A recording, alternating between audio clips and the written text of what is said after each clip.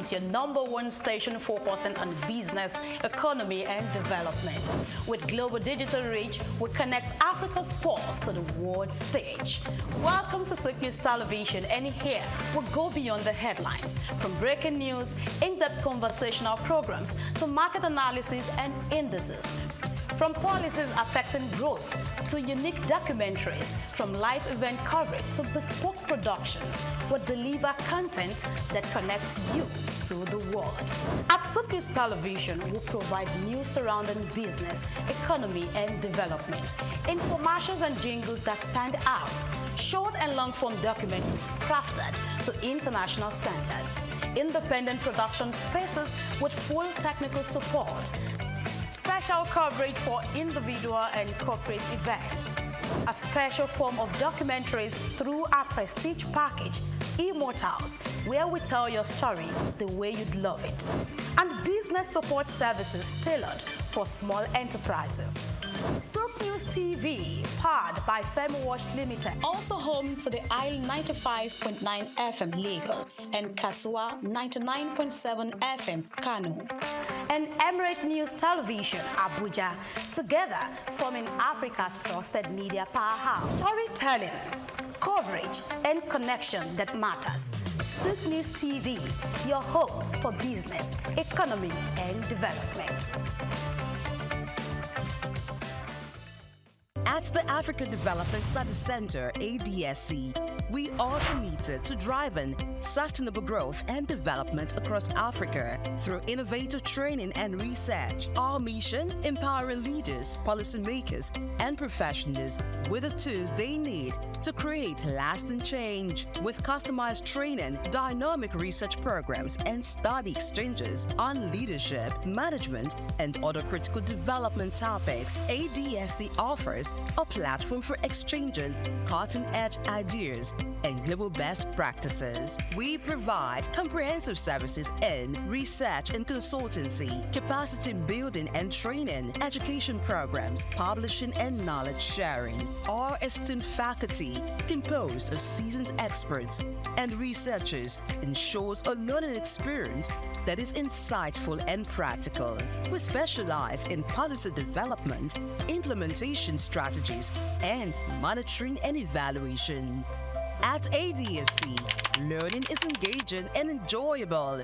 Our unique methodology includes talks, interactive exercises, games, video screenings, and lively seminar discussions, all in a comfortable and friendly environment. For more information, email us at info@adstudiescenter.com or call +234 912 039 2362. Visit our website www.adstudiescenter.com to explore our programs and upcoming events. Africa Development Studies Center, rethinking development for Africa. Fellow Nigerians, did you know that constituency and executive projects in your communities are not gifts from your legislators? They are projects sponsored by the legislators and funded by the federal government to improve your life and the lives of those around you. These projects belong to you. Without your vigilance, they might never be completed. Don't allow them to fade away into unfulfilled promises. Stand up, take ownership, monitor their progress, demand accountability, and report concerns to ICPC. Call our toll-free line now on 0800 2255 4272 or WhatsApp only on 0806 656 4726. This message is brought to you by the Independent Corrupt Practices and Other Related Offences Commission, ICPC, with support from MacArthur Foundation and the Center for Democracy and Development in Africa, CDD.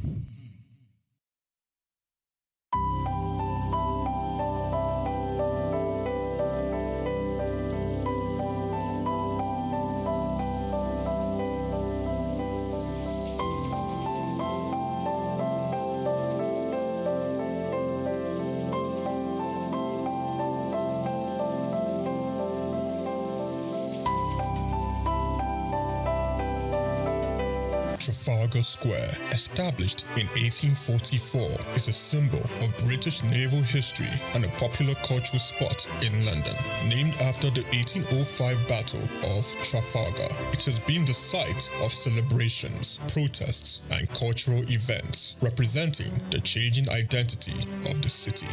It houses several landmarks, like the Nelson Column, St. Martin in the Fields Church, and the National Gallery. The Nelson's Column, a tribute to a naval hero, is the main feature of Trafalgar Square. Standing 52 meters tall, completed in 1843, it honors Admiral Horatio Nelson's victory at Trafalgar. The column is topped with a statue of Nelson, and 4 bronze panels at its base show scenes from his battles. Surrounding it are 4 large bronze lions added in 1867, symbolizing British power. Iconic part of British culture, not just in its look, but this is very much the sort of centre of London. You know, whenever there's a celebration, a protest, it's a public space that's very important for a lot of not just people that live in London, but for the UK. You know, it's a place where people would congregate. You know, I remember being here all around the 25 Olympics, but it was very much one of the centerpieces of British culture.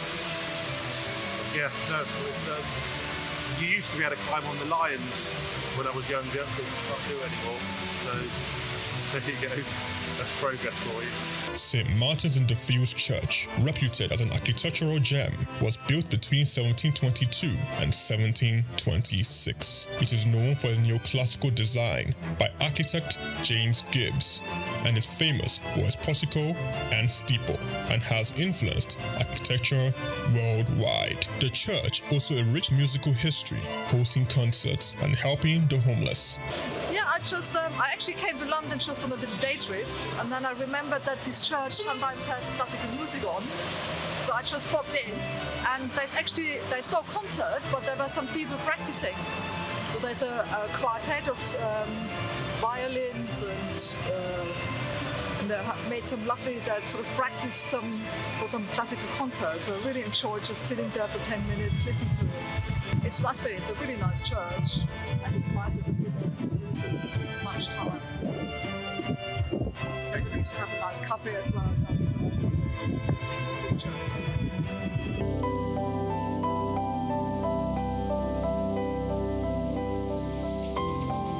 The National Gallery, founded in 1824, is a treasure trove of art.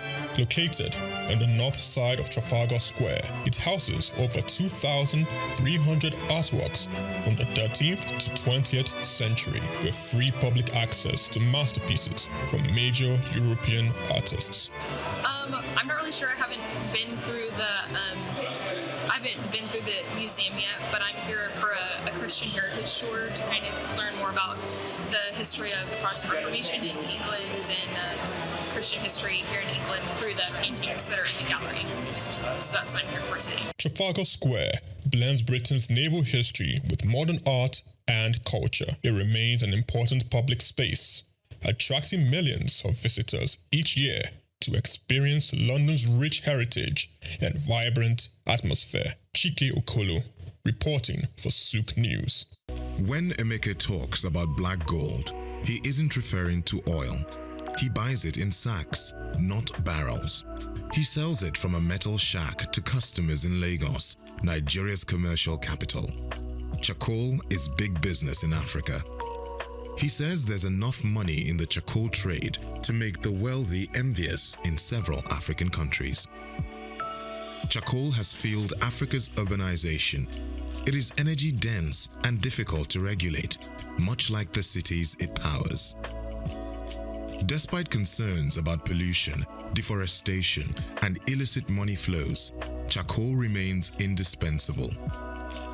In this special report, written by Bayo Olaoye, he explored the value of Africa's charcoal economy, estimated to be worth billions of dollars, and assesses its viability. Nearly 200 million Africans cook primarily with charcoal, including 27% of urban dwellers. That share has grown since 1960, replacing much of its previous reliance on firewood. If there's been an African energy transition, it has been from one type of wood fuel to another. Charcoal's appeal lies in its convenience. By weight, it contains nearly twice as much energy as the wood it's derived from, making it easier to transport and ideal for megacities with fragile infrastructure. In Kinshasa, a Congolese metropolis of 18 million people, almost everyone cooks with it. Never before have cities grown so large while relying so heavily on wood-based fuel. In rural Africa, tens of millions of people make charcoal using earth kilns, outnumbering the world's coal miners. The process involves heating wood under low oxygen conditions to remove moisture and volatile gases. Logs and branches are stacked in a pile, covered with grass and soil, and burned for several days. This yields 1 to 2 tons of charcoal from 10 tons of dry wood. The process emits more carbon than simply burning the wood. Much of the raw wood is free, harvested from farmers' own land or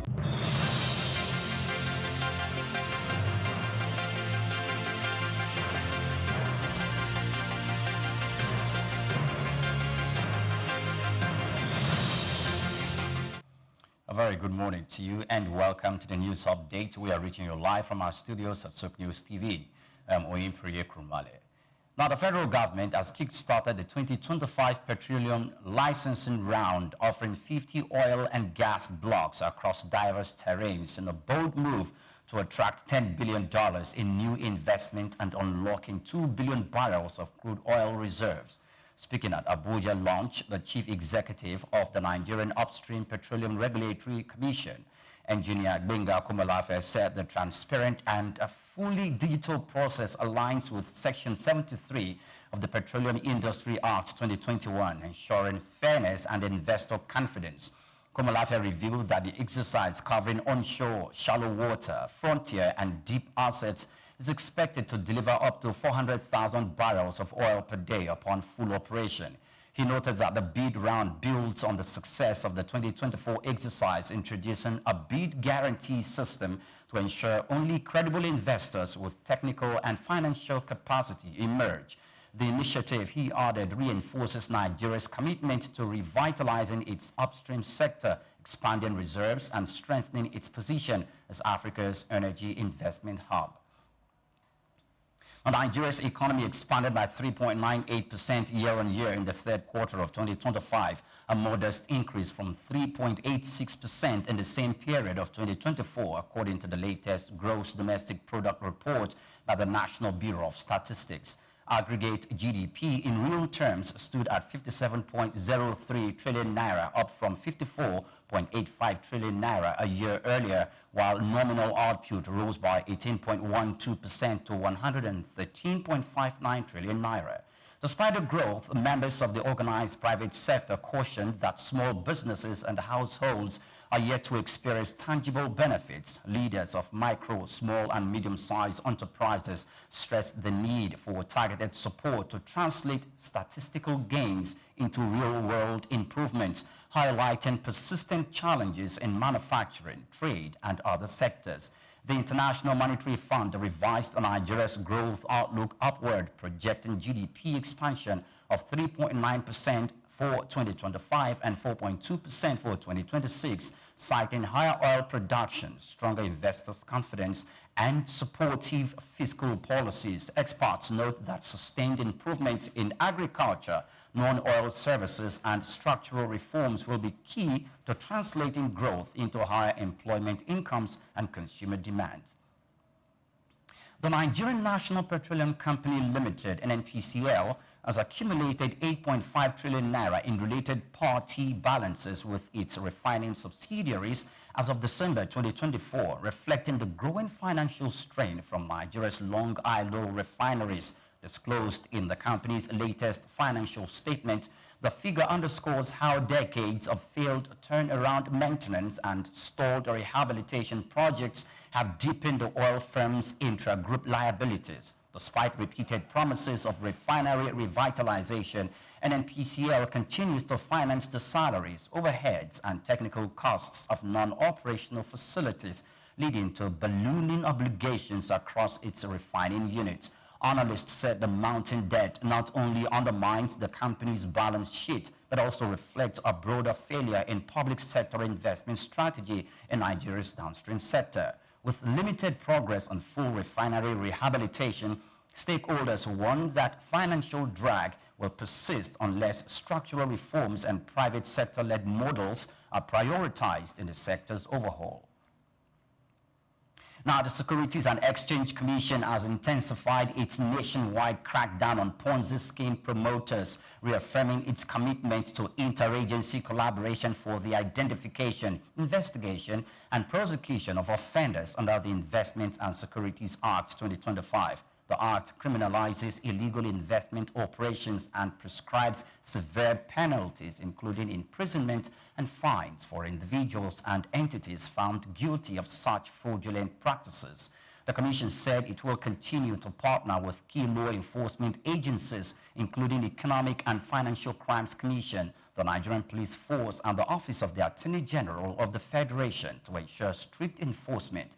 SEC has also stepped up measures to freeze accounts and seal offices linked to fraudulent investors' operations, noting that these schemes undermines investor confidence, distort financial market, and cause massive economic losses. It warned the public to be cautious of investment opportunities that promises unusually high returns with little or no risk, urging Nigerians to conduct due diligence and verify claims with relevant regulators before committing funds. The Commission maintains that the fight against Ponzi scheme remains central to protecting investors and safeguarding the integrity of Nigeria's financial system. And Nigerians living abroad, the diaspora, have urged the federal government to address persistent delays and operational challenges in obtaining the national identification numbers and Nigerian passports abroad. Speaking through the International Advocacy for Human Rights and Anti-Corruption Concerned Nigerians in Germany and Nigerian Business Forum in Switzerland, the groups highlighted findings from a cross-country survey and strategic consultations with Nigerians in Europe and North America. The statement emphasized the applicants often face prolonged delays, additional travel burdens, and systemic obstacles, undermining timely access to essential identification services. The diaspora organizations called for urgent digitalization and modernization of the NIN and passport systems, improved funding for foreign missions, upgraded equipment, increased staffing, and clearer immigration procedures. They proposed that embassies and the consulates directly manage registration process and recommend the establishment of mobile registration units in major global cities to reduce logistical difficulties. The statement also warned against over-reliance on private agents, which has led to inconsistent procedures, high fees, and widespread dissatisfaction among Nigerians seeking reliable identification services abroad. Now, many thanks for watching. Please do well to follow us on all our social media platforms at SOUQ News TV. I'm Oyin Krumale. Good morning to you once again. Coming up shortly is SOUQ Business Landscape. Do join us again.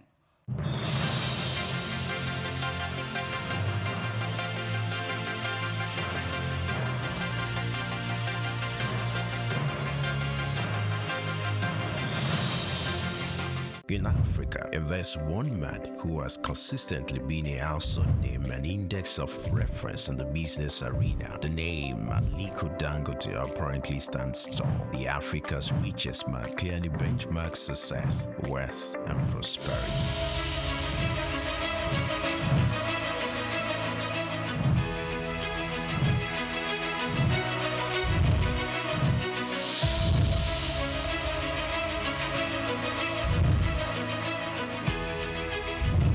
Dangote's unflinching love and passion for business are quite phenomenal. These can be traced to his background. Born in April 10, 1957 to Maria Sanusi Dantata and Mohammed Dangote, his maternal ancestors were prosperous caravan traders under British colonial rule, and his grandfather, Alhaji Sanusi Dantata, was a commodity trader. Dangote's grandfather was heavily involved in his upbringing and helped ignited his entrepreneurial spirit. For Dangote, one will ever assume his wealth was handed out or easily channeled. Being an offspring of Dantata, for his success didn't come through daydreaming. Dangote complemented inherited fortune with deliberate hard work and innovation to pave his way to the top. Those who knew Dangote while growing up will not be surprised at his outstanding success. At age 8, Dangote uses pocket money to buy sweets, which he and others sell for a profit. Everything big in life starts from little.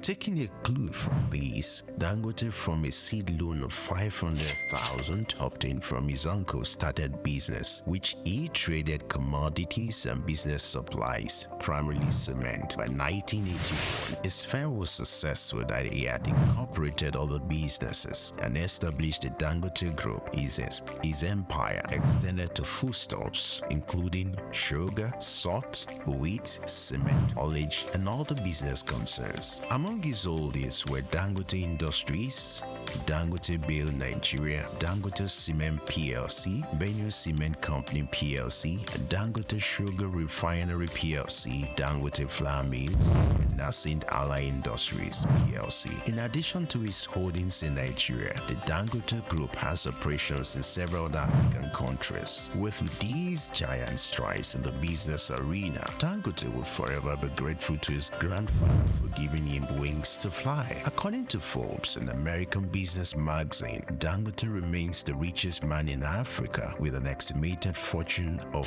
$13.9 billion. Dangote is one Nigeria, highly decorated with honors as well. His urine service and huge investment also got him both local and international recognitions. Like the Guardian Man of the Year in 2015, he won the 2016 African Business Leader Award organized by the African American Institute. Dangote was cited as one of the top most influential Africans by the New African magazine in 2015, 2017, 2018, and 2019. He was recently conferred with the prestigious award of the National Order of the Lion by the President of Senegal. When it comes to breaking jinx, Dangote has it in full measures. He took his pioneering and jinx-breaking adventure to another dimension with the unveiling of the $20 billion refinery, widely adjudged as the largest single-train petrochemical refinery in the world. The refinery has the total capacity of 650,000 barrels of crude oil per day and is expected to earn as much as $21 billion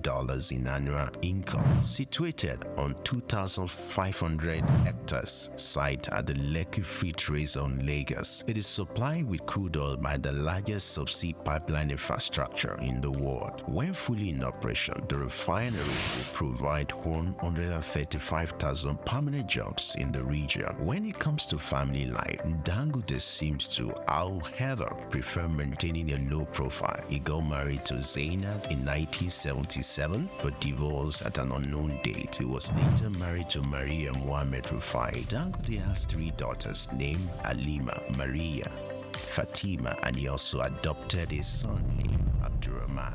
Dangote is one grounded authority that combines real intelligence with self-effacing demeanor, a persona that naturally makes kindness. Like an eagle, Dangote's foresight and unusual business acumen make him a rare to come by. Though he owns chains of business in Nigeria and across Africa, the quest by this uncommon risk taker to conquer more business territories may not wane anytime soon.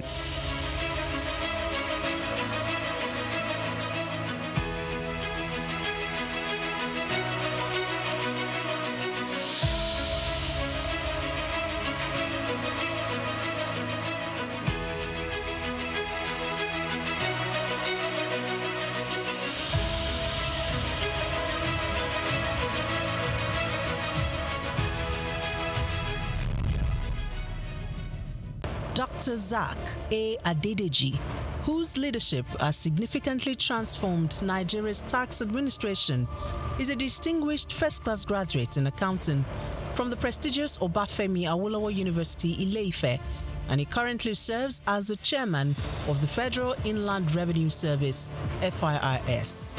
I firmly believe in the wisdom encapsulated in the statements. Revenue growth is the lifeblood of a nation's economy, providing means to fulfill essential duties to its citizens. These words capture the core principle that will guide us as we navigate the challenging terrain ahead, ensuring that our nation thrives and fulfills its obligations to its citizens. In our pursuit of greater fiscal future, we are determined to align ourselves with President Bola Tinubu's Extreme Fiscal Policy and Tax Reform Committee.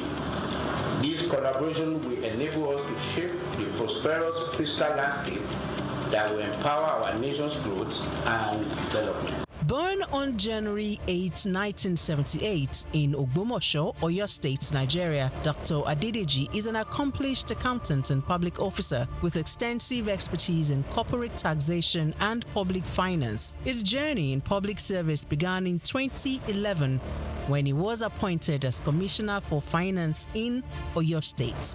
In that capacity, Adedeji introduced transformative financial reforms, most notably the establishment of the Treasury Single Account (TSA) to streamline government revenues and expenditures. In March 2021, President Muhammadu Buhari appointed Adedeji as Executive Secretary of the National Sugar Development Council (NSCDC).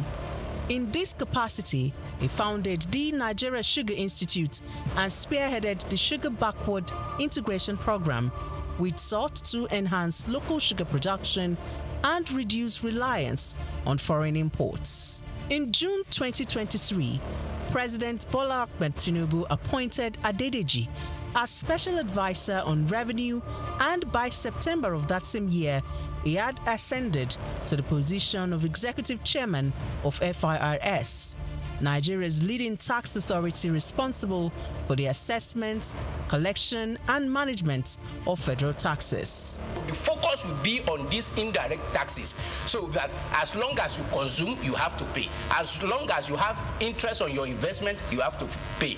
And this is echoing Mr. President's message that we are not going to tax the seed, but we are going to tax the fruit. The fruit is what we focus on. So all those things, when we have this holistic process, it will be captured, and that the vision is to have a progressive tax, that if you earn more, you pay more, and if you earn less, you will not pay. Under his leadership, FIRS exceeded its 2023 revenue target of 11.55 trillion naira. As chairman of FIRS, Dr. Adedeji implemented a performance-based system aligning with the service's new slogan, simplifying tax, maximizing revenue. Dr. SOUQ Adedeji has done incredibly well in transforming and reforming the tax processes and procedures in Nigeria. In a little over a year being at the helms of the affairs of the tax body in Nigeria, we have seen a significant improvement in revenue generation. His policy of not crumbling business with taxation is something that also needs to be applauded. SOUQ Adedeji philosophy is taxing fruits and not the seed, and taxing prosperity, not poverty. Because if you look at the fiscal landscape of Nigeria in the past 10 years, you find that businesses have struggled to live, and that has led to the exit of so many businesses from Nigeria. But with this new reform, we're saying that the businesses will profit from the reform processes, and that will mean more business for Nigeria. We will have a lot of foreign inflow in terms of foreign direct investment that will actually drive the process of economic growth for the country. And I think he has done so well, and he deserves a kudos, especially for taking the giant stride to restructure FIRS for efficiency, for accountability, and for value for money. He has also made the welfare of the staff a top priority, fostering a positive working environment that has brought smiles to the faces of FIRS employees nationwide. Supporters of the tax reform bills highlight several key benefits, harping on the need for streamlined tax processes that could reduce bureaucratic hurdles and foster an environment where businesses can thrive. He has initiated a lot of reform which dovetail into the tax reform bills that is before the National Assembly.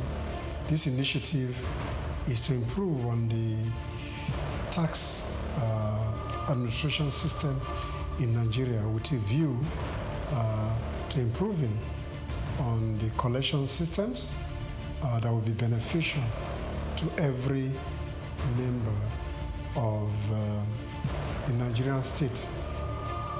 SOUQ, as is well known, has improved on simplifying tax reform even within the federal landowner revenue, which in no means has improved on tax administration, and he celebrated essentially for the core initiative of the tax reform.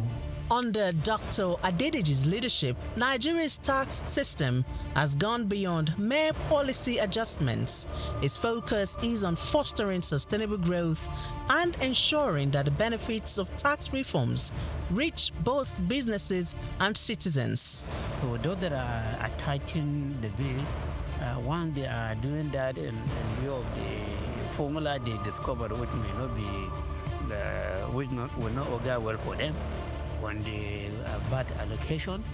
And then secondly, they may be having the feeling that this law was just designed to favor Lagos State in the course of its own effort to become a state that has special status. Okay? It says so that will make it to be seen as if it is a country of its own, even though it's not up to the level of country, but it is higher than all other states in the country. Probably this may be the reason why they are agitating. The one that you can see clearly is on this issue of VAT, and then they have other suspicion. So that is another worry that I have, the issue of trust. Trust, what do some experts call trust deficit. Yes, will be promoted greatly by this if corrective measures are not taken. Graduation has not been defined. But then people have to go by what is happening now.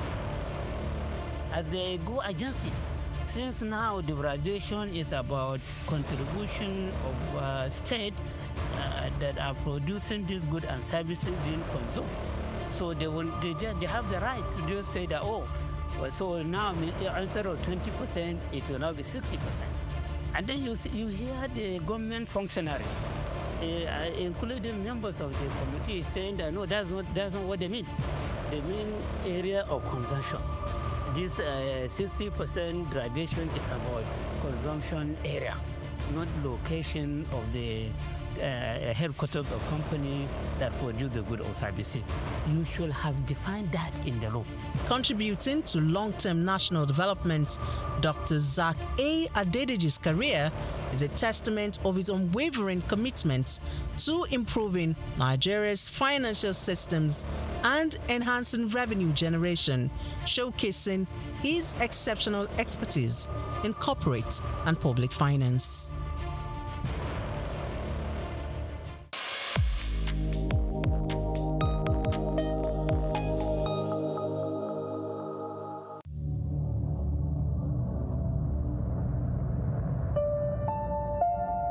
It begins with the ordinary. A shopper walks into a supermarket, picks a product from the shelf, marked 2,000 naira, and gets to the counter only to be told it costs 2,400 naira. To most Nigerians, it's just another frustrating moment at the checkout. But to the Federal Competition and Consumer Protection Commission, FCCPC, it's a violation, one that captures the complex realities of consumer rights and fair competition in Nigeria's fast-moving consumer goods sector. Between March and August 2025, the FCCPC recorded 1,543 consumer complaints within the FMCG sector, the second highest across all industries during that period. The complaints range from deceptive marketing and product defects to poor disclosure of terms and delayed complaint resolution. The FMCG industry, known for its quick turnover and intense price sensitivity, remains one of Nigeria's most competitive sectors. Yet, beneath its vibrancy lies a network of compliance hurdles and market pressure points. Bayo Olaoye notes in this special report that the FCCPC continues to face tough challenges in maintaining balance between regulation and market realities. He explains that some trade associations allegedly adopt restrictive practices such as uniform pricing, high membership fees, and entry barriers, which can distort fair competition if unchecked.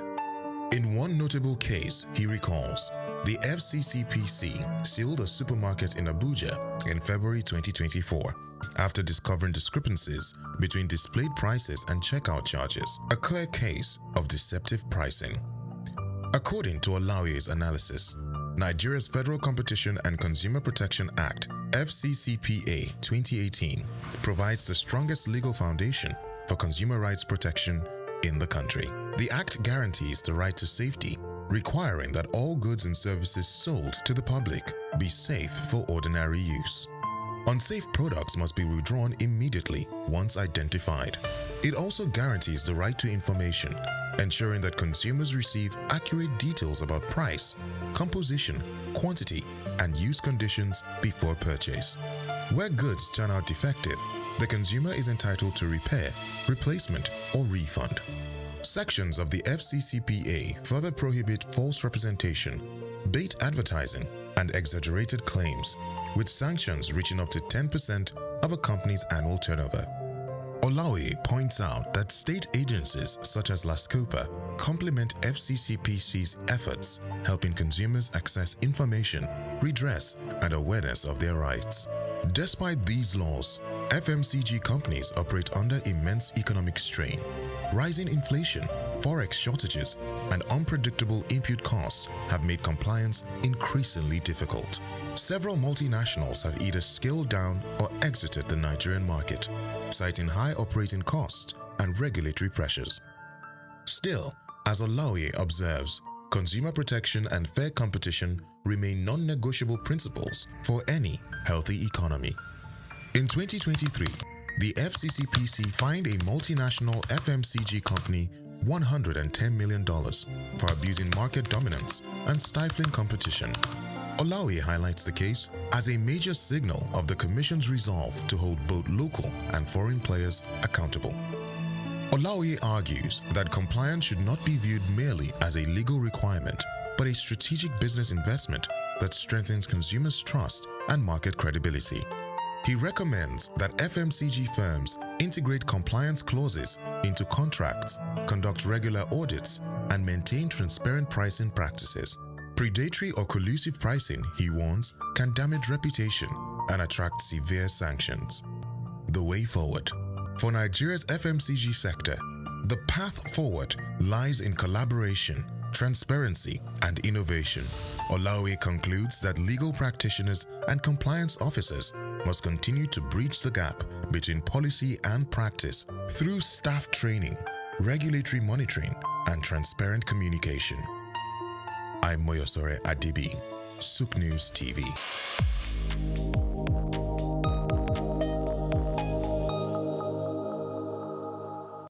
The story of Ile-Ife. Ile-Ife, often described as the spiritual heart of the Yoruba people, is not just a city, it is the cradle of identity, civilization, and belief for millions across West Africa. Located in present-day Osun State, Ile-Ife is revered in Yoruba tradition as the place where life began and where the gods descended to create the earth. Archaeological findings, however, suggest the city's origins date back to between the 8th and 11th centuries CE, making it one of the oldest continuously inhabited urban centers in sub-Saharan Africa. According to Yoruba mythology, Oduduwa is regarded as the progenitor of the Yoruba race and the first ruler of Ile-Ife. Oral traditions say he founded the kingdom, from which many Yoruba monarchs trace their descent. His legacy symbolizes unity and divine kingship among the Yoruba. Centuries later, under the reign of Obalufon II, believed to have ruled in the 14th century, Ile-Ife experienced a golden era marked by exceptional artistic and technological achievements. This period produced the world-famous Ife bronze and terracotta heads, celebrated for their realism and craftsmanship. Scholars have described these artifacts as evidence of an advanced mythological culture that rivaled any in medieval Europe or Asia. Recent archaeological discoveries at Igbo Olokun near Ile-Ife revealed ancient glass bead production sites, one of the earliest in sub-Saharan Africa. The finds, led by researchers such as Professor Adisa Ogunfolakon and Dr. Babalola Abidemi, confirm that the people of Ife were skilled innovators in trade and material science. Beyond its material legacy, Ile-Ife remains a sacred and living symbol of Yoruba spirituality. Its monarch, the Oni of Ife, is still regarded as a custodian of tradition and a spiritual bridge between the people and their ancestral heritage. According to Bayo Laoye, a veteran journalist with SOUQ News Television, the story of Ile-Ife is not merely about the past, but about continuity. Ife tells us how knowledge, art, and belief shape the destiny of a people. It is a reminder that civilization in Africa didn't begin with contact from outside. It grew from within. Today, Ile-Ife continues to attract scholars, tourists, and spiritual pilgrims from around the world, all drawn by the enduring mystery of the source. I'm Moyosore Adebi for SOUQ News TV.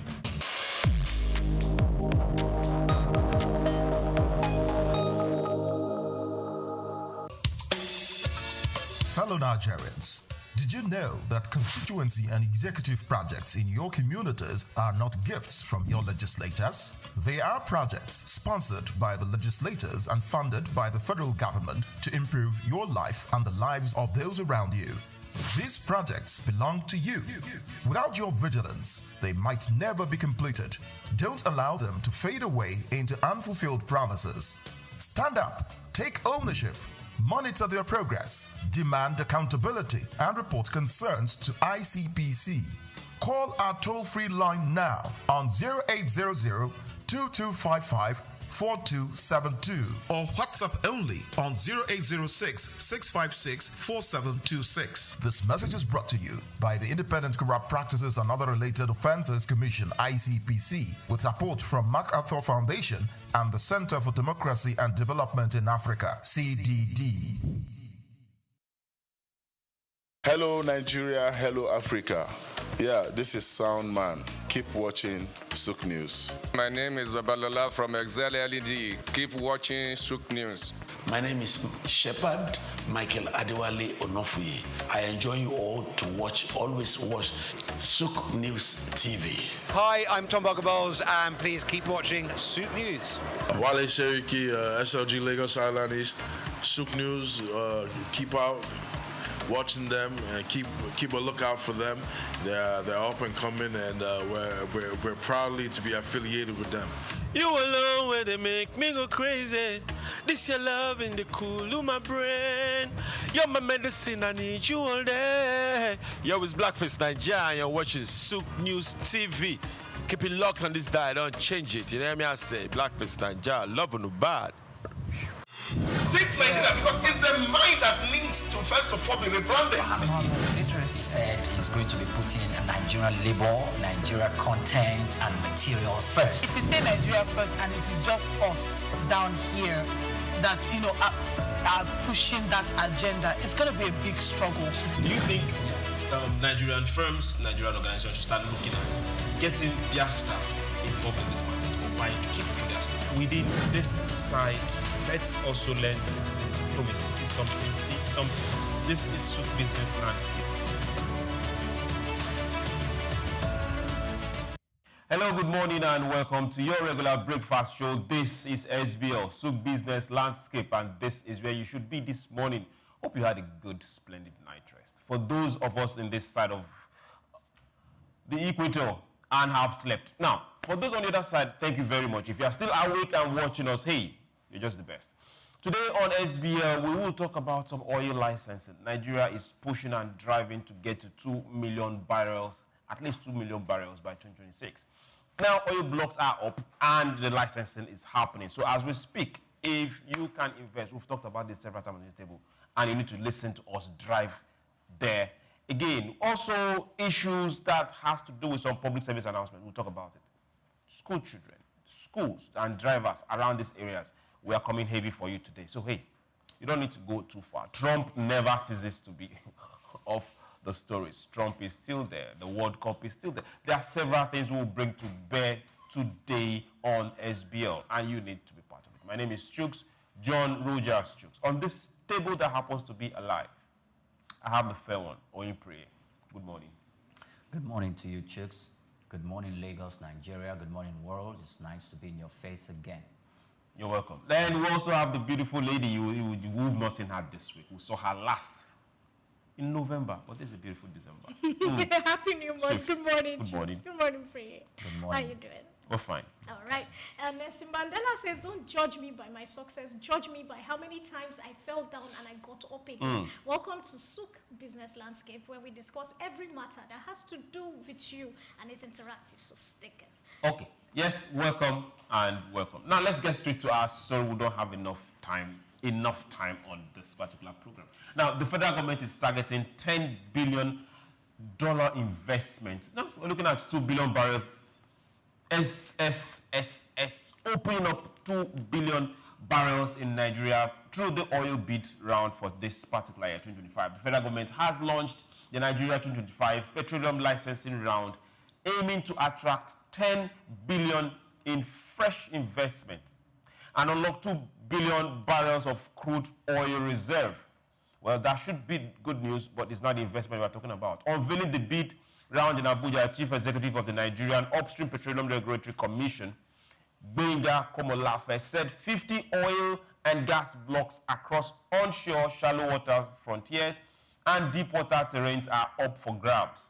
I like that. He described the initiative as a strategic move to reverse declining exploration activity, expand reserve, and boost national production capacity. Komolafe said the bid process will follow a two-stage format to ensure transparency and investor confidence in line with 73 of the Petroleum Industry Act 2021.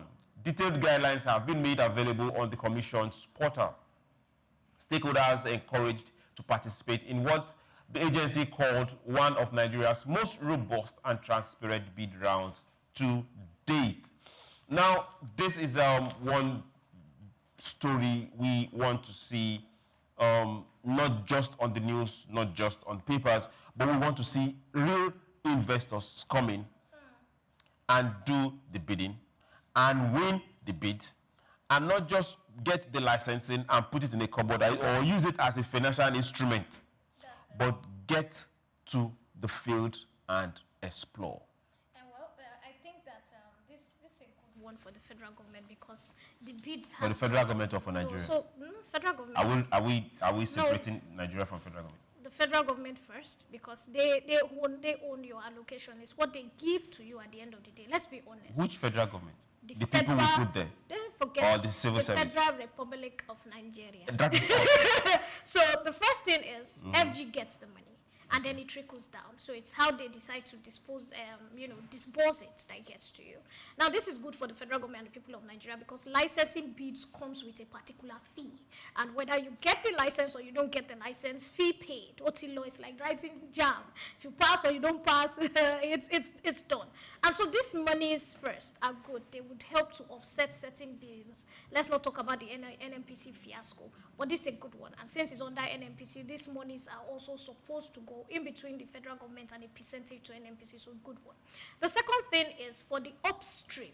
You know, most of the let's be real, most of the people that are bidding for those ones are big companies, because to set up an upstream drilling facility takes 10 years, takes 5 to 10 years, like building a refinery, because you have to talk about the drills, you have to locate the oil wells, so it is a capital project on its own. So at this point, we are looking at big companies, and also the FG has opened it to international companies and as much as local companies that collaborate with international companies. The international companies must have like, you can't just, no matter where the country you're coming from, you must have a local participation.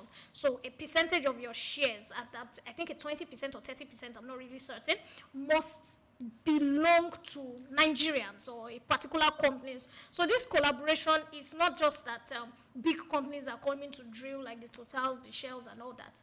We also have Nigerian dividends there. So the dividends are going to come back to the Nigerian economy, meaning it's not just going abroad, it's coming here. That's one. Okay, but so we're looking at financing. We have Nigerian companies also. I said we have. I'm talking of, that's what I'm saying, for the upstream. We have, Nigerian companies that's why I said we have very few because of the capital intensity. So it is more of collaborations that we have. Even the Nigerian companies we have, they have collaborators from foreign. There's no pure Nigerian company, I stand to be corrected, that is drilling upstream, not midstream and downstream. Now, for midstream, a lot of Nigerian players are there because that has to do with the refining of the oil, the packaging. So we have a lot of capacity. Of course, we know the Dangote refinery, which is the biggest in West Africa, which is playing a big role in the midstream. Now, for the downstream, which is, way easier, that one has been saturated by the local oil companies, which is us, which is from a lot of Nigerians. I even hear that some other African countries too are playing in. I don't know how true that information is. So it's a win-win for us. Now, the targeted 2 billion barrels, OPEC has refused to increase our ratio, no. As of last week, they said they weren't going to increase. They were just going to give us. That was. Yes. We approached OPEC. We were not even asking for too much. Yes. Good. So the quota we even have in the first place, we are not meeting it. We are not meeting it. On the regular. Now the federal government feels we can. Now we know the other countries that have spent their years enjoying our excess that we don't meet. But information coming out shows that Nigeria we actually meet, but it's not documented because those particular barrels of oils. They come in, but we can't ascertain. Since you cannot ascertain, can you please say allegedly? So right now, that's why the federal government is now bold enough to tell OPEC that, look, we know that right now we have put some things in place. We have technology tracking now. We have 1 or 2 things that are in place. Can we ask for more because we can meet it? It's looking funny because some people were wondering why is the Nigerian government asking for more when you are not even meeting the one they have given you. So this is saying that for next year, we are going to do more in oil and gas sector. So it's looking very good for Nigeria. Expansion, it's also going to lead to a lot of expansion. But the fear I have, the challenge I have is oil spillage, environmental damage, because the more companies that come in, you are more likely to see this. Good thing, the Oil Spillage Act is going into play where whenever there's an oil spillage between 24 hours to 48 hours, your company owes that community to do a cleanup and do some kind of projection for the community, which has been working very well. That's why we haven't been seeing a lot of oil producing companies, communities crying out. Has it been reported? This is where the issue is. Have we been reporting? Yes, at least I was listening to somebody who talked. I was listening to somebody who talked about it and was saying, look, the task force on the 24-hour to 48-hour oil spillage has been following up very well. Hold on. Yes. The areas where we have the spills already, the areas where they have been degraded, to what extent do we have cleanup? That's another story on its own. So there's a 24-hour now. There's a that's what I'm saying. There's an hours. That's what I said. Good. Some people that work at the oil and gas, they were saying that has been followed up, especially with this administration. Reporting or cleanup? Cleanup. You can't clean up in 24 hours. You can't even clean up in 1 week. 24 to no. They are the basics. Hold on. They are the basics you can do. They are the basics you can do. Okay. While we look at the basics we can do, sometimes you can't even clean up for months. Let's talk about. That's if you don't want to clean up for months. Because when it happens in other, that's what I'm saying. When it happens in other developed countries, when it happens in other developed countries, the cleanup doesn't last for months. Hold on. It depends on the level of pollution. It doesn't last for months. Some can. Some last for years. Let's look at this particular licensing options, this particular licensing round that we're looking at right now. If you remember some time ago on this same table, we were talking about those that have already obtained licenses and we're not exploring. Now we're having another bid for licensing. And the agency is telling us, okay, good, there is 2 billion reserve and we want to open it up. Should we go hunting those that have licenses and have not started exploration for more than 1, 2, 3 years first before opening this round? They've done that. But we've not had that publication of say, okay, we are striking this, we're striking that. They've done that. Okay, so on this table, I also remember was having the conversation where the relevant agencies came out and gave the warning headlong that if you, that's not only the first time. They first of all gave the warning that they are, in fact, they collected names that if you fall into this category of those who got license from the government and you have not been to the field and you left the national, more like a national asset, they're dysfunctional and moribund. We are going to get back those licenses from you. And after then, I think the Minister of State for Oil, not Ekperikbo is gas, right? Then Heineken Lokbobri should be for oil. If I'm not mixing them up, came out and talked seriously about the government taking back these licenses that have been given to some of these organizations, some of these companies who are using it to transact as third-party businesses or using it for collateral to get monies from the bank and for other reasons for which the licenses were not meant for. Yes, but we only saw them take license off about 2, 3 companies that had Asian connection. No, not 2, 3. I think they took these licenses from more than 2, 3 companies. After then, the list that was published, we've not seen a follow-up to tell us that maybe these people have met the target or they've been in the field or they have committed this amount of funds to start exploration. We've not gotten a feedback. Why did the government went through that route? Because there is a need for us to increase our level of production, not only to meet the target of 2 million barrels per day, so that we, at least to a certain extent, will be able to sponsor the 2025 budget. Not only because of that, but one of the reasons was that, if you remember last year, there were some form of licensing that went out last year. And that does not, translate to a direct increase in terms of our production of oil. It didn't translate to that. So the question we should be asking is that now that we are going this route, is it going to translate to what we have envisaged as a country? Maybe that is what... If they start drilling after the license. Yes, and the people who should be coming to license from this, if you look at the report that you read very well, the government is also going to test their technical capacity and all other requirements that give them the right standing to be able to do that. This process, they do it regularly. Yeah. Now, let's ask this question. Why are we not having state government, let me not say state governors, why are we not having state governments participate in this exercise? Okay. State government, someone said it on this table yesterday, they all have investment arms.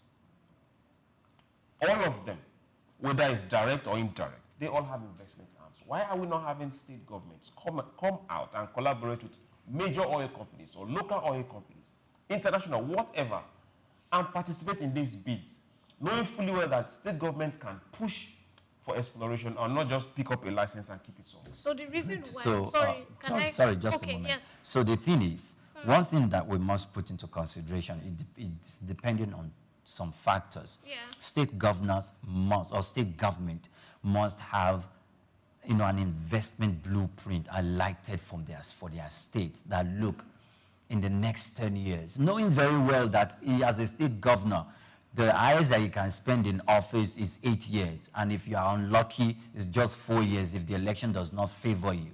Now, this exposed the tendency of the state governors to not want to embark in long-term investment plans because they feel it can be myopic and greedy. Given the fact that, if it succeeds, I may not be there to watch over it or to have a direct or indirect connection to it as for me to gain or one thing or the other. So most of their investment plans are short-term. Others that are long-term is just the necessities. Now, this is very, very core and very key. These 50 oil blocks are spread across different terrains in the country. So that means we should have some in Bielsa, we should have some in Delta, we should have some in maybe Edo State, we should have some in River State, we should have some in Ondo State, and scattered all over the Niger Delta State. So if we have some in these strategic states, what stops those state governors to come out and say, look, look at Lagos State. Most of their companies, some of their companies are local that carry out some of the contracts that they do across the state, and they do it very well. If you can't establish a local organization because you feel the capacity to run may not be there, then liaise, like you said, with any other multinational company to go for this bid. And just because SOUQ, this is where politics have to meet business, and business needs to meet politics. As a state governor, Mr. President, look, maybe we don't even need to be in the bidding process, or maybe our presence in the bidding process might just be as a way of formality. We must be first responders, or we must have the right to be the right of first call, in the sense that we need, as a state, as part of our investment plan, to have an oil well in the upstream sector. So if we get this, if 50 is 50, we have 36 states. If as a state, a Delta State, if we are to have one or two, and we have demonstrated capacity, technical capacity, and all the required capacity to run with all the multinational organizations that we are going to partner with to make sure that effective drilling activities are going to take place in our own state, as long as 1 or 2 or 10 of those wells are found in our terrain, then we can do that. The government, I feel, will be lenient enough not only to do that, but you are going to obey. Your financial obligations will have to be fulfilled. If we do that, then those states can independently do that. And that could be in the next business blueprint for the next 8 or 10 years, because it's going to require 5 years to be effectively take off this plan. Wow. And just look at it in the next 20 years, what that will stand to do. It does not stop your allocation. It's going to increase your IGR as a state. And trust me, probably you will be rubbing shoulders with Lagos State in the future. Okay. Why are you talking about plans are there. So before you ask the question, I need to come on this issue. Okay. You hit the nail on the point. You hit the nail on the head, on the right spot, when you talked about the fact that it is greed, it's selfishness. Now we saw states like Port Harcourt, Rivers, that had Ogudu Cattle Ranch, and the next administration felt if he continued in the line of his predecessor, the praise will be too much. In the United States, Arizona does that. Arizona invests in oil and gas. They have a sign that if you're coming to drill in Arizona for oil, there's a percentage that goes to every citizen. So if you're from Arizona, from $600 and above, it's paid for monthly. There's a tuition fee for school. There's a college fund for you set up as a child once you are from Arizona, because that's what they have worked on. There was a time that I know Tinubu was talking about that for Lagos State, but of course it's, Nigeria. People are like, why do the rich want to make money and the poor man's child is sitting at home and knowing that there's a college fund coming for him too? So it's just governors being greedy. We saw governors in Niger, from the Niger Delta State. In fact, there were 2 governors rumored under Obasanjo's tenure to have gone to invest in a refinery in South Africa that they lost out of. Now, imagine if those 2 governors from Edo and Delta decided to put monies together, like you said, and worked with Islam Bashir, one of these companies, even not work with them fully, just work with them as a contractor that is giving, they don't need to work with the foreign advice. I'm just saying at that time, those were companies that were successful. And you build this refinery that Dangote has built, but it will be in the middle of Niger Delta. A lot of cry we are crying about. We won't be crying. That would have been employment. That would have been state resources invested. But what we see is anytime a governor is looking at it, his own people will call him and say, sir, We don't know if the next CC party is going to be the one to win the election. If CC party wins the election, if you're investing in oil and gas, that's 5 to 10 years. So CC party will now take the glory. Of course, you can imagine CC party being there. It is not a party That's property. That is what I'm saying. It Yeah. is great. It is unfortunate that we have a lot of people in leadership who are not looking at the future of our children. That's why the insecurity is now coming up. Because if you don't invest in the lives of your constituency and have a future plan for them, you will see your children keep running to Lagos that has had a 20-year master plan. That's just the If not more. Okay. We are just trying to say, okay, we have party men and not nationalists. We have party men and not people that are business-minded. Even those that happen to be business-minded, when they get there, they just You will lose see. it. You will hear that some of them, because there are rumors that a lot of governors from the South have personal shares in some of these downstream. In fact, they own most of these local companies you are claiming that we are now playing in. Allegedly. So now, allegedly, I say you will hear. I will now, hear. So look at the fact that instead of them to invest company money, they went to invest their own. Oshomole had tried to revive the cement company. He tried a partnership with Dangote, but that ended up in a fiasco. Imagine if a lot of state governments are doing that. With facilities in their states. It's a win-win. But these people want to invest the state money for their, because they are looking at their children's future. They are not looking at the citizens of their state's future.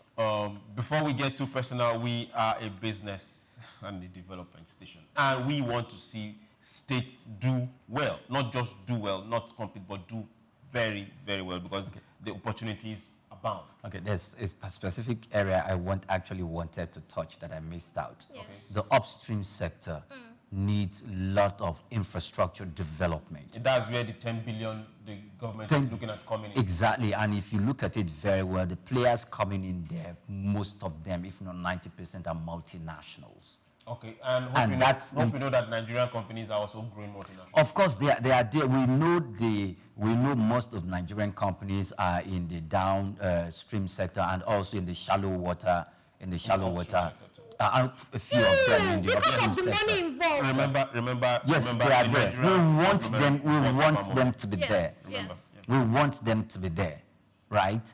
And we want them to do well when they are there, and also we want to equally have them in our minds that when they are there and they are doing well, they are going to walk like Nigerians and not walk like Nigerians on the gab in putting on the attire of a multinational company. These are private. They are private businesses. Dangote is a private organization and is busy cutting fuel price here and there. We want to see that disposition coming from other investors in the country. Okay.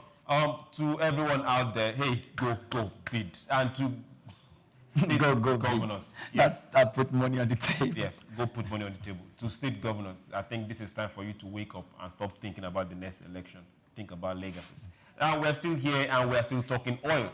Let's talk about NNPC. Oil, Dangote, good news. Now, refineries. NNPC, debt to refinery hits 8.5 trillion. Now we need to take a deep breath. Nigeria National Petroleum Corporation Limited has accumulated 8.5 trillion in related party balances with its refining subsidiaries as of December 2024, reflecting the growing financial strain from Nigeria's long idle refineries. This was disclosed in the company's latest financial statement. The figure underscores how decades of failed turnaround maintenance and stored rehabilitation projects have deepened the oil firm's intra-group liabilities.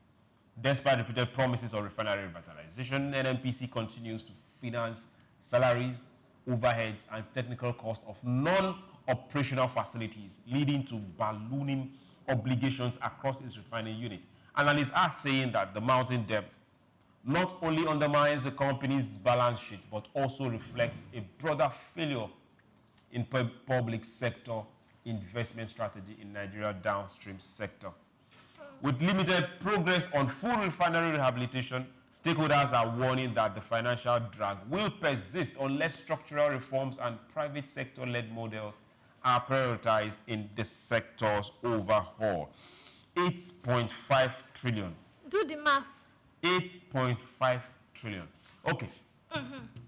That's Lagos State budget 2 times. Now, we've talked about this on this table several times. We have humongous facility, Warri, 2 in Port Harcourt, Kaduna, small in Sapele. Now, we are here and we are still saying that we can't continue expanding and spending government money on things that are not working. Now, let's go straight and hit this nail on the head. How NNPC is going to pay this money? How do we stop pouring water in this basket? There's, like I said it before. NNPC is so, and I said, you know, I think last week they talked about the fact that they had 5 trillion profit. And people were excited, and I said, just give them 1 week. They will come back and show the federal government why the federal government still needs to make up. Every time they have these deficits, the federal government has to create a budget to clear it, because NNPC is the national asset. And when you have a national asset, you must sort it. You must sort salaries, you must sort health, you must sort everything that pertains to do with NNPC. Like I said, we have been wasting our energies on NNPC for over 25 years. And this it is still going to continue. You know, they first announced how much they said they made as profit so that Nigerians will calm down, because the backlash on them was a lot. And now they are not telling us. So that means that the government has to borrow. How much are the doctors asking for? By the way, shout out to the medical doctors. They've called off the strike. They've given the federal government a 1-month negotiation plan. But at least thank you so much. At least you can see patients now and all that, because I saw patients being discharged the other day. I was at Luth. But coming back to this, how much are the doctors asking for? How much do we need to build more medical facilities? How much do we need for road infrastructure? 8.5 trillion. Lagos State that is working, that people are coming from Kano, Kaduna every day. How much is their budget? How can we stop pouring water in this basket? Can we just go straight there? We have told the federal government there's only one way: privatization. We need privatization. To sell. We need to. In fact, the government's hands should not be involved in NNPC. We need to totally in NNPC sell or the refineries, because NNPC have a lot I'm saying the whole of NNPCL, everything they do, from giving out, from awarding licenses to oil producers, then who does from supervising, because like I said on this table, in fact, when that video was cut out and put on air, I had friends who work in oil and gas, servicing companies, that were giving me a list of oil and gas servicing companies that do the jobs. They were giving me a list of things that I didn't even know about, that NNPC does. There's a double salary from NNPC, where you are a presenter under NNPC, but you don't present nothing. I work with an oil and gas servicing company. I'm the one that does all your work, but you earn a salary. I don't earn as much as you do.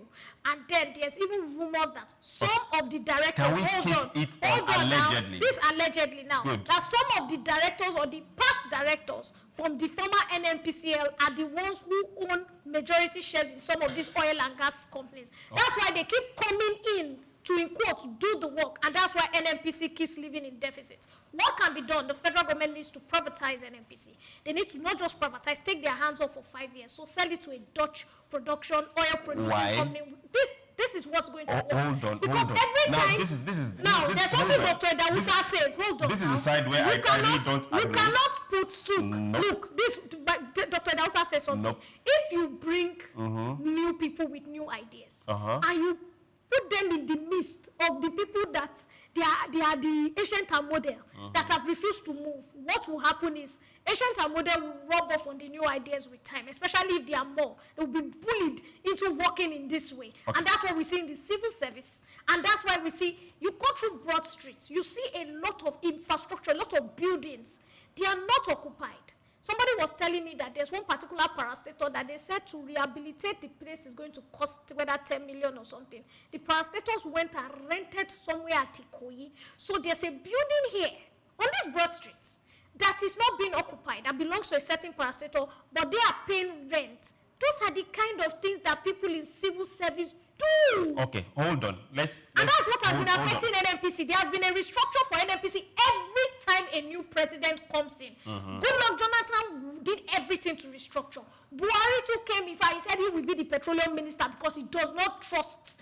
Look at how it rounded Did he do well? No. Give it to someone. Okay, hold on, Swift. for the refineries, that is where we are. So you can see the amount. Let Priya is here to support me. Let Priya talk and support me. You can see the amount, the amount of rearing up NNPC is bringing on top of this table. Priya, how can we stop pouring water into this basket? Okay, yeah, the basket is quite big.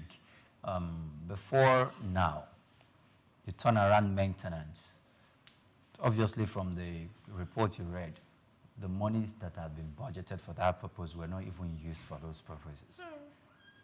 And that, continues to aggravate the whole problem, the technical problem. So, and even if turnaround maintenance were done, after it has been done, then we record some form of progress and refining capacity. Maybe we are able to do 30% of the 100% refining capacity, and in the next 2-3 months, it has gone back to the status quo. And that's how all these things accumulated. Staff payment who are still working there. Of course, those staff, is not their fault. They are not the ones. The political and the administrative heads, they were the one running the deal. So the technician there may not be the fault. They might employ expatriates to come fix it for turnaround maintenance, and they could have a backdoor meeting with them not to actually do that, because the thing became a recurrent issue where every year budget, it reflects in the budget, and also sometimes the government even borrow to carry out turnaround maintenance. So if 8.5 trillion naira, I thought it was even more than that. Maybe we have paid some of the debt. This is just for the refineries. Just for the refineries. So what we should do, I've said it before and now, and it borders back to state governors investing. These refineries, the Nigerian, the petroleum industry in Nigeria, and when we talk about our refineries, it should be looked at a private sector-driven refinery process. So who should this private sector be? Private Nigerian companies. We tried it once, and Nigerians were shouting, and we bought it back from Nigerians. And how did we try it? Who were the people shouting? So now, okay, so I know, I'm coming. Who were the people shouting? There were people who wanted the refinery to go back to the state so that they could keep importing petroleum. Those were the people that were crying that we were selling national assets and that NNPC could work. That could be part of the argument too, but the other argument is that, first of all, it was sold, the government sold it to its own cronies and political allies, and so therefore it's not working. And they are just there to use it as a direct way of continued fleecing the government. So the thing now, and please remind me that Dangote was one of the people who bought at that time. If you are Ojulari now and you have access to... Ojulari has said it, that we should sell it. Okay. But the thing is the government going to sell it? Because Nigerians, legal pundits have raised eyebrows and like this is national asset. If we are going to sell it, we have to go through constitutional means. And that in itself might be a bottleneck. However, if we have to follow procedure, then we need to respect that. How long did it take this current administration to pass the tax? Now, this is what I want to say. Can I ask you? Before you answer that question, it didn't take them years. Before I answer that question, wait. So there will be a constitutional amendment to sell a refinery. They can do that. It's possible for them to do that. And the thing is, that's why both political will needs to come to the fore. The political will where the administration has equally demonstrated political will in other critical area where some bills have been passed in the House needs to also reflect in this terrain. The other thing is this, selling the refineries, there's an argument that, look, these refineries were built with old technology and they do not run on new technology anymore. And that any willing buyer that might go to... Just a moment now, choose. Let him finish this. We need to go to the next story. Let him finish what he said. A lot of excuses. No, sorry. There are refineries that were built in the 1920s, 1940s that are still working till now. We agree with you. So let's not when we have worked in Europe. Yes. In Europe. So let me tell you why those refineries are going to continue to work and the ones in Nigeria will not work. When we built in the 1960s or probably in 1950s, why it's not going to work? We didn't build it.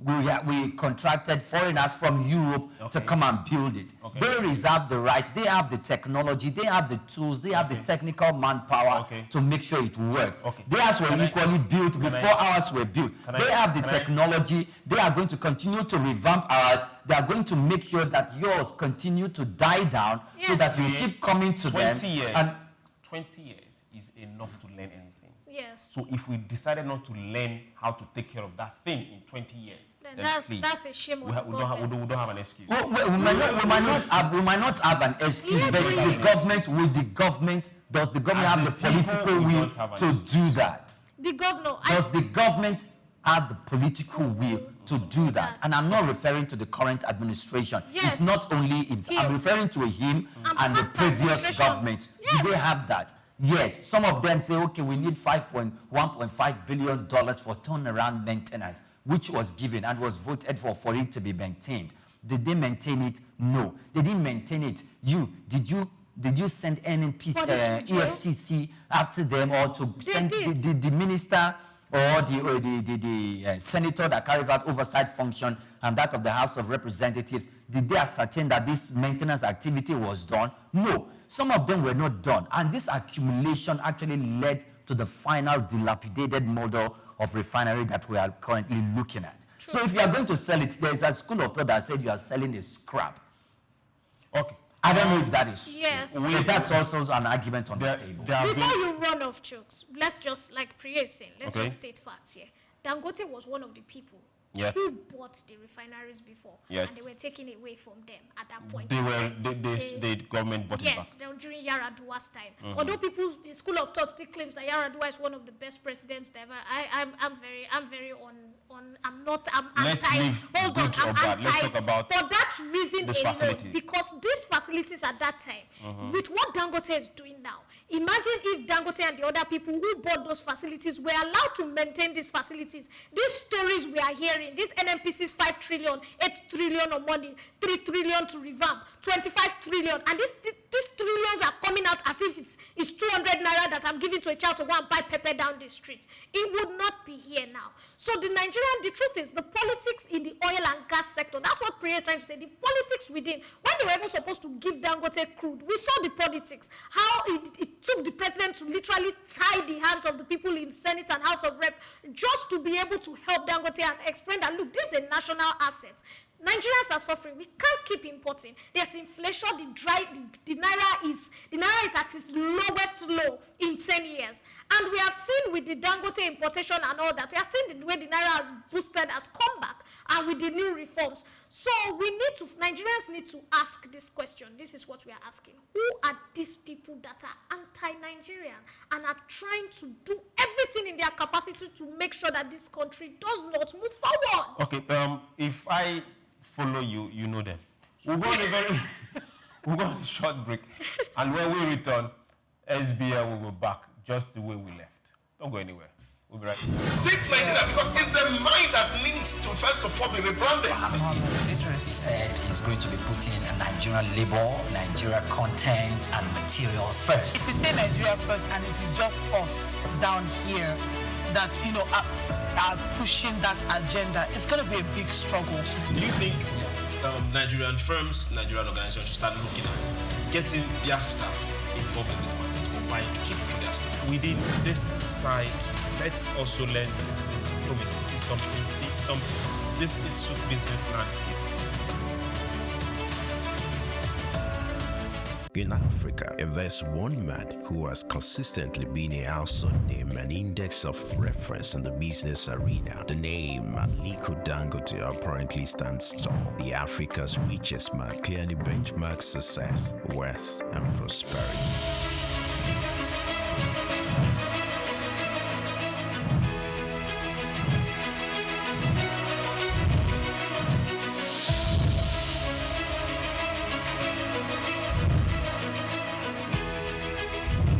Dangote's unflinching love and passion for business are quite phenomenal. These can be traced to his background. Born in April 10, 1957 to Maria Sanusi Dantata and Mohammed Dangote, his maternal ancestors were prosperous caravan traders under British colonial rule, and his grandfather, Alhaji Sanusi Dantata, was a commodity trader. Dangote's grandfather was heavily involved in his upbringing and helped ignited his entrepreneurial spirit. For Dangote, one will ever assume his wealth was handed out or easily channeled. Being an offspring of Dantata, for his success didn't come through daydreaming. Dangote complemented inherited fortune with deliberate hard work and innovation to pave his way to the top. Those who knew Dangote while growing up will not be surprised at his outstanding success. At age 8, Dangote uses pocket money to buy sweets, which he and others sell for a profit. Everything big in life starts from little.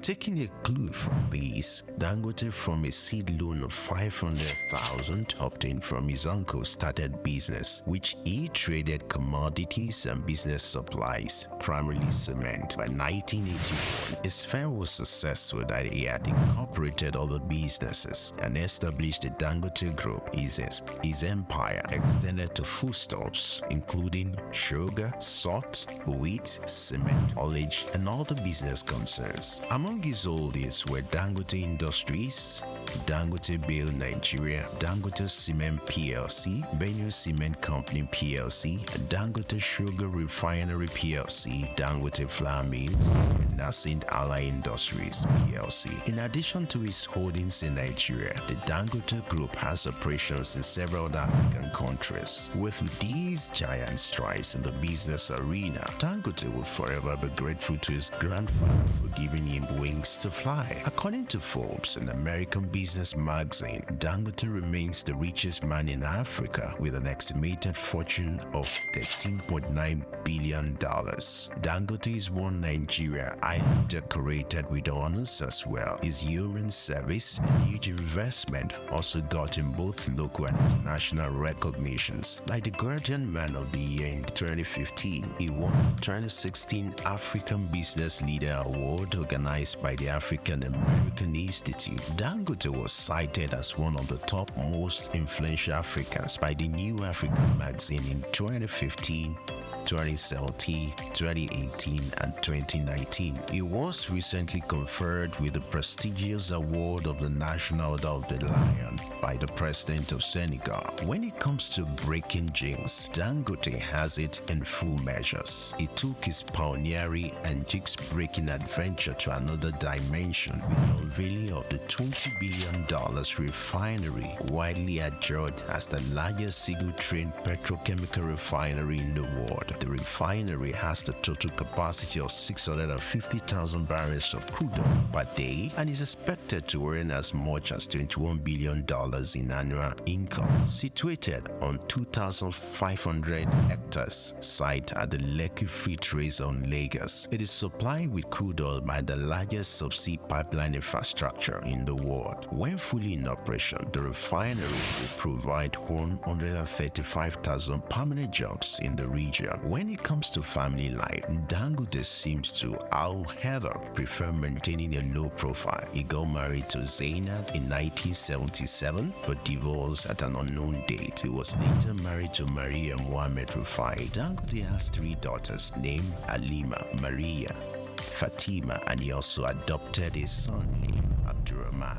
Dangote is one grounded authority that combines real intelligence with self-effacing demeanor, a persona that naturally makes kindness. Like an eagle, Dangote's foresight and unusual business acumen make him a rare to come by. Though he owns chains of business in Nigeria and across Africa, the quest by this uncommon risk taker to conquer more business territories may not wane anytime soon.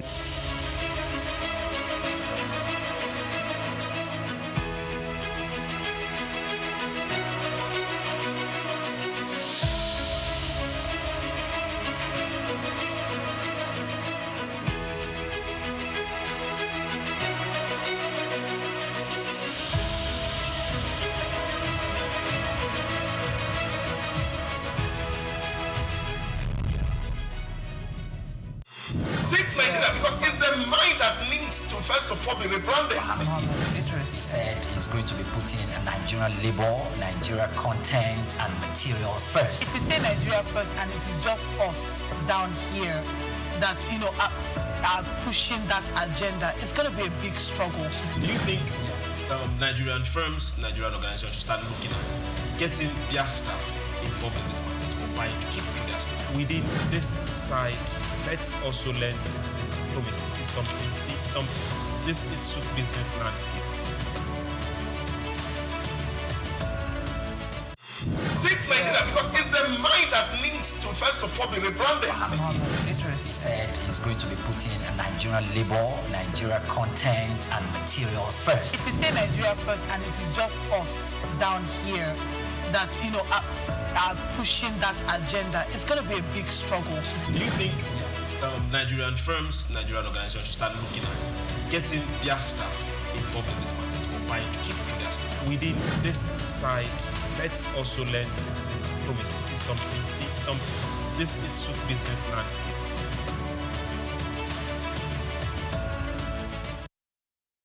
Back is still SBL, SOUQ business landscape, and we are back.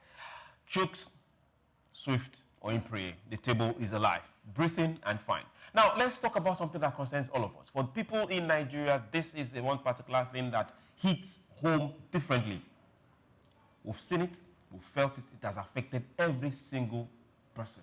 But now let's talk. Now, the federal government is warning banks and other fintechs over terrorism financing links. And this is serious. Federal government has warned that banks, financial institutions, and accounting firms found aiding terrorism financing will face severe sanctions, including prosecution of executives, possible closure of culpable organizations, and more. President Bola Tinubu's special advisor on media and public communication, Daniel Bwala, issued the warning during an interview.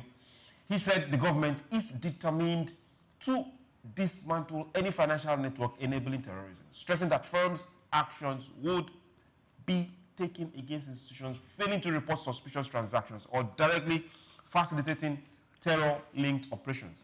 Now, he added that investigations are ongoing and that security agencies are tracking financial flows associated with terrorism in line with global anti-terror financing protocols. The move signals heightened scrutiny of Nigeria's financial system as the country intensifies its counter-terrorism efforts. Lady, gentlemen, we've had this particular issue that have refused to go away. And it's high time we took serious measures.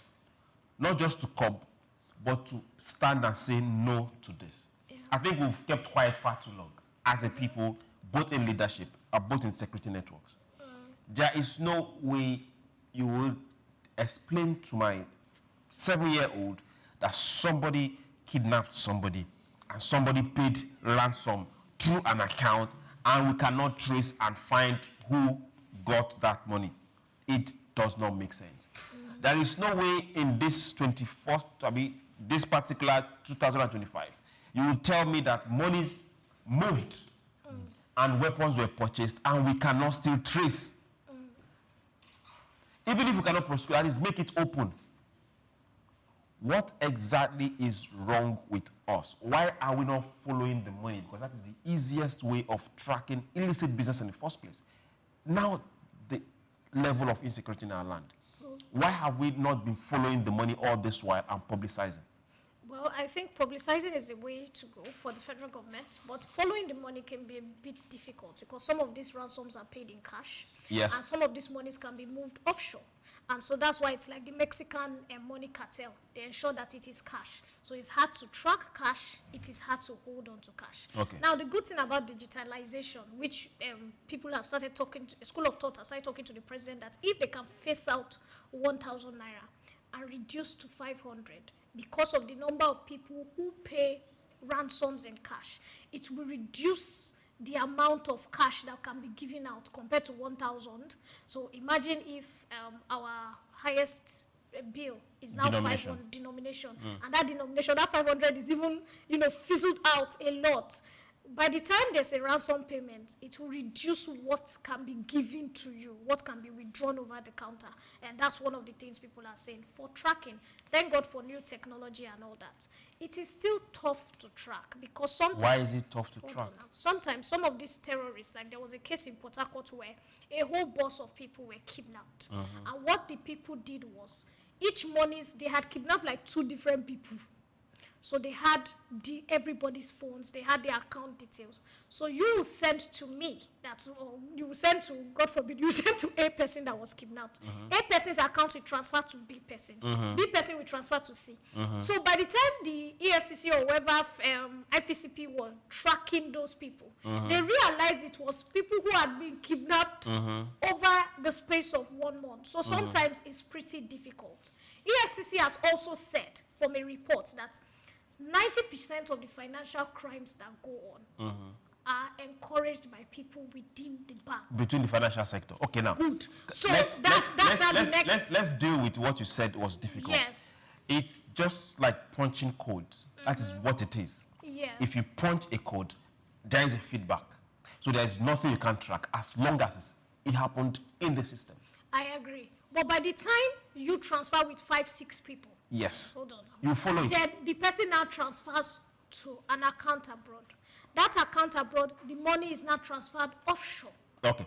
That's why it's called follow the money. Yeah, but you know, it can be pretty difficult. After all, the Dubai prince that was hit by some Yahoo boys, let me not call the nationality, it took almost a year for the best of the best to be able to follow the money and track it. Okay, now, and some of the monies were not even followed. It was exposure from them on Instagram when they were, you know, displaying unnecessary wealth that now linked to 1 or 2 things. Can I also come to if the job is well done, if the job is well done, it can't. Now, most of these terrorists... You cannot hide money in the system.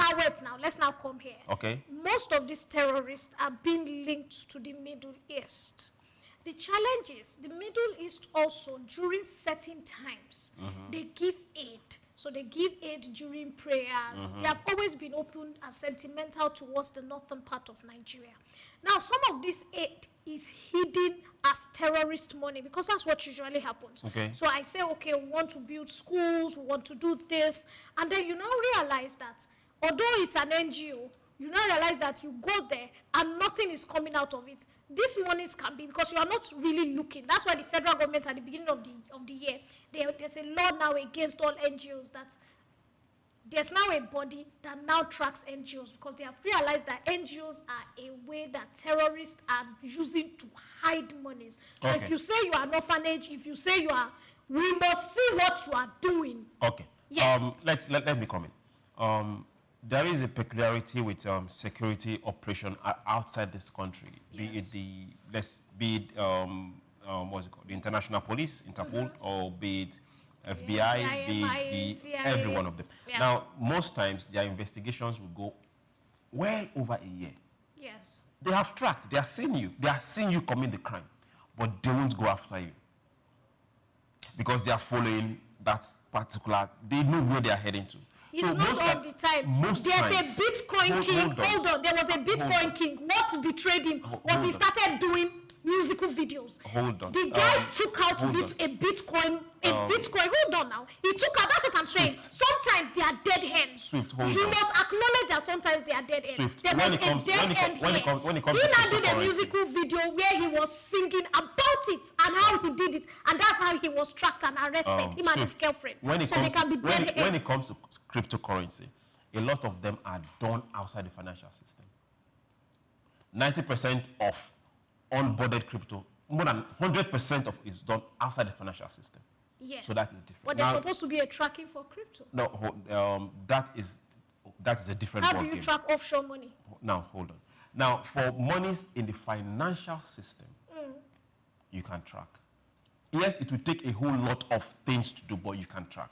Now, let's now look at this. When you talked about the Middle East, not long ago, Dubai published names of financiers. What did we do? You don't need to answer. What did we do? Let me come to you. We did not forget you. Now we are looking at the federal government telling us that, hey, we are going to do this, we are going to do this. Why are we hearing this now? I don't think the federal government said that. Is Boala that said that? Yes. I like. I don't think the federal government said that. I think Boala said that because of the position that he holds as the communication of policy and all of in the administration. I think he said that to want to be seen as playing an active role and to put the government and to make the government look good in the eye of the people, to make the people know that, look, hey, the government is doing something behind closed doors. It's not aloof, it's not insensitive to what's happening, and it's not folding its hands. It's at least doing something. Okay. And if the government, if President Tinubu wants to do that, if he doesn't say it by himself, he's going to order someone who in his cabinet who have more hierarchy than Boala. Okay. So I don't want to believe this is a direct position coming straight from the horse's mouth. I think it's one of those things that are sold to the media to make the administration look relevant and good, and that it's working. That being said, going to what they say, that the federal government is going to, the federal government, I think the government has in its hands whoever is sponsoring terrorism in the country. If it's what the government wants to do like this, it will take care of that in a week.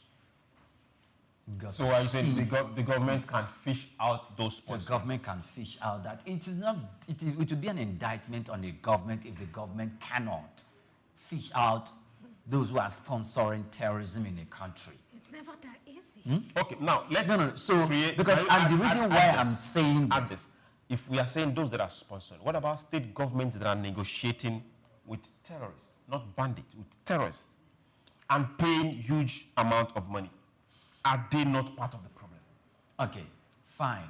First of all, we have to look at this and we have to balance this very well. Okay. Imagine your constituent as a senator.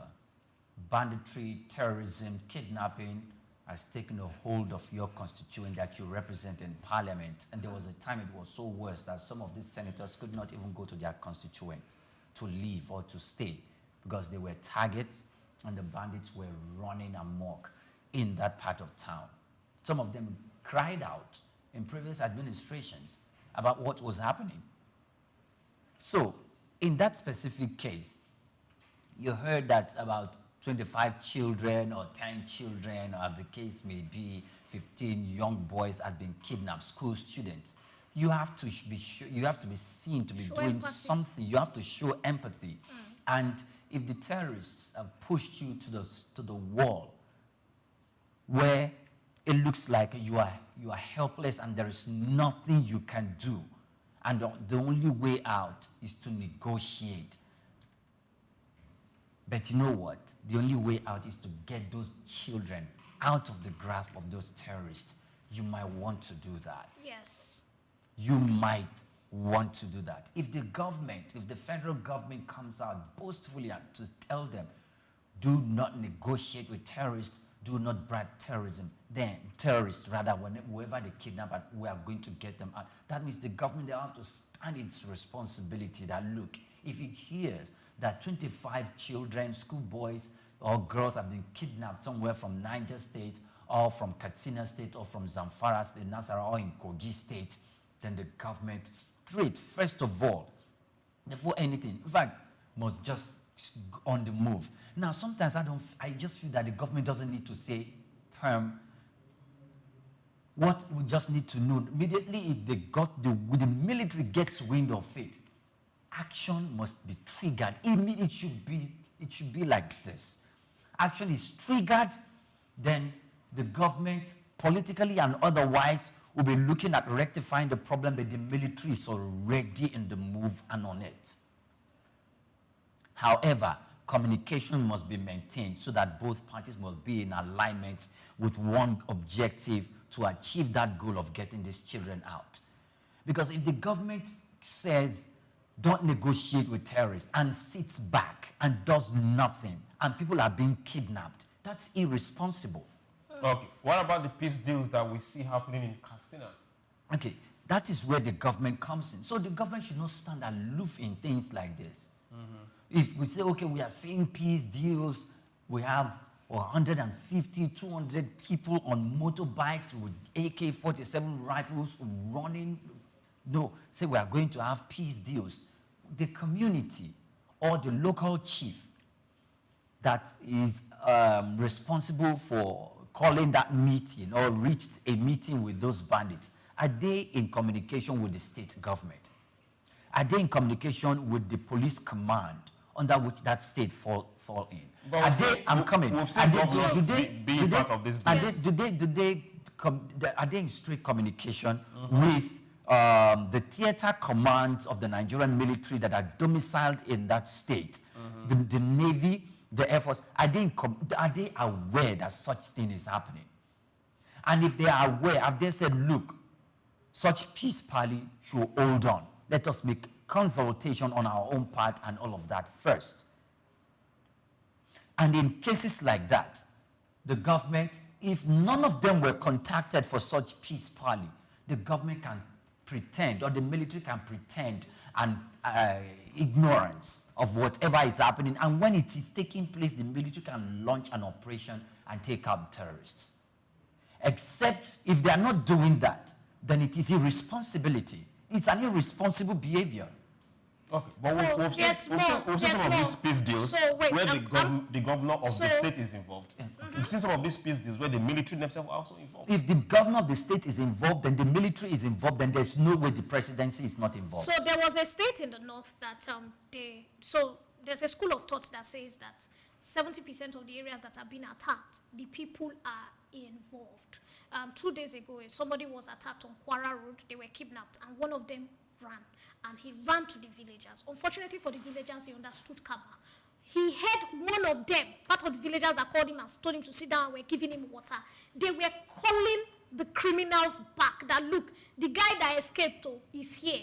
He now had to run away from, in quotes, the villagers who were supposed to be people like him. From this set of people? Yes. Now, the military, I think late this year or early this year, there was somewhere, I think in Katsina also, where there was a bomb, and there was a lot of cry that they bombed innocent people. And the military came out to say that, look, there were no innocent people. These particular people, we have been tracing that terrorists live with them. I don't want to defend the army or during Obasanjo's tenure. We saw that happen in Ole. And the defense of Obasanjo was the boys that were destroying pipelines. Every time they destroy, they run back to their communities, and their communities shield them. And so that was why there was a bomb that was dropped, which was now seen as genocide. And so that's what Nigerians have been crying out. So there are two things. 90% of these terrorists, according to them, live with people. They have families. We see on social media where they are holding weddings now, where they are doing TikTok videos with money. But when you go and bomb those communities that know them and they are shielding them, it will be recorded as genocide, which we also saw, which US did during the Iraq war, because it got to a state that US had to start to take out certain communities, and it was also seen as genocide, because it's only normal that people would shield their family members. They say one man's terrorist is another man's freedom fighter.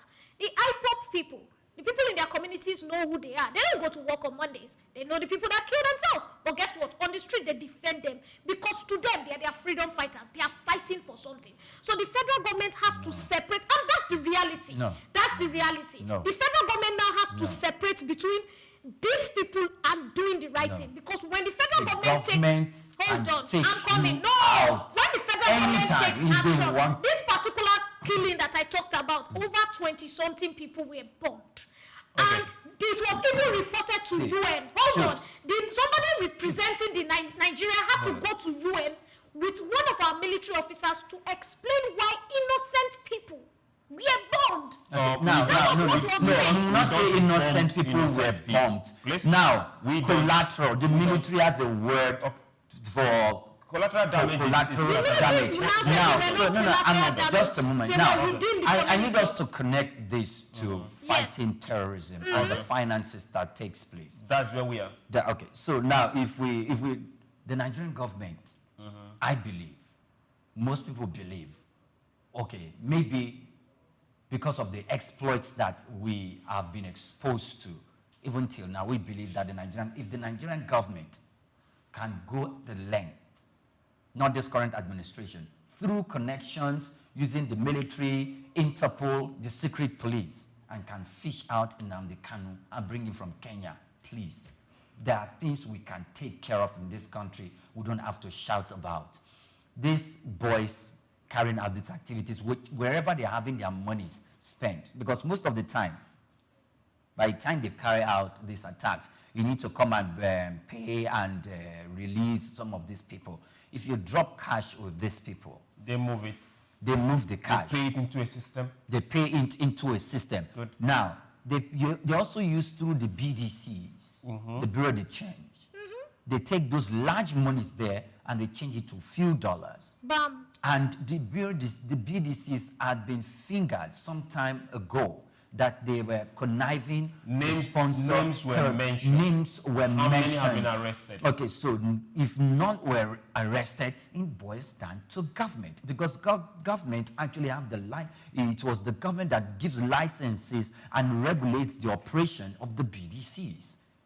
If that is the case, that's why I'm telling you that if the government wants to get you, they will get you. Now, some of these BDCs that have some of this excess money also trade in cryptocurrencies and in other forms of trade where these funds cannot be traced. And they're protecting them. And they would do that to protect the illicit gotten funds and use the ones that they know they can account for. They know that the government is aware to get in to give their report that this is what they are doing. But we've seen the UAE called out some names and gave a list to one dispensation of the Nigerian government like that about those who are sponsoring terrorism. What was done? The US, as we speak, also said, okay, we have names of people sponsoring terrorism. The government can do that. And Nigerians are tired. Don't come out and tell Nigerians that, look, we'll release names, we have names, they've heard it before. Please, do something else, do something. And the thing is, why are you not coming out to do that? If you cannot pull out their names or cannot do that because you feel, then send the military after them.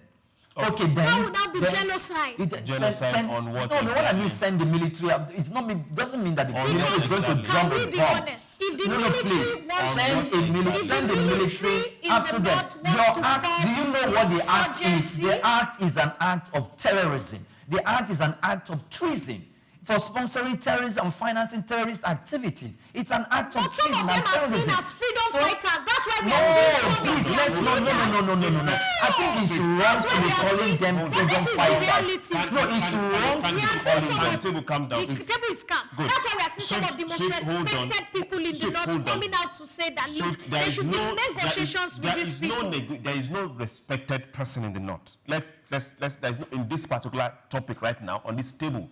If you support terrorism, you are a terrorist. Let's not miss words about it. You. No, it's not to me. No, that's a wrong statement to make. No, that's the wrong statement. Kill others. You have no right over another man's life. You have no right. It doesn't matter what you worship, who you are, or what you pray to. You have no right over another man's life. If you stand up as a person and go over a state on another man's life, you are a terrorist and should be treated as such. It is the responsibility of the government to protect life and property. It doesn't matter where the person is, who the person is, who he worships, or who he marries. As long as you're a Nigerian. As long as you are within the borders of this country, it is the president and the government's responsibility to make and bring law and order. So let's forget about genocide. Let's forget about who respects who or who doesn't respect who. If you want businesses to thrive and the foreign direct investment, you are asking people to come here and invest, then we must make sure that there is security in the land. So security in the land, that's the reality. The government needs to liaise with the people in these communities because they know who the terrorists are. They keep them safe. They hold businesses that the terrorists bring money. Now, we saw some people in the Nigeria customs.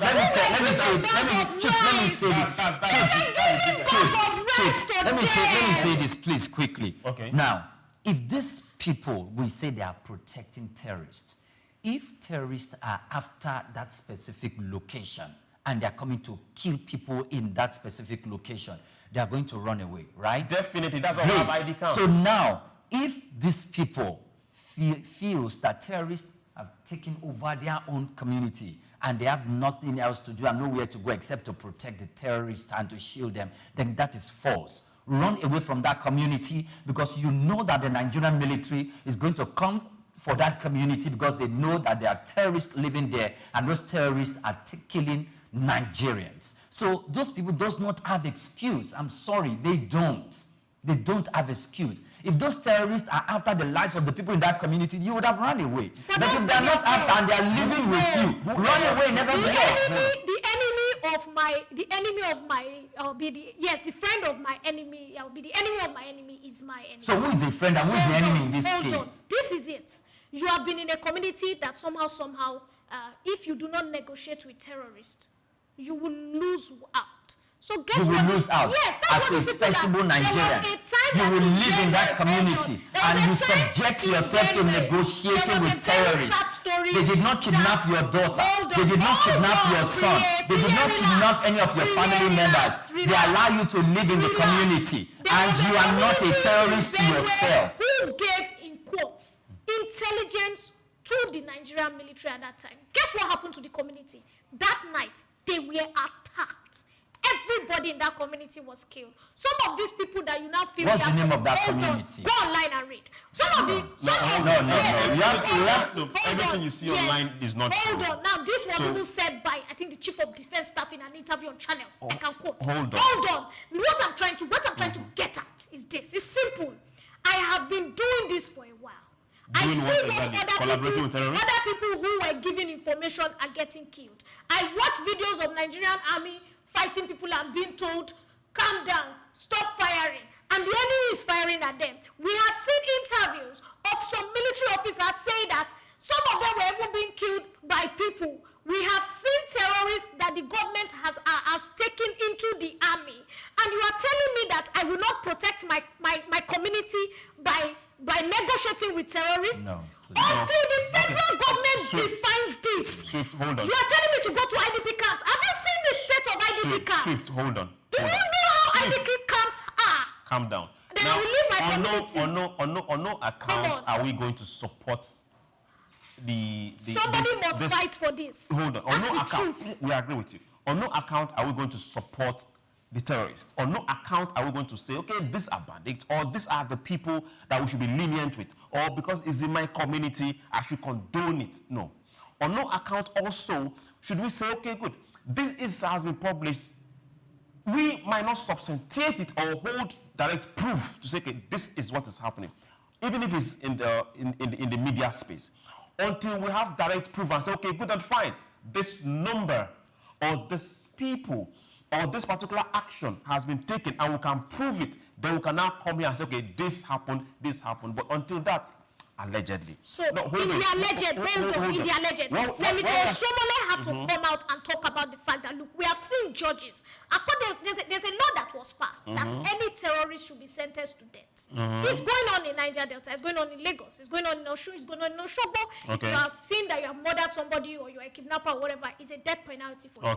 But of late, we have seen judges, people from the northern side, when they commit this crime and they're caught and they're taken to court, the judges do not give them life. They do not sentence them to death. They give them 5 years, 7 years. And after 7 years, these people walk. There was a very sentimental case that UN brought out of a farmer who was able to overpower a terrorist. And guess what happened to him? He was sentenced to death. Okay. He had the death penalty. And that's why Oshiomhole had to sit down in the house. This is just how many days ago. Hold on. Let's keep it in check. Now, that is a case we all know about. It's not maybe something new. This is a judicial issue. So that is a judicial problem, and they have to take... But it is part of this round. We are not arguing about it. So when we see issues like this, we'll call it out, but we should not use that one particular case and anoint every other person and say an entire community is supporting terrorism. I'm saying some communities are because their hands have been tied. Now, so like Priya said, the federal government needs to do a lot to reassure these people that, look, we are going to take over this community from the bandits. We are going to give the soldiers power back. and you are going to be protected. Because until Who you has the protect, powers before? that's what we are saying. Right now, terrorists own certain communities. Okay. Niger, there are certain communities, there are certain local governments which people have come out to say, look, they are run by governors, even pay them salary, according to the information reaching us. Allegedly.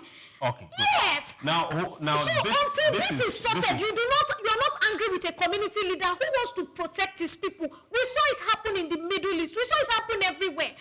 I'm not defending this, but I'm going to tell you that some communities that are protecting these terrorists, their hands are tied. Hold on. And so the federal government needs to sort this. We need to change this communication. They are not protecting the terrorists. That's wrong communication. Now see, when you are overrun, you are not in control. For communities that have been overrun by bandits and terrorists, they are not in control, so they cannot be protecting the terrorists. And that's why they are telling people that they are calling the terrorists to say this person has escaped. That person is a criminal. He is not protecting terrorists. He is part of them. I don't know if you understand. Yeah. Whoever is amongst them is part of them, not the community. Now we have farming communities that have been overrun by terrorists, and the terrorists are making them pay tax to them. Yes. They have taken control over that particular community. The community people are not protecting them. The community people are at the mercy of these people. So let's have that separation. So when the soldiers come and they chase them back, guess who hides them? The same people in the community. No. Yes, that's what's happening. No. Swift, please, no. Whoever is hiding them is part of them. That is what you are missing, not the community people. Whoever is hiding them is part of them. Or maybe it's a community of terrorists. So it's not a community people. Oh my goodness, a community of terrorists. So yes, now we need businesses to thrive, and we need the government to do the needful. Want to salute every service person that is putting his life on the line and restoring some form of sanity. And want to call on the northern state governors, please. You saw your meeting, you raised some security fund, ran into billions. But you are also indirectly funding this particular terrorism through some of your negotiations. We want to see people return back to their fatherland. We want to see this issue sorted out. So please, this is a wake-up call. This table has been heated and still breathing hard. This is a wake-up call to every one of you on that axis. Man up. Be the governor you were elected for. We're going to a very short break and we'll return. Take Nigeria because it's the mind that needs to first of all be rebranded. Idris said he's going to be putting Nigerian labor, Nigeria content and materials first. If you say Nigeria first and it is just us down here that, are pushing that agenda, it's going to be a big struggle. Do you think Nigerian firms, Nigerian organizations should start looking at getting their staff involved in this market or buying to keep for their staff? Within this side, let's also learn citizen diplomacy. See something. This is SOUQ business landscape. Hello Nigeria, hello Africa. Yeah, this is Sound Man. Keep watching SOUQ News. My name is Babalola from Excel LED. Keep watching SOUQ News. My name is Shepherd Michael Adewale Onofuye. I enjoy you all to always watch SOUQ News TV. Hi, I'm Tom Buggaballs, and please keep watching SOUQ News. Wale Seriki, SLG Lagos Island East, SOUQ News, keep out watching them and keep a lookout for them. They're up and coming, and we're... Take Nigeria because it's the mind that needs to first of all be rebranded. Idris said he's going to be putting Nigerian labor, Nigeria content and materials first. If you say Nigeria first and it is just us down here that, are pushing that agenda, it's going to be a big struggle. Do you think Nigerian firms, Nigerian organizations should start looking at getting their staff involved in this market or buying to keep for their staff? Within this side, let's also learn citizen diplomacy. See something. This is SOUQ business landscape.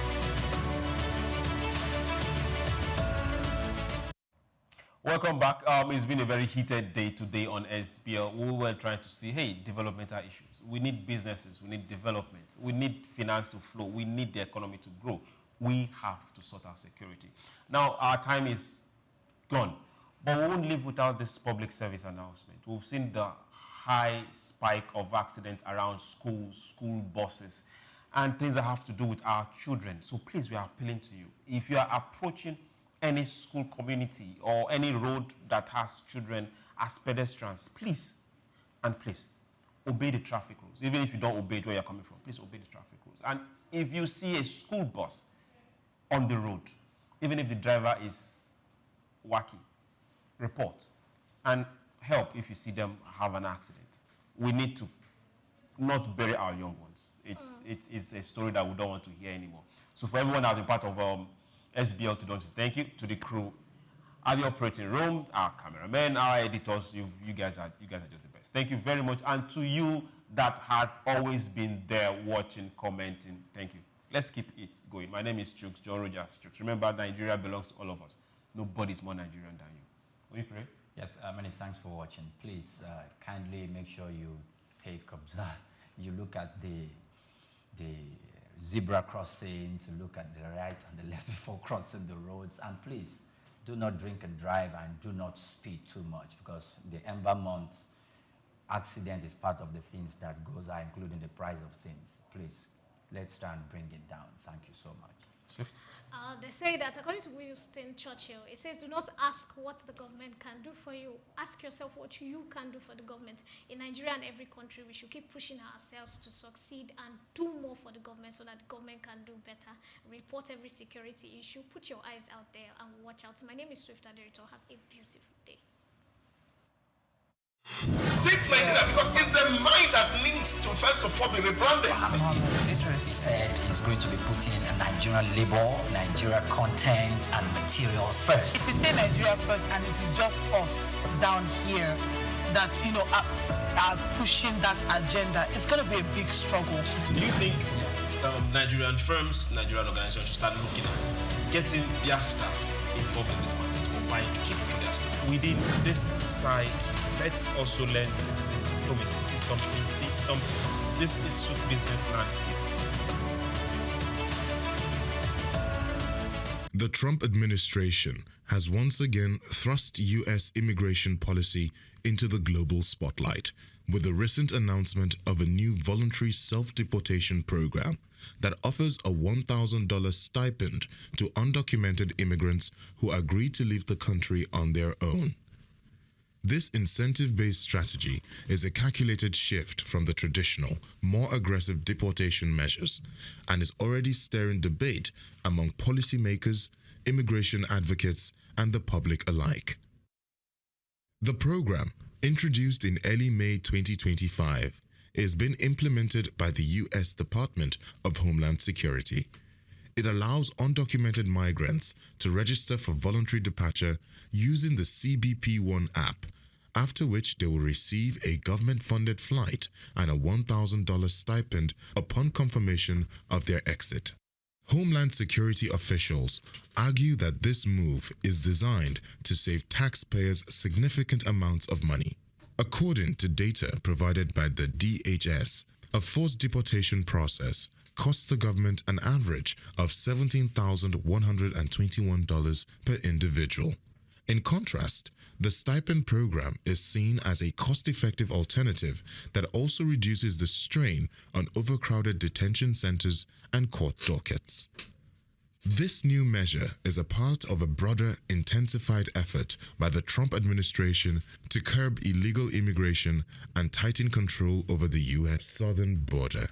Since returning to power, President Trump has reinstated several policies from his first term, while introducing new ones aimed at deterring undocumented migrants.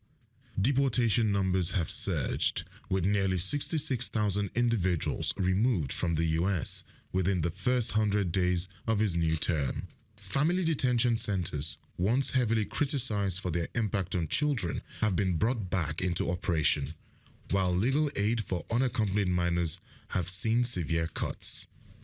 These developments come at a time when the United States is experiencing a historic high in its foreign-born population. As of 2023, nearly 47.8 million immigrants were residing in the U.S., with an estimated 11 million of them undocumented. Many of these individuals have lived in the country for over a decade, raising families and contributing to the economy. Immigrants, regardless of status, are a vital part of the U.S. labor force, contributing billions in taxes and significantly shaping industries such as agriculture, construction, and caregiving. Critics of the $1,000 self-deportation offer argue that the program may oversimplify the complex reasons behind undocumented migration. Many of those targeted by the program have deep roots in the U.S., including U.S.-born children, community ties, and long-term employment.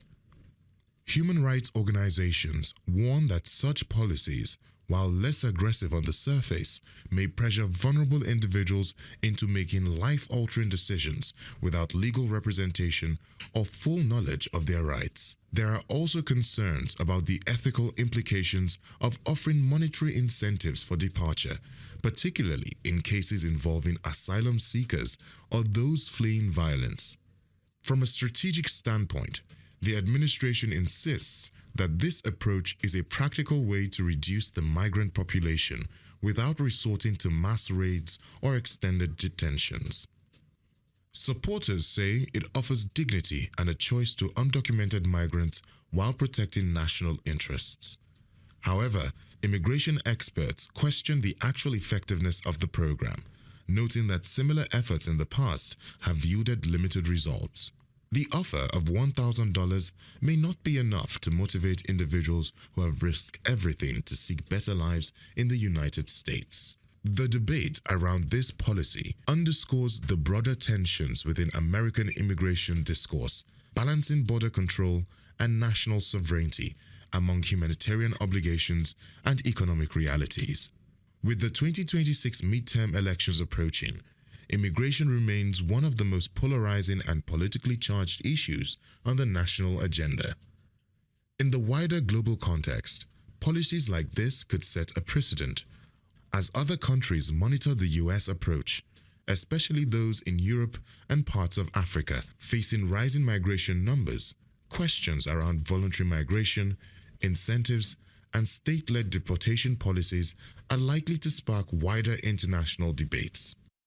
What remains clear is that the Trump administration's latest move is not just a domestic policy.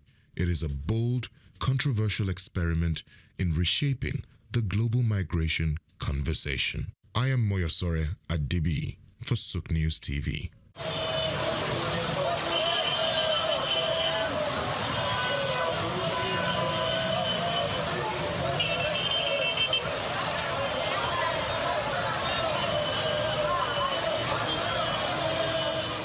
Traffic regulations are practices put in place in both developed and underdeveloped countries. They are designed to ensure the safety of all road users, reduce accidents, and promote orderly movement. Either you are a driver or a passenger, every road user is required to understand and follow these laws. Under obligations, drivers must possess a valid driver's license issued by the authorized body. In Nigeria, this is the Federal Road Safety Corps, FRSC. Individual, like I've just said, most Nigerians, as we know, celebrate their date of birth. And as such, when you obtain a driver's license, say for 3 years or 5 years, you already know if you do it today, in the next 5 years, when you'll be celebrating your birthday, you are already aware that your license is due for renewal. You don't have to even wait until that date. By law, a month to that date, you should start processing the renewal of the driver's license. While other countries have their respective designated authorities, vehicles must also be properly registered and insured, with up-to-date documentation readily available when requested by law enforcement officers. Mandatory rules include observing speed limits, which vary depending on the road type. In cities, the limit is 50 km per hour, increasing to 80 km per hour on highways and 100 km per hour on expressways. Before hitting the road, seat belts are mandatory for both drivers and front seat passengers. Also, all traffic signs, signals, and road markings must be obeyed. Drivers must remember that using a mobile phone while driving is a punishable offense unless assisted by a hands-free device.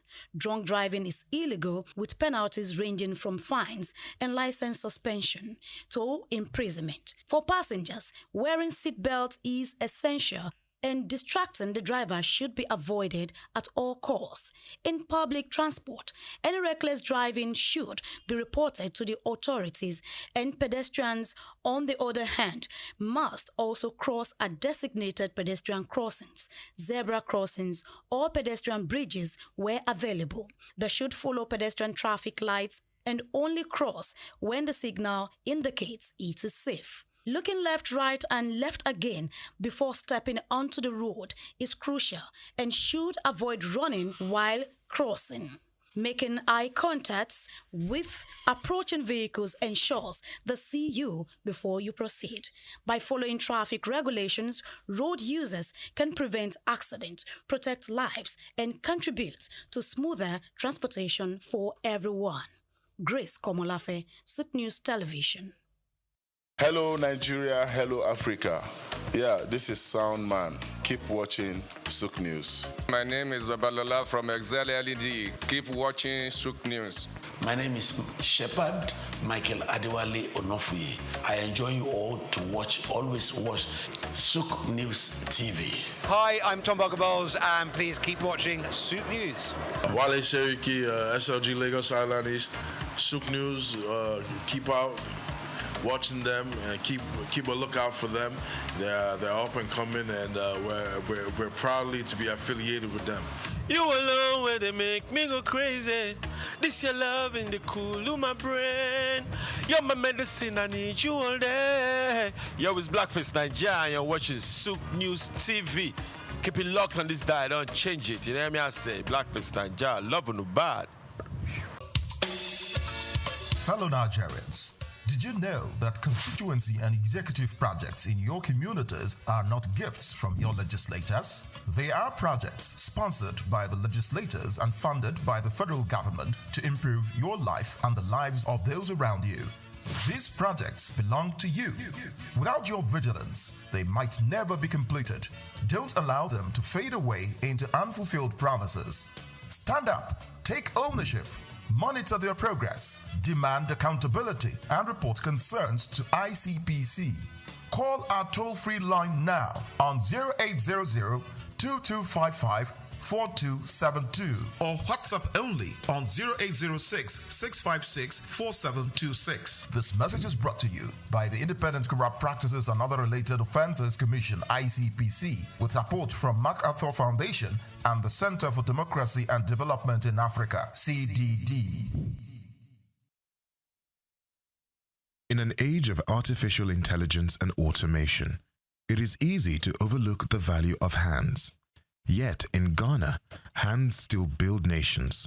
From Adinkra cloth printers in Ntoso to traditional kente weavers in Bonwire, Ghana's indigenous skill economy continues to prove that African creativity is not just cultural, it is commercial. Looking beyond the surface of heritage to the engine room of informal training systems that have powered generations and could power Africa's industrial future, Ghana comes to mind. In Ghana, apprenticeship is not a fallback.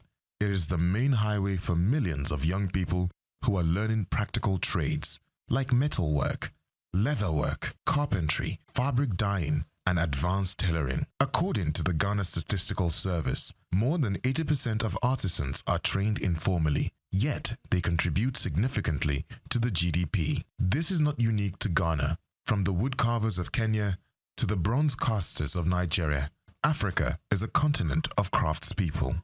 But Ghana offers a model where traditional skill acquisition meets modern enterprise development. Institutions like the Council for Technical and Vocational Education and Training, COTVET,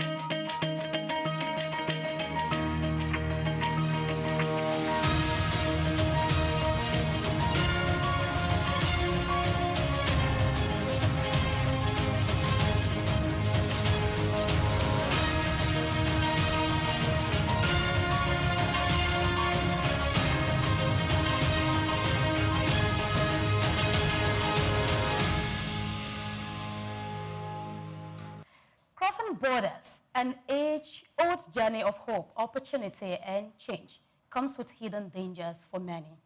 Not all who crosses find safety or opportunity. Behind the movement lies the harsh reality of modern slavery. Welcome to Across Borders on SOUQ News Television. I am Grace Komolafe. Today we mark the International Day for the Abolition of Slavery, a day that forces us to look not only backwards, but around us. Slavery did not end in a single moment. It simply changed its language and its methods. And to understand how we got here and why it still happens, we must connect the past with the present. And of course, we have guests that are going to be joining us today with two different experiences. Together, they will help us bridge the past and the present and understand what true abolition must mean today. Let's start the conversation with His Royal Majesty King Prophet Herbert Calvin Hartman. He is an African-American slave trade descendant in Nigeria, the fourth king and father of the returnees to Africa and Africans around the world. But before we bring him in to start this conversation, let's take a quick break. When we come back, the conversation will begin. Stay with us.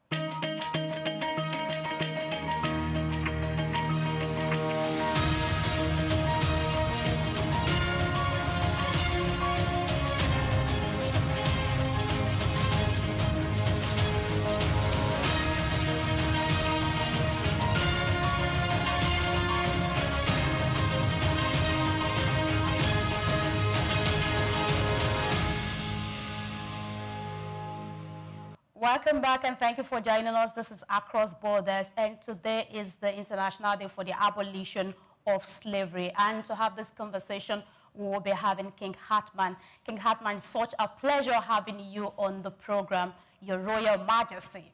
Good morning. Good morning. It's a pleasure for me to be on this show. I'm so happy. I feel so grateful to be with you all. Yes. Not only on the show, but getting the opportunity to share what I have with the world. Thank you, and thank you very much. Thank you so much. And so we'll just set the ball rolling. Today we want to talk about the abolition of slavery, history, identity, and today's reality. So like I said, we're going to start with you. We'll have two guests today. But of course, starting with you, as an African-American slave trade descendant of the transatlantic slave trade, what personal encounter, have shaped your conviction on the abolition of slave trade? Thank you very much. Thank you very much for that. Yes, I'm coming from the 16 Atlantic slave trade descendant. I'm the descendant of the 16 Atlantic slave trade ancestors. And I want to start like this, because I don't want slavery to be a scar just on the African continent for the African people. I strongly believe that slavery was a divine act. I strongly believe it was a divine act, because if it weren't for slavery, we would not have been able to achieve what we have achieved as Black people from Africa, what we have achieved throughout the world. We have done this with no gunshots or no bombs, no bombs, but we actually have all of Africa, the Americas. We actually have the Americans. Now, we were taken out of Africa like cattle or ancestors, and I use the word we because genetically speaking, the genes are still in all of us who are on the continent of the Americas and Europe and so forth. And we were taken there by force, and we were taken there like cattle on those continents. But today, because of slavery, we are controlling now the Caribbean, which is on the American continent. We have South America. We have the second largest Black country on the American continent, which is Brazil. We have the United States of America. So slavery comes in a kind of a way that if it weren't for slavery, we would not have been able to establish ourselves, because we are not a people of war. We are not a people who go with dominance. We are never in history to be a people who went and take over any country in the world. But because of slavery, and it's a divine act, today we are managing countries out of Africa where if we were to fight for it with guns and bombs, putting scientists together to develop all these dangerous weapons, we probably would not have achieved that, and we would have wiped humanity out of the face of the earth. Now, we are doing that too by balancing the species. And along with that, along with slavery, slavery gives us many other races, many other groups attached to us now. We got the mulattoes, we got the Douglas, we have the Treglers, we got the Chinatones. We have all different kinds of people now through the effect of slavery. And that's the reason why I branded it a divine act. Because if it weren't for these acts, all these different groups that we're seeing rising up all over the world, we would not have had these groups at all. So the blacks really are actually the full creation of all these different groups. So I would call us the demigods of Africa. And we are the African descendants, the one with the dark skin, caused these things to happen. So talk about slavery, that's a little contribution I want to contribute towards slavery. I don't see it as a bad thing. I see it as a divine act. Yes, some things happened that was not pleasant to the eyes, not tasteful to the flesh and all of that, but still at the same time, if we don't see it as a divine act, then we would have hatred for each other. I would hate my brothers and my sisters on the African continent if we don't see it that way. So I'm actually teaching that way, that slavery was and is a divine act. We are still in slavery. Mentally, we are still in slavery. Africans are still in slavery. Mentally. Okay, we're going to come to that. We're going to come to that. We are going to come to that, yes. So we're going to come to that. Let me ask you about how you got clarity. So your ancestry ties directly to the history of the transatlantic slave, which you have mentioned, and you have chosen Nigeria as home. How would you describe this journey of identity and belonging, and the moment you first gained clarity about your ancestral roots? I think from what you're saying or what you're asking me right now, if I find my ancestries of Nigerian descent or anything like that, it would be difficult for me to actually answer that question, because I've never taken a scientific test to know where my people came from, the ones that I came out from, where they actually came from, because they came from all over Africa. But for some strange reason, we call it spiritual. For some strange reason, I visited a lot of countries. Also, I visited other countries other than Nigeria in Africa. And when I came into Nigeria, I feel my spirit was actually gladdened and welcomed in Nigeria. Yes, everywhere in the world you go, you would find good and bad people. But Nigeria is where I feel like I'm at home. And since I came to Nigeria, after visiting 56 countries in the world, Nigeria is the only country that I feel comfortable in. With all what is going on in Nigeria, I still feel Nigeria is home.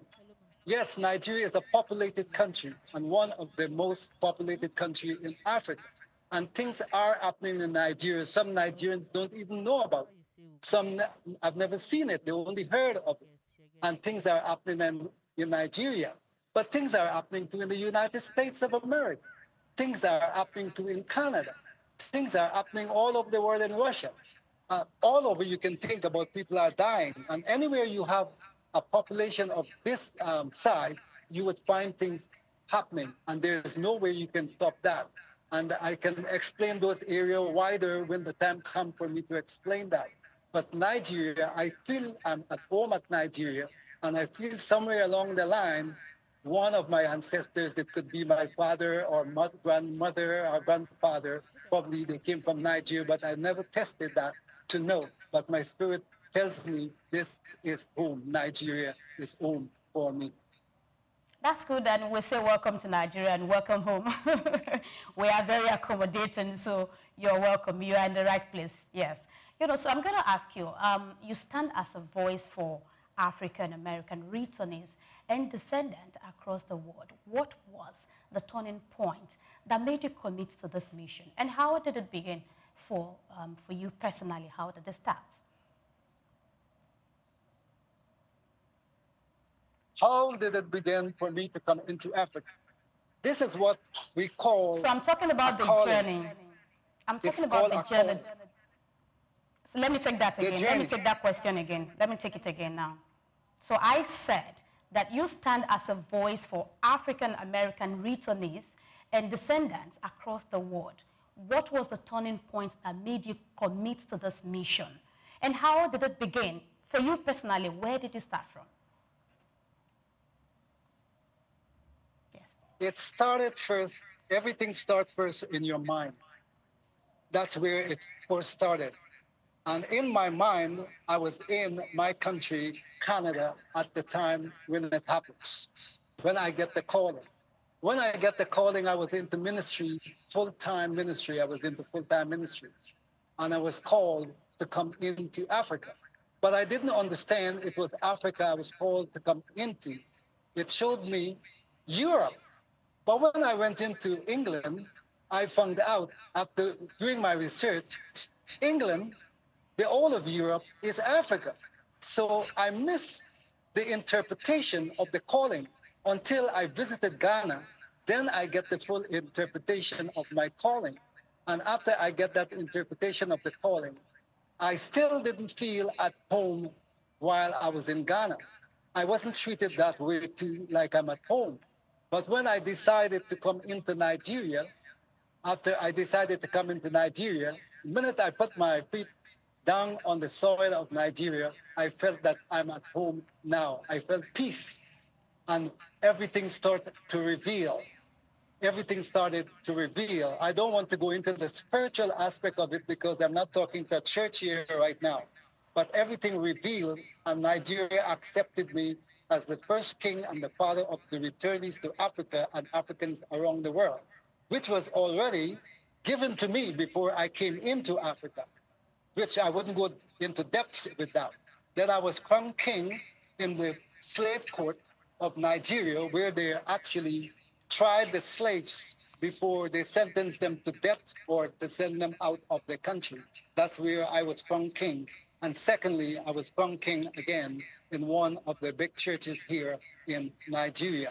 So it's not, I feel at home in Nigeria. Nigeria is home. And I found out when I came home that Nigeria is the largest university for any human being, not just the black man, but for any human being to understand, humanity. Nigeria is the country that you would have to visit, that you would have to live a little while in. If you notice clearly that Nigeria doesn't have tourism, and because she doesn't have tourism, the people are not yet exposed. And this is one of the things that I'm going to bring into Nigeria. And it's one of the biggest gifts. But to bring in tourism is not talking tourism. It's what type of tourism we are going to bring into Nigeria. This is given to me divinely as a gift to give to Nigeria, which I'm working right now to get it onto the president of Nigeria, to get it around his caucus, so that we can work towards that, not only for the development of Nigeria, but for highlighting Nigeria, so that Nigeria be seen around the world for what it really is, and the contribution that Nigeria is making still to humanity on the planet. Nigeria is not all about resources under the earth.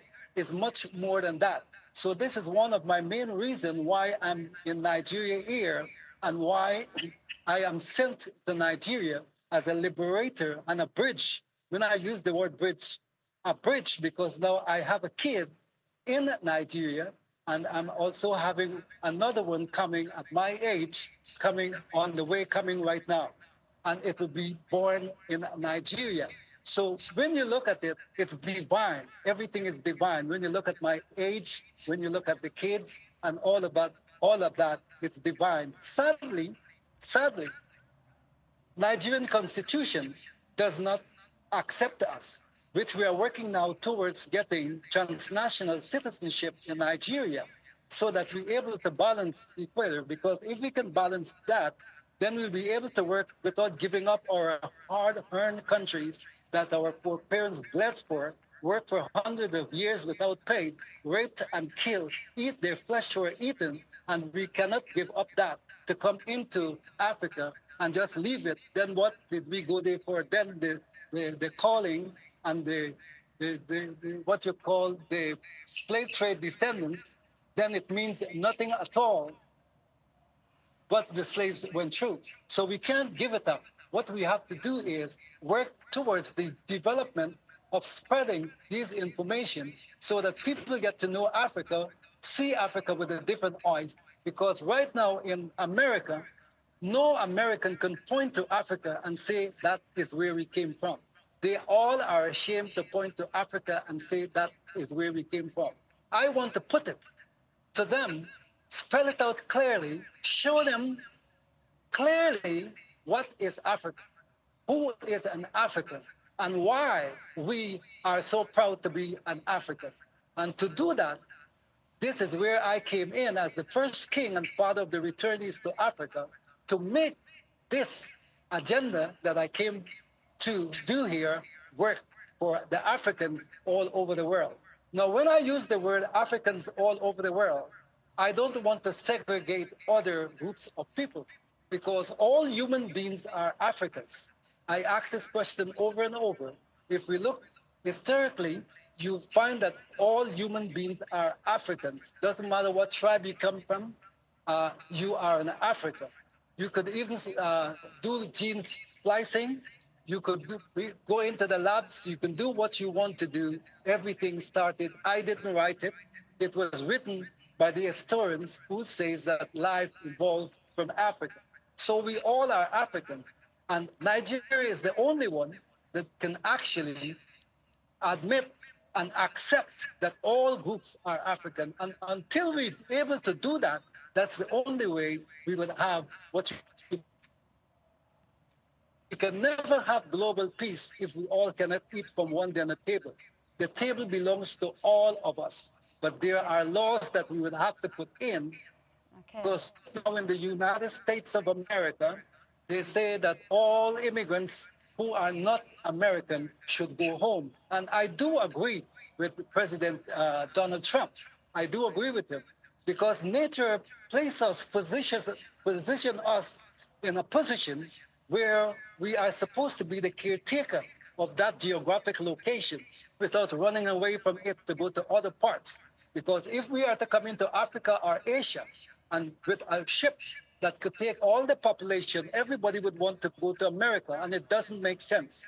As we are going into the conversation deeply, you would find it doesn't make sense at all. That means we would abandon one part of the earth and just go to one specific part because it's developed. But if you're going there with the mentality of piecing and being a parasite to other areas of the earth without working on the geographic location where you're specifically placed, then you are serving no purpose to humanity. So I believe that all of us are Africans, but we must understand our boundaries.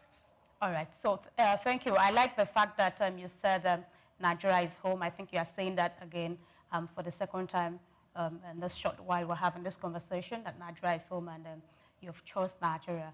And again, you mentioned that you are not accepted. So I remember the course of the conversation was yesterday.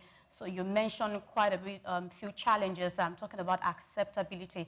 And those will also make me ask, because having to listen to a few people around here and there, many are curious about how returnees, are received on the continent. Now, from your own experience living here, you have mentioned how receptive, Nigeria is, how you feel being at home. So I'm just going to move to the next question. Probably there's a lot we need to do to ensure that everybody is put together. You talked about the acceptance, and again, in another way, you said you're not accepted. So I think there is a lot we need to do about that. Probably you're going to put more clarification the way you feel is best. But I'm going to ask you, you are known as the first king and the father of the returnees to Africa. What projects are currently in motion, to help descendants reconnect with the continent, both symbolically and practically? I remember you talked about a mission that there's a need to unify, you know, all the returnees and all of that? Is there a specific project that you can highlight that it's on the way? Okay. Let me deal with the first one that you said, that we're coming into the country, how we've been accepted, and so forth. That's an area, it's a crucial area. And you find that in every group of people in different geographic location on the planet. When I'm talking personally now with me, when I came into Africa, I was not accepted as a black African, even though the white man for 425 years keep reminding us that we are black Africans, American. They never said to us that we are black Americans. They said we are black African Americans, and they're saying it yesterday, today, and they would say it forever. And they are right. They are honestly right. But when I came into Africa, I did not get that reception. I get the reception that I'm a black white man that been brainwashed and I'm an house slave. And they still see us as slave people when I came into Africa. That doesn't mean that they treated me badly. What they did to me is what they do to themselves. You know, they stole from me, they did different things and all of that. But that's a normal thing that they do among themselves. So I would not use that as a long stick, you know, to actually drive away the little courtesy and acceptance that I received in Nigeria. Nigerians were very, very nice to me. Very, very nice. But one of the problems that I had with Nigerians and still have with Nigerians, and that Nigeria is the only country that I heard this language. Every man for himself and God for us all. Now, when I listen to Nigerians speak like that, I get a little timid in my spirit because every man for himself, that means I'm only looking after myself. And after myself, then my children. And after my children, God could look after the rest because I see that as corruption. Right away, I see that as corruption. And I understand where corruption is coming from. So that has to be fixed. And that I also would do some seminars where people would be able to speak to me more freely. Right now, I'm on the internet, which I am not so very comfortable. I can't flex around, I can't move around, I can't express myself the way I would like to. But I'm trying to do my best here right now. So in that area, that's how I see Nigerians. And they have to unlearn and relearn. Because what they learn is terrible for them. And I don't know if they learn it in church or they learn it in school. I don't know where they learn it. But wherever they learn it, they have to unlearn that and relearn. So we have to go into some critical thinking, you know, and put things in its right perspective so that we have a new mind developing in Africa to suit this 21st century. Now, on the business aspect of things, many of the African people, and not just African, because when I said the whole world is Africa. So many people in the world, and that's why I'm the first king and father of the returnees to Africa, Africans around the world. And when I use the word Africans around the world, I'm talking about white, black, pink, yellow, because all of them did evil things, unpleasant things, you know, to people. The white people did it. They participated widely in slavery. The blacks did it. They participated in slavery. So I'm not blaming just the black for slavery. I am blaming all race that participate in slavery, not just the white man, because the white man is just 10%, 7% rather, that pull themselves out from the Portuguese race and call themselves white to commit this type of atrocity. And plus the Brazilians, they did the same thing too. The Portuguese, they did the same thing. But the Portuguese are the original white people that you have on the face of the earth. But a class from that, a higher class, pull themselves out and they call themselves white, and they did a lot of atrocities. But when we talk about business expansion, many people, when you talk about business expansion in America, or you talk about business expansion in Africa, on the continent of Africa, they believe, okay, he wants to connect me with a business in America, or he wants to connect me with a business in Africa or in Asia or whatever. That is a part of business expansion, but that's not where a business expansion starts. business expansion is a seed of growth. And I would have to explain that more in my seminars when I say business expansion, what I mean. Looking at a complex, a shopping complex with many businesses inside, that is not business expansion.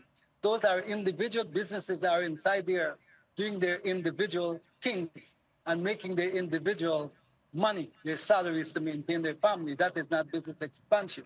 So I come to sell business expansion, and I don't want to leak out the formula without actually speaking to the government. Because when you leak this formula out, I find people siphon it and mess everything up.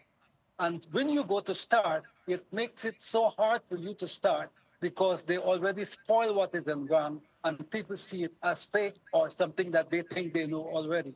And that's the reason why I don't spell it out until I reach to the right appropriate people in the business aspect of building the country where I would put that out.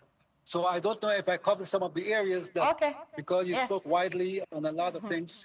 Yes, that's okay. That's so fine. So you want to keep it for now, and that's okay. That's okay. Yes. So you talked about speaking to the government, and that would just make me talk about the petition. You petitioned the Nigerian Senate, for the Make Your Country Your Home initiative. How was this received, and why is formal and constitutional recognition important for descendants seeking a homecoming? Okay, that's pretty wide. That's pretty wide. First of all, I would like to criticize your media first, because without criticism, we can't get anything better at all. What I observe, and I'm talking because a man with knowledge is a wise man learned from observation and a stupid man learned from experience. And what I observe with the media here in Africa, not just Nigeria, but why I use Nigeria so much, I give you my quote. A dead Nigeria is a dead Africa, and a dead Africa is an unbalanced world. If you don't have Nigeria, the rest of Africa would take 500 years before it could come together again. So you need Africa. Getting back to the media is removing Mother Africa clothing and showing her naked to the rest of the world. And because of doing that, the disrespect is so high for Africans. Africans are ashamed to point to Africa and say that is where we came from. The disrespect is too high. Now, why I'm saying that? Every little thing, if somebody vomits in Nigeria, somebody's gonna put a camera on them, because now you have the camera. What we used to take us to the moon in 1968, we have a better machine in our hands today, which is the telephone. The telephone is so good. It's a recording studio. It's a camera. Just think about it. It's everything. And they would record that information without even thinking what they're doing, putting it on the internet, putting it in the news to make headlines, and spreading it around the world. And people are seeing Mother Africa nakedness. And this is very bad, because the media is the one actually doing these things. And I criticize the media at that level. I am not saying that if people are dying in Nigeria and we need it to stop, we shouldn't do that. Of course, we have a right to ask for help. Who wouldn't ask for help? Every government, even the United States of America, have embassies around the world that doing things and asking for help. United States in more debts than any other country in the world. The only difference with the United States and Africa, they would never pay their debts because the money printed, by them, so they would never pay the debt. But every country needs help. But the media doesn't have to go that type of way, to expose every single thing that being seen are done in Nigeria or any part of Africa to the rest of the world. That is things we are supposed to keep to ourselves. That's our mother clothing that we are raising up there, and we have no right to do that. Now, I am not here to ask Americans or no slave descendant to pack their bags and run back to Africa. I would be very clumsy in thinking to do something like that. Because if I do something like that, all what we worked for, our ancestors worked for, would go as waste. I am not asking them to do that. I am asking Africa to give us a transnational citizenship so that we'll be able to work for our country while we are out of the country. We are placed there divinely, as I said that before. You know, God don't allow things to happen in the magnitude that things happen to us, dying over 50 million in the Mediterranean Sea. And if you look at the effect of it right now, it is still happening. That one I don't want to even get into right now, even though that our people are going through the same thing. We talk about, I think yesterday we were talking about immigration, modern day slavery, and all of these things. Forced labor, we talk about forced labor, but when you look at forced labor, nobody can force nobody to labor unless they are like skills. That's when. If you go to America, nobody's going to force you to work. Your stomach is going to force you to have 3 jobs. Your apartment would force you to have 3 jobs. You would be traveling to work all the time and you will not be forced because it force you to. All right, King Hartman. To do that. King Hartman, yes, we need to take a break now. We need to go on a short break. But you talked about the media earlier before hitting on the petition and your request from the Nigerian Senate. So I like to say that it's okay, it's good to criticize, put it on our face so we know where we are getting it wrong and what we need to do right. But I want to say again that SOUQ News TV is a distinguished news media outfit. We project positivity, we speak about every good thing about Nigeria. Any negative energy, we don't even accommodate that here. And I must say that that is the spirit. So I understand the angle you're coming from, and even here at SOUQ News Television, we don't encourage it. What we encourage is those good things, those positivity. Nigeria is thriving, Africa is doing well. Why not project it? And that's exactly what we do here. So at the moment, we'll go on a short break. When we come back, this conversation will continue. And of course, we'll be looking at modern slavery. Please stay with us. We'll be right back.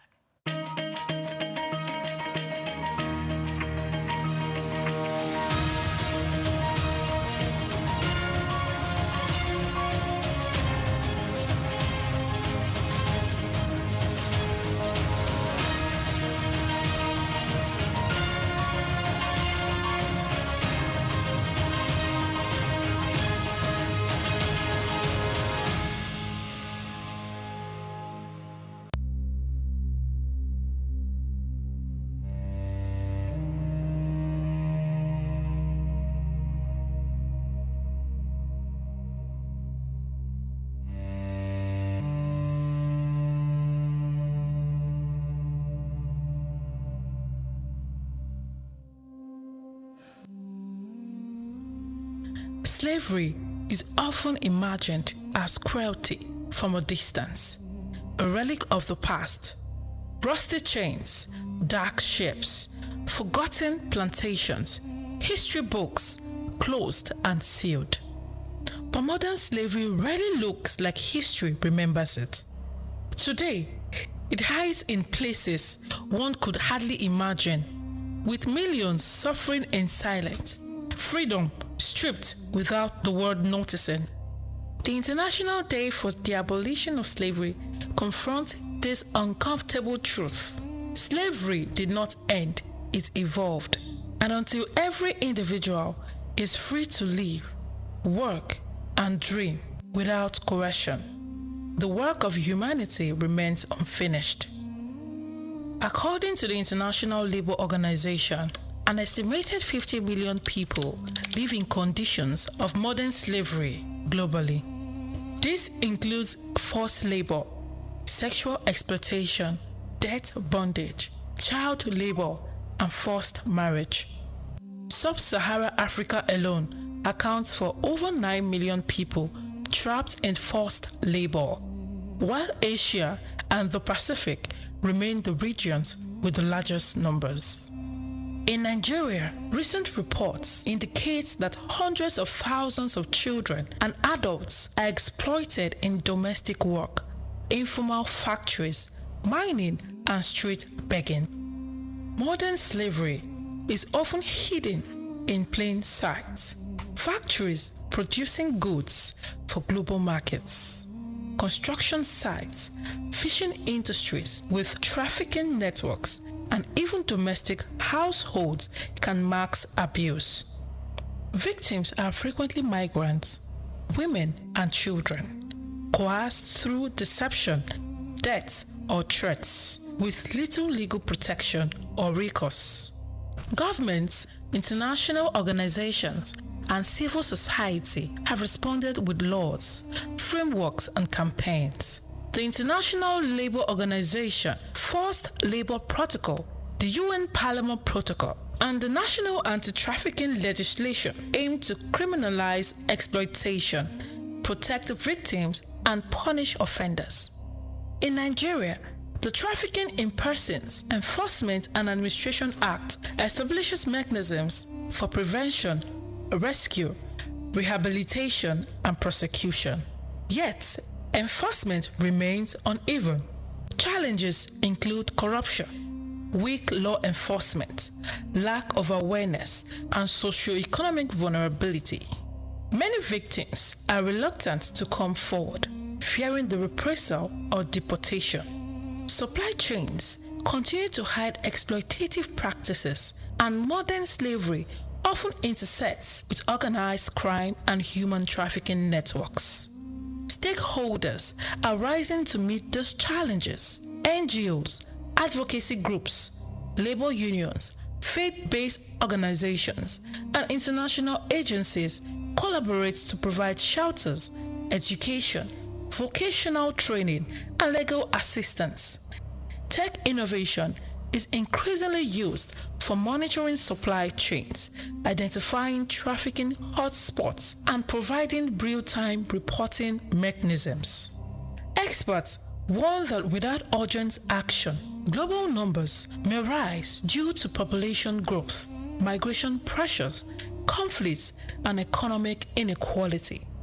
Conversely, effective interventions combining policy enforcement, education, and empowerment can dismantle exploitative systems and restore freedom to millions. There is also opportunity in ethical supply chain certification, community-based prevention programs, and across-border law enforcement cooperation, which not only rescue victims but prevent exploitation at the source. The International Day for the Abolition of Slavery is more than a date on the calendar. It is a call to conscience, to action, and to justice. It reminds the world that freedom is not optional, that dignity is universal, and that the fight against modern slavery remains.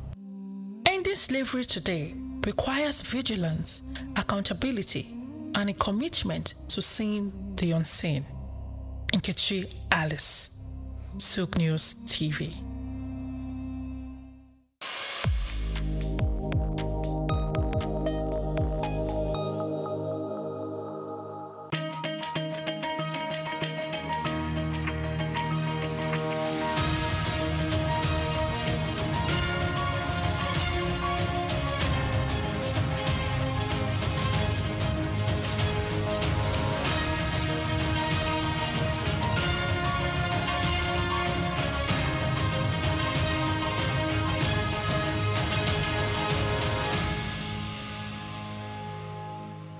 Thank you very much, Alice Patrick, for that report. This is Across Borders, just in case you are just joining us. And we have been having conversation with King Hartman. And the conversation will continue in a bit. I'd like to tell us that it's the International Day for the Abolition of Slavery. And this is a very important one for us. And that is why we are having this conversation. So stay with us. I want to move to this next question quickly, which will really be moving into the core, which is modern slavery. You know, so I want to ask you, let's connect to the connect the past and the present together now. So even though the chains of colonial slavery are gone, you know, its pattern appears to reflect in present-day struggles. Of course, we see the way people struggle here and there every day, you know, in different forms. So in your own view, in what ways does history repeat itself through new forms of exploitation? How does history repeat itself through new forms of exploitation? I'm having a difficult time here with actually hearing you. The echo is so difficult to actually hear you. But I know you're talking about slavery and modern day slavery I picked up that, but everything that you're saying, I'm not actually hearing loud and clear. I don't know if the reception. Okay, can I take that again? Yeah. Do you want me to take that again? Yeah, I'm hearing you now. Okay, I'm just going to do that. So I am saying that really, even though the chains of colonial slavery are gone, yeah, its pattern appears to reflect in present-day struggles. You see the struggles in different forms, So I am asking that in your own view, in what ways does history repeat itself through new forms of exploitation? In your own view, in what ways does this history repeat itself? We have a saying that history repeats itself, but we use those phrases actually in the wrong place, at the wrong time of happening. Slavery never ended, never really ended, and we are still carrying the chains, us. We're still carrying that chain in us, in Africa, and out of Africa. Even slave descendants are carrying that chain right now. It never really ended. They just take a different form so that you wouldn't have the understanding of actually what is going on. Africa and Africans never been free. If you were free and out of slavery, then things would not have been the way it's happening right now. And when we're talking modern day slavery, that one I would accept. There is a modern day slavery because now you are not actually forced. You are not forced. Psychologically, the psychological effect cause you to voluntarily put yourself in modern day slavery because of material needs and so forth. But slavery of itself never really ended. And the only way we can end slavery is to unlearn everything that we learn, and we learn new things. And when I say new things, there's nothing new under the sun. But our ancestors had a way in running things. If you look at Africa right now, Africa is not run politically. No, Africa is kingdom rule, like it or not. It's kingdom rule, and that is what's causing the division. Because the outside force still wanted to run on the political system, which they manipulate, which they are running, but it's kingdom rule because the kings, they still have that rebel mind that every man for himself, and they have it that I belong to this tribe and I'm running this tribe. So Africa is kingdom rule and it's not political rule. And the slavery that we're talking about never ended. It's a struggle between the slave masters and the enslaved. You want them that be enslaved. So I never see slavery really ended. We are not forced now into ships and taken to the Caribbean and South America and North America. We are not doing that anymore. But what we are doing is that we are working through the minds of the politicians to make sure that things get so rough and unruly that you would have no choice and that you would have to end up in that situation that we call modern day slavery. And because of science development, the development in science, people want to live forever. Soldiers are dying on the battlefield and we can't replace them right away with robots because robots need a lot of energy, water, and a lot of resources from Africa for them to function. So the only way that can happen, we have to go into making people live longer than they're supposed to live. And to do that, we need body parts. And because we need body parts, we would encourage Africans or any person from an undeveloped country to come into area or to have themselves, given their kidneys, their lungs, their blood, or whatever, so that they can get to have human beings that they want to live at up to a certain time so that they can exploit. And they're exploiting now on body parts. So that we're looking now at what you call modern day slavery. Modern day slavery is a nice term to use. Modern day slavery, but what the slavery is all about. I used to give away 3 pints of blood per year. Every year I used to do that. But I thought I was doing it for scientific research, which it was scientific research. But the real research is to able to make sure that it can function in certain areas. Now we have in Japan, I don't know if you know this, But in Japan now, what the Japanese are doing, they are make sure they are calling on Africans now to go into Japan to live. They already build a blood bank, and they come up scientifically with blood that can work on any group of people if there is an accident. So the thing is about sustaining humanity, and that is what the modern day slavery is all about. Modern day slavery is not taking young girls to prostitute or to go, this is the impression that we have, to go to do jobs. Machines now are doing those things. Robots are doing the job. So we don't need people for that purpose. But your DNA is badly needed. Your melanin is badly needed. Your body parts. Look at Russia and Ukraine.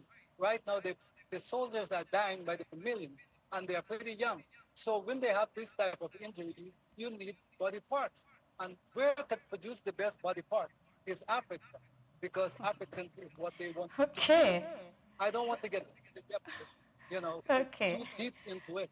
Into it, I get it, I get it. So if you are saying that slavery never end, well, which I mentioned at the beginning of the program, that it's only changed its language and, you know, the methods, yeah. So you're particularly saying that the influence of the colonial masters, probably they are still there. I mean, maybe that is good. You're going to attend to that in the second question that I want to ask you now. And again, we have just 5 minutes, you know, to wrap up. So I have 2 questions to ask you in 5 minutes. So let's try and make a good use of the time. So there is a long-standing conversation about former colonial powers and whether their influence remains or has simply taken new forms. Do you believe these countries still enjoy a form of superiority today? And why do some African nations remain dependent on them?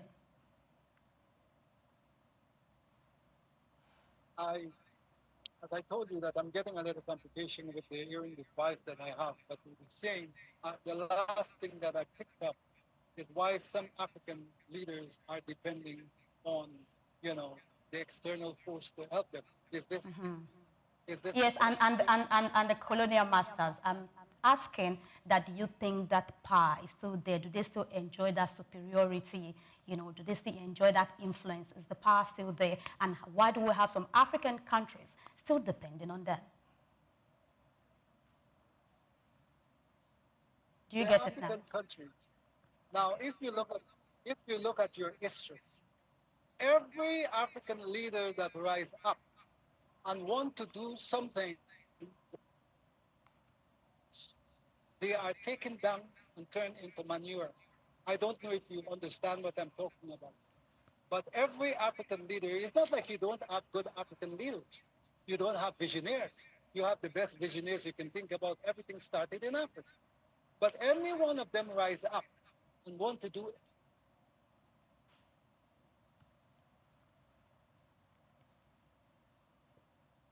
Okay, so, well, probably we're going to, okay, now we're talking about slave trade, the abolition of slavery, very important.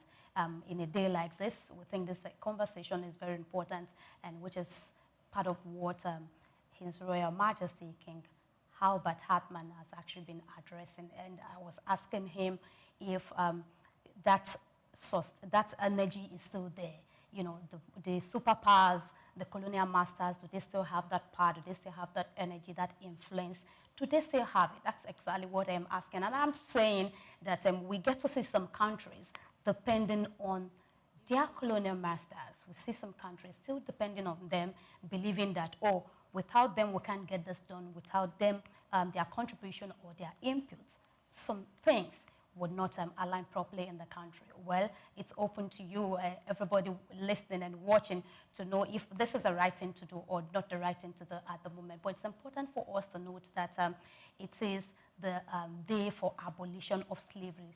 Slavery in any form is not encouraged. Slavery in any form is not encouraged. And you can see it in different forms. You know, trafficking, forced labor. You can see it even in debt bondage. You're owing someone a certain amount of money and you're meant to work, you know, for repayment. A whole lot of forms. It takes different dimension, like I've put together in my question earlier.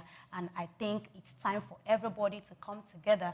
I think it's time for everybody to come together and, you know, let's fight this together. And we'll be wrapping up the conversation Oh, okay. Okay, so we have King Hartman back, and probably we're just going to wrap up. We have 2 minutes to spend with him. King Hartman, I would like you to just wrap this part of the question I asked you about the superpowers, their relevance, if they are still there, and the African countries that are still dependent on them. And after that, we'll just do a final note and we move on. Welcome back. Now, yes, thank you very much for having me back. I'm sorry the network is so bad.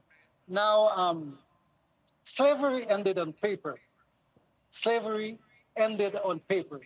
If you notice in the African continent, until now, reparation is not properly paid, which is not even supposed to pay to Africa, but to us, the slave descendants. But it's ended on paper. But slavery is not ended, it's still on. So all the leaders in Africa that you are claiming, and the people are cursing their leaders are not good, their leaders are bad, or whatever the case may be, that is democracy that we're talking about. Democracy is for the people. So they set it up in that way so that they can propagate what they want to propagate to the people, and the people would scream on their government, and you would have an unbalanced economy, an unbalanced system, a lawless system that would never work simply because slavery is not abolished. What abolish is, and it had to abolish because it makes no sense today when transportation is how it is the slave trade in terms of putting you on ships and taking you out to America. That abolished. But modern day slavery, as you see it, that's we're calling it modern day slavery because slavery itself is not abolished. And slavish mentality is still in the mind of people because of what we propagate. And not only the slave masters propagating that, but our governments, our people, our news agencies are propagating that. They would show you on the movies. Imagine, you would be looking at American movies, you would be looking at Indian movies and Chinese movies. But how much people around the world, even Black African Americans, are looking to Black African movies? We don't look at them at all. So the thing is propagating what they want them to propagate in terms of Africa. And all Africa should remain in slavery. Africans are still in slavery. And these people that are working as presidents, they are no president in Africa. They are CEOs, general overseers, that's what they are in Africa. And we are seeing them as the father of the country. But really and truly, they cannot represent as the father of the country because they are under supervision. And that's the way they have to work. So Africa would remain like this for a very long time. It would remain like this until we revolutionize our minds and wake up, unlearn what we learn, and start relearning the things that we're supposed to learn that our ancestors left for us a very long time ago. We have to do that. But when we are doing that, we must keep in mind that the other people, the other groups belongs to us. And we have to carve a way that all of us live together. Because if we don't carve that way, they already developed. And they would come in here, they came first with gunpowder, and they wipe our ancestors out and take and do what they want to do. So now if you're going to say Europe is not going to get light, and we are not going to give them this, and we're not going to give them that, well, I'll tell you the truth. They will take it by force. They will take it by force. Gaddafi tried to do the same thing. He is gone. Lumba tried to do the same thing. He is gone. Nkrumah tried to do the same thing and say the same thing. He is gone. So there is no way we're going to win when these people already have satellites. They are over our heads like gods. How are you going to win them if you don't collaborate now and start working with them, acknowledge them, and see all of us as one African people on the continent and work for Mother Earth wherever we are to sustain humanity? If we don't do that, we are going to be in trouble. Thank you very much, King Hartman. I'm just going to take one final question, and I want you to also lend your voice because today being the International Day for the Abolition of Slave Trade. I want you to lend your voice. Yes, what do you have to say about this cause? And finally, I want to say, despite the weight of history and the complexities of today, what gives you hope for Africa and the descendants searching for home? What gives you hope? So I just want you to do this in 1-2 minutes. Thank you. Yes, it's beautiful, a beautiful question. what gives me hope? That because of the speed and the technology that we have today, we can bring ourselves today, and we are doing it, bring ourselves to the level of knowledge that our ancestors had, to the knowledge of where our slave masters are right now. We can build our own satellites, we can do a lot of things, and that gives me the hope that Africa can change. But the only little dark cloud that is surrounding my hope is unity and love. Because if we don't love ourselves, we wouldn't be able to love humanity. If we don't love ourselves, we can't love humanity. So we have to start loving ourselves and stop loving tribes. Because tribes is just a little segregation of things and companies that we put together so we can govern and do what we want to do lawlessly. But if we respect ourselves, start loving ourselves, start loving our neighbors as it's written in the scripture codes, if we break them, we would see that. We would start loving humanity, and the rest of groups wouldn't have a problem with us, and we wouldn't have a problem with them. And we all would live in harmony on this face of the earth. I'm just bringing out a book right now called Strategy for Global Peace, and I would release it pretty early, right? It's called Strategy for Global Peace. I would send you a copy of that book, and you would see what I'm talking about. Today, we can live on this face of the earth without toiling, because we are becoming like gods. So we wouldn't even have to toil as much as we are toiling today. We would have robots actually doing everything for us. So why need to be fighting each other for what? We don't have any need to fight for each other, fighting each other when we already have the knowledge to do anything that we want to do. And all we have to do is put love in the place of hate. And once we do that, we would live in unity among ourselves as human beings on the face of the earth. And that's what I'm praying for, and that's what I see, and that's the hope that I see, that we could live as one humanity on the face of the earth and represent all life form.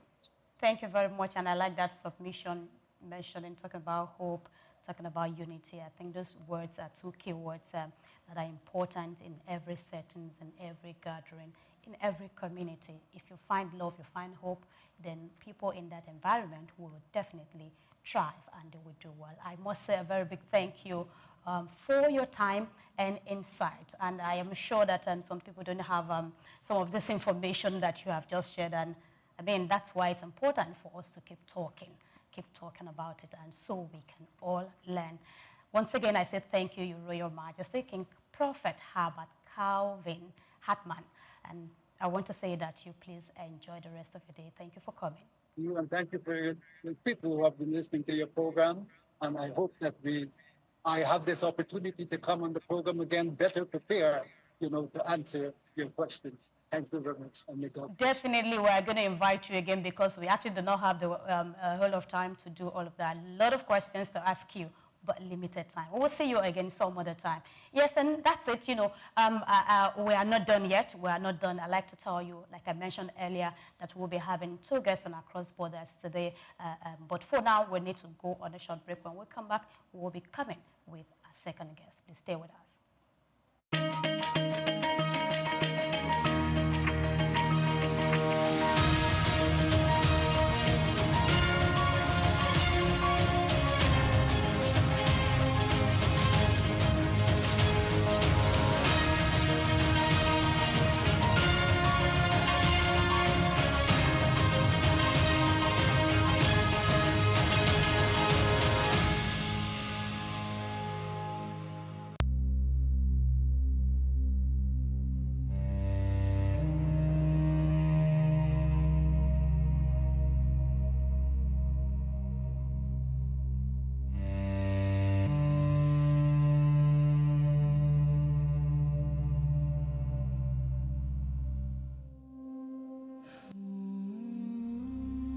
Slavery is often imagined as cruelty from a distance, a relic of the past. Rusty chains, dark ships, forgotten plantations, history books closed and sealed. But modern slavery rarely looks like history remembers it. Today, It hides in places one could hardly imagine, with millions suffering in silence, freedom stripped without the world noticing. The International Day for the Abolition of Slavery confronts this uncomfortable truth. Slavery did not end, it evolved. And until every individual is free to live, work, and dream without coercion, the work of humanity remains unfinished. According to the International Labour Organization, an estimated 50 million people live in conditions of modern slavery globally. This includes forced labor, sexual exploitation, debt bondage, child labor, and forced marriage. Sub-Saharan Africa alone accounts for over 9 million people trapped in forced labor, while Asia and the Pacific remain the regions with the largest numbers. In Nigeria, recent reports indicate that hundreds of thousands of children and adults are exploited in domestic work, informal factories, mining, and street begging. Modern slavery is often hidden in plain sight. Factories producing goods for global markets, construction sites, fishing industries with trafficking networks, and even domestic households can mask abuse. Victims are frequently migrants, women, and children, coerced through deception, debts, or threats, with little legal protection or recourse.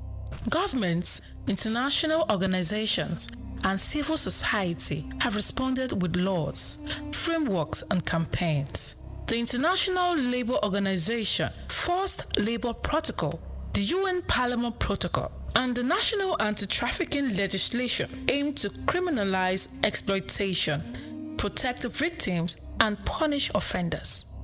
In Nigeria, the Trafficking in Persons Enforcement and Administration Act establishes mechanisms for prevention, rescue, rehabilitation, and prosecution.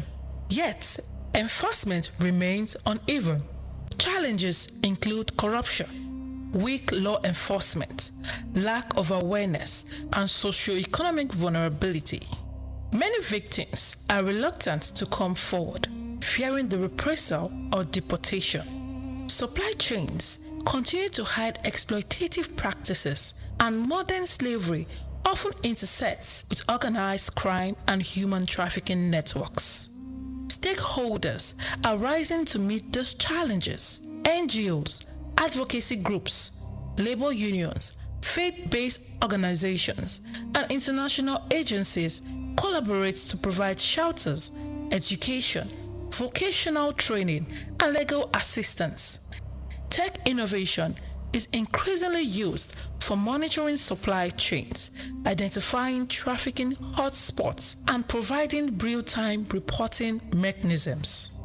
Experts warn that without urgent action, global numbers may rise due to population growth, migration pressures, conflicts, and economic inequality. Conversely, effective interventions combining policy enforcement, education, and empowerment can dismantle exploitative systems and restore freedom to millions. There is also opportunity in ethical supply chain certification, community-based prevention programs, and cross-border law enforcement cooperation, which not only rescue victims but prevent exploitation at the source. The International Day for the Abolition of Slavery is more than a date on the calendar. It is a call to conscience, to action, and to justice. It reminds the world that freedom is not optional, that dignity is universal, and that the fight against modern slavery remains. Ending slavery today requires vigilance, accountability, and a commitment to seeing the unseen.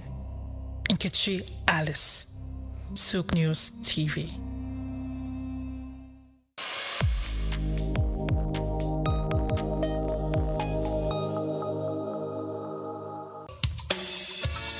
Fellow Nigerians, Did you know that constituency and executive projects in your communities are not gifts from your legislators? They are projects sponsored by the legislators and funded by the federal government to improve your life and the lives of those around you.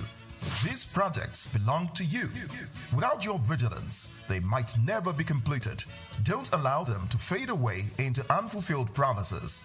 Stand up, take ownership, monitor their progress, demand accountability, and report concerns to ICPC. Call our toll-free line now on 0800 2255 4272 or WhatsApp only on 0806 656 4726. This message is brought to you by the Independent Corrupt Practices and Other Related Offences Commission ICPC with support from MacArthur Foundation and the Center for Democracy and Development in Africa CDD. Lateef Jakande. Born Lateef Kayode Jakande in the Ekbetedo area of Lagos Island, Lagos State on July 1929.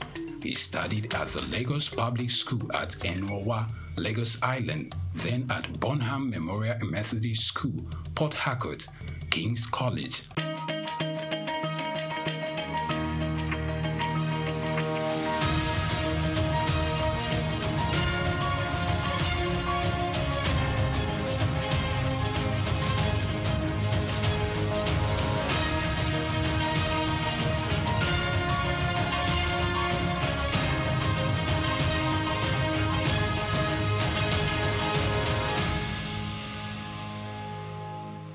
Welcome back, and this is Across Borders. I told you earlier we'll be having another guest, and sitting pretty here in the studio with me is someone we'll call Baba, because indeed he is Baba, and his name is Bayo Olaoye. He's a veteran journalist here with us at SOUQ News Television.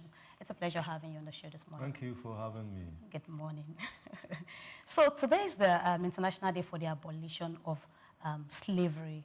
And I want to ask, do you see this as a key thing? Is this something that we should focus on? That is very true. We now have modern slavery in different ramifications. We have modern slavery in our health system. We have modern slavery in our political system. Modern slavery in our agricultural system. The essence of what I'm saying is that when you cling to a foreign culture, you cling to a foreign idea, you don't indigenize, you don't source locally, that is slavery. And that is what is happening now. I was going through the BBC this morning, and the Australian government is banning children under 16 from using phones. That is the extent of modern slavery. Some of our people are so addicted to the social media. And that is slavery. It's unbelievable. So that is more like when you subject them to, you know, more like crippling them, because the young ones, most of them, technology is what they deal with. It's not really a distraction, but it kills productivity. It kills initiative. It kills hard work.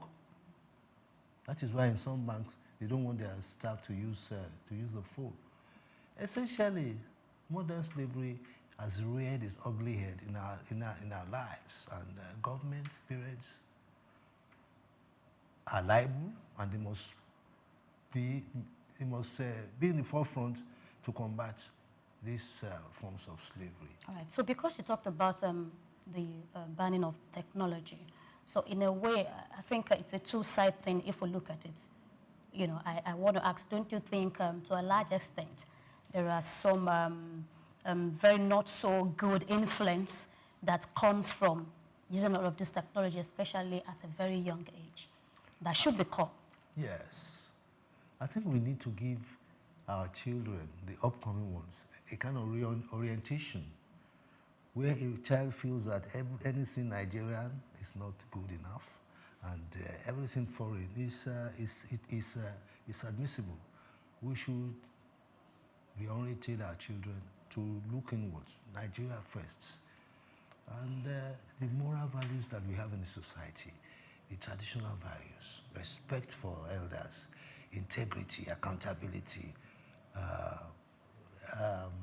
tolerance. These are issues, these are values that we should sustain in the society and not allow our children to be born into another kind of slavery. You know, when we're talking about modern slavery, we can put all of this together. You know, the debt bond, someone is owing, because I mentioned that earlier, you know, someone is owing a certain amount and you feel, oh, because he or she's owing, you need to do certain things for me. You know, I see that as modern slavery. I don't know, I want you to speak to that. Yes, More also like in trafficking, yes. you know, trafficking, a whole lot of that. Employers of labor are guilty also. Forced labor, a whole lot of that, yes. You employ people on contract, which means that you can hire and fire at your will. Underage children being used for transport hawking and all or of for that. hawking. You have parents who are also into religious slavery, insisting that their children must practice their own form of religion, and in a very vigorous and very harmful way. You insist that your child must be what you are, and that is not. In the age of technology, we should allow our young ones to thrive. Okay, I think I want to speak to that. You talk about religious slavery and that parents forcing their kids to do their religion. I think that kids to a certain age where they are still under the leadership, the control of their parents. So when I say control, you know what I mean. You know, under the guidance. Okay, I think that's a better word. Under the guidance of their parents. They instruct them, they guide them, they tell them what they feel it's right to do and that they should do. Do you think it is right at that point, even while they are still under the guidance of their parents, and they go ahead to, you know, decide what religion they want to become and all of that? So I wonder, when you say that's a slavery, I'm just thinking from my own end. What do you think? I think these young ones are very impressionable. What they see, they react to what they see. And I think we parents too, we need to set good examples for our children. And in the schools too, some teachers don't behave well, and children ape this. And recently we were talking about the cost of private schools. And you can imagine the slavery and the mentality of parents who want to send their children to schools with high fees and with no depth in the educational value, no depth in the curriculum. I think that is slavery too. We parents should be very careful about the sentiments and emotions of our children, and we should allow them to free their minds. Okay, so I want to ask you, are there stories or encounters that speak to psychological or emotional cost of modern slavery that you experience or that you have seen in a way? And how do you want to speak to it? Well, there's a story, it's a popular story. That story was told in Yoruba that the parents are fond of quarreling. And every time the wife calls the husband Olushi. Names. Names. With terrible names. And the child grew up with this notion, with this environment, with this quarreling.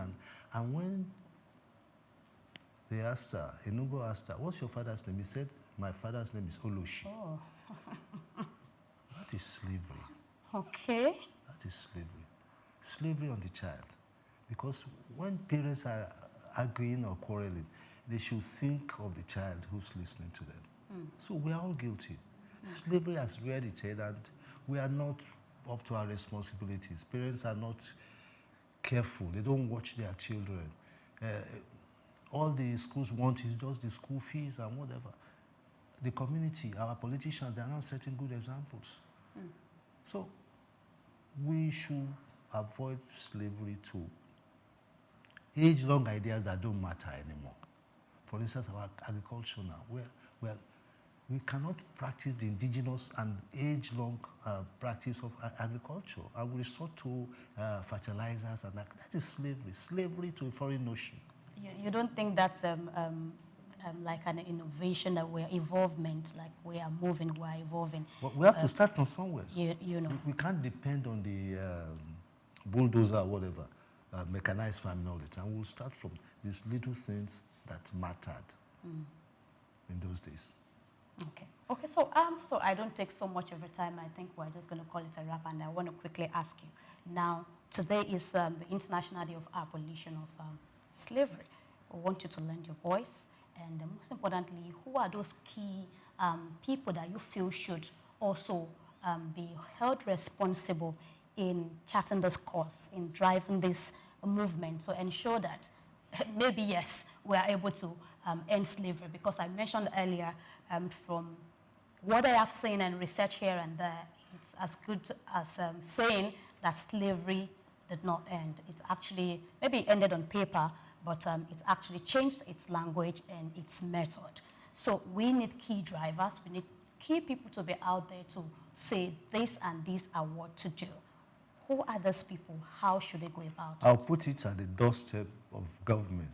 And you have an agency called National Orientation Agency. It should tighten its belts and look at the fabric of the society. We must continue to pursue values that have made countries great, that have made heroes of so many Nigerians.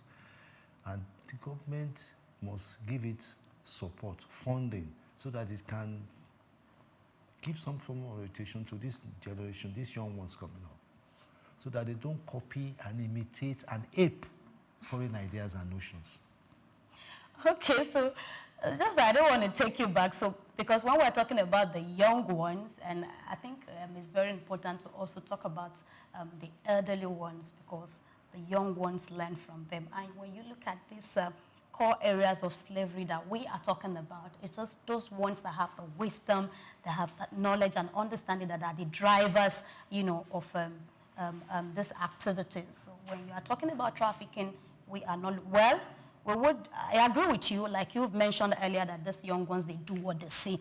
I mean, yeah, that's what, you know, it's what they see that they do.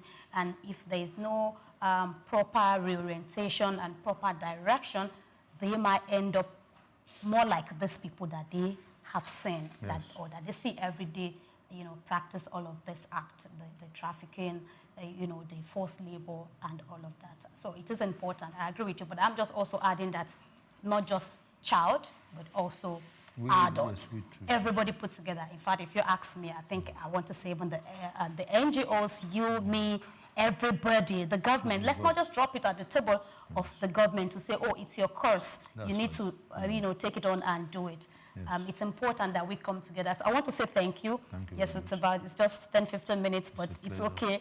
Thank you so much for giving us your time. We appreciate you. That's Bayo Olaoye, a broadcast journalist here in SOUQ News Television. I want to especially thank everybody. Thank you for being part of Across Borders. And I want to say you should lend your voice. It is very important. A day like this is a special day.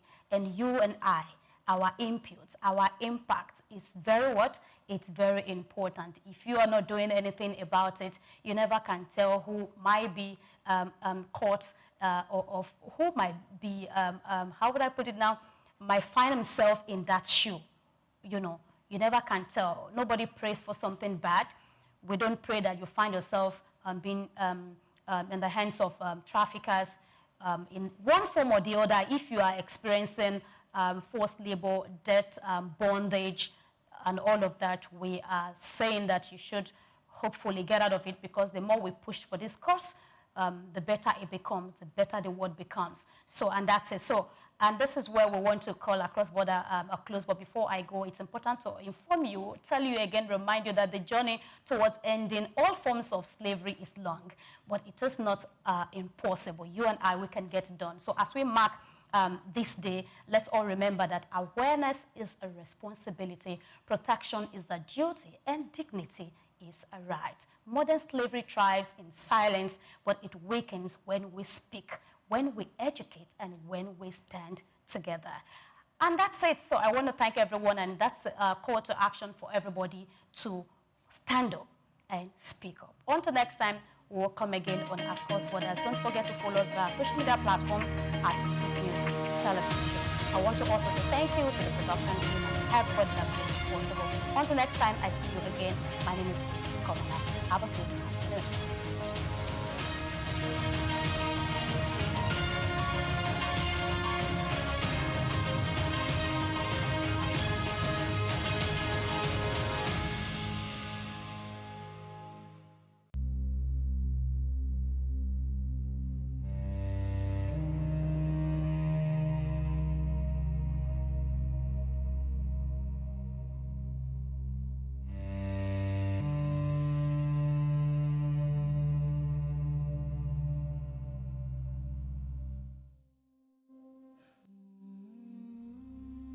Slavery is often imagined as cruelty from a distance, a relic of the past. Rusty chains, dark ships, forgotten plantations, history books closed and sealed. But modern slavery rarely looks like history remembers it. Today, it hides in places one could hardly imagine, with millions suffering in silence, freedom stripped without the world noticing. The International Day for the Abolition of Slavery confronts this uncomfortable truth. Slavery did not end, it evolved. And until every individual is free to live, work, and dream without coercion, the work of humanity remains unfinished. According to the International Labour Organization, an estimated 50 million people live in conditions of modern slavery globally.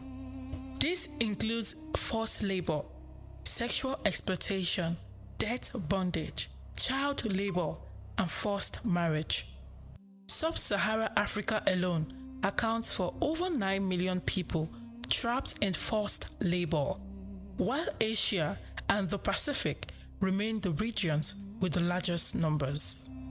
In Nigeria, recent reports indicate that hundreds of thousands of children and adults are exploited in domestic work, informal factories, mining, and street begging.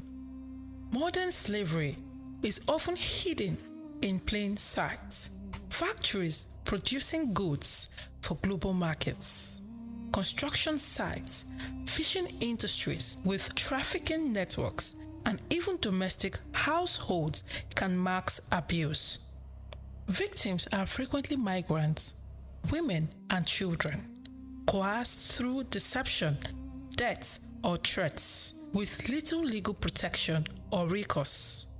Governments, international organizations, and civil society have responded with laws, frameworks, and campaigns. The International Labour Organization, Forced Labour Protocol, the UN Palermo Protocol, and the National Anti-Trafficking Legislation aim to criminalize exploitation, protect victims, and punish offenders.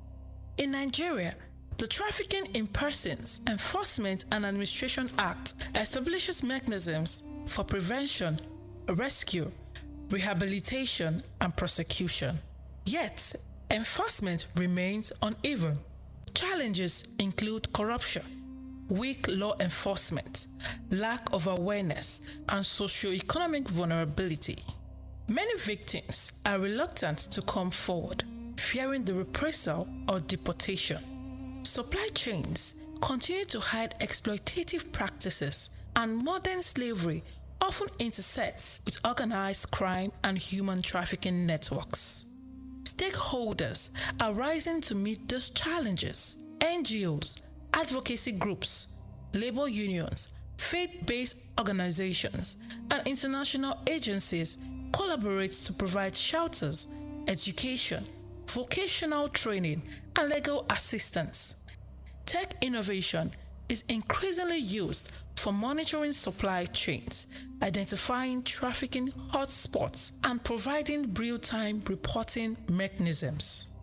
Experts warned that without urgent action, global numbers may rise due to population growth, migration pressures, conflicts, and economic inequality. Conversely, effective interventions combining policy enforcement, education, and empowerment can dismantle exploitative systems and restore freedom to millions. There is also opportunity in ethical supply chain certification, community-based prevention programs, and across-border law enforcement cooperation, which not only rescue victims but prevent exploitation at the source. The International Day for the Abolition of Slavery is more than a date on the calendar. It is a call to conscience, to action, and to justice. It reminds the world that freedom is not optional, that dignity is universal, and that the fight against modern slavery remains. Ending slavery today requires vigilance, accountability, and a commitment to seeing the unseen. Nkechi Alice, SOUQ News TV.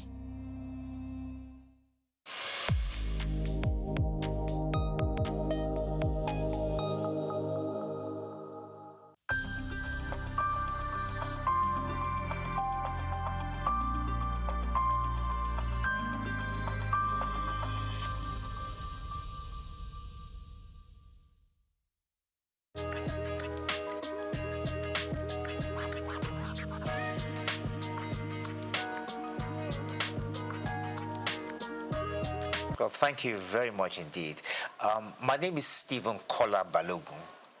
I happen to be a lawyer, and should I call myself a pseudo-politician? Not quite a politician, but I've served in government before, and I'm delighted to be here.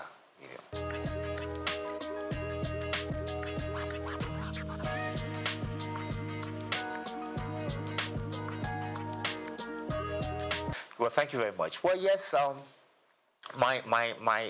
is it my family or the wider family? I mean, like I said, I'm the son of Chief Dr. Kolawole Balogun of blessed memory.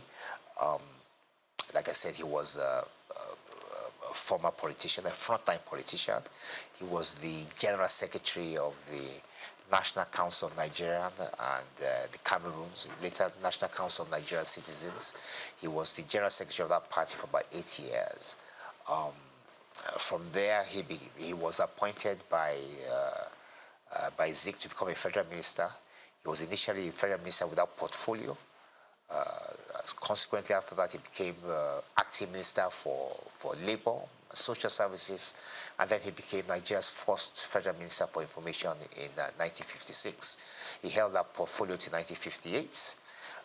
Thereafter, he resigned from government. He had disagreement with the party. And Tafawa Balewa felt that he was a useful politician that could be sent to Ghana. And he went to Ghana to find out what was. But Ghana was a bit ahead of us in terms of politics at the time. And I think it's fair to say they got independence just before us. And Tafawa Balewa wanted someone to understudy, to find out what we were doing. So he sent Kola Balogun there. Initially, he was commissioner. And later, when we gained independence in 1960, he became High Commissioner.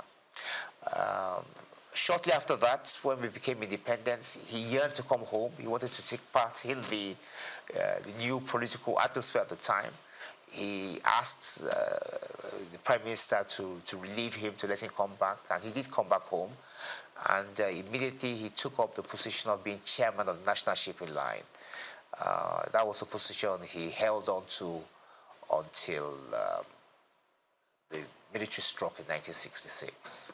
But even then, when the military did strike in 1966, he still continued. I think General Debayo of blessed memory invited him to join his cabinet, and he served as a commissioner for about 3 years or more. I think he was commissioner for health and was commissioner for education.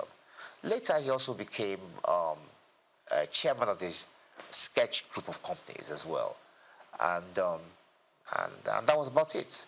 I think after his stint in government, he decided to go and do a PhD at the University of Ibadan. And then he went back into private legal practice. And then he started this agitation for the creation of Osun State. He and a few others set up the movement. He was the chairman of the movement. And then to the glory of God in 1991, Osun State was created. And that's it. Tell us about mommy. Well, yes, my mother. Well, in those days, the women once were not so much in the forefront, But my mother has been my bedrock. She stood by me, and she has backed me in most of the things I've set out to do, And she's still alive.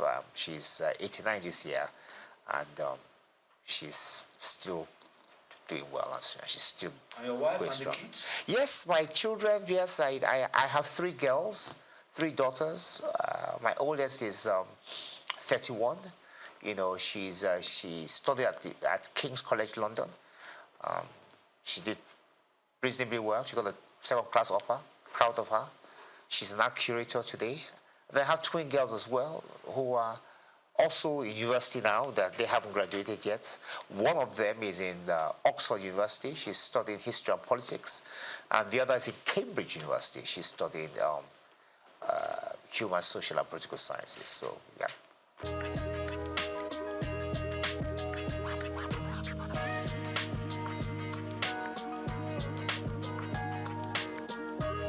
I did. I mean, my father, Chief Kolawole Balogun of blessed memory. Yes, he was in the first cabinet in the First Republic, the first ever cabinet Nigeria had, and he served as the Federal Minister of Information and Research. As a matter of fact, he happened to be Nigeria's first information minister. Later, T.O.S. Benson, of course, became the independent Nigeria's first information minister, but independent Nigeria. But Nigeria's first ever information minister happened to be Chief Kolawole Balogun of blessed memory.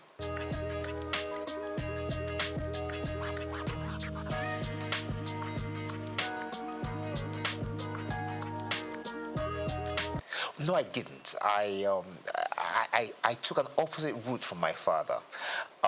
My father went into politics immediately after he finished his education, and then he now ventured into law a little bit later. I decided to look at things differently. I thought that after academics I should practice law a bit, and that's what I've been doing. But at some point, I think that was in about 2011, I was called upon to serve in the Osun State government as a commissioner, and I took up that opportunity, and I enjoyed myself.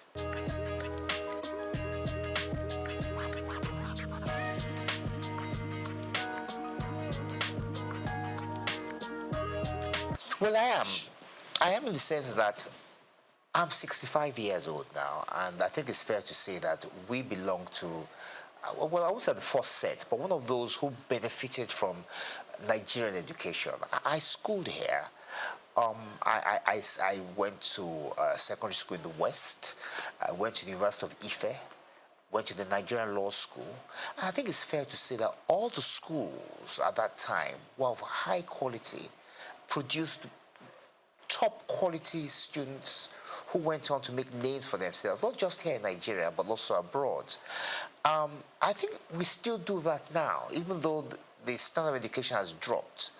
The sad thing about it is that Nigeria could have been a lot better in terms of the potential, because Nigeria does have a lot of potential. We do have very brilliant young men and women, and I just think that if we had invested more in education, that we could have, the sky would have been the limit, actually.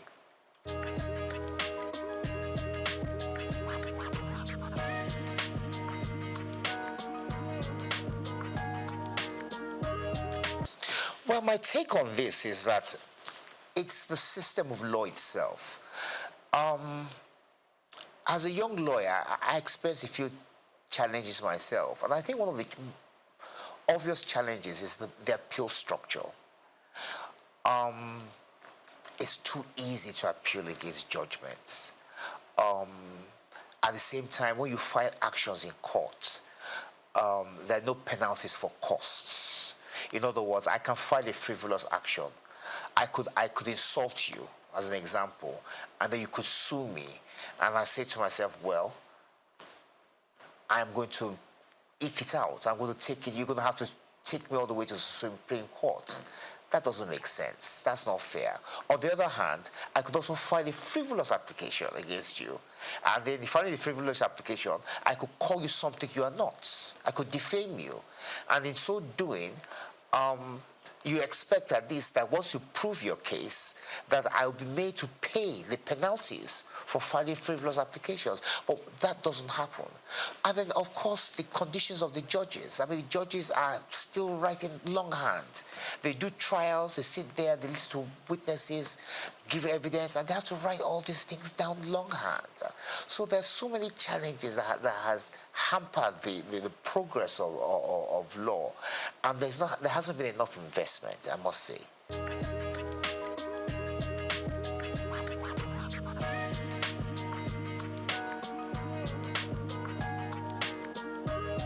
Well, I agree with that, and I'm going to give an example as to how that I think we could possibly do that.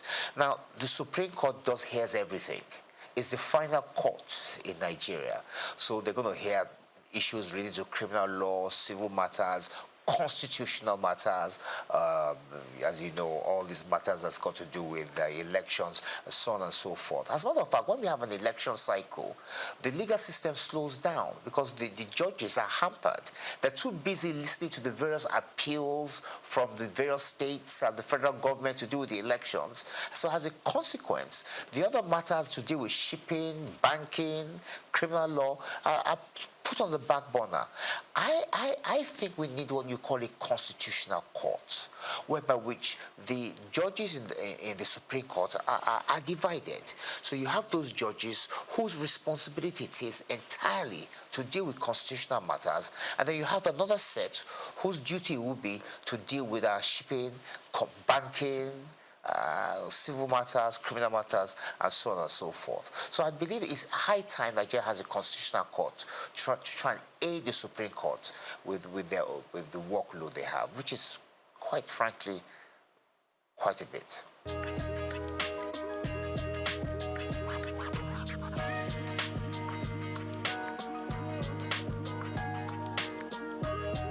Well, Nigerians, with respect, are very brilliant, very intelligent, and they are very aware.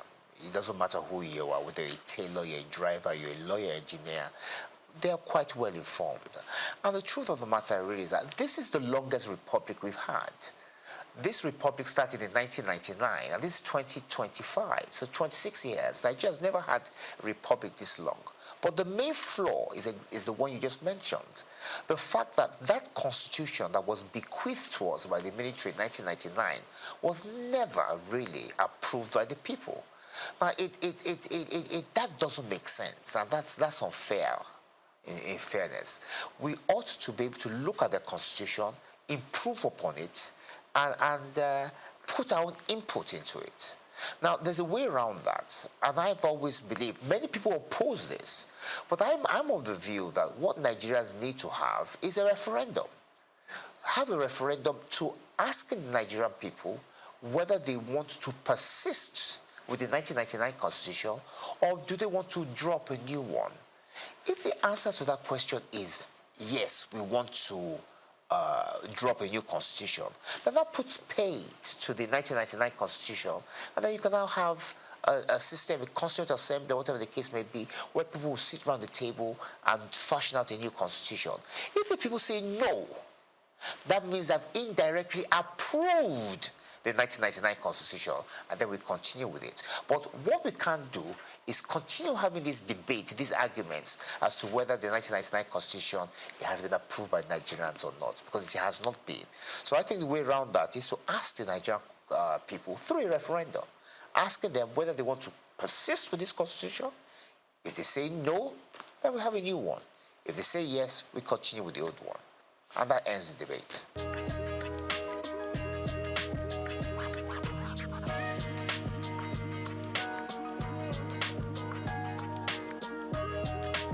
Every system has its merits. Every system has its advantages and disadvantages. to some extent, the presidential system of government has an advantage. It has the advantage in the sense that it has brought government nearer to the people. So the people of Osun, from where I'm from, for instance, now, have their own state. Same thing can be said, it's been replicated across the country.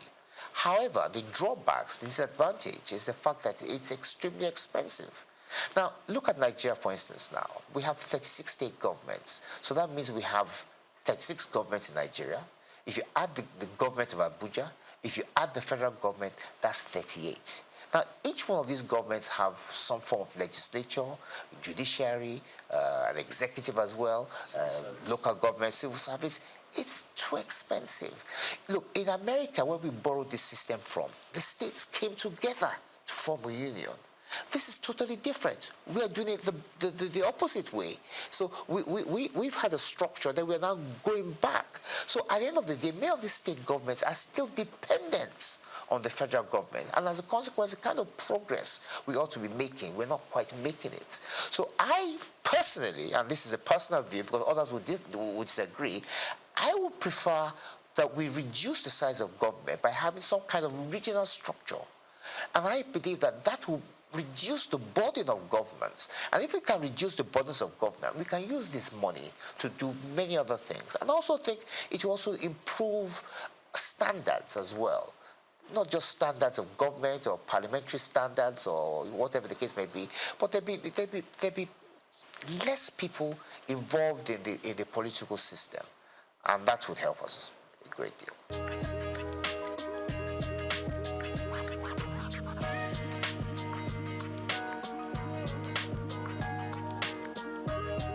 Well, I think it's fair to say that since 1999, we haven't had any new state creation. I know there's been agitation for the creation of states, but there hasn't been any. The process for creating a state is quite cumbersome. It's not easy. I think it's in Section 8 and 9 of the Constitution. I don't think it's something we should be looking at. I think, like I said to you earlier, I think we should be trying to reduce the number of states, and I think some kind of regional structure whereby which we can monitor better what's going on rather than having more states. So I personally would not encourage the creation of more states, no.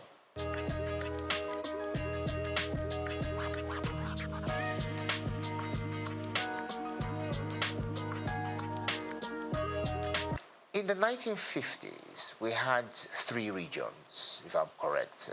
Those regions were the West, the East, and the North. We had the colony of Lagos, but if I'm right, I think it was the Macpherson Constitution, I think it is, I'm not too sure, that now put Lagos under the Western region. Now, when Lagos was placed under the Western region, lots of people were not happy about that. I remember my father was in the NCNC. The NCNC people were not particularly pleased, neither were the NPC. Because they felt that Lagos belonged to everybody. Like you said, lots of people from different walks of life, different tribes, different backgrounds, and all schooled. I mean, Zik schooled in Lagos. He went to MBHS. So it was the issue was sent to London to arbitrate. I think it was Oliver Littleton that arbitrated over the matter. And it was decided that Lagos should stand on its own, that Lagos should not be merged with any of the regions. And that was how Lagos was able to free itself from the shackles of the Western region. It's fair to say that the position of the NCNC was actually argued in London by my father. That's why I'm quite familiar with this. But talking about Lagos, when the military, after that, we had what you called a minister for Lagos. I think there was Ribadu, and I think there was one other person, but I think it was Yaradua, not the same Yaradua, but his father. And then later after that, when the military struck, they created the state of Lagos. So the issue of giving Lagos special status has more or less been taken over by events. Lagos is a state, and as a state, it's still home to different people with different backgrounds, from different tribes, and it's thriving. I think it's fair to say that Lagos is probably the most prosperous state in the country, and it's just a question of its having continued with good governance and improving the strides they have made.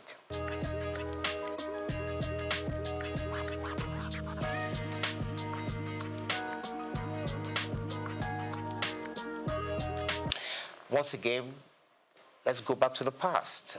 We had what we used to call the House of Chiefs, wasn't it? You know, and in those House of Chiefs, many of the members of the House of Chiefs were people, were traditional rulers, chiefs of from different backgrounds, and they had a say in the running of the affairs of state. You know, it's like it was more or less akin to the House of Lords. So it wasn't necessarily the chamber whereby which the activities of day-to-day governance took place, but they could always refer issues to them. And I think that if we change our structure of governance, and if, that's a big if, then yes, we can have something like that. We can have a second chamber, which is more or less advisory in nature, similar to the House of Lords, whereby which we will have obas and chiefs and people of influence who will be able to advise government from day to day from the experiences and the way forward, but not necessarily binding. I think that's important. Their decisions won't necessarily be binding on us, but at least they'll be able to share their views and experiences with the people.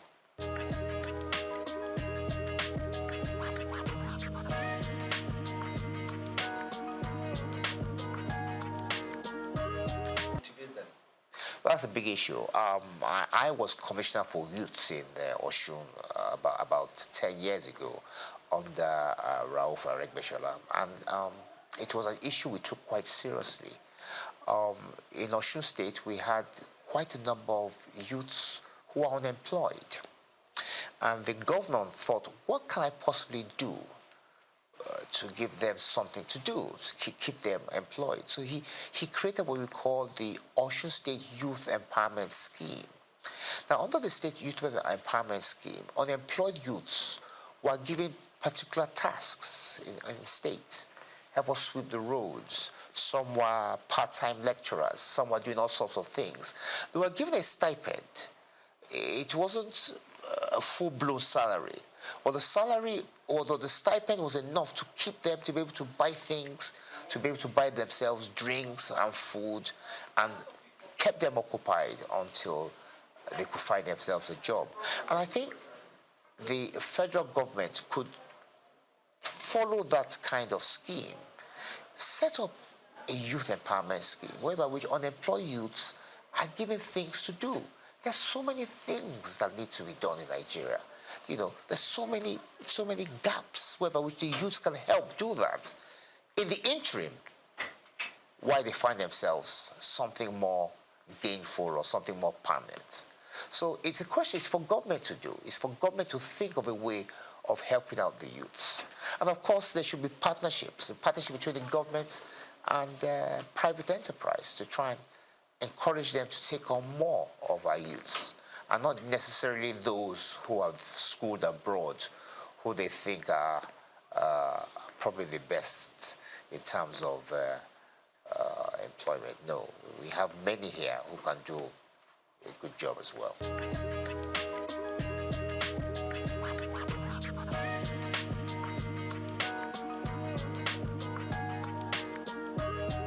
Sustaining democracy is about discipline. It's about the people being disciplined. It's about those who rule us being disciplined.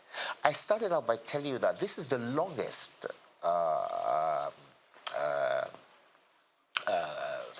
government we've had. It's the longest republic we've had. We've had democracy now since 1999, 26 years. If you go back to the days of independence, there's been no republic that has been this long. So it shows that the people have embraced democracy. They've come to it's part of us now. They've come to enjoy it. Yes, there are hiccups in terms of the fact that we could do a lot better in terms of how we implement things.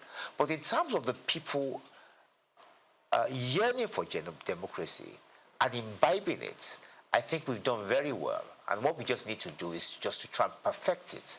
One of the ways, like I said much earlier, is to perhaps take a second look at the Constitution, see where areas where we can improve and try and make people happy, and at the same time reduce the cost of governance. But I don't think democracy is going anywhere. I think it's here to stay.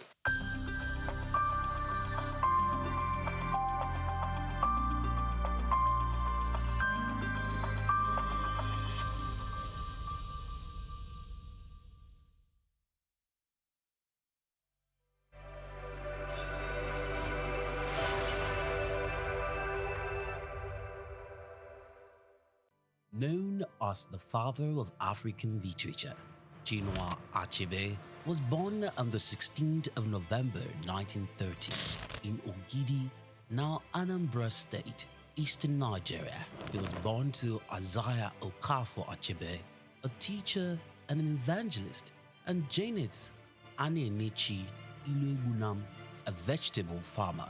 Achebe has reshaped the global understanding of African identity through the power of storytelling. Raised during the twilight of colonial rule, Achebe's education was steeped in both Igbo tradition and the Western values of post-colonial Christianity. As a student at the University of Ibadan, he became fiercely critical of how Africa was portrayed in Western literature. Achebe believed that Western literature often painted Africa as a dark and primitive continent, but he sought to tell the African people's lens. In 1958, Achebe's groundbreaking novel Things Fall Apart shattered colonial narratives through the tragic story of Okonkwo, an Igbo warrior. Achebe illuminated the complexities of African culture and the devastating effects of European colonization. Things Fall Apart became more than just a novel. It became a symbol of African resistance against the oppressive narratives of colonialism. Achebe was not just a writer. He was a passionate advocate for African self-determination, and his political activism made him a critical voice in the post-colonial era. Even after a life marked by personal and political struggles, including a car accident that left him partially paralyzed, Achebe continued to inspire. He taught at Bard College and later Brown University, where his influence reached new generations of writers and thinkers.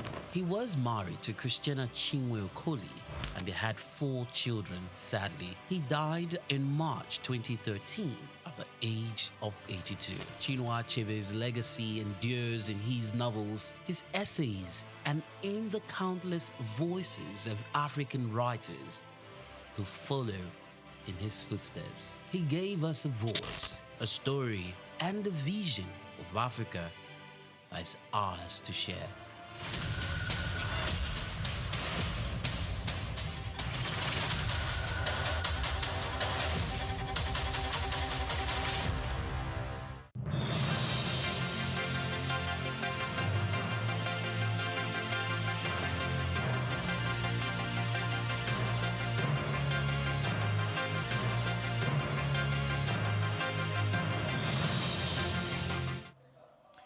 A very good afternoon to you and welcome to the Midday News. I am Oyinpriye Krumale. We are reaching you live from our studios at SOUQ News TV. Many thanks for joining us.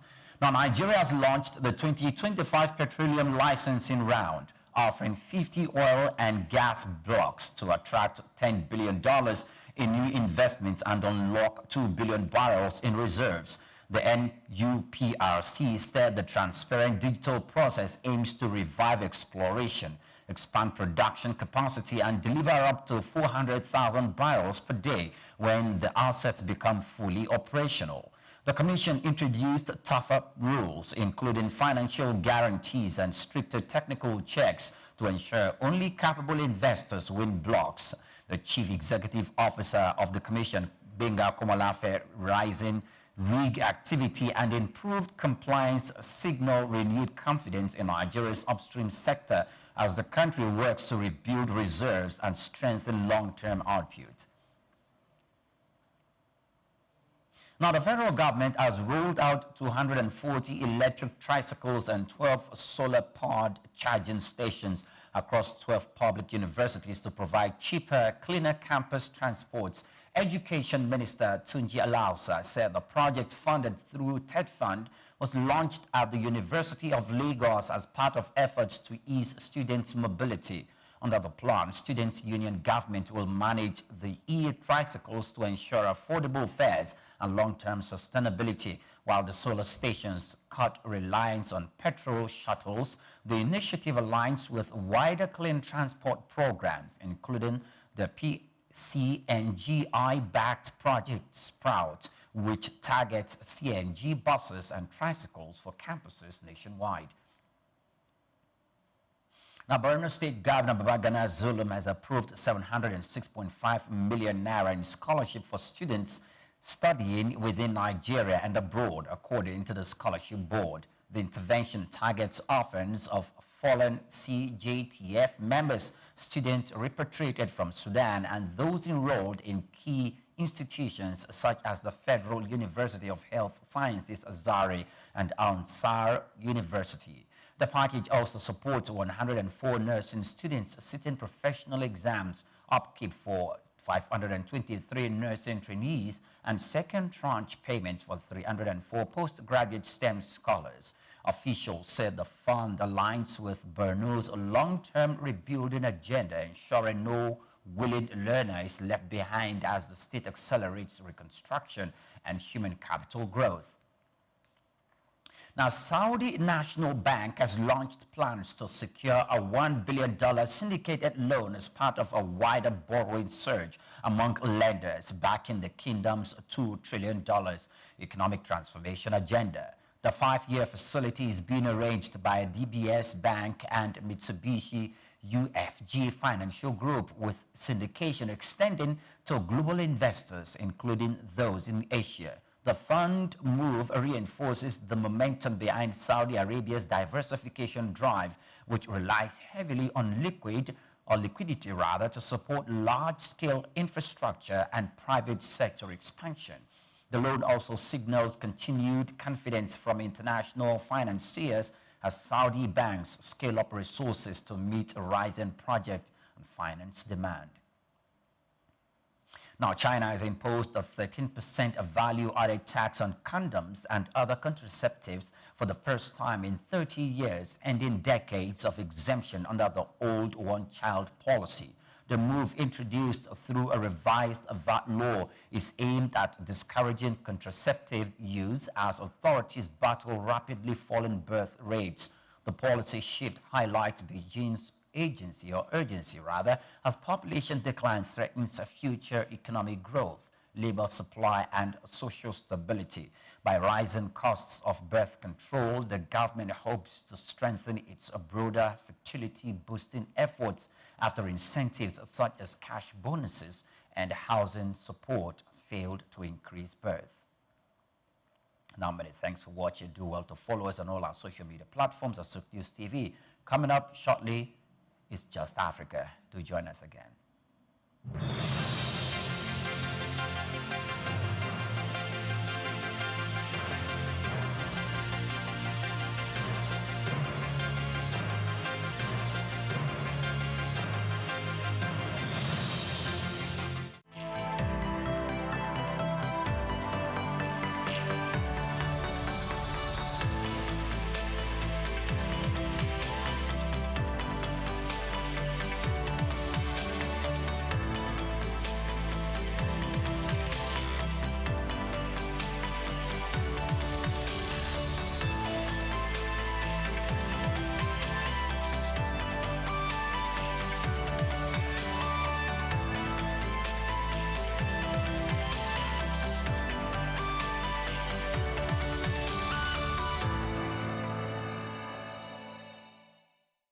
Oyeyimika Adeboye is one who comes from a lineage of entrepreneurs.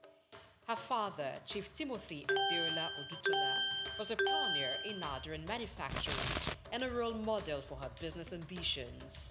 This daughter of a trailblazer began a career with Nigerian Bottle Company and broke barriers at Cadbury. an organization she joined as Finance and Strategy Director and rose to become the first female managing director. Let's explore the world of this amazing African business leader who's built a legacy of excellence, inspiring future generation of female leaders.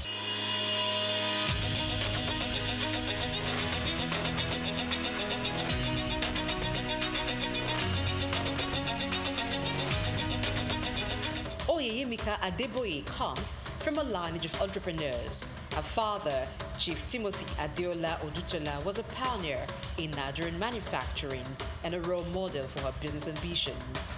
Oyeyemika was born to late Chief Timothy Adeola Odutola, a foremost entrepreneur of his time. He was one of the pioneers of indigenous manufacturing in Nigeria, alongside the likes of Al-Hassan Dantata, the great-grandfather of business icon Aliko Dangote, and Louis Ojukwu, father of Odumegwu Ojukwu, a Biafran leader.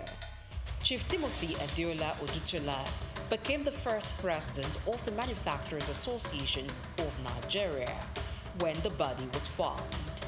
As daughter to the man who created a multi-million-dollar conglomerate, including 3 factories, a realty franchise, a cattle ranch, a 5,000-acre plantation, a sawmill, an exporting business, as well as established Adeola Odutola College and Adeola Odutola Elementary School in Ijebodi, Ogun State.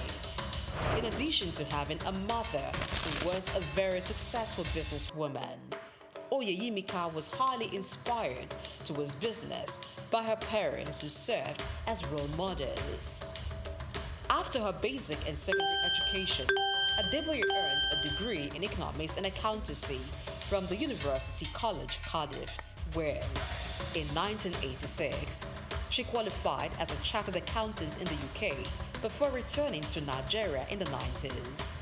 She became a fellow of the Institute of Chartered Accountants in England and Wales and a member of the Institute of Chartered Accountants in Nigeria.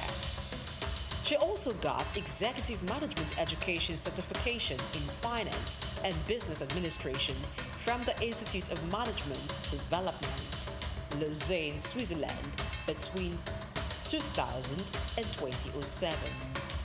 Oyeyemika began a career outside the shores of Nigeria as an article clerk with a United Kingdom accounting practice. On returning to Nigeria in the 90s, Oyeyemika took up a job with the Nigerian accounting and tax practice of Arthur Addison & Co. for a couple of years. From there, she moved to Nigerian Bottling Company PLC in 1994, where she held the position of Finance Director and Chief Financial Officer for about 13 years. Returning to Nigeria from the United Kingdom proved a career-defining moment for Oyeyemika. She recalls the experience of a female English friend who worked in the UK as senior manager for many years, but didn't make partner at the same firm where other male managers were admitted into partnership. Among other reasons, the possibility of career limitation consequent on being female and black were good enough reasons to make Oyeyemika return home. In November 2008, Oyeyemika was headhunted to join the board of Cadbury West Africa as Finance and Strategy Director, West Africa, and a director on the board of Cadbury Ghana Limited. She was also a member of the Audit Committee of the company until October 19, 2016. She is a member of the Executive Management Committee and member of the Risk Assessment Committee of Cadbury Nigeria. She spent a total of 10 years and 7 months with Cadbury before being appointed as MD Cadbury Nigeria PLC in April 2019.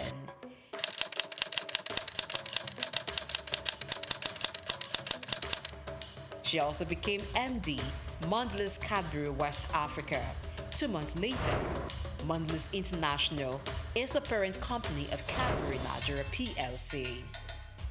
After consciously building a career in finance, strategy, and business administration, both in Nigeria and the United Kingdom, for over 2 decades, One can almost say that Oyeyimika had spent all the years preparing for the top.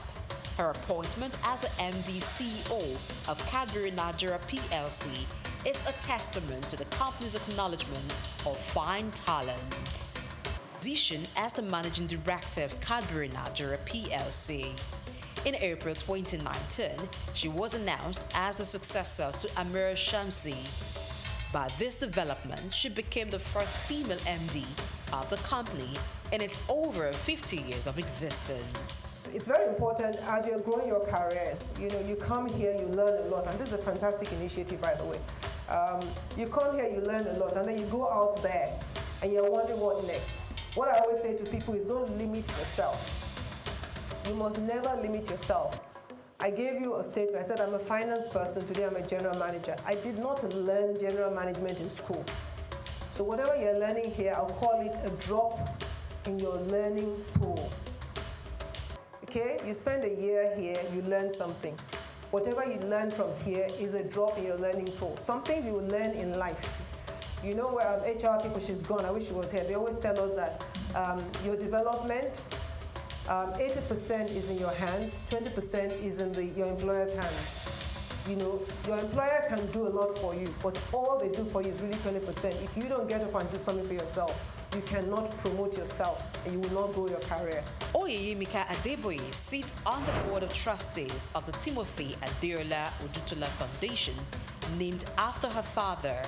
The foundation targets its philanthropic works towards providing educational, industrial, and technological development for Nigerian youths that may be unable to gain admission into tertiary institutions for their higher education.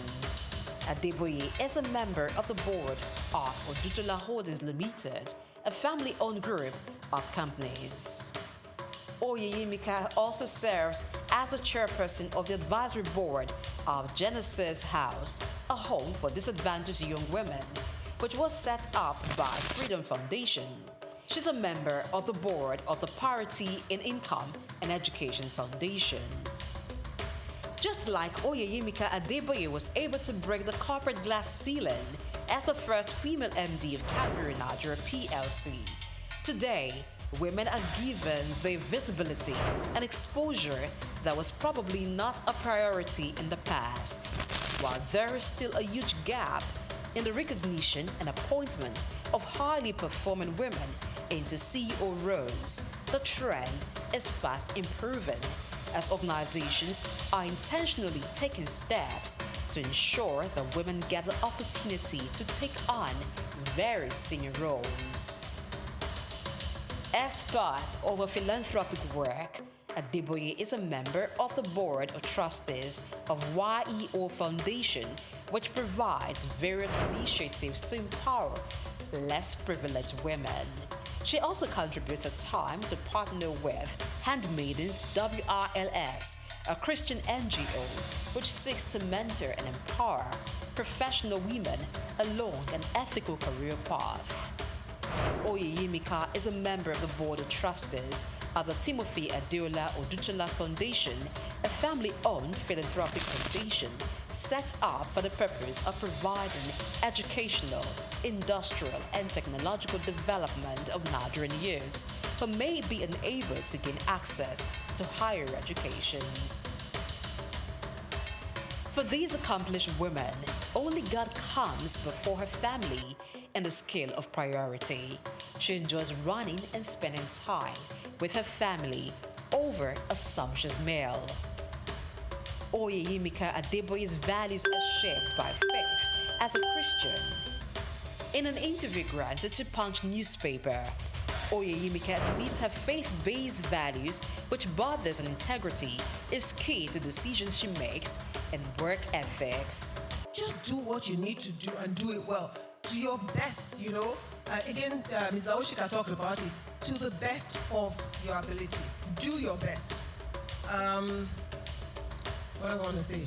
Yes, talked about it. I said be ready to make sacrifices, but mindful of your priorities. I want to talk about priorities. As a Christian, and as a mother, as a wife, there's some things in my own life that I know are important. When you're talking about work-life balance, so many things would once I try to tear you apart, you know, you have to have your priorities. So I took my priorities right. I said, in any decision, in any situation I face, I stick my finger out and I say 3 things. The first thing is my faith, my God. So if anything at work is going to take that away from me, I'm really willing to give up that work. You know, and I say it boldly, that as a Christian, if I have to compromise my faith, then it's not worth it. Growing up in a home with strict moral upbringing, she recounts a disciplinary father never failing to apply the rod when it was necessary, as well as her mom. These values have shaped Oyeyemika's character and decision-making. The journey of Oyeyemika exemplifies dedication, talent, and the importance of breaking barriers. She continues to inspire future generations of female leaders. There's never telling where this wonderful, amazing woman is going next as she continues to break corporate ceilings.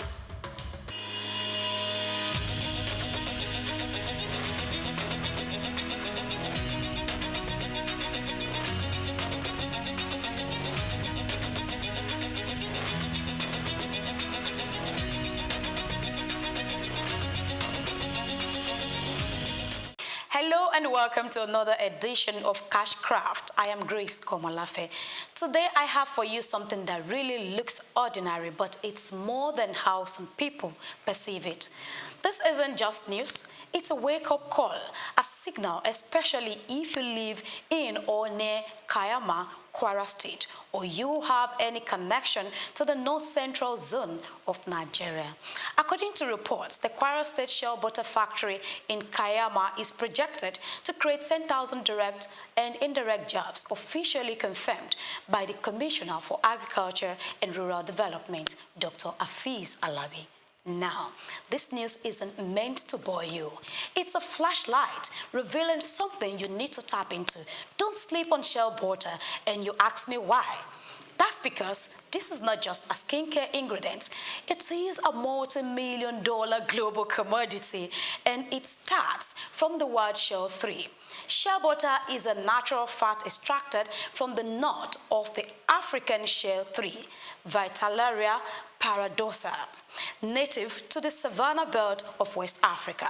It's rich in vitamins A and E, packed with essential fatty acids, and used in skincare and cosmetics, cream, balms, soaps, hair products, pharmaceuticals, chocolate industry as cocoa butter substitute.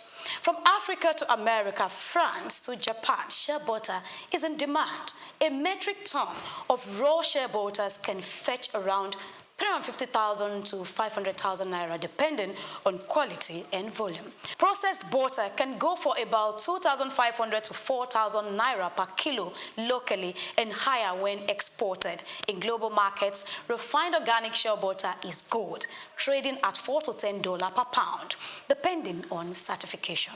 Nigeria is the world's largest producer of shea nuts, yet we are not making nearly enough from it yet. Are you still thinking it's a job not fit for you? Perhaps that's pride. Yeah, but here is the reality. Anyone can go into this, male or female, young or old, educated or not. It's not about the job title, it's about your operational model. Now let's take a look at ways to tap into the shea butter business. 1. Shea nut collection and selling. If you live near wild shea trees, you can gather and sell nuts in bulk to processors or exporters. 2. Local processing and packaging. With basic training and equipment, you can extract and sell raw shea butter to traders, beauty salons, or markets. 3. Skincare line startup. Infuse shea butter into soaps, body butters, hair food, lip balms, brand it, sell online or offline.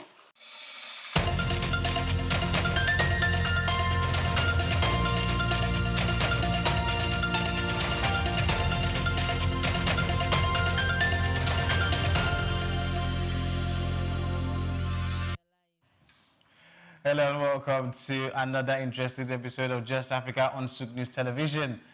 Today, Africa's path to industrialization is increasingly intertwined with the quest for cleaner, more efficient energy. And as countries grapple with the twin pressures of economic growth and decarbonization, industries across the continent are exploring renewable options such as biodiesel, compressed natural gas, and biolubricants to power manufacturing and transportation sustainability. Yet, the gap between research, innovation, and industrial application remains very wide, slowing Africa's transition towards energy security and climate-resilient manufacturing. I am Emmanuel Amolo, and of course, I won't be having today's conversation alone. I've got a beautiful co-host with me, looking very dashing and African as well, Omevi Dollar. How are you doing, Omevi? Your favorite person. Yeah, I mean, we're doing our code today. Looking all I'm making the continent very, very, you know. Yes, of course. We are flagging the Nigeria color. Yeah, great. So hello, Lagos. Hello, Nigeria. Hello to you from wherever you watch it from, and welcome to Just Africa. I am Omevi Dollar. I'm going to say something. Yeah, so we're starting, and we're talking energy today, and I had to come with all the energy. Yes.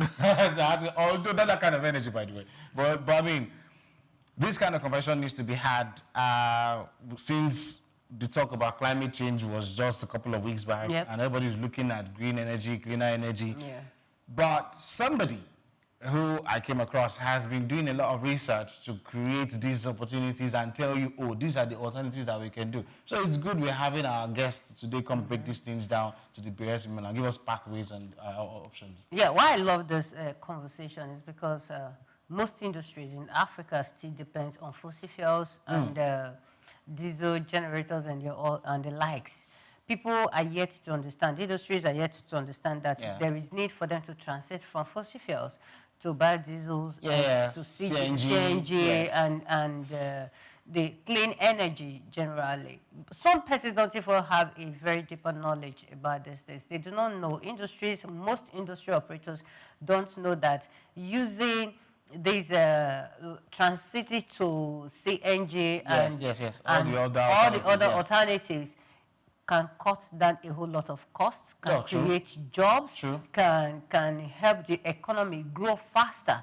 You spend less. And of course, it makes us to have a healthier environment, a less polluted air, and our environment is clean, which one way or the other affects our health. What we breathe in and all that. You understand? But until we start to understand, until industries, until people start to understand that, yes, the research that is being carried out is not just for the paperwork, because that is another thing. Like our guest he is a researcher. Now, one of the questions I'm going to ask him, how many of those researches that are being carried out get to the industries? How many of the results or the outcomes of those research are applicable when it comes to the industries? You know, there are so many things. And I know he's going to I would leave you to ask him these questions because the energy in it, you need to understand it. All right, this episode, Powering Africa's Industries with Clean Energy, the case for biodiesel, CNG, and of course sustainable manufacturing, explores how African industries can leverage indigenous research and green technologies to cut emissions, reduce energy costs, and build manufacturing resilience. We aim to identify practical steps for policymakers, industries, and academia to work together in scaling clean energy adoption. Of course, we'll go on a break, and when we return, we'll be telling you who would help us break this down to the barest minimum. Don't go anywhere. We'll be right back.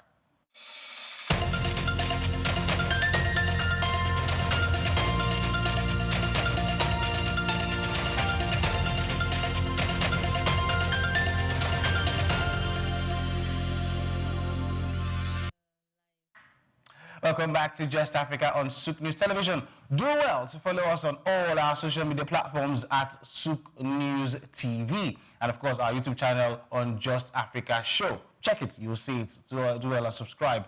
Joining us today is Dr. Mohammed Usman Kaisan, an Associate Professor of Mechanical Engineering at Ahmadu Bello University, Zaria, with research expertise spanning renewable energy, sustainable manufacturing, and the tribological performance of bio-based lubricants. Dr. Kaisan has built a strong portfolio connecting engineering science to industrial practice. He has led pioneering studies on biodiesel modeling in compression, ignition, engines, and of course, advice on CNG adoption and energy efficiency. And of course, represented Nigeria at the Global Grand Challenges Summit in London. Hello, Dr. Kaysan. Hello, good afternoon to you all. Hello, Dr. Kaysan. So, I mean, let's dive straight in because I do know that you led a lot of researches. And of course, one of the researches on biodiesel blends and of course, engine performance provides key insights into renewable alternatives for industrial energy. I know that. So could you briefly explain how biodiesel compares with conventional diesel, of course, in terms of efficiency and emissions? Yeah, thank you very much for the opportunity to be on the SOUQ media once again. I can remember I was here, I think, during COVID to present an innovation on the SOUQ TV.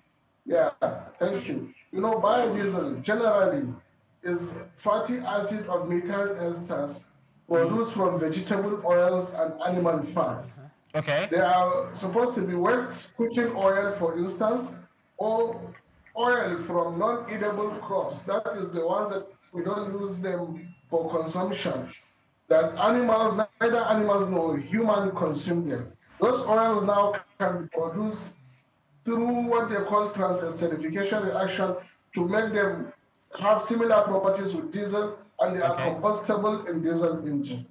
Yeah. Comparatively, biodiesel is very similar to diesel in terms of combustibility, in terms of major properties, scientifically like calorific value, flash point, coil filter plug-in point, and all other coil flow properties, viscosity, and specific gravity.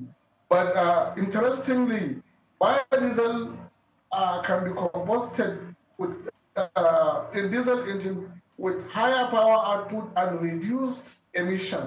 And globally, if you look at United Nations, what do you call them, Sustainable Development Goals, we are talking about zero emission, reducing the emission to net zero. So biodiesel has that potentiality of reducing major emitting polluting materials into the atmosphere. Thank you very much, Dr. Usman. And I love the way you broke it down to the understanding of everyone, because we've seen people saying they do not understand the differences and the meaning of what it is. Yes. But right now, with all the beautiful things you just said now, zero emission, cutting down cost and all that, we have seen that industries, many industries in Africa, they are yet to transit to using these natural fuel, clean energy we're talking about. What is actually stopping us? Actually, in Africa, there are certain policies. Take in Nigeria, for instance, as far back as 30th of June 2007, the Federal Executive Council has signed a policy document tagged Nigerian Biofuels Policy and Incentives. You know, when you're talking about biofuels, they are majorly bio, diesel, and bioethanol. And in that document, it was stated that about 20% of biodiesel should be blended with our diesel for industrial and commercial purposes. And 10% of bioethanol should be blended with PMS. But that policy document has not been implemented up to date. We are talking of 18 years of a policy document. Until the era of now coming to, in terms of mobility or transportation, electric vehicles are even taking over internal combustion engines, but we have not fully utilized the policy document. And that policy document has set up the introduction of an agency, that is National Biofuel Research Agency, which should be established with the mandate of promoting this biofuel utilization into the national grid. But that agency has not seen the light of the light. Yeah. So these are some of the challenges. And you know that for most of the plantations we have across sub-Saharan Africa have the tendency of having oil in their seeds. Yes. Take, for instance, like the neem, like the jet rover, like the castor, like sunflower, and so many other crops. Hundreds of or thousands of them we have on the African planet. That once you process them, you can get oil, and the oil can be used for biodiesel or biolubricants. But we, as a country, we are yet to harness those opportunities. Oh, but doctor, it shows clearly that there's a lot of research that is going on, especially in universities. But industries don't seem to align. Why do you think it's so? Because they're not following most of what you see.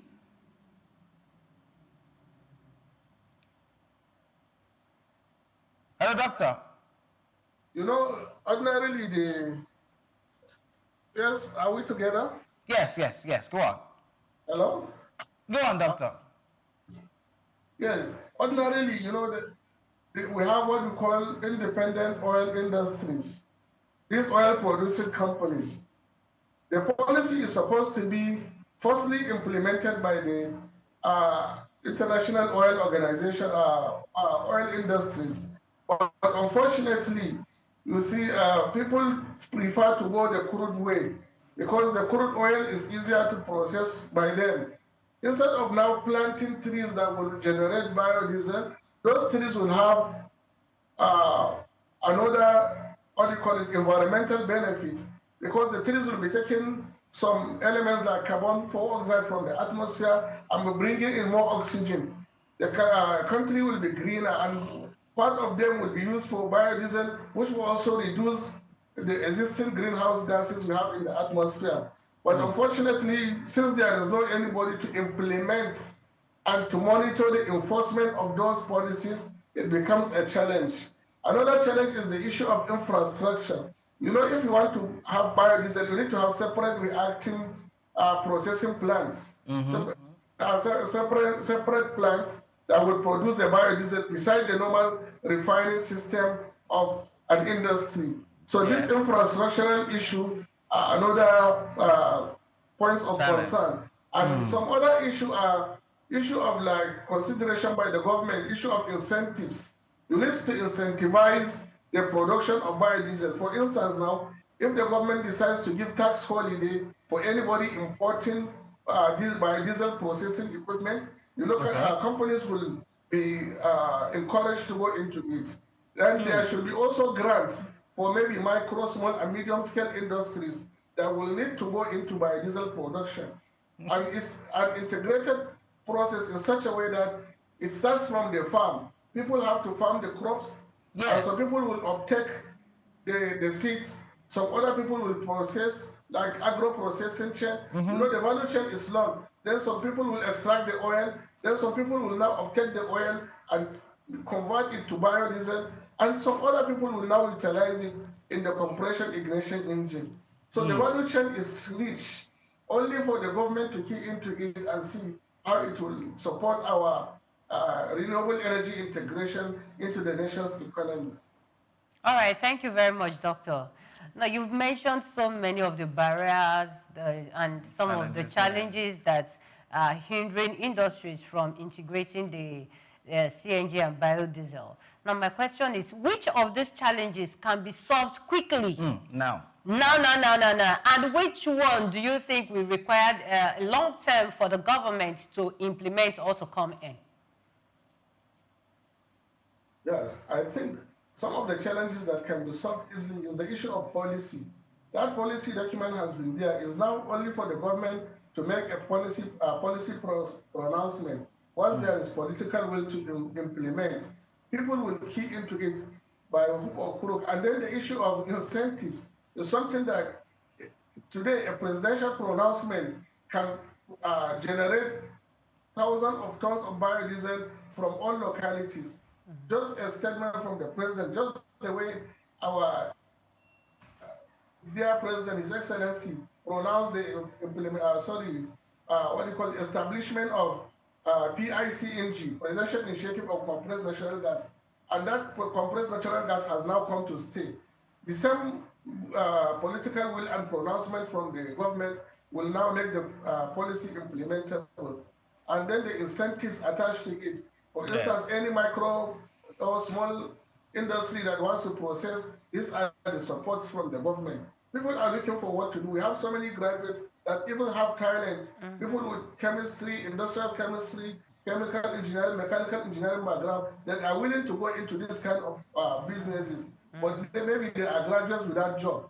Maybe with little package, like the UN program that government did before, like the issue of this NAPEP, this poverty alleviation and other expansion startup grants.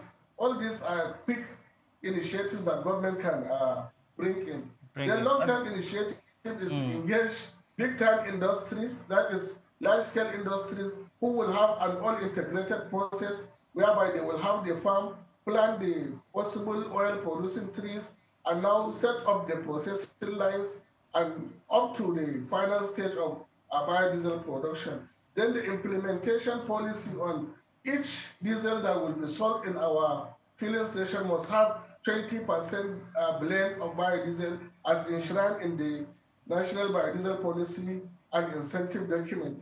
I think these ones can be long-term plans, sir.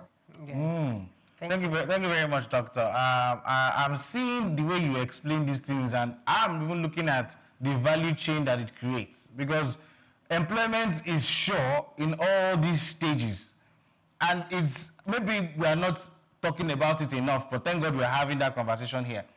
How about we look at the other alternatives? Because of course we talked about diesel and you've explained it better. Explain CNG to us, because look, the truth is CNG is now almost everywhere, the knowledge of it, but still the use is very minimal. Can you explain why it is a better alternative so more people can use it? Yes, you know, with the coming up of the presidential initiative on compressed natural gas, the committee or the initiative has done a lot from January last year, to the best of my knowledge, to December now that we are in. Just within this 2025, they have imported and shared a lot of conversion kits that you can retrofit in your vehicle, and you can use, we're operating on dual mode, petrol and CNG together without anyone having harm on the other. And the CNG is cheaper and it's cleaner. And CNG refers to what? Compressed natural gas. You know, we have different types of combustible gases, and they are all in abundance in our country. We have liquefied natural gas, that is LNG. We have liquefied petroleum gas, that is the normal cooking gas. Then this one is compressed instead of liquefaction. The liquefied, you turn it to liquid and store it in a liquid form. But this one is compressed under a very high pressure. That is why the populace were crying about the issue of safety. And I want to assure you that the kind of cylinder that the PICNG imports into the country with the Alliance of Standards Organization of Nigeria to ensure standardization and precision, those cylinders are even bulletproof materials because the thickness of the wall is very high. Engineers will understand what we mean by thick wall cylinders. These are something that cannot easily be penetrated even by a fired ammunition because of the thickness. They weigh up to 50 kg per cylinder. That is about the minimum. So they are very, very safe. In fact, we had a case of a vehicle we converted in Abuja that was faced with an accident through the trunk, that is the boot. Yes. If you see how damaged the boot was, you'll be surprised. But the CNG kits, cylinder and bracket were safely fixed, and it was full of gas and nothing happened. So that gas is not that easily So yes, I wish I had known of this question earlier. I would have provided the picture of it. Yes. So you see, so that gas is very combustible, but it's not too inflammable as people think, that it can easily catch fire. But the major issue we have is we compress it up to 200 units of pressure. And when we want to use it, we release about 1 unit or 1.6 to 2 units for use. That is why we have a reducer that reduces pressure in the vehicle when we retrofit. So the major challenge is the pressure. If it bursts, is going to cause a lot of damages, but that has been taken care of safely by introduction of a very thick wall cylinder and a very robust pipe that we use in transferring during refilling and during the operation of the vehicle. Yes, yes. So CNG is one of the cleanest vehicle. Recently, one of my students has just concluded a research on a project comparing the emissions of the petrol and CNG in three-wheelers and four-wheeler vehicles. This is the person was just awarded his degree, about to convocate January next year. But his degree has just been awarded last month. Yeah, so I want to assure you that in terms of emission, the CNG is second to none. That is what the doctors call nulli secundus, based on Greek. That is second to none.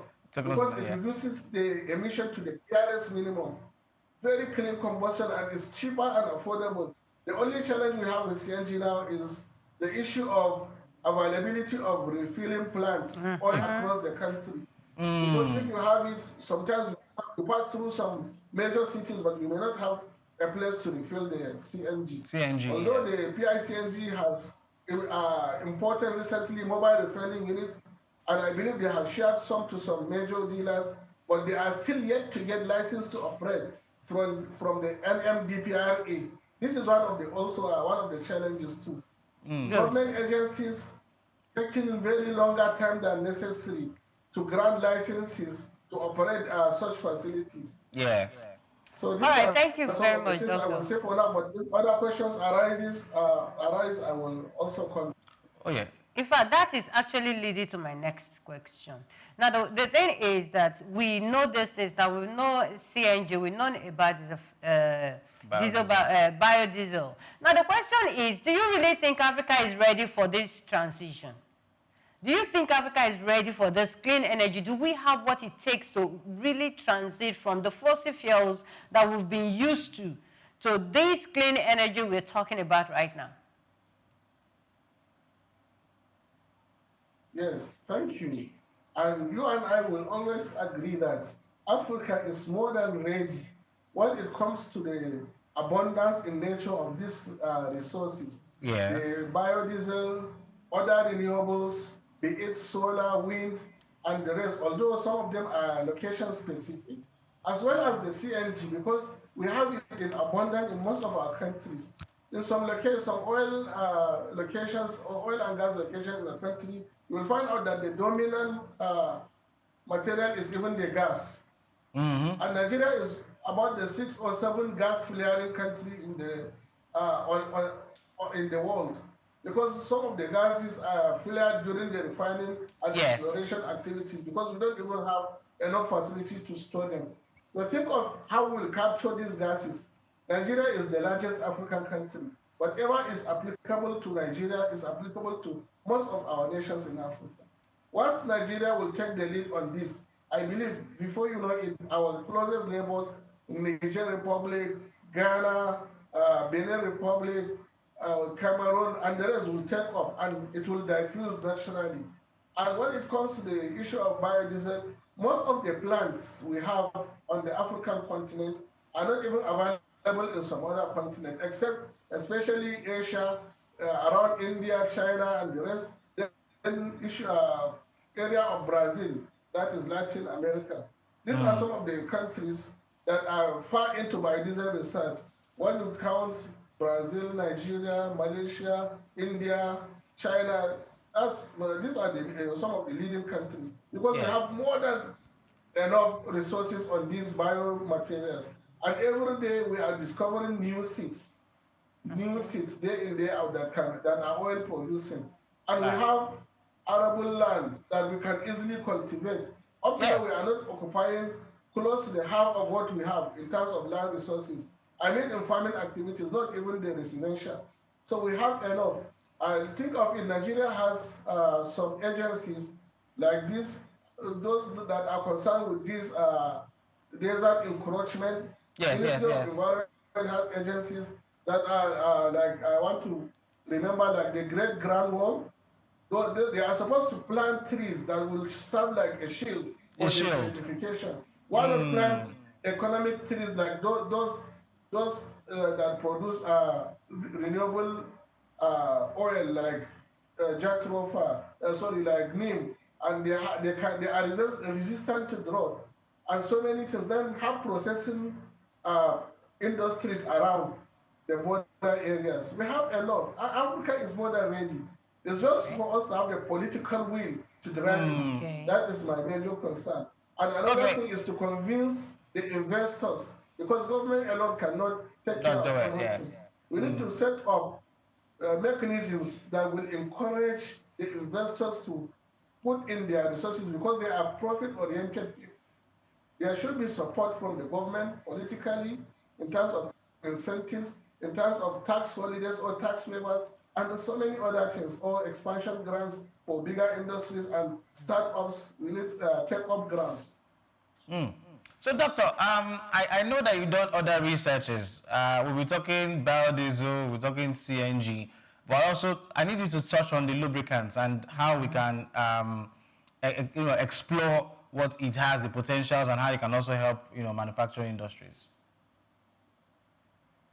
Okay, thank you. I don't know that you have idea of our lubricant research. We actually lubricants are very essential. Mostly when we want to produce a lubricant, we have what we call base oil, then the additives. And most of the engine oil and other lubricant producing plants work with this. At the point in time, Nigeria has to import base oil because our refineries are down. And most of the vessels that import base oil carry thousands and millions of tons of base oil into the country. And that causes capital flight because we have weak exchange index, and we have to buy the currency of other countries to import the base oils into our country. So that alone is a challenge. And I have the opportunity of designing about 3 lube oil blending plants and secured license for them through the former DPR. One of them is one of the largest, and it even has a jetty and there is around Riverine area in Ilokoro in Lagos. So I'm into that deeply. Then I now come back to the academia and understand that since there is challenge in the area of base oil, why not try these bio-based oils as base oil for lubricant production? And that has led us to so many researches. We have conducted research on the production of engine oil, extreme pressure gear oil, and transformer oil using bio-based oil. Even cotton flues that are used in industries to lubricate the machining production, that is the metal cutting processes. Done researches and published and to that regards. And what is happening is that cost of importation of base oil, if we go into bio-based lubricant, will clearly reduce. And these are biodegradable materials. You can easily use them also as renewable oils because they can easily biodegrade. They are not petroleum based. And they have better performance. When you use them in engine as engine oil, the efficiency, that is thermal efficiency, specific fuel consumption, and even the emission of the engine reduces also to some certain percentage. And the person that has done transformer oil, one of our candidates, has even been awarded PhD last year, is it? Middle this year, on that research. We work on baobab oil. The baobab is this commonly called kuka. Then zobo oil, we call it roselle oil. 2 of them added to nano materials from titanium oxide, silicon oxide, and aluminum oxide, added together to produce the transformer oil. You know how expensive the transformer oil is? That on another direction or dimension, it will take care of our power issue, power challenge too. So all these things are researches that are physical. We have done them and they are available. In fact, I had one of the students from Czech Republic who has recently graduated. He worked on clipper oil, this here clipper oil. That is used for lubricating oil. And and we use neem, that is as a Azadirachta indica. that is neem oil. And it has another property that is antibacterial. Besides the lubricating properties, we have sterilization property too on that oil. All these things are available and we are working on them, but the only challenge now is the issue of commercialization of research. Take for instance, I led a research in 2020, 2021 with a funding from Royal Academy of Engineering UK. That research was on effluent management, that is wastewater and oil management in Nigerian oil and gas industries. From there, we were able to recover some quantity of base oil from the wastewater, separate the water and treat the water to drinking level before releasing or discharging it to the environment, so that it will not affect our aquatic wildlife. Yes. What do you call them? The agronomical properties, that is farming activities. Then the oil too, we recycle it. One of the master students produced engine oil, and another person produced extreme pressure gear oil with the recycled base oil recovered from the wastewater. And we have the treatment system. We had 2 patents on the treatment system. But when we wanted to commercialize so that Nigeria will adopt it as our system, the then DPR had to set up a panel of about 12 PhDs to interview me. In fact, that was one of the most difficult interviews I had, because the questions were not just encouraging. I think they were more of attacks. But I was able to survive it. But later on, they said we have to put the whole experiments using their staff, with their staff that are as... Hello, doctor. Okay, I think we're experiencing a technical glitch there. But as he was speaking, I was wowed, because from what he's saying, it solves the problem. Yeah, yes, really. You have to now create a bottleneck by asking questions that don't necessarily help this thing, but he survived it. Then you now brought in another leg into it by saying, okay, it's now be your own staff that will execute it. Why are we like this? No, so the thing is, from whatever doctor has said now, I've come to understand that we do not lack the resources for this things. Like what Chuks Rogers said yesterday. Yes. Some of those things that we are importing, we are actually the ones causing problems for ourselves. He said something yesterday that we really don't need to take our money outside. We really don't have to send our money outside. We could invest the money in here and we will get even better results. And that's exactly what doctor is saying right now. These things that we are going out, this is what I said, even clipper, the oil, the reeds and oil. They do it here. They do it here. The clipper oil, it is something that can be done here. These are things we are importing. And we really don't need to import some of those things. And like he said, the commercialization of these items, of these oil, whether the biodiesel, the CNG, everything. As I said back is, because it is better you do it at home. So when I, before the show, I actually did a background check on all these things. You know, you see the fats from livestock. There are some of this oil we're talking about. There are some that you have to get from plants and all that. There are things that are run. So what actually stops Africa from taking advantage from using what we already have? And let's commercialize it, if possible, even export it to the rest of the world. And that put us on a better place on the global market. If we can sell our made in Africa, we can generate our own products here. Of course, we have more than enough to serve the Africa continent, from what doctor is saying and from the kind of researches that they are carrying out. He mentioned how it helps us to save FX, foreign exchange. Because, I mean, you won't have to spend money to import a lot of things. Exactly. And I'm just wild at the ripple effects that sometimes a single decision can make. Yeah. You did mention policy setbacks. Sometimes even when the policy exists, implementation becomes a problem. Africa has shown potentials for having things in their organic state in large quantities, right? They have done their own part as researchers in universities to to say, oh, this thing that we have in large commercial quantities, we can get XYZ out of it. And yet, Africa seems to be referred to, or is still being referred to as a third world continent. Whereas, well, at this point, I feel like perhaps we all need to sit down and tell ourselves some home truths. Because it is sometimes it's until the West comes and tells us, oh, this thing has a potential here, before all of us tend to agree.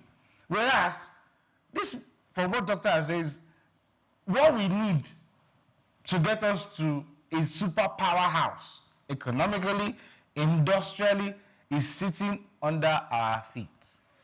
It is staring us in the face, and we don't believe in it.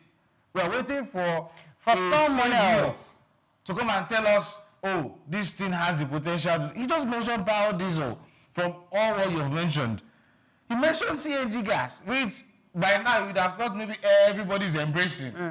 Because he even told you, look, those fears that people have, the cylinder is so tough that it's like bulletproof. That's what and then he comes and mentioned lubricants again. And when he was talking about it's even wastewater, like literally we just throw it away.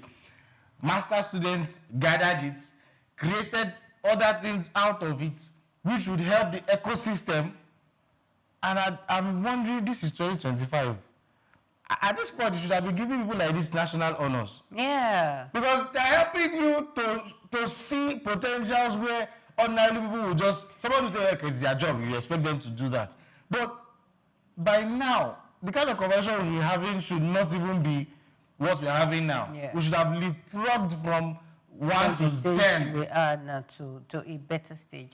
And like you said again, we Africans, we sit back, we fold our hands until we saw someone or someone comes to tell us that this thing you have is very important. And sometimes when these people come, because they know the value of what we have and we do not know how valuable that thing is, they tell you that this thing is worth nothing. So as you will export it, then they, of course, they will export it, they will refine it, and of course, what will happen? They'll bring it back to us. Yes, some recently, or okay, let's say not very recently, they told us that palm oil is not good enough, that we shouldn't be consuming our palm oil. So what happens to palm oil? Palm oil is exported, right? And when it gets there, it is refined into vegetable oil. And they bring it back to us. And some of us buy it as anointing oil and take it to church to pray on and all that. You understand?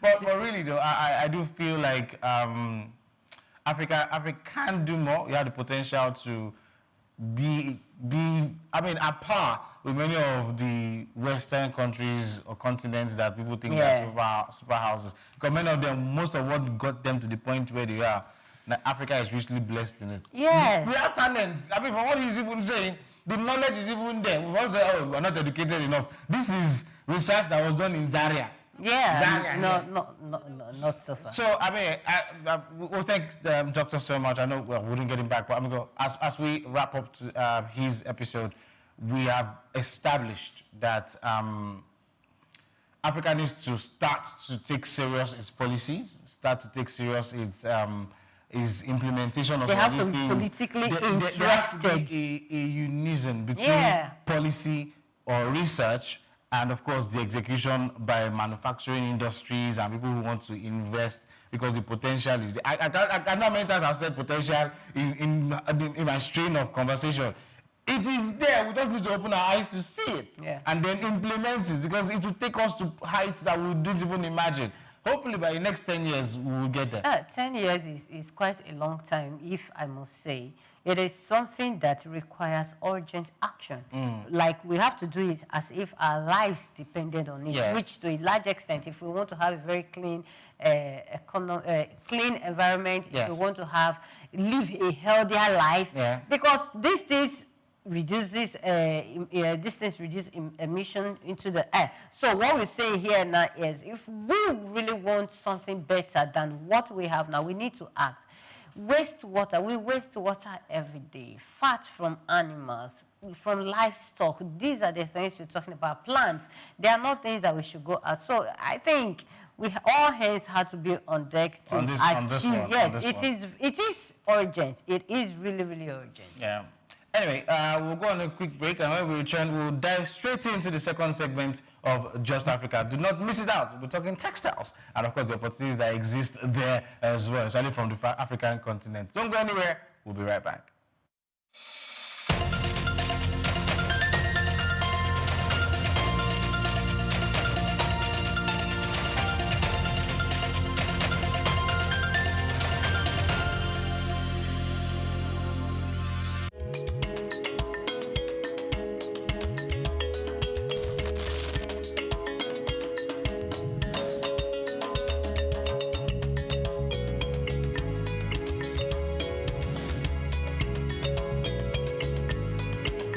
From the early days of humanity, when people roamed the earth unclothed, to the Stone Age, when leaves and natural materials were used for modesty, clothing has undergone a remarkable transformation.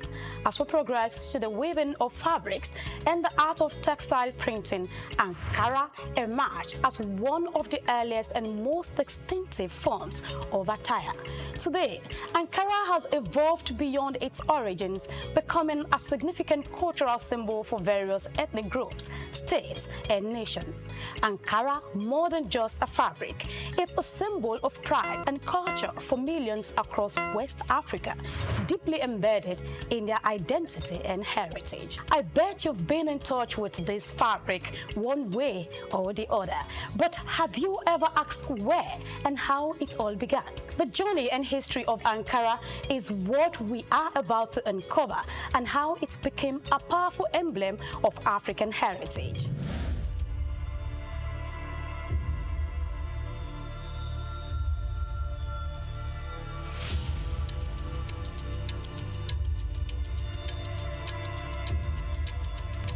The story of Ankara begins not in Africa, but thousands of miles away in Indonesia, using the batik techniques. Batik is an ancient Indonesian art from where wax is used to create different patterns on fabric. The process involves applying wax to certain areas of the fabric to resist dye, creating elaborate designs. In the 19th century, Dutch colonizers who controlled Indonesia recognized the appeal of batik and then sought to replicate it. They adapted the technique using industrial methods such as roller printing to produce the fabric more efficiently and in larger quantities. Talking about its transition to West Africa, Dutch manufacturers initially aimed to sell the printed batik fabric in Indonesia and Europe. However, fabric found a more enthusiastic market in West Africa, where it was embraced for its vibrant colors and patterns.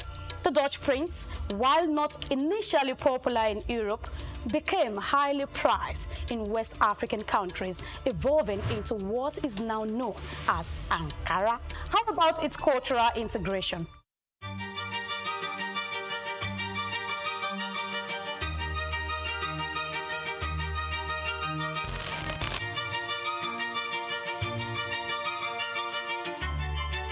Well, the exact individual or company responsible for introducing batik to the African market is not well documented, but over time, Ankara became deeply integrated into West African culture, symbolizing various aspects of identity, status, and tradition. Despite its Indonesian origins, it is now predominantly recognized as a quintessential element of African fashion. It is clear that the adaptation and adoption of batik by Dutch traders played a crucial role in the fabric's journey to West Africa.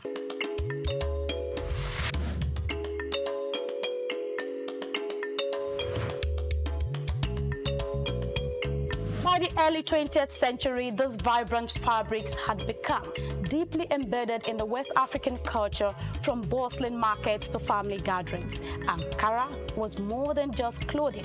It was a statement of identity, social status, and unity. Even today, Ankara continues to hold a special place in West African society, alongside other widely recognized fabrics, reflecting the region's rich textile heritage. Talking about human civilization and the remarkable transformation of covering our body, Ankara fabric stands out with a deep historical root. Let's take a look at some of the beautiful collections and hear from one of the biggest retailer in Balogun Market, Lagos Island. I deal in what you call it, Ankara fabrics. We have the bigger one, which is vegetable block wax. That's the bigger range. You have the medium range. There are also vegetable block wax. So those are the two types of category that we sell. We buy from wholesalers, which is on the mainland. Then we sell. Like people use it for ashwebi. Some people use it for ready to wear, like tailors. They use it for ready to wear. And some people just buy it for maybe like a mini celebration or in short, all celebration, all ceremony and celebration. So this one now, this is a medium high target, vegetable block wax. This is a medium one. If you touch it, you will see the texture. It's not that 100% cotton. So compared to this one is a big one. Yeah. So when you touch it, you see the difference. This big one, this medium. This is big, this is medium. Yes. That's the difference. This has more quality than this. So that's just the difference. And it's not that this one is bad. It's just that some people's pockets that will determine if you can go for big. Some don't like the medium one, so they go for this. They based on this. Buy some that can't afford this, just buy this. So the rest is just about design. Yes. The two types that you have here. Yes. The rest is just about design, different designs. It's not.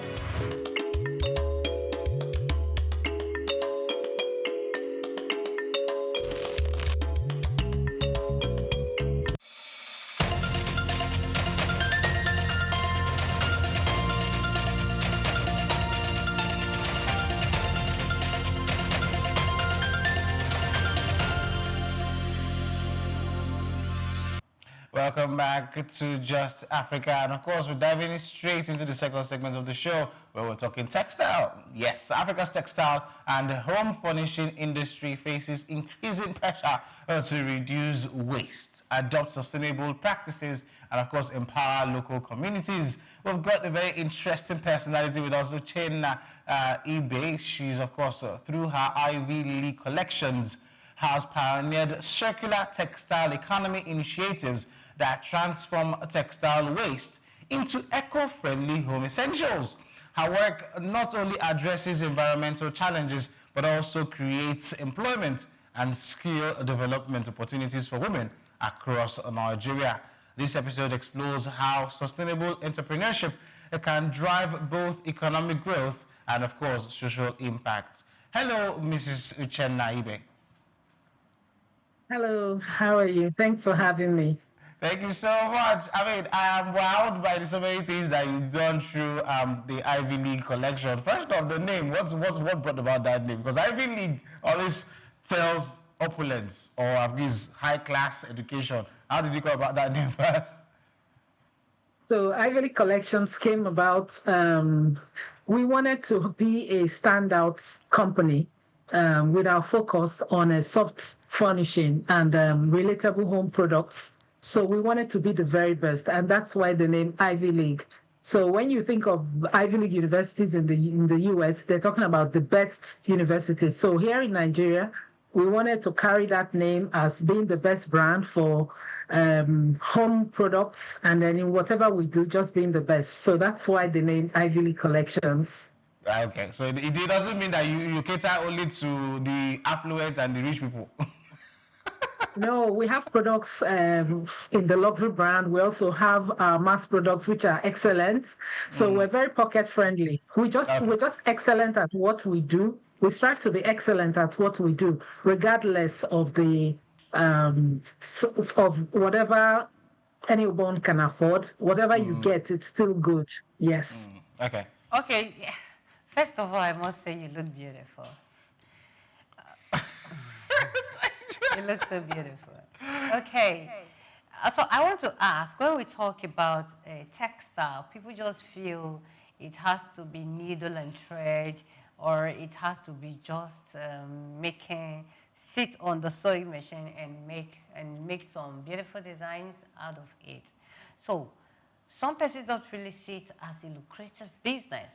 So how do you make someone out there understand that this thing is putting food on people's tables and is taking women and men globally. So when we talk about the sustainability of textile, it's a mind shift. You have to move people's thought process from seeing textile or thinking it's a business that is generated around tailoring and all of that, to something that goes beyond that. This is a part of life. You know, the textile industry, even if you're looking at the fashion industry and the interior design industry where I play in, textiles are like the carpet of the society. There is nothing that we do that doesn't go around textile. Our homes, our offices, what we do, where we eat, everything requires a covering. So I'll say the textile industry is like the foundation for human existence because it's a covering. It's a covering towards everything we do. There's always a need for textiles. So it's a very scalable business, and it's a very interesting business as well because there's so many aspects of it. So it's very limitless. Yes, it's very limitless. So wait, how this is your business model, right? What is it founded on? Because it looks very new. It's an innovation, but this business model, how did you learn it, and how do you plan to teach it? Because obviously that's the best way we're going to do sustainability when more people get to know about it. Yes, when you talk about, it's the balance, what's important here is to balance profitability with environmental responsibility. So when we keep telling people about textiles and the waste and how they can make their businesses more sustainable, they don't really get it. But when you begin to shift their mindset, telling them that this thing they call waste is actually profit, it's actually waste to wealth, then you begin to gain their interest. And that's the simple truth. You can imagine a fashion industry that has cutoffs, or a popular designer that has cutoffs of 10% of their fabric. Now, you tell this fashion designer that this 10% cutoff is actually 10% loss from their business. And that by sitting down or recreating a unit of their business, you can be running the main business. Like in Ivy League Collections, we're a B2B business, and we supply to superstores across Nigeria and Africa, and we also supply to hotels, So the hotel bedding, sometimes the hotels will ask us for cushion covers, throw pillows, and we have cutoffs from the main hotel duvet covers and bed sheets. We don't throw them away. So all you need for throw pillows is just a square, and you stuff it. So instead of throwing away those fabrics, we cut them, and then we use it to stuff the soft pillows that they also put on their cushions. So the continuous use, even the old sheets that hotels use, because we started running tailored sustainable courses, for hotels and the fashion industry. So for a hotel, we're telling you, like, your old sheets you want to throw away, and it begins to increase the environmental footprint, you don't need to throw it away. Some of them can be used for aprons for your staff. Some of them are used for laundry bags, Some are used to shine shoes and used in the laundry. Some of them are used as tents outside within the hotel when they want to cordon off some areas. So we begin to give value to what they call waste. And in shifting their mindsets, they begin to see that instead of going to the market to now buy products and say, this is a laundry basket, this is a this and this is a that, that from their old sheets, when laundered, they can still be remade and reused. And that is the traditional linear flow of circularity. You make, you take, you make, and you waste. So we stop that linear flow, and then you now change to regenerate, repurpose, recycle. And that is what the circularity economy is about. Yeah, thank you very much.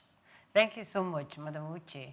Now, okay, can we have a small industry, maybe not a very large one for a start, or maybe there is an existing industry that I do not know about yet, but can we have an industry that just focuses on what we consider as waste from the fashion houses and turn them into this? Do we have any of that such industry in Nigeria right now or in Lagos, or do you have plans of creating such an industry? We have different people operating at their own in their own spaces. My company is such an industry. There are also other industries, and the Lagos Business School has a sustainability center where some courses are taught, and these things are done there as well. So I think the biggest problem is Nigeria is focusing on the plastic weights and all of that. They haven't really started looking at textile as intently as they should, because you can imagine the population of Nigeria, over 220 million people. Everybody wears clothes. Everybody sleeps on a bed.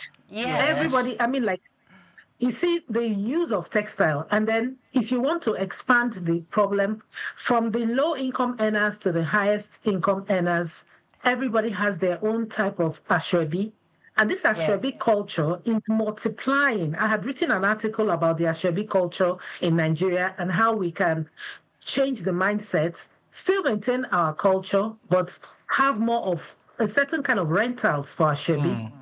You know, like, there's so many weddings, and then we begin to prioritize how we use and dispose textile. And the influence of fast fashion is unbelievably very, very, very negative, you know, when it comes to fashion. And the way that people perceive fashion, you know, when you wear different clothes and you wear a lot of clothes and you're all over the social media and all that, you're seen to be doing well. So the perception that we have as a people need to be also handled. So in different pockets and in small industries, you have people who are doing their bits. But what we need is more of bigger collaborations, you know, across fashion designers, across interior decorators, and people that use textiles a lot, so that you can begin to see those big companies you're looking for. But even in their strides, people are making impacts. Okay, leapfrogging that thought that you just had, I know you are heavy on women empowerment, and because, of course, I've gone through some of your pages on social media. Women empowerment and, of course, entrepreneurship for women. How do you incorporate women into this, your value chain in the business model? Okay, so from the big, first of all, we're unapologetically at 80% almost women employed, women who are employed in our industry. And this is really for a reason. The way Nigeria is, you know, the male child is always prioritized. And then when you look at the lower income earners, you find out that most of the girls, when they finish from high school or secondary school, there's always a problem of getting them into the higher institutions. So this just started. We've been in business for over 18 years, and this started just in trickles. Within the community where our factory is in Ikeja, or Regu to be precise, I started having the need to employ more girls, because the tailors would work on our beddings, on our curtains and all of that, and we didn't have any unit for packaging.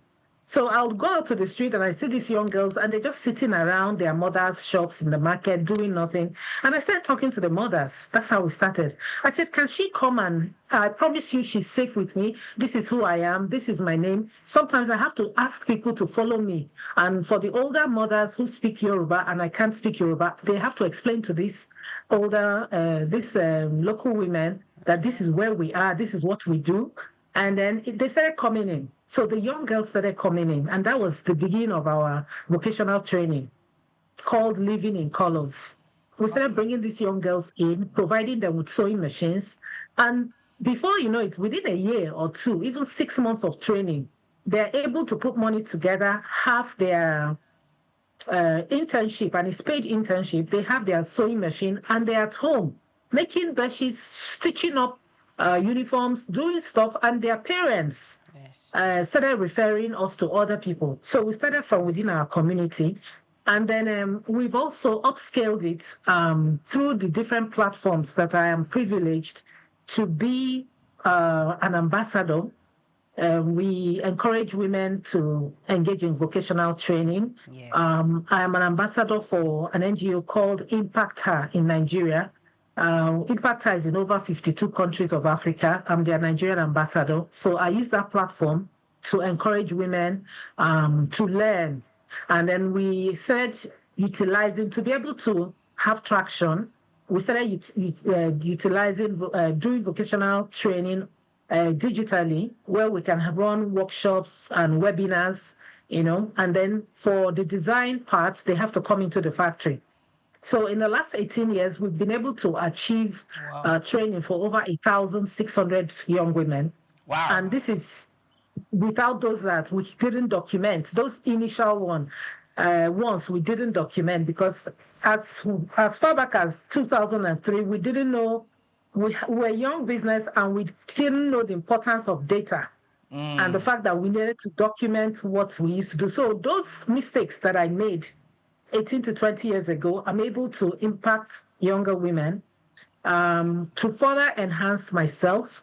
Yeah. I have also attended the Cranfield University in the UK School of Management, where I did a course in Ready for Net Zero Growth, which is all about sustainability. And I've also taken courses in the Lagos Business School, their leadership program for sustainable waste and sustainable waste management. So this has empowered me to be able to impact these young women. In the church I belong to, I'm also working with young women. So generally, it's been interesting, it's been fulfilling, being able to stand out and have a young woman walk up to you and say, I want to learn this, I want to do this. And the economic value of the secular economy is what you sell to them and not environmental value, because because we are blessed in Nigeria, our weather is good, we are not having too much landslides, erosions. We haven't had like environmental calamities that really make people to see.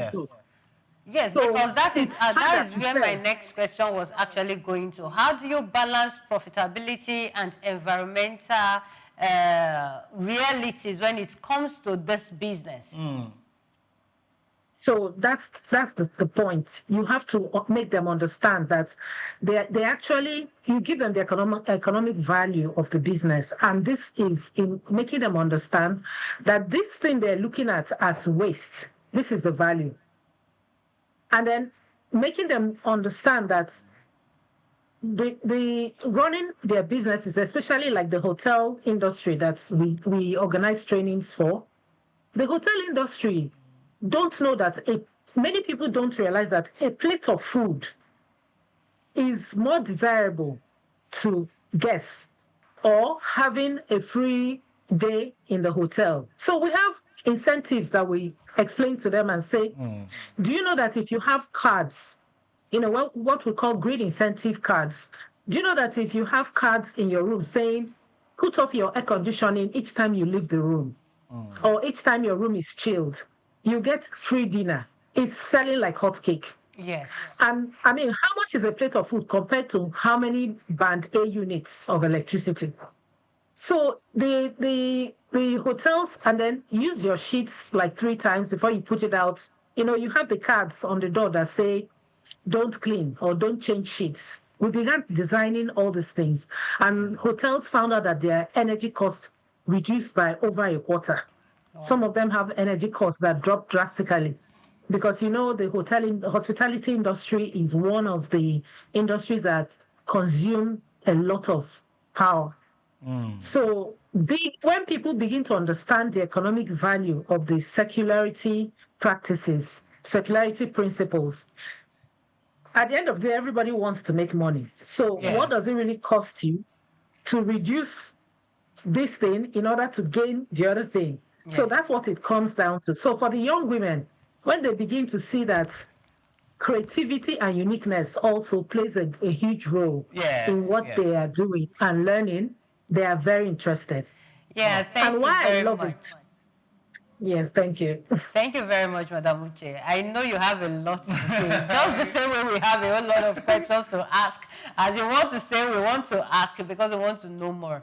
Now, as beautiful as this sounds, as beautiful as it looks, the profit, the savings, turning what is considered as waste into something useful, it sounds really beautiful. But you also tell us some of the challenges that lies behind these beautiful things that you have mentioned. What are the challenges behind the secular textile?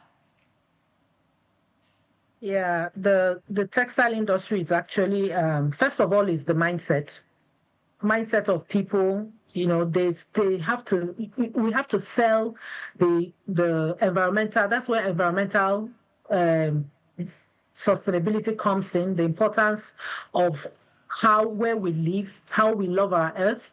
Even the Catholic Church has written books, encyclicals by Pope Francis and even Pope Leo, the current Pope, about the stewardship of us as human beings. So this has to be taken from all aspects, the religious aspect, community leaders, the government. Everybody has to know within themselves, like, this is our earth. We don't have any other place to exist in. So we need to take care of our earth. We're lucky in this part of the world where we don't have such terrible climate issues. But if we become careless, then we're slowly heading there. You can see the flooding in the Middle Belt. You can see all the landslide and flooding in the southern part of Nigeria. We're seeing erosion. We're seeing all of that. So deforestation, we see what's happening in the Sahel. So we all need to take care of this earth we live in. That's one, being more environmentally conscious. And then secondly, the challenges we also face is that because there isn't infrastructure or government logistics and infrastructure is another hurdle that is difficult to jump through. And then the collection mechanisms for textile are fragmented. Since it's new, like AI, everybody jumped into AI. That's how people are jumping into the circular economy as well. So the opportunity that we can get from here to overcome the challenges, support from government, being able to have infrastructure and logistics that can turn this into a very productive value chain, training and then incorporating these values in our children, not when they are now adults, or you're telling them something when they've already formed habits. So our educational curriculum, the way it is today, is a challenge for us to teach the younger generation about love for the earth, how to run sustainable and more profitable businesses. So like the French, they do it, but it didn't have a name. For years, when you hear haute couture, it's fashion.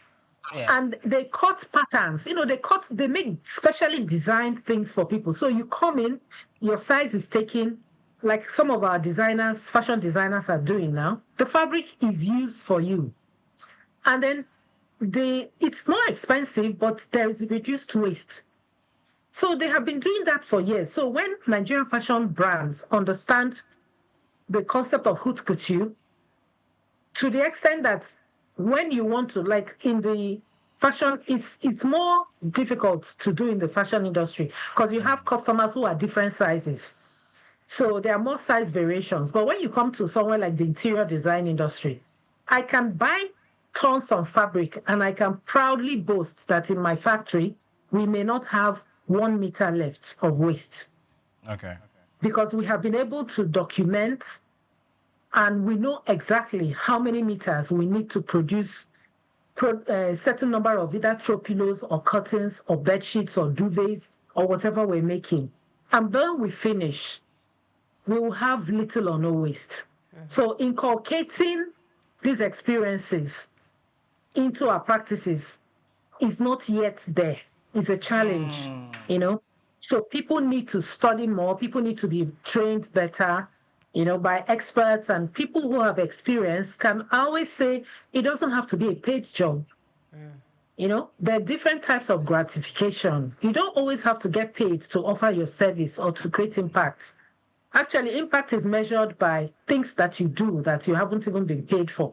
So I encourage fellow experts to come in, you know, have seminars, free seminars, webinars once in a while, go to where it matters. It doesn't even have to be a big deal. You can walk into Tejo Show markets. You can walk into Ikeja bus stop and just gather 6 tailors and talk to them. You have made impact. Okay. So some of these challenges. Hampering growth. I want to pick your thoughts on this Goldman Sachs 10,000 women on sustainable growth, because look, the truth is, if you empower a lot of women, they would help the economy stimulate, right? And many people do not believe it, but women also play as much impact in the economy from the small things that they do. So I'm particular about empowering women, but explain some of these opportunities that exist that perhaps many of us don't pay attention to, and you're familiar with, especially from your exposure in learning some of these things from, you know, abroad institutions. So I would actually say curiosity didn't kill the cat when it comes to me. Okay. Curiosity rather empowered the cat or the woman. I call myself a continuous learner. I'm a continuous learner. I love to explore and to read and to search. You know, I always have a lot of questions. So that natural inclination helped me when I finished school and I didn't get a job. I started building my, growing my young family. So I was a sit-at-home mom, and I wasn't satisfied because I had a university degree in geography and urban regional planning. I had a university degree in geography, so I was very curious. I was trained by my elder sister, who's a first-class interior designer in Enugu State. And then the little that she taught me, and with a sewing machine my mother bought for me as part of my wedding gift, I started fixing my home. You know, I started fixing my home and fixing things, duvets, and people will come in and they will love it. So I was making duvets just from what my sister taught me, and I wanted to learn more, you know. So I took the first 6 duvets I made back then in Nigeria. Everybody knew the store called Mega Plaza, and they were selling only electronics. We were talking about 1996 or thereabouts. And I took it to them, and they said they don't sell. I convinced them to take the 6 duvets, which they took, and they sold it that same evening. So they were calling me. I didn't give an invoice. I didn't know how to run a business. I didn't have an invoice. I just lifted them from the boot of my car, paid a guy 200 naira to take it up the store, and that's how I delivered those first 6 duvets. That opened my eyes. So through time, I came home. My husband said, "So did they pay you?" I said, "No." He said, "So where's the money?" I said, "I just gave them." He said, "You just gave them?" And, you know, that was like, we have to register. This thing is no more a hobby. It's now a business. So you have to register it. So that's when the curiosity came in. I started self-developing. So I said, I have to do an MBA. I looked online. I didn't even look at the Nigerian universities because I was so curious. I wanted to really establish myself. And I did an MBA with Walden University. And that was 22 months. And I had 3 little kids to take care of. After that, my eyes opened. I needed more. So I kept joining women entrepreneurship groups, like the Impact Her I told you about. Impact Her has 2 trainings every week, online trainings that help women to learn how to establish their businesses, everything that concerns a business, from digital marketing to financing to financial management to everything. Impact Her does it for free. And I've established Impact Her. They do it for free, and I've established Impact Her in 11 states of Nigeria. Wow. The founder is Efe Ukala. That's the name of the founder of Impact Her. It's an NGO, and we've established it in 11 states of Nigeria, and the women are being impacted. Then the Goldman Sachs program also came on. I was selected. I was curious. I looked and saw online that they had another online business education for women. I enrolled for their 10 courses, finished the courses. I got my certificate, and then they invited me into the community.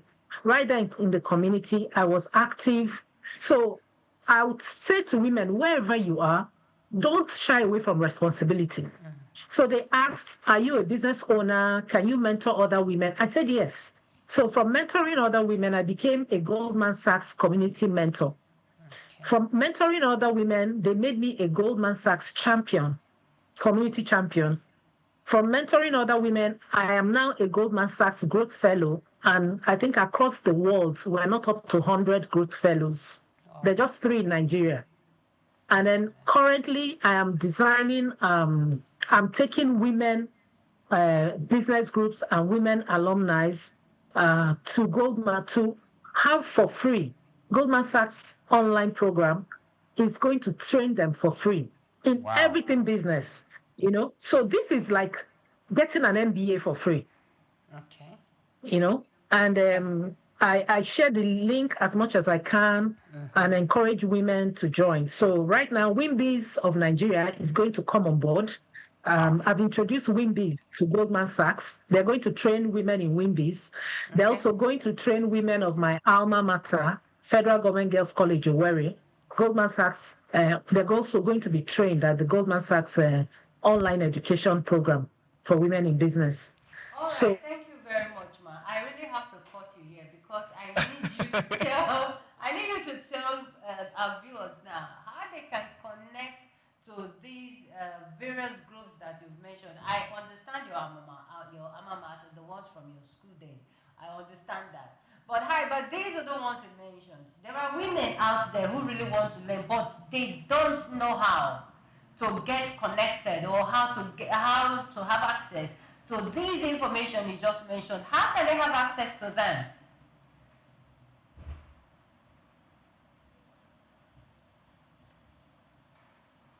paid and unpaid. So I use my social media handles, all my social media handles, and we also have other women who like to share. So what basically I would say to any woman is don't be by yourself. Go out there, watch television, look at the internet, not just browsing to see who's wedding or what they are wearing. Go to the internet, search. Use Google and search for events happening in your neighborhood. Attend free webinars, attend seminars. When you begin to search, the Bible says, if you seek, you shall find. And when they begin to seek, they will find. But it's not going to drop into anybody's laps. You have to seek. So the social media is a very strong tool for people who want to know. So, you know, the way Google is, let's say you're interested in entrepreneurship, free training for female entrepreneurs. All you need to do is to put it into Google or any of the AI tools, and it tells you what is happening right, even on your street, that you're not aware of. So women who want to make progress, first of all, their mindset has to be directed towards what their goals are, and they have to begin to empower themselves. Collaboration is also key, both in the church, in your neighborhood, because everybody you meet has something to offer, and you as a person also has something to offer. So they need to proactively seek, and they will find. Not just women below, because this one you are already championing. It's 80% women. I just remind you. Like I said, God, I beg, come and rescue us. But what are your plans for, the textile industry from your company and of course from your angle?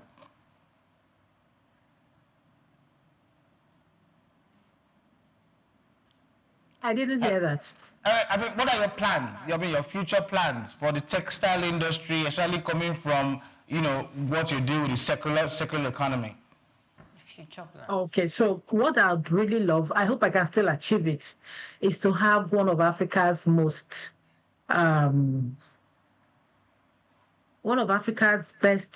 repurposing and recycling unit for textile, because I have seen in France, infrastructure is a problem. Finances are limiting. But even if I don't achieve the waste management plants, I want to be able to say that I've impacted thousands of women. We can expand our training, we can expand our vocational training, skill acquisition and all of that, have a hub and be able to establish hubs in the geopolitical zones of Nigeria. At this point, there's so much one can focus on. I've built a business, it's running, but I am more passionate about advocacy and using my voice to share information, just like your colleague asked me, how do women get information? Because truly people perish for lack of knowledge. There's so many things that happen around you, but if you don't know, it will just pass you by. So advocacy, I'm very, very strong and very inclined to advocacy. So I'm going to expand my advocacy across Africa to the globe. I already have partnerships. God has made it possible that I have partnerships. I have people who I've collaborated with who are willing to help women entrepreneurs in Nigeria, and we're making it work. And for the business, Nigeria is 230 million people rich. I don't know how Ivy League collections will be able to serve their needs, so we'll continue expanding. Yes, we'll just continue growing and making sure that our products are actually Ivy League collections. All right, thank you very much. There is a question that has been bothering my mind all this while. When you look at our roads now, you will not see iron on the road anymore because of those who pick irons from the road and they sell them. Like you mentioned earlier, plastics. Plastics are also gradually moving away. Now, do you think that for the circular textile industry, do you still expect that people should go on the streets and look out for clothes that are considered no longer useful or considered as rags? Because some of these clothes can actually be turned into rugs and so many other things. Do you think we need to go into that before our environment can be clean? Or is there a particular model that you feel that women can use to get these clothes that are considered waste in the society? Yes, there is waste right in our homes. There is so much waste. We don't, for the fashion industry, we need to keep the products. We're very selective with the textiles that you remake and reuse or repurpose for human use. So we don't pick clothes on the streets for people to use, applying circular economic principles.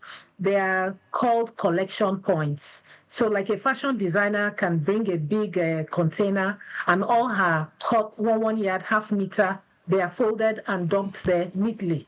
They are not dirty. They are reusable. And when the clothes are made, somebody can wear them conveniently. Then some other ones that may be old or dusty are first laundered. They are first laundered before they are used if it's going to be worn by people.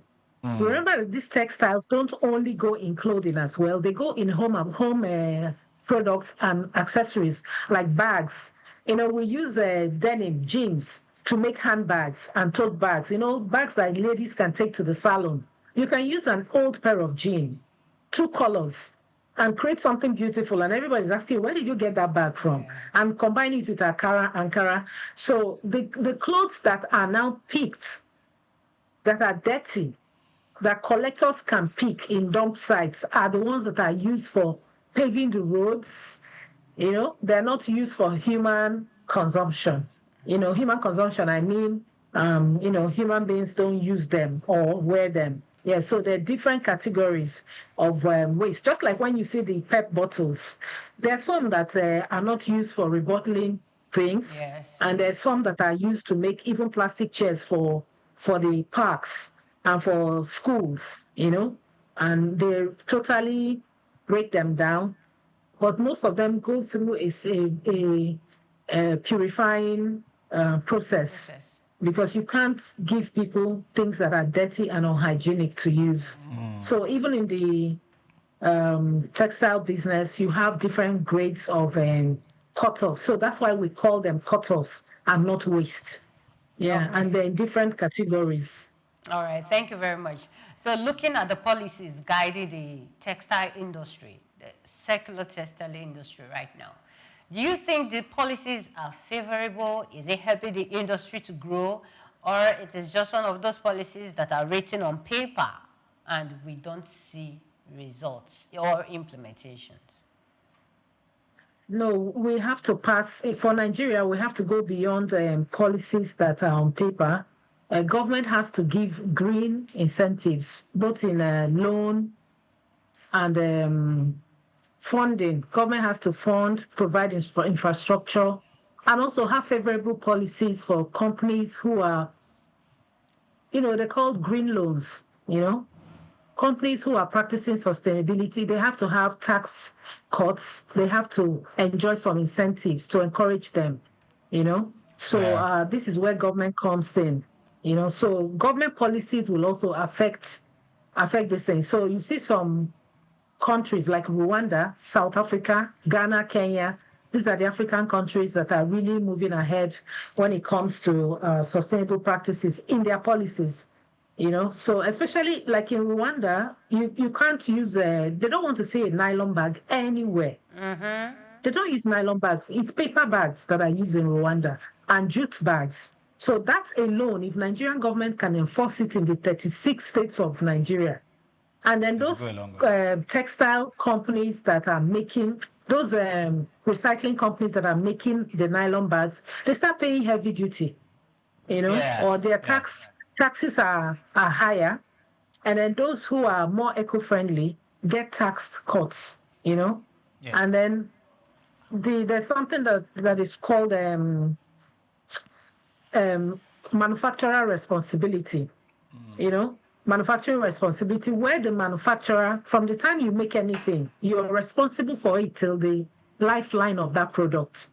So when you put it, like Coca-Cola has that responsibility. So Coca-Cola and Pepsi, they make Pep bottles, right? And then before it was clogging everywhere. But you see now, Coca-Cola is one of the companies in Nigeria that's championing sustainability. They are also into the recycling of these bottles, you see?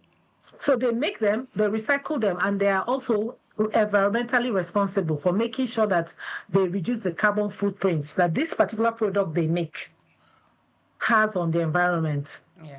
So if government has tax incentives, has policies that are favorable to people that practice sustainability, then you begin to see that the sector is more attractive, and infrastructure is provided as well as logistics. So we're wrapping up, and I want you to give us your final thoughts. But this one, I want that thought to go to somebody who wants to be an entrepreneur, because the truth of the matter is we need more entrepreneurs, more business ideas so the economy can grow. So I want you to advise that young woman out there who probably has a business idea but does not know how to put it together. I'd give her that advice from your own experience. I have a book that is coming out. It's called Living in Colors, and it's based on the onion chronic principle my grandmother taught me. In all of us, especially women, we're like onions. We're like the onion. We have different layers to ourselves. Every layer is a new you. Every layer is a new capacity that God has deposited in you. The outer layers are challenges that are rough, and you don't know what to do about it. And if you can fight through that flaky outer area, you begin to see the freshness, the innovation that you have. Every layer that you unpeel is a new level of you. Women are gifts that keep on giving. That is why they are co-creators with God. So God knows the capacity that women have, that He has deposited in us. We're very intuitive and we're multitaskers. You give a woman 10 naira, she'll make a pot of soup that looks like it's 100 naira. Exactly. So we're the helpmate of the man. And every woman should continue to uncover herself. If you have an idea, continue to pursue it. Continue to go for your dreams, and don't think because it hasn't evolved yet. You haven't made it yet that you cannot make it. And if you continue, even till the age of 100, a woman is still a gift that keeps on giving. So that idea that you have, continue to grow it, continue to nurture it. And if you feel restrained or incapacitated because you don't have the resources or whatever, always have the mind to serve, to learn. Our culture here, most young women, they don't want to serve, they don't want to volunteer. Even in activities in the community or church, they want to be paid. You can't be paid all the time. Offer yourself, and because when you offer yourself in service, you learn. Most of the... Hello. Oh. Okay, I mean, we're wrapping up. So, I mean, it kind of like very light, but I mean, special shout out to her. Even though I feel a bit jealous because she was just hammering on the women. Yes. And then maybe decided to be a co-advocate. At some point, I was like, I felt lost in the conversation. But truly, I do know that a lot more women need to be empowered. Look, I don't want to make it look like it's a gender fight. It is not. But the truth is, if more people are entrepreneurs, especially women, a lot more of the societal problems can be solved. For example, most men are expected to be the ones who go source for the daily bread, right? But if the woman is a bit empowered, she can help the man to be less burdened, especially by finance. Even if he doesn't have to find all the money that the family needs, and she can help from her own corner, it can help, the family to grow. And if she's also not 100% dependent on whatever the man does, it can help the family grow better, and that's the smallest unit of society which needs to grow. Yeah, she said it all, and I really hope, or I pray that the generation of women we have now get to understand the importance of having something to do with let's call it handwork in business. You see, handwork is something that someone like me was deprived of because my parents believed that you should go to school, don't earn too early. Well, that's a good thing now. Go to school, don't earn too early. So my dad wasn't someone who would say, go and learn a trade. You understand? My dad is someone who tells you,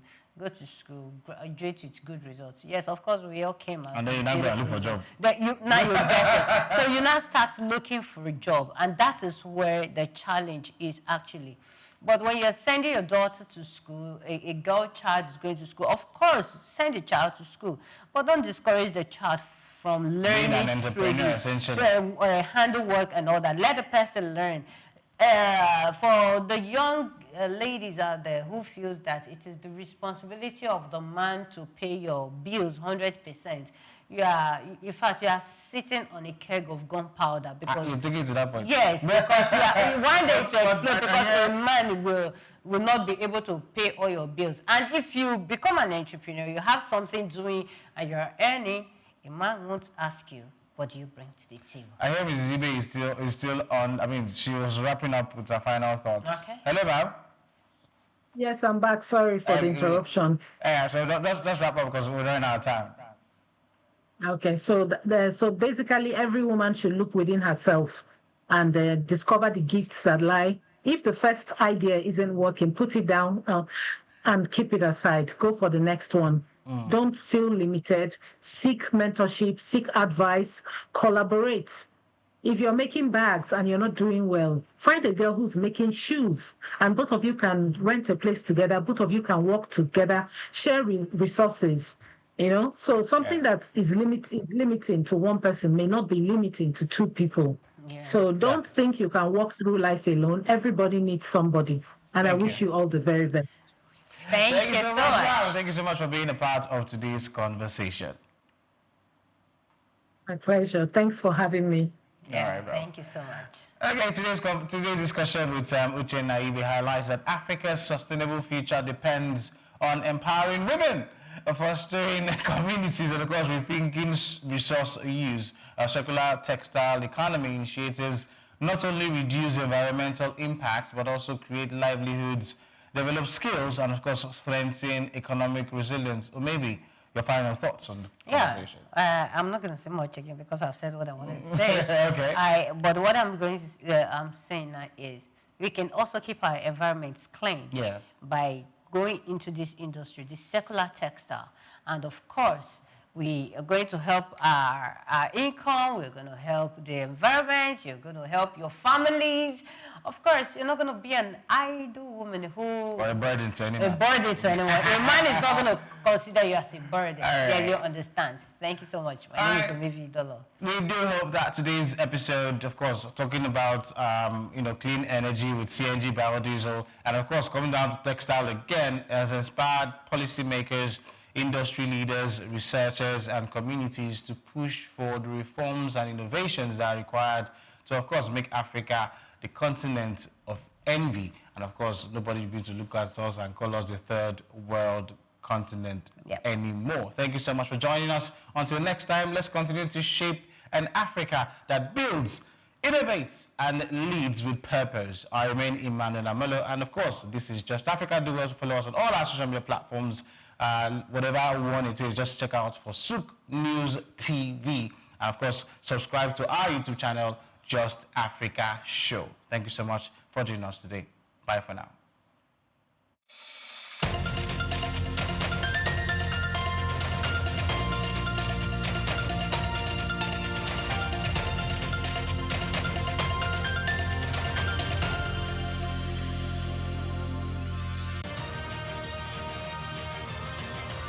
In the heart of West Africa, where the Atlantic Ocean meets vibrant coastlines and cultural richness, lies a country that has long served as a bridge between tradition and modernity. Welcome to the Republic of Senegal. From its diverse languages to distinct cuisines and colorful attire, Senegal mirrors the broader identity of West Africa, a region shaped by history, resilience, and remarkable diversity. But among its neighbors, Senegal stands apart in a unique way. Since gaining independence from France in 1960, it has never experienced a military coup, a rarity in the region and a testament to its stable democratic legacy. Its capital, Dakar, hugs the coastline and is home to nearly a third of the country's population, around 5 million people. Though over 90% of Senegalese identify as Muslim, the nation's first president, Léopold Sédar Senghor, was a Catholic, a poet, and philosopher. Senghor played a pivotal role in post-colonial West Africa,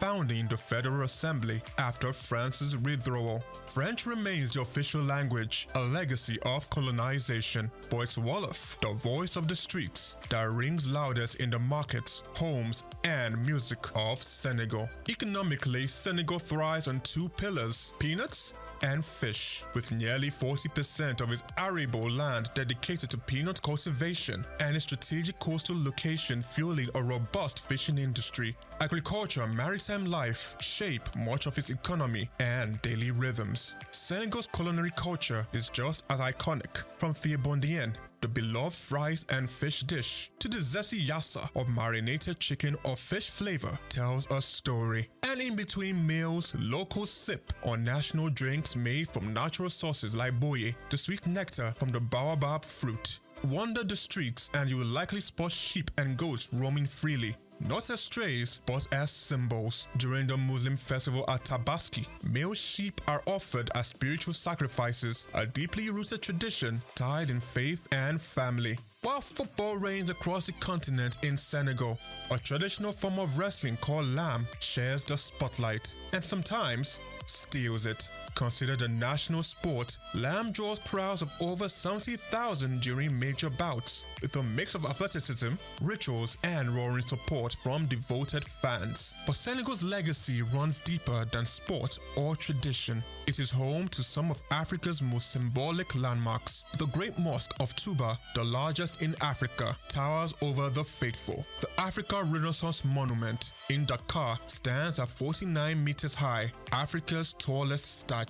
And on Gorée Island, history echoes through the door of no return, the final passage for enslaved Africans during the transatlantic slave trade. Senegal is proudly home to 7 UNESCO World Heritage Sites. From Goré's sorrowful legacy to the rich biodiversity of Djoudj Bird Sanctuary and Niokolo Koba National Park, from the colonial charm of St. Louis Island to the cultural landscapes of Bassari Country,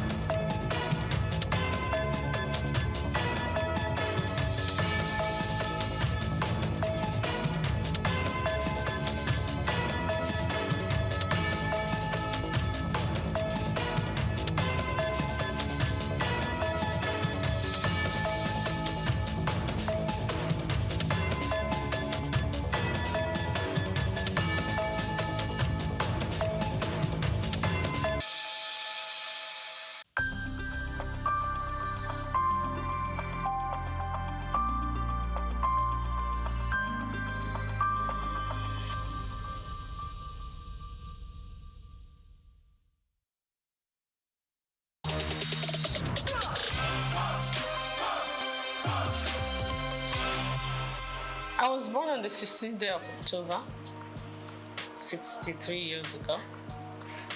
I'm from Opobo, yeah, and went to school. I'm from River State, from Opobo in River State. Went to school in Port Harcourt, lived in Port Harcourt all my life, from primary to secondary school to A-levels. Then after A-levels, I got admission to Unilag. Immediately after Unilag, I got married, and I've lived in Lagos ever since.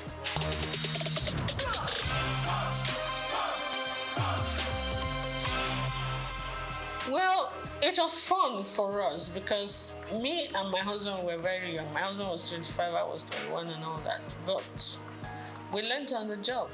We were friends. We were friends for 3 years when I was in Unilag, university, and we came out to got married. So we're like children that just got married.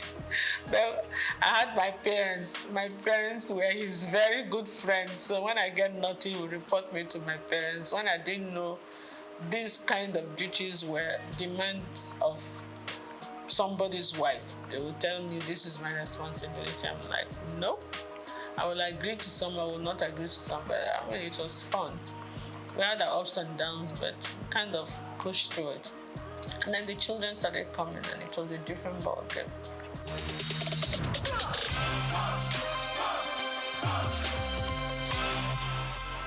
You know, when you come from that kind of family, it's like part of your system. You don't really regard it as anything anymore. But sometimes I get the shock of my life because there was a time my in-laws came to Opobo for one ceremony, and I saw the king. And he gave me a hug and he gave me a pic, and they were like, whoa, the upper Benin won't even shake your hands, you know, as a woman. I'm like, okay. I mean, it's the same family, you understand? So we're used to that. I think we take it for granted.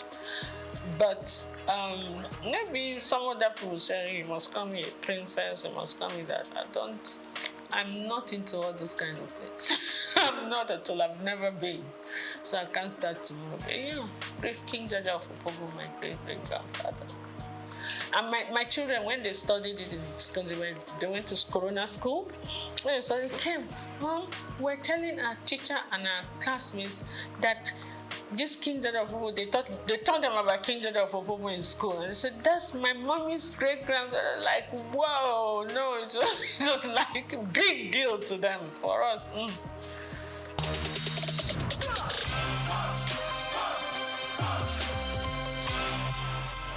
Absolutely, upbringing and my personal choice too, because you could be brought up one way and choose to go another way. You understand?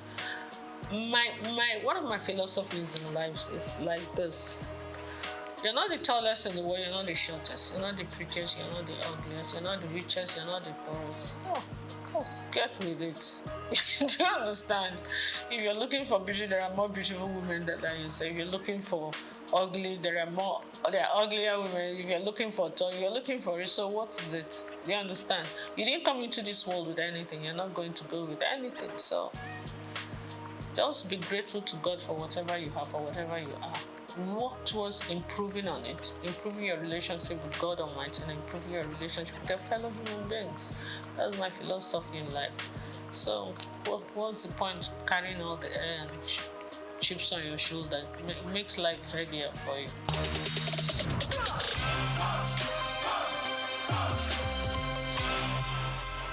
JB7 is my favorite number.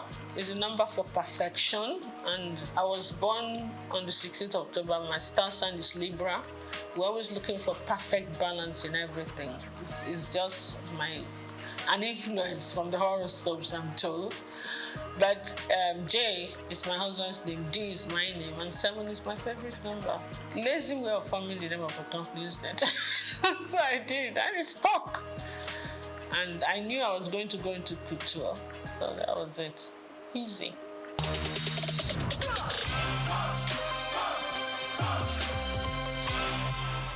I was a victim of circumstance. I keep saying it.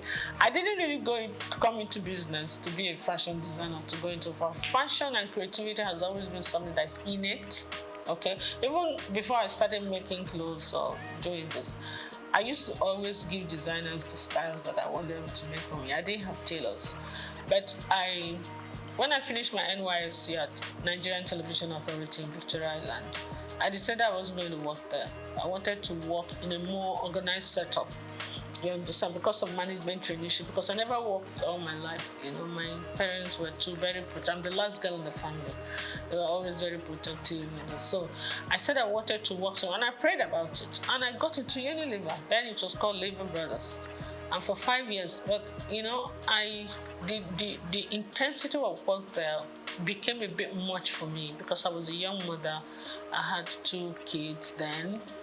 Was going on having the 3rd one, so it became a bit time. Sometimes Unilever was one of the biggest. When the international directors come in, we used to be the ones to host them with all the Unilever affiliates. Linters, the advertising agency used to be here, all the Nigerian breweries, USC, you understand, AJC words, we're all Unilever group. Sometimes I won't get home until 3 a.m. when we are hosting, and with kids in the house, it can be a bit much. So I'm like, I prayed about it and I decided something has to give. It's either your family, your children you will not give them the attention they need then, and they were growing fast, or your job will suffer, and then you will not be happy whichever way.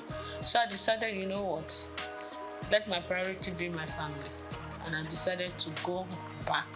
And I put in my resignation. That was not what I'm fine. When I did, my chairman refused to accept the resignation. So I had to use another way to encourage him to accept it. So I left Unilever. I said, okay, I wasn't the type of person that was suited for being a housewife.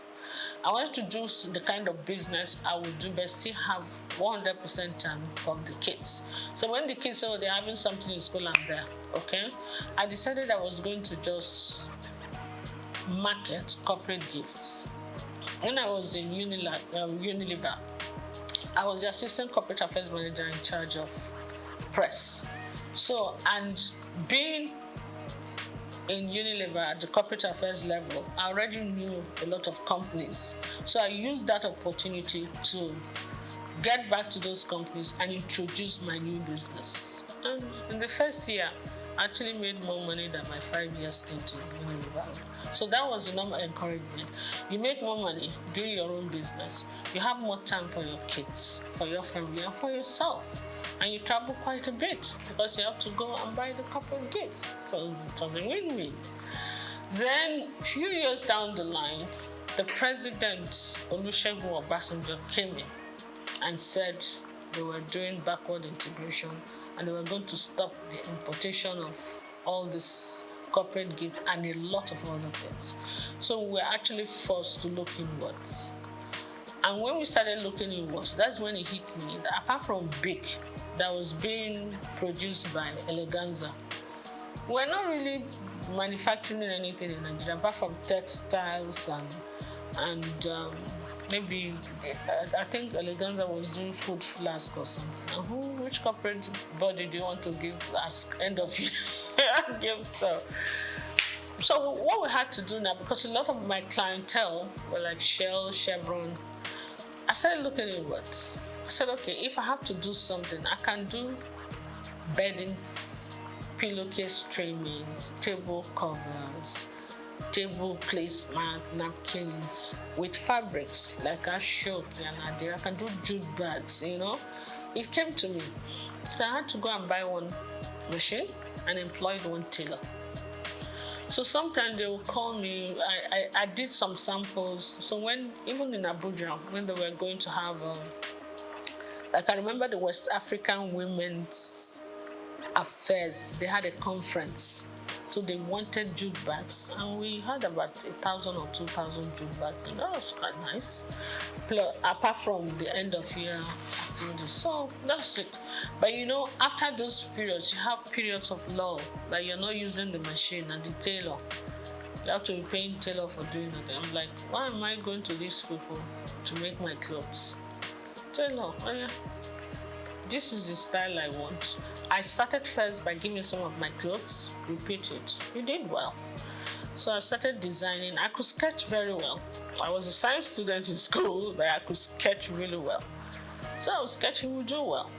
And sometimes when I wear the clothes and I go to supermarket, some women will just call me, hey, I really like this thing you're wearing. Please, where did you make it? I'm like, okay, I'll give you the address. I give them the address. They started coming.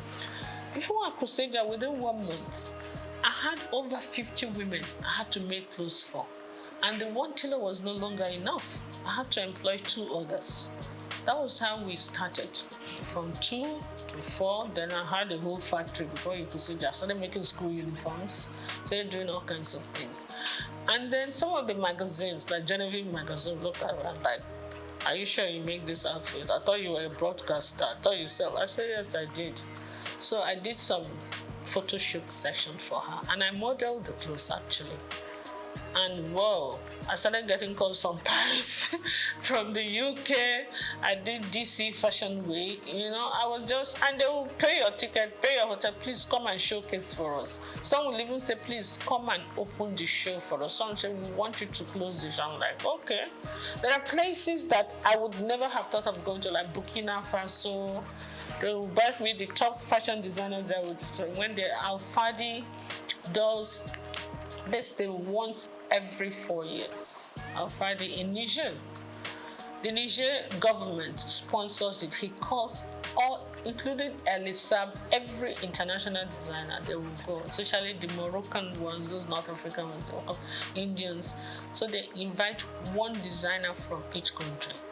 So they used to call me to come because of what I used to work a lot with Ankara and SOUQ, and I do international acclaimed, how would I put it, couture outfits with Ankara, big hats, funny looking, structured clothes and all that.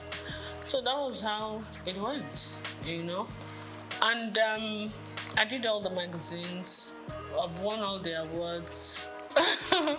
So after a while, you know, I started thinking of concentrating on exports. In the process of doing that, my husband took ill. After 2 years, we lost him. So when I came back home, I gave a lot of things a lot of thought. My kids were still in school. My daughter got married. She was in Australia already. And then my kids, my 2 boys were still in school. So I said, look, this fashion design thing is not going to pay school fees in pounds sterling and dollars. So I said to myself, you know what? Why don't you give the man hours to the industry, the family business that were yielding the most income? That was how I started kind of just saying, you know what, let me just minimize it a bit. My core clients were still coming. So I kept the tailors, my experienced tailors that worked with for years, I kept them. I kept few of them. And I kind of cut down on that business. I said, you know what, let me just go and face the family business and do this for the people who really know what I'm doing. And word of mouth goes. So I'm still doing that, but my priority is really not that, you know.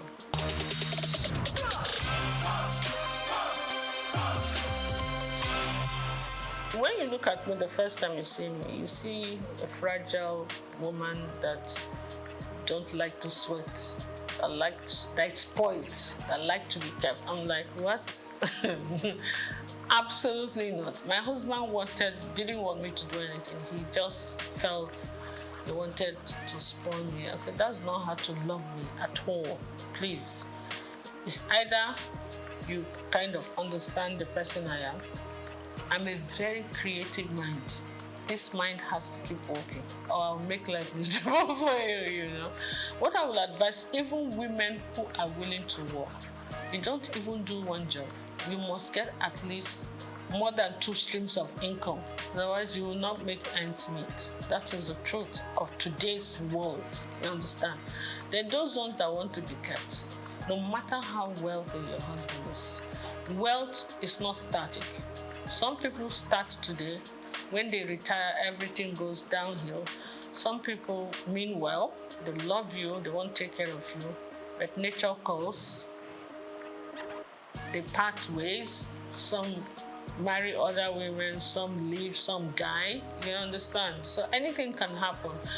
I would advise them, everybody, try to be as independent as you can, financially independent. I think you actually have earned more respect when you do that. And then also, when things don't work out too well for the husband, no matter how rich you are, you don't have to put him through too much stress. You can take care of yourself, you can take care of yourself, you take care of him, you encourage him, but let him not feel that the world has come to an end. You know, a man feels happy when he knows that his back is covered, even when he's not making it. You understand? It doesn't make him lazy, it makes him very grateful. Yeah. So I will advise everybody, get something doing. Do something that will enable you to earn good income if you can. Do something that you also enjoy doing.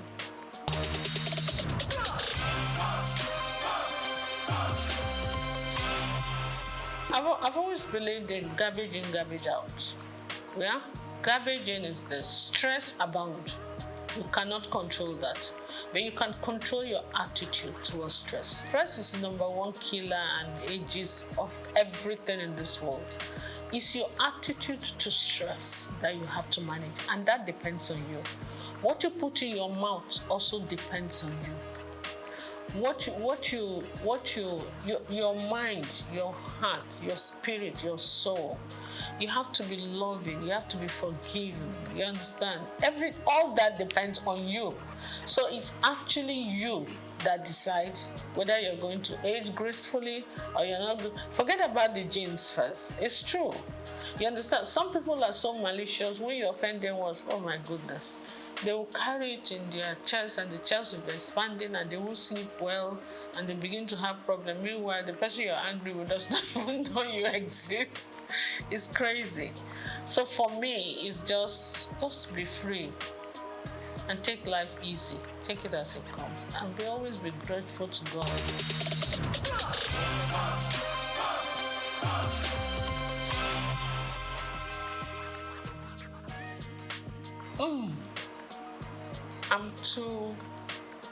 I'm too honest and straightforward. It's either I will be killed immediately or because I will tell you the truth no matter whose house is God. I don't think I can play politics. I'm not a politician at all. I am a very straight shooter. I will tell you to your face when you're doing stupid things. That was my relationship with my mom, my dad, my husband. So most times, I'm the last girl in the house, so maybe when they were disciplining the first ones, by the time they got to my turn, they were a bit tired. So we could talk to my parents anyhow. But I don't do it to create whatever. I just feel that if anybody worth talking to, is worth talking to with honesty and integrity. And when you want to play politics, they will see something that is black. They will say it's yellow. I can't do that. For the love of me, I can't. So politics is not my call. And because of that, they will not allow your creativity to come out, your sincerity. What's the point?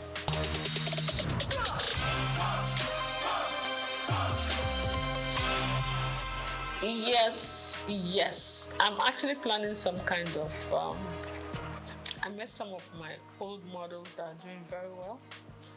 And you know, when you deal with a lot of these girls, some of them have traveled with me to Niger. Sometimes they'll tell you, bring 2 of your models. You know, some of them, we have very good relationship. We're going to do a reunion one of these days. It will be fun. And they are all calling, when are we going to do this? I say, don't worry, we'll get a reunion done. Because we need to revisit the fashion industry, see how things are going. They're doing well. The new ones are doing well. And I just pray that the environment will not discourage them, you know.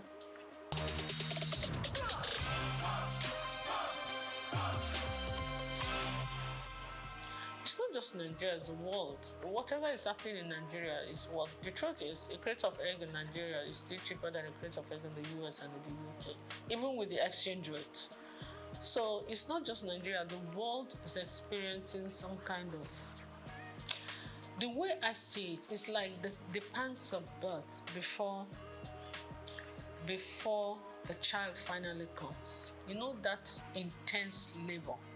And then when the child is born, everything is calm and beautiful, everybody's happy. I think we are just towards the end of the labor pain.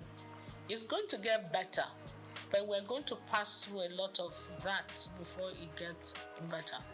And when it finally gets better, we'll all be smiling. But right now, the whole world, not just Nigeria, is crazy. If you look at international, listen to international news, it's actually crazier than here. I just pray. Yes, I live opposite, I won't even say it, on the street. One of the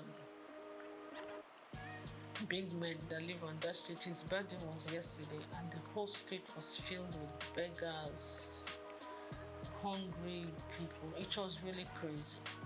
I felt so bad. We were pushing each other, killing each other, fighting just to get a plate of jollof rice. It was very sad. It didn't used to be that bad. There were a few people who would come hang around, but the whole street, I couldn't move anywhere yesterday because of it. But I hope it gets better soon, so that the best in all of us can come. Because hunger and poverty can actually bring out the worst in people.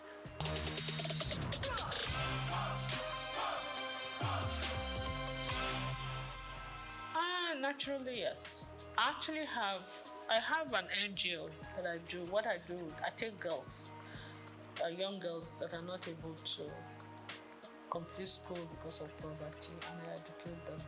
You understand? I try to pay school fees, help people, and I believe in education a lot.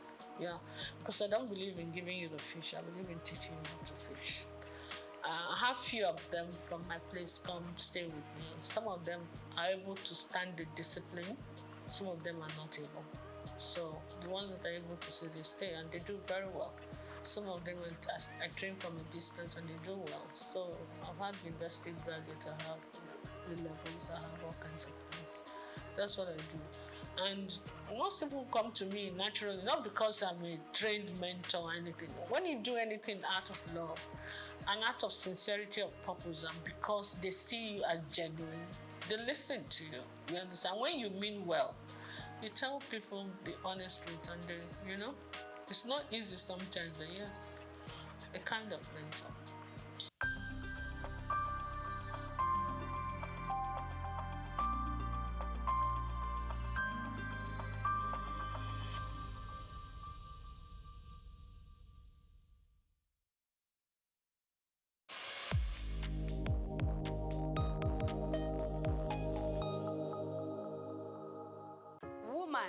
The powerhouse of every home. She makes a continuous, deliberate effort to nurture and secure her family. Before anyone else is awake, she is. Before she eats, they do. Before she rests, she makes sure tomorrow is possible. In homes across the country, hunger is silent, but a woman's sacrifice is not. She walks the land, carries the weight, stretches every meal, yet when food is scarce, she is the force to go without.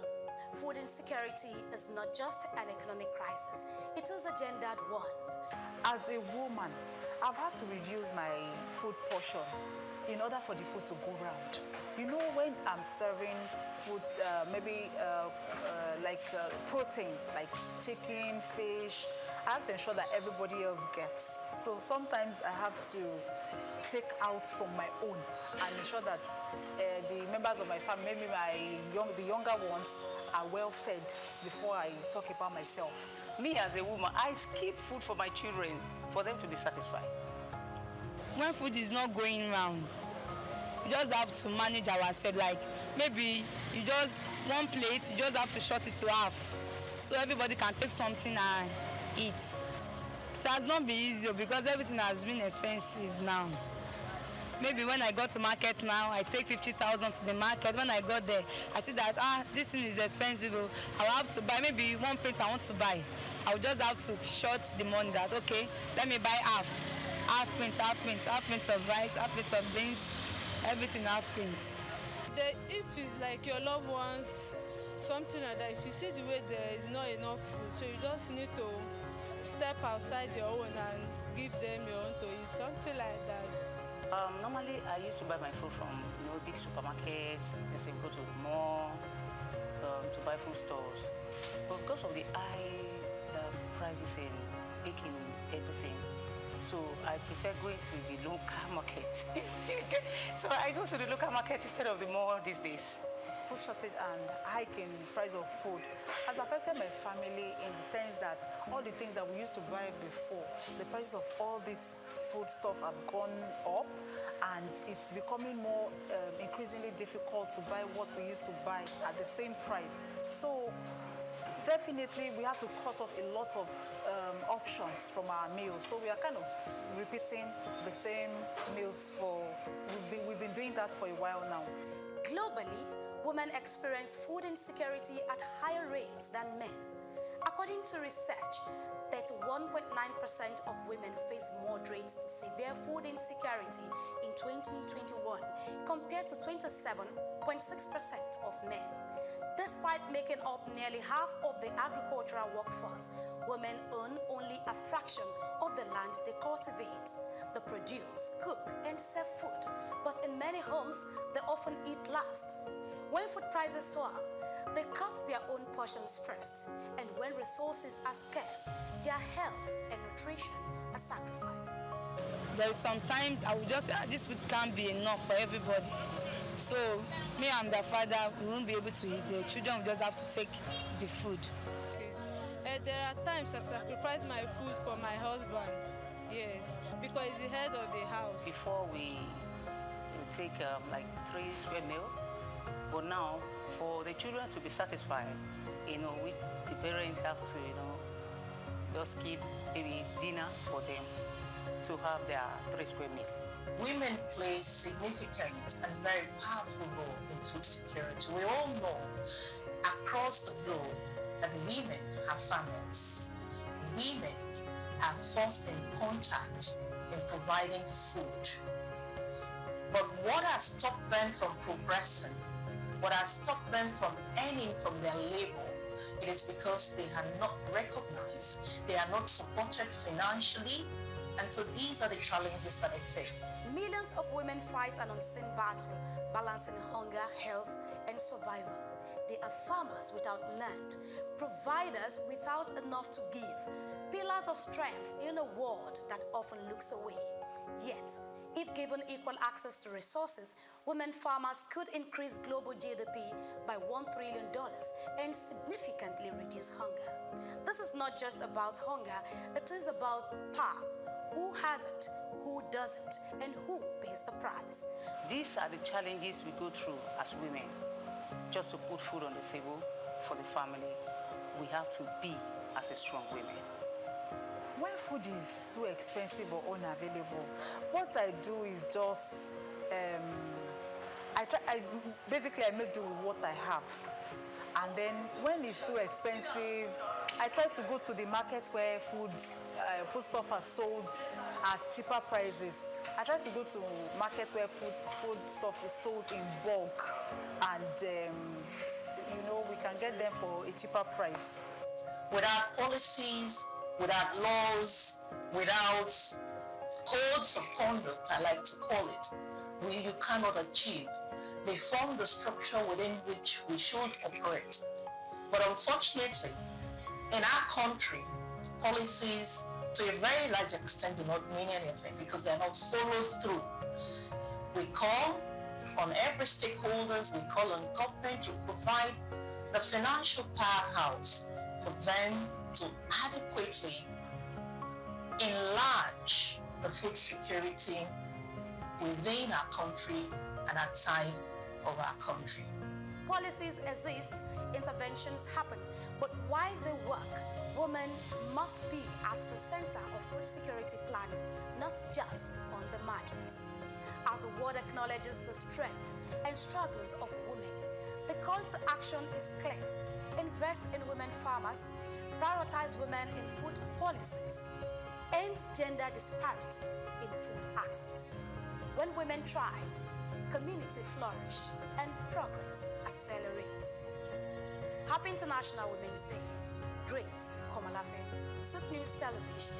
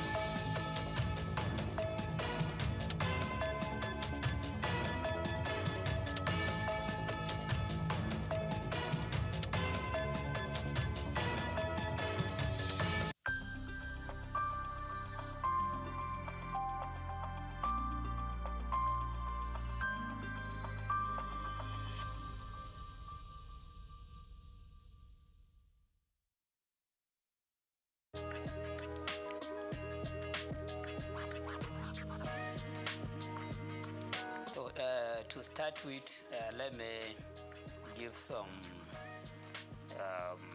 introduction to myself. As you said, I was a former commissioner of finance. I was a commissioner of finance during the Ganduja's administration from June 2015 to October 2018. I was there for 28 months, okay, as a commissioner of finance. And I had been with Bayero University, Kano, before I was appointed commissioner of finance. Still, I'm a professor of accounting in the university, but I double as a commissioner of taxation because at the Prince Abubakar Audu University, Ayumba, Kogi State, there was a chair that had been vested there by the Federal Revenue Service in 2011, and they invited applicant for that chair, and I was the successful person, successful applicant. So I still occupy that chair, even though the chair is not functioning, but I got the privilege of serving as the elected or selected professor of taxation in that university. So I am in the area of taxation. I've done a lot of researches in that. And then I serve as the Federal Commissioner of the Tax Appeal Tribunal.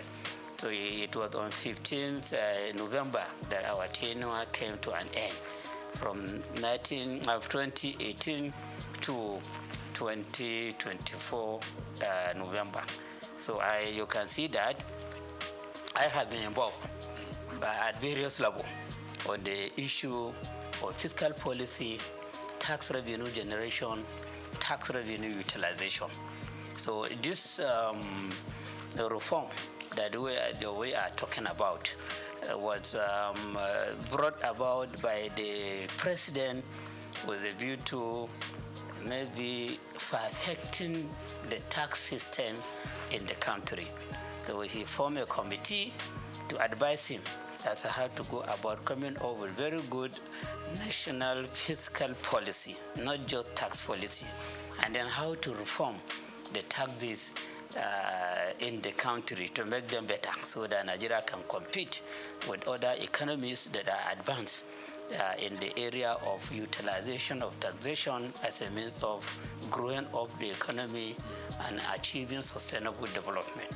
So this I know, the process and all that have gone into this project of reform. So bills were developed out of the report of that committee appointed by the president under the chairmanship of Mr. Tayo Oyedele. And for the first time in the history of forming a committee in Nigeria, we had a committee that the president has given the power of implementation. So it's not just about recommending something to him. It is about coming up with a report which will be convincing to him, and if he's convinced, he will ask them to be involved in the implementation of the recommendation of the report. So I think that is why the committee just presented the proposed bill to him without taking this bill to the public domain. Because of the trust that he has on the committee, he just sent the bill to the National Assembly for consideration, for passage into law. And in the bill, they even gave deadline as to when the bill to be passed into law. They expected that the National Assembly would deliberate on this committee, on this bill, to the extent that the bill will be passed into law before 1st January 2025, so that by 1st January 2025, the content or the provision in these bills will begin to be implemented by the government. 4 bills were developed and proposed. And then unlike the expectation, the comment you made that people are more concerned about the administrative, tax administrative bill. What the bill that is generating the highest controversy is the Nigerian tax bill. That is the bill that has made provision for repealing about 11 taxes that are currently existing, including the VAT itself, including petroleum profit tax, including personal income tax, including companies income tax, and other taxes like capital gain tax, casino tax, etc., etc. And then about 14 laws that are related to taxation, including laws that are designed to exercise control over consumption, over production. They made substantial amendment on them, and then take the amended part of those laws into the Nigerian tax bill, which means that the laws have suffered from, or they have enjoyed, consequential amendment. So this bill, which is expected to become an act by 1st January, is now becoming an amalgamation of most of the taxes that Nigeria is using now. Most of the taxes, those that have been repealed, part of them, part of the provision in them have been injected into the Nigerian tax bill. Those that have been considered for consequential amendment, they are also captured in the Nigerian tax bill. And then they made a lot of paragraphing, creating part, creating section, etc., etc., to the extent that the content of that bill is about 220 pages. So you have to develop the stamina. You have to be used to reading before you read everything from the beginning to the end. And if you don't do that, you may miss a lot of things. And you may be talking ignorantly about the content of the bill. And unfortunately, that is what is happening in the public domain. You hear people talking ignorantly about the content of the bill. They just listen to news, radio, television. When they hear the comment of somebody, then they will amplify that comment ignorantly without reading the bill and understanding the content of the bill. So that is the one that is enjoying the greatest controversy. Of course, others too are enjoying some controversy. The Nigerian tax administration bill, because it is in that bill that the new sharing formula for VAT was stated. VAT have been extensively explained or described in the Nigerian tax bill, but how to share the proceeds of VAT have not been captured there. That provision could only be seen when you go to Nigerian tax administration bill, which is the bill that has been designed to show how the tax authorities in the country at the federal level, state level, and local government should be relating with one another so as to avoid conflict, so as to avoid a situation whereby all of them may go to a taxpayer with different dimension of claim. The bill was designed to achieve this main objective, to resolve the conflict that has been happening between tax authorities or even revenue generating agencies. Because when you talk about the revenue, we shouldn't be talking just about the tax revenue. You have revenue that custom is collecting. That bill, second bill, is saying that custom should no longer be involved in collecting revenue. It is the Nigerian revenue service that should be collecting. Custom, let them take care of their responsibility of checking item coming in, item going out, which is another area of clash. These custom people, they are used to collecting money. Okay, and they are used to, many of them, a lot of allegations are there as to how they are collecting this money, how they are not remitting the correct amount. So now, collection of custom duty will no longer be the responsibility of custom official, custom service. It's the Nigerian Revenue Service that should be collecting. The same thing with all other agencies of government that are considered as revenue centers. So that bill has made adequate provision to show that they know the moment this bill is passed into law, they don't have any power to collect revenue. It's the Nigerian Revenue Service that should collect. Let them deal with their own responsibilities of stabilizing the economy, ensuring control over consumption, over production, over whatever. But then collection of revenue is not their own.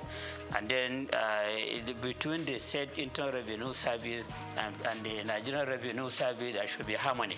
If there are revenues sources that are difficult for the said revenue service to utilize in generating revenue, they can bring in, they can collaborate, or they can reach agreement with the Nigerian Revenue Service to do the collection and then share the amount collected as per the agreement, or take cost of collection as per the agreement and then give the State Internal Revenue Service or even local government revenue committee what they deserve. So the expectation of the Nigerian Revenue Nigerian Tax Administration Bill is to bring about harmony and understanding. So how that could be brought about is a question to be answered. Because of the nature of Nigerian, the nature of official, and the way the people put their eyes on money. They want to be the one collecting money or keeping money or doing something with money. And now you are saying that all those that are used to that, they have to, they will be suspended from doing that, or they will be banned from doing that. It is only that agency, the Nigerian Revenue Service, that will be doing it. So there are some issues there that are calling for a question, okay, understanding among the agencies involved or the tier of government involved, and then of course patriotism to ensure that whatever we do as revenue collectors, as treasury managers, as revenue utilizers for the execution of various projects, we demonstrate ethics, we demonstrate honesty and integrity. The revenue agency itself, before now, the revenue agency is behaving as if it is for the federal government. And this bill that has been sent to the National Assembly is encouraging the Nigerian Revenue Service, which will now replace the Federal Revenue Service and the law that established it. It's encouraging it to consider itself as a federation agency, not federal government agency. It is to be serving the interests of the federation. And so the concern of the state should be addressed by that agency. The concern of local government should also be addressed. It should be an agency that should be mentoring local government revenue agencies or tax authorities and state government revenue authorities or tax authority, so that they carry themselves together as a team, then ensuring that we have very good tax system in the country, that we have adequate revenue generation on taxation, which should be put to use for executing various projects that will bring about sustainable development in the country. So when you look at all the provision made in the Nigeria Revenue Service Bill, they are talking about the need for harmonious working relationship. Talking about the federal Nigeria Revenue Service to serve as the model to state revenue service and local government revenue committee, so that they have very good understanding in implementing the provision in the Nigerian tax bill and the Nigerian tax administration bill. So all the provisions are like that. And then provision have been made adequately as to the position of the executive chairman of the State Internal Revenue Service, the need for governing board, which will have that chairman as the chairman, the need to have technical committee at the state level, and who are to be members of that committee, representation to be drawn from various MDAs and other agencies of government and federal government into the committee, and many other issues.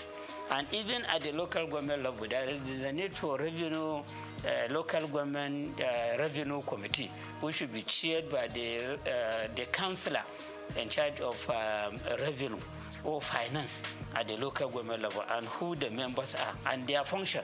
So when you look at all the provision there shouldn't be any controversy. Even if there will be controversy, it should be less.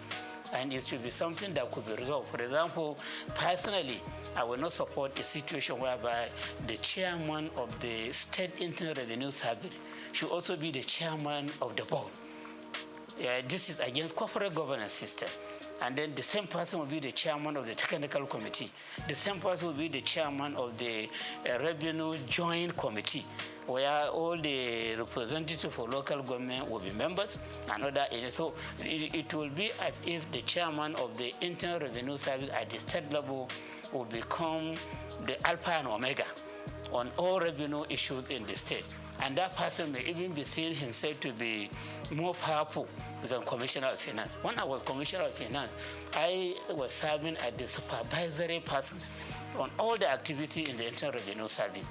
The chairman of Internal Revenue Service should be reporting to me, should be taking orders to me. He shouldn't be going directly to the governor.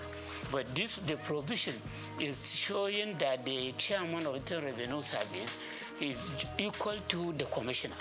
And in fact, they were even saying that governor is just to nominate him and has to go to the House of Assembly for clearance. Just as commissioner will go to House of Assembly for clearance. And there is no provision to show that this person should be answerable to the Commissioner of Finance. So something like this, I think many people may not see it. But with my own experience as a Commissioner of Finance, who have been intimately related to the Minister of Finance that time, I know the problem many states were facing as they empower the chairman of the Internal Revenue Service, they empower too much the Accountant General against the Commissioner of Finance, who should be the supervisor to all these agencies of government. So issues like these are there, and appropriate action need to be taken by the National Assembly in correcting the lapses in the bill. Then the last one, which is about institutionalizing revenue board. Okay, a revenue board. Before we have joint revenue board. Before we have joint tax board. So now that joint tax board is an appendix of the personal income tax. It's just under personal income tax. So now, the drafters of the bill, they will want joint revenue board to be on its own, have a law supporting it, so that at the federal level, where we have the chairman of the Federal Revenue Service, he will now serve as the chairman of the Joint Revenue Board. Then all the chairmen of the Internal Revenue Service at the state level will be members. Ministry of Finance will have a representative. Ministry of Budget and Planning will have a representative. And you have some other agencies of federal government that may send representatives into that board. So that board will be taking decision on monthly basis on where improvement should be made, how to solve problem between one tier of government and another, and many other things, which will be very, very beneficial to the president or the Federal Executive Council, and then beneficial to governors and the various state executive council on fiscal policy and on utilization of taxation to generate revenue and on utilization of the revenue being generated by these agencies. Because many people are having the feeling that the agency, they collect this money and they spend the money. But in real sense, they only collect. But they remit to the government, into the treasury of government. So while they collect, they have the responsibility of collection, they don't have the power to spend a kobo from the amount generated. It is the government that takes care of that. So the joint revenue board has been given a lot of responsibilities in that bill. So when it become act, become a law of the same, so the Joint Revenue Board will now be more powerful than what we know before as Joint Tax Board. So this is just the summary of the bill that have been sent to the National Assembly for passage into law.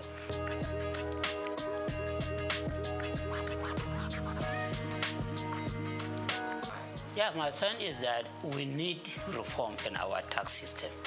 As a student of taxation, I have the belief that no economy can make any progress if it doesn't have a good tax system. Most of the economies of the world, or I can say all of them, all the developed economies of the world, they are tax-based economies. And most of the natural resource-based economies, they are among the backward economies in the world. Look at it. All the members of OPEC, none of them is part of the G20. They have the revenue, they have the oil, they are producing it in great quantity, but they are still being considered as developing economies. Well, when you look at UK, Germany, France, US, other countries like that, they don't claim to be having enough revenue, enough oil to refine for their use and then to export the excess for sale. They don't claim for that, and that's why they don't belong to the OPEC, Organization of Petroleum Exporting Countries. They base their economy on taxation, but then they have very good tax system, which is just attracting minimal complaint. And the moment they hear some complaint from either the taxpayers or the tax administrators, they take appropriate action immediately, so that at the end, nobody will complain. And because of the reliance on taxation, the citizen of that countries, both natural and artificial person, companies and individual, the citizen of the country, as they pay tax, they have the right to demand accountability. They have the right to demand prudence. They have the right to demand transparency. And for that, those impositions of austerity, they are always in fear that whatever, if they steal a kobo, people will shout, this is our money. We contributed this money for execution of progress that will amount to a project that will amount to sustainable development, not for the money to be stolen. So this person that is stealing money, appropriate legal action should be taken against him. Sometimes you hear some leaders being hung. Sometimes you hear some leaders being shot, the firing squad, because of the misuse of public money. So members of the public that are contributing this money in the form of taxation, they complain. And then they insist on appropriate action to be taken.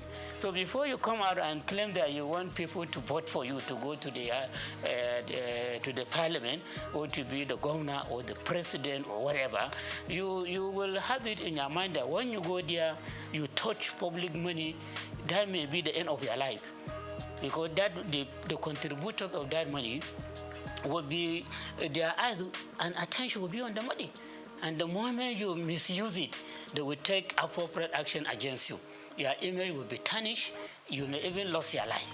So those economies that are considered as developed, they rely substantially or totally on taxation for their development.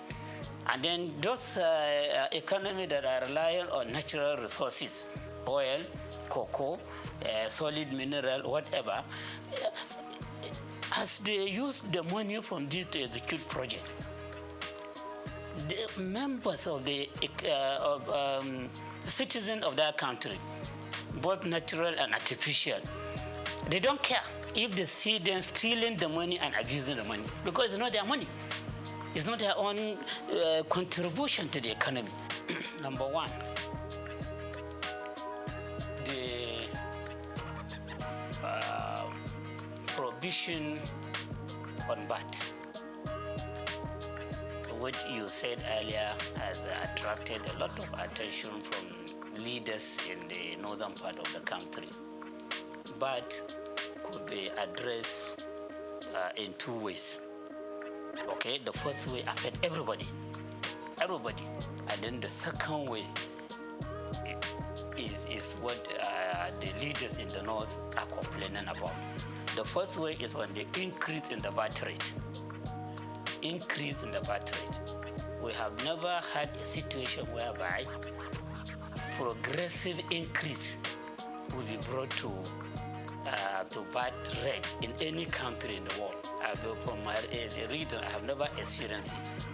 But this is being brought about in Nigeria through these laws. They said VAT rate now, which is 7.5%, as per the Content of Finance Act 2020, will be increased to 10% from January 2025. Just about a month away. If the bills are passing to law, VAT will be increased to 10% of all VATable goods and services. And then just 1 year after, 2026, it will be increased to 12.5%. Then you have a small raise for 3 years. By 2030, the rate will be increased to 15%. So you can see the progression in the increase of VAT. And the moment you increase VAT rate, inflation will come up very powerfully, especially as you are increasing from 20 to 2025, 2026, you are increasing 2.5%. So the goods and services throughout the country, you see their prices going up. And there is no separate market for VATable goods and services and non-VATable goods and services. No separate market. Don't just feel that when you increase VAT rate, the increase in prices will be on VATable goods only. All other goods and services, their prices will go up. And how do you survive that?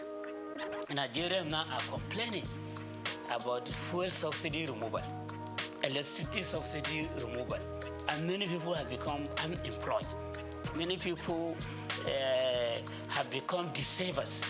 Nobody, no any earner of salary can claim to be saving anything for investment. People are borrowing money to top up to the income that they have for survival. And those that have no work, they are complaining.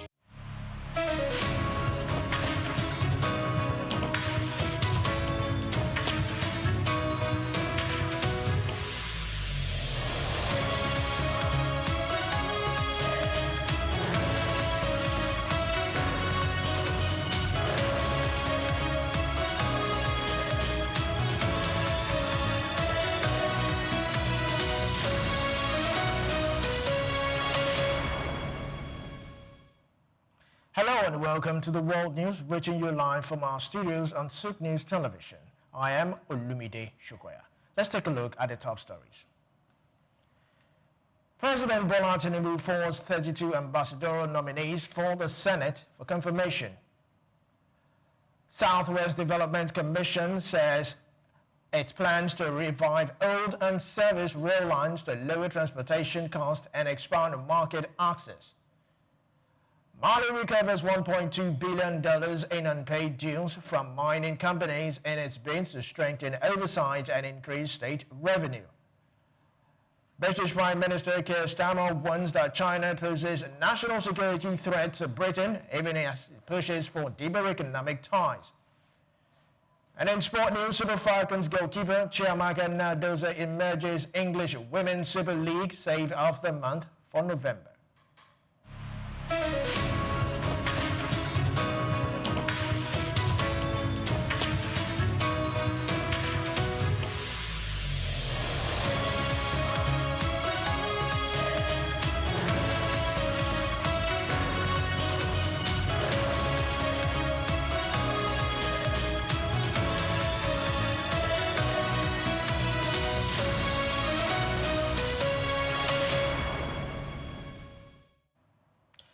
President Bola Tinubu has forwarded 32 ambassadorial nominees to the Senate for confirmation, including former presidential aide Reno Mokri from Delta State and ex-INEC chairman Mahmoud Yakubu.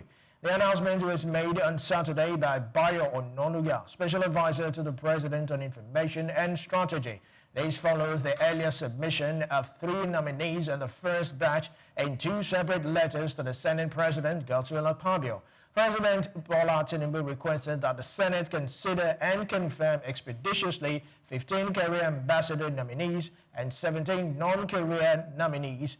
The nominations cover both experienced diplomats and distinguished professionals from various sectors, reflecting administration's effort to combine diplomatic expertise with political appointment.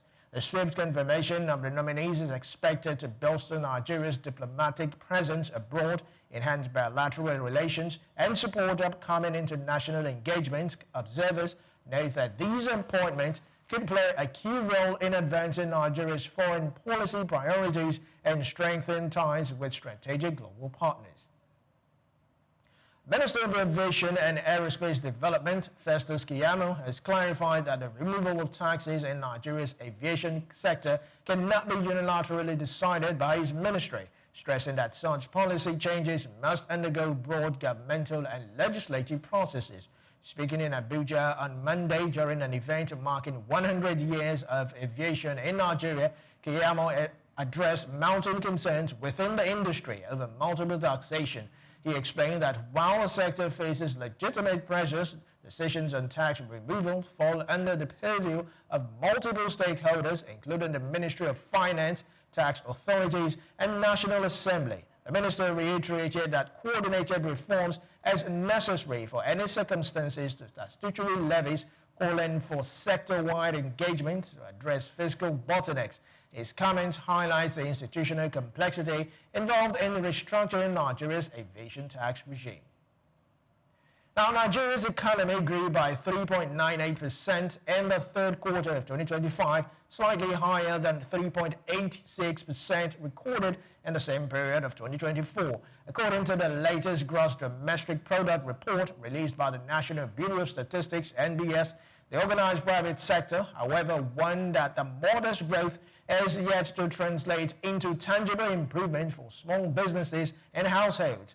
The NBS report indicated that aggregate gross domestic product in real terms reached 57.03 trillion naira in the third quarter of 2025, up from 54.85 trillion naira in the corresponding quarter last year. The quarterly data shows a mixed recovery across major sectors. Agriculture and industry recorded stronger real growth, while the services sector maintained its leading contribution to overall output.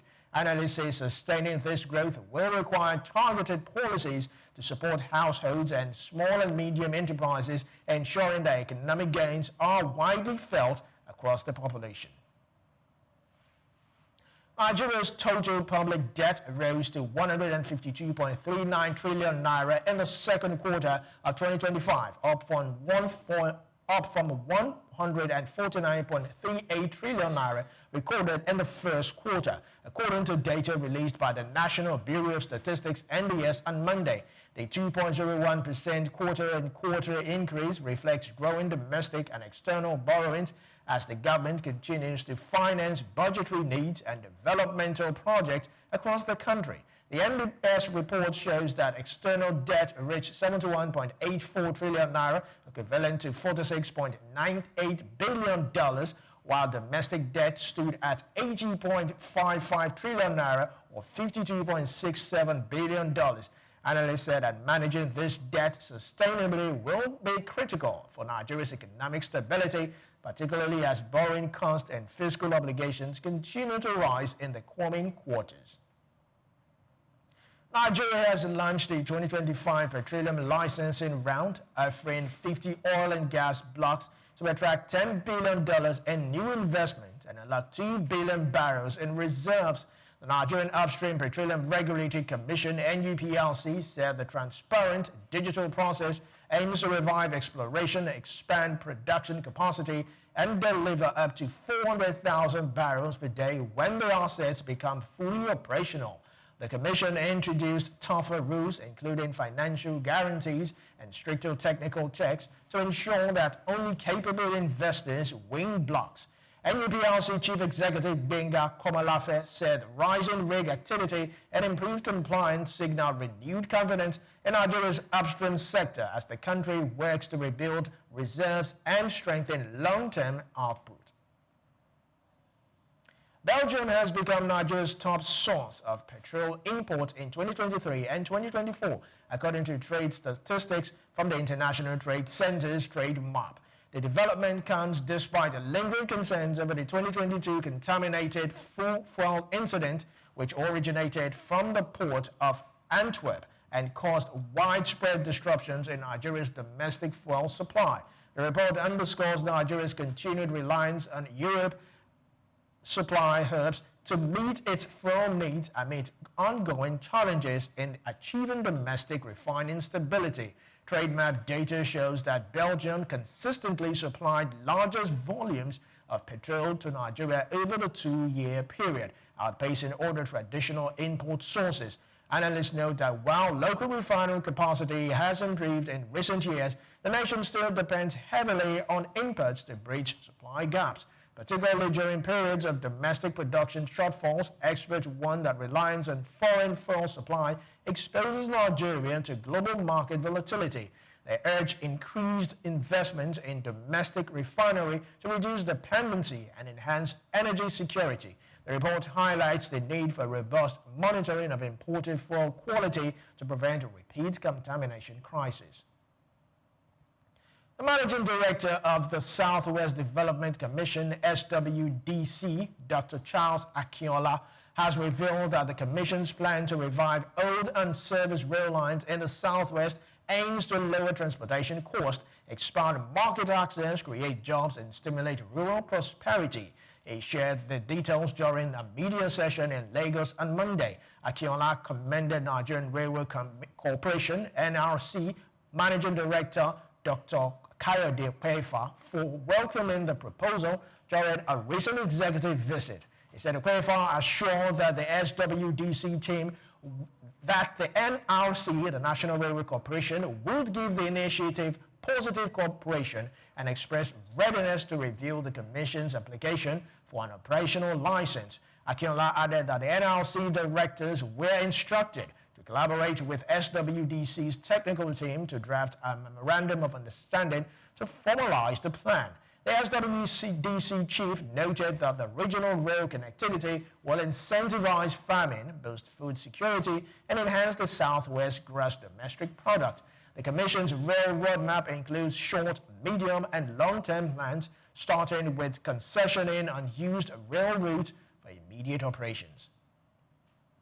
Still to come in the news, Vladimir Putin begins 2-day visit to India, aims to deepen cooperation in oil sales, missile system, and fighter jets.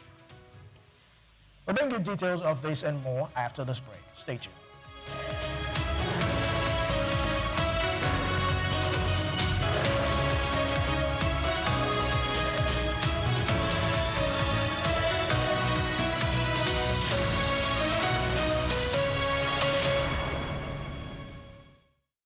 My name is Shino Gbadegeshin. I'm the CEO of Gozi Micro Insurance. Continue to watch SOUQ News. Adenike Adeyemi, Executive Director of Faith Foundation. Keep watching SOUQ News. My name is Shepherd Michael Adewale Onofuye. I enjoy you all to always watch SOUQ News TV. Hey everyone, Majuli Obaje here representing Gigi. Keep watching SOUQ News, okay? Stay updated with SOUQ News. My name is Aton Kene. I am the head of MSME Banking. Please keep watching SOUQ News and stay glued to SOUQ News. I recommend that more and more people should watch SOUQ News because they deal with business news. Hi, my name is Amaka Wokolo. I am the director of the Faith Institute at Faith Foundation. Keep watching SOUQ News.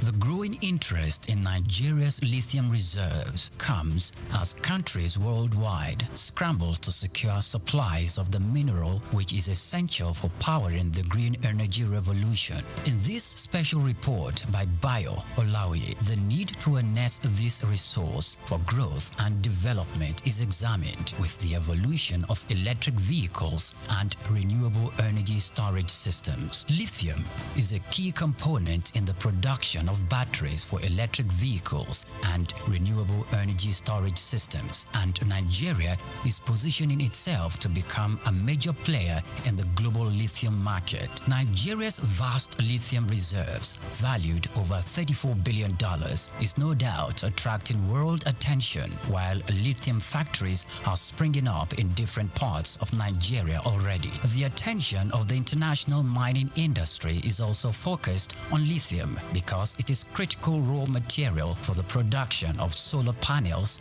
and electric vehicles. Analysts predict that global lithium market could grow robustly over the next decade, driven by the rapid adoption of electric vehicles and renewable energy technologies. Data from a Global Future Market Insight showed that the lithium mining industry has emerged as a cornerstone of the clean energy transition, driven by the skyrocketing demand for lithium-ion batteries. The surge in lithium demand is driven largely by the electric vehicles market, which accounted for over 70% of the global lithium consumption in 2024, according to an Iranian-based research firm.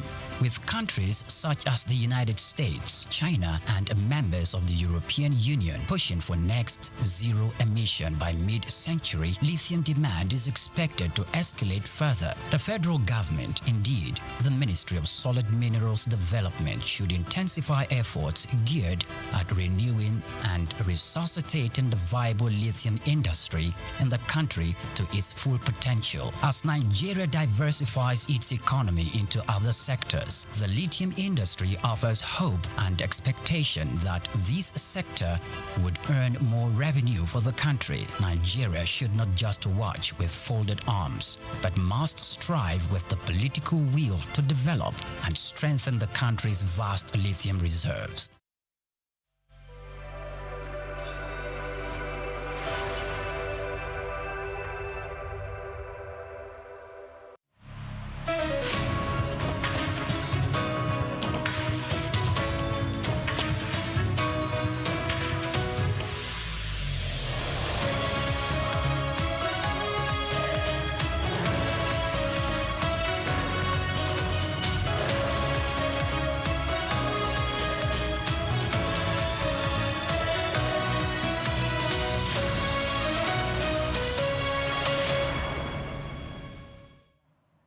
Welcome back to the World News. Mali has successfully recovered 761 billion francs in unpaid dues from mining companies, the country's finance minister announced on Tuesday. The recovery marks one of the largest clawbacks in Mali's extractive sector history and reflects the government's efforts to strengthen oversight and increase state revenue. The military-led administration initiated a comprehensive audit of the mining sector in early 2023, uncovering widespread shortfalls in payment owed to the state, officials said. The audit highlighted systemic underreporting and compliance gaps by several companies operating in the country. The findings prompted the government to introduce a new mining code aimed at tightening regulations and ensuring more transparent operations. Experts say the recovered funds could significantly bolster Mali's budget, particularly in infrastructure and social services. The success of the audit may also signal investors that the government is serious about enforcing accountability in the country's lucrative mining sector. Malaysia's Prime Minister Anwar Ibrahim has announced that the U.S. chip maker Intel will invest an additional 816 million ringgit to expand its assembly and testing operations in the country. Now, the commitment follows a meeting between Anwar and Intel CEO Li Butuan, reflecting the government's focus on attracting strategic foreign investment to boost high-tech manufacturing This new investment builds on Intel's 2021 pledge to construct a $7 billion advanced chip packaging plant in Malaysia, highlighting the country's growing importance in global semiconductor supply chain. Analysts say the move reinforces Malaysia's competitive position in the industry amid increasing demand for microchips and intensified competition from other manufacturing hubs. This expansion is expected to enhance local manufacturing capabilities, create jobs, and strengthen the nation's role as a key regional hub for chip assembly and testing. The project aligns with Malaysia's broader economic goals to develop high-tech industries and secure long-term industrial growth. Russian President Vladimir Putin begins a two-day visit to India on Thursday, aiming to deepen cooperation on oil sales, missile system, and fighter jets. Moscow is pushing to rebuild defense and energy ties weakened by U.S. pressure, even as India's Russian crude imports fell to a 3-year low amid tighter sanctions. Putin will meet Prime Minister Narendra Modi in New Delhi, accompanied by Defense Minister Andrei Borzov and a broad business delegation. Now, the visit marks his first trip to India in 4 years and comes as New Delhi expands its purchases of U.S. oil and gas while trying to balance major power relationships. Analysts say the summit offers India a chance to reaffirm its long-standing partnership with Moscow and explore a new arms deal.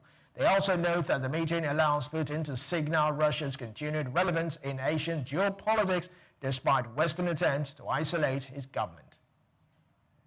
India's government has requested Parliament to approve a net additional spending of 414.55 billion rupees for the current fiscal year, aimed at addressing higher defense costs and rising subsidy obligations. The proposal is part of a broader 1.32 trillion rupees gross supplementary budget submitted to lawmakers on Monday, reflecting the government's efforts to meet critical expenditure needs. The Finance Ministry seeks 41.03 billion rupees for defense procurement and capital expenses, alongside 125 billion rupees to compensate state-run oil companies for losses on cooking gas sales. An additional 110 billion rupees is earmarked for fertilizer subsidies, while 75.25 billion rupees will cover the elevated cost of imported urea, ensuring continued support for agriculture and energy sectors. These first allocations supplement the government's original 50.65 trillion rupee budget. Parliamentary committees will scrutinize the proposal before a final vote, which is widely expected to pass given the ruling party's parliamentary majority and pressing nature of the expenditures. President La Ching-te told Army reservists on Tuesday that Taiwan will not compromise on national security, emphasizing the need to bolster defenses as military pressures from China intensifies. Lai recently proposed a $40 billion supplementary defense budget to enhance the island's preparedness for any potential conflict, underlining the government's commitment to safeguarding sovereignty. Lai highlighted that freedom, democracy, and national sovereignty are shared values for all Taiwanese, not matters of ideological debate. He warned that peace cannot be achieved simply through agreement or by yielding to demands of aggressors. The president stressed that Taiwan must rely on deterrence and readiness to maintain stability in the region. According to Lai, true security depends on strength, and every citizen has a role in protecting the island's future. He urged consistent vigilance and collective responsibility, emphasizing that only a well-prepared nation can secure lasting peace and preserve its democratic way of life. Now, Japan and China have issued conflicting accounts of a maritime confrontation on Tuesday involving their Coast Guard and a Japanese fishing vessel near the disputed Senkaku Island. The incident highlights ongoing tensions in the East China Sea, where both nations assert territorial claims. According to China's Coast Guard, the Japanese vessel had illegally entered waters surrounding the island, which Beijing refers to as Adaowu Highlands. China said its officers expelled vessel and reiterated that the islands are Chinese territory. The statement emphasized the need for Japan to respect China's sovereignty and maritime boundaries. Japanese authorities, however, provided a different version, asserting that the vessel was operating lawfully in the waters under Japan's jurisdiction. Tokyo condemned any aggressive action by Chinese authorities and called for restraint and adherence to international maritime law. Analyst says such incidents risk escalating diplomatic and security tensions between the two regional powers. Saudi National Bank has launched plans to secure a $1 billion syndicated loan as part of a wider borrowing surge among lenders embarking in the kingdom's $2 trillion economic transformation. The 5-year facility is being arranged by the DBS Bank and Mitsubishi UFJ Financial Group, with syndication extended to global investors, including those in Asia. The funding move reinforces the momentum behind Saudi Arabia's diversification drive, which relies heavily on liquidity to support large-scale infrastructure and private sector expansion. The loan also signals continued confidence from international financiers as Saudi banks scale up resources to meet rising project finance demand. Now, still to come in the news, FIFA plans unveiling complete March schedule for 2026 World Cup in a live global broadcast from Washington on Saturday. We'll bring you this and more after this break. Stay tuned.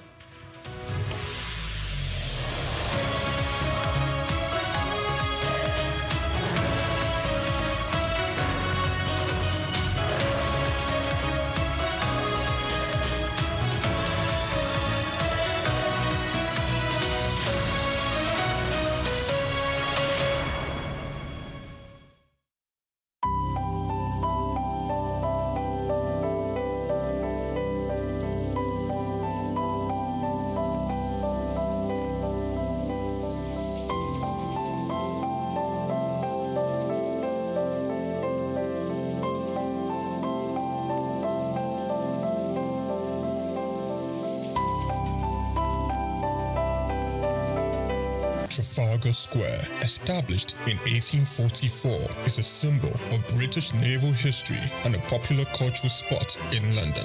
Named after the 1805 Battle of Trafalgar, it has been the site of celebrations, protests, and cultural events, representing the changing identity of the city. It houses several landmarks, like the Nelson Column, St. Martin in the Fields Church, and the National Gallery.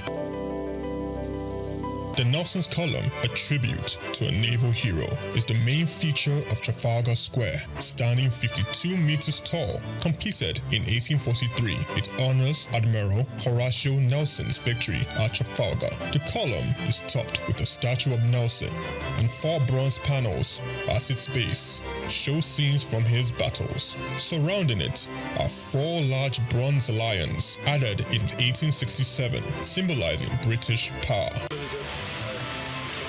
Iconic part of British culture, not just in its look, but this is very much the sort of centre of London. You know, whenever there's a celebration, a protest, it's a public space that's very important for a lot of not just people that live in London, but for the UK. You know, it's a place where people would congregate. You know, I remember being here all around the 2012 Olympics, but it was very much one of the centerpieces of British culture.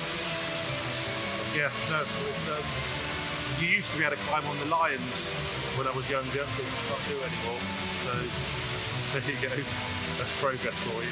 St. Martin's in the Fields Church, reputed as an architectural gem, was built between 1722 and 1726. It is known for its neoclassical design by architect James Gibbs, and is famous for its portico and steeple, and has influenced architecture worldwide. The church also a rich musical history, hosting concerts and helping the homeless.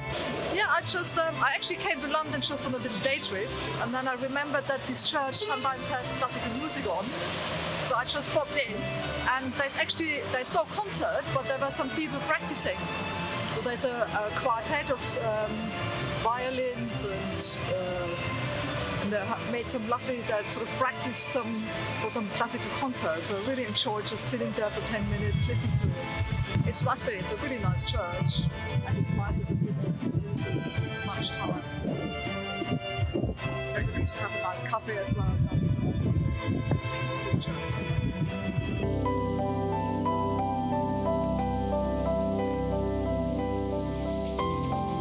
The National Gallery, founded in 1824, is a treasure trove of art. Located on the north side of Trafalgar Square, it houses over 2,300 artworks from the 13th to 20th century, with free public access to masterpieces from major European artists. I'm not really sure. I haven't been through the museum yet, but I'm here for a Christian heritage tour to kind of learn more about the history of the Protestant Reformation in England and Christian history here in England through the paintings that are in the gallery. So that's what I'm here for today. Trafalgar Square blends Britain's naval history with modern art and culture. It remains an important public space, attracting millions of visitors each year to experience London's rich heritage and vibrant atmosphere. Chike Okolo, reporting for SOUQ News.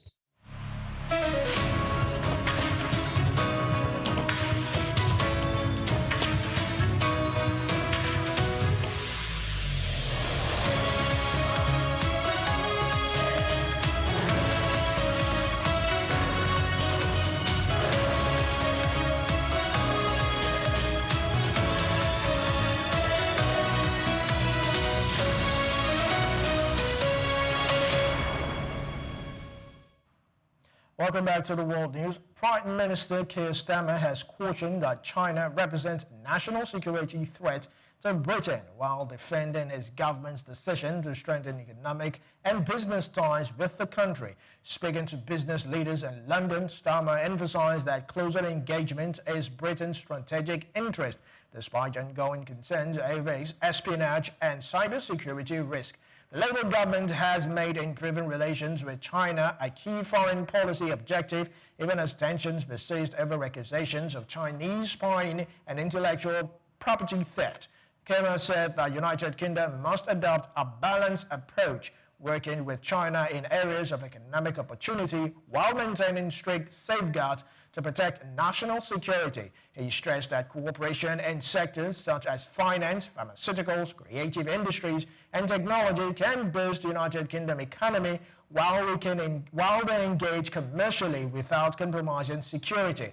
Starmer said, adding that targeted engagement is essential to ensure long-term stability and prosperity while defending Britain's national interest.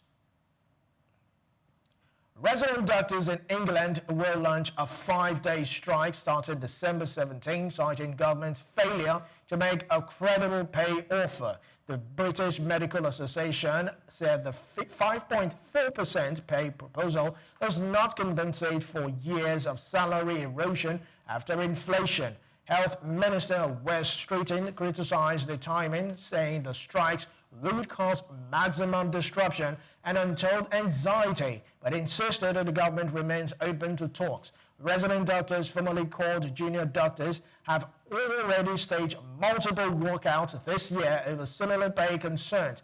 Last year, the Labour government settled with doctors for a 22% raise to address long-standing grievances. This latest dispute highlights ongoing tensions over compensation, workforce morale, and the future sustainability of the National Health Service. Ukraine has launched a major offer to investors proposing to swap $3.2 billion of complex gross domestic linked warrants for new international bonds. The move aims to restore one of the remaining hurdles following the country's 2022 sovereign default triggered by Russia's invasion. The government said holders representing at least 75% of the 2041 maturing warrant must accept the swap.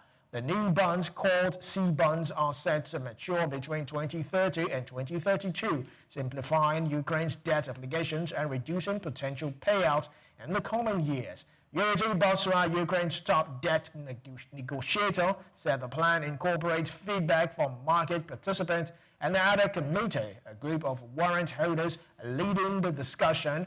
The swap is seen as a critical step towards strengthening Ukraine's financial stability and signaling readiness to international investors for future economic recovery.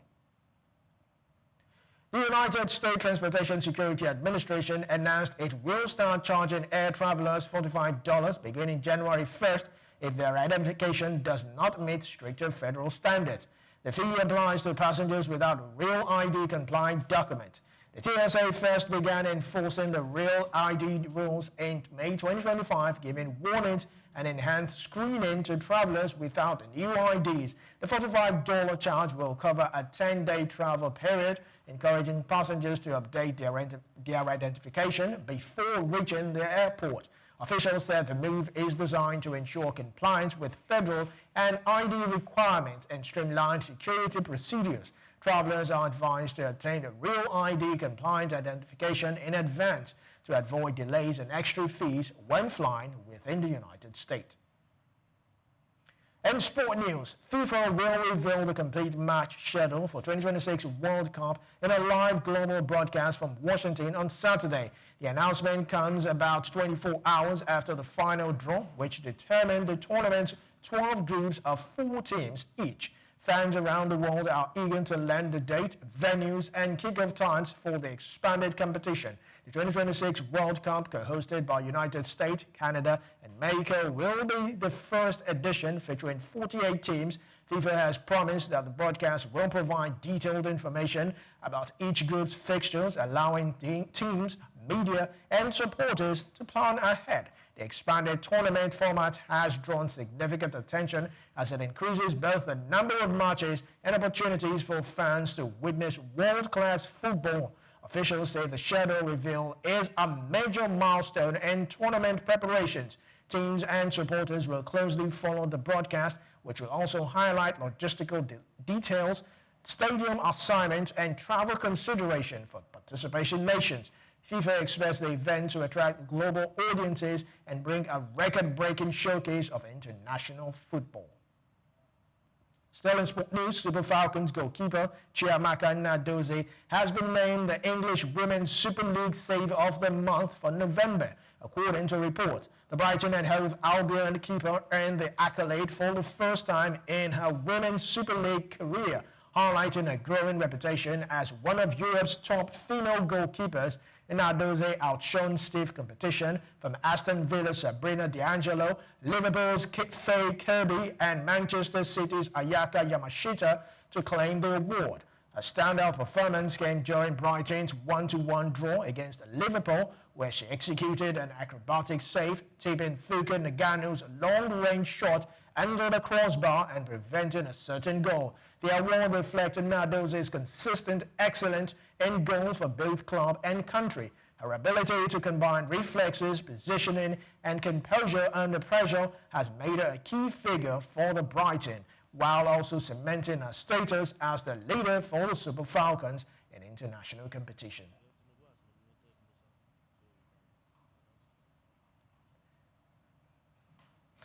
And that's a wrap on the news, but before we go, here's a recap of today's top stories.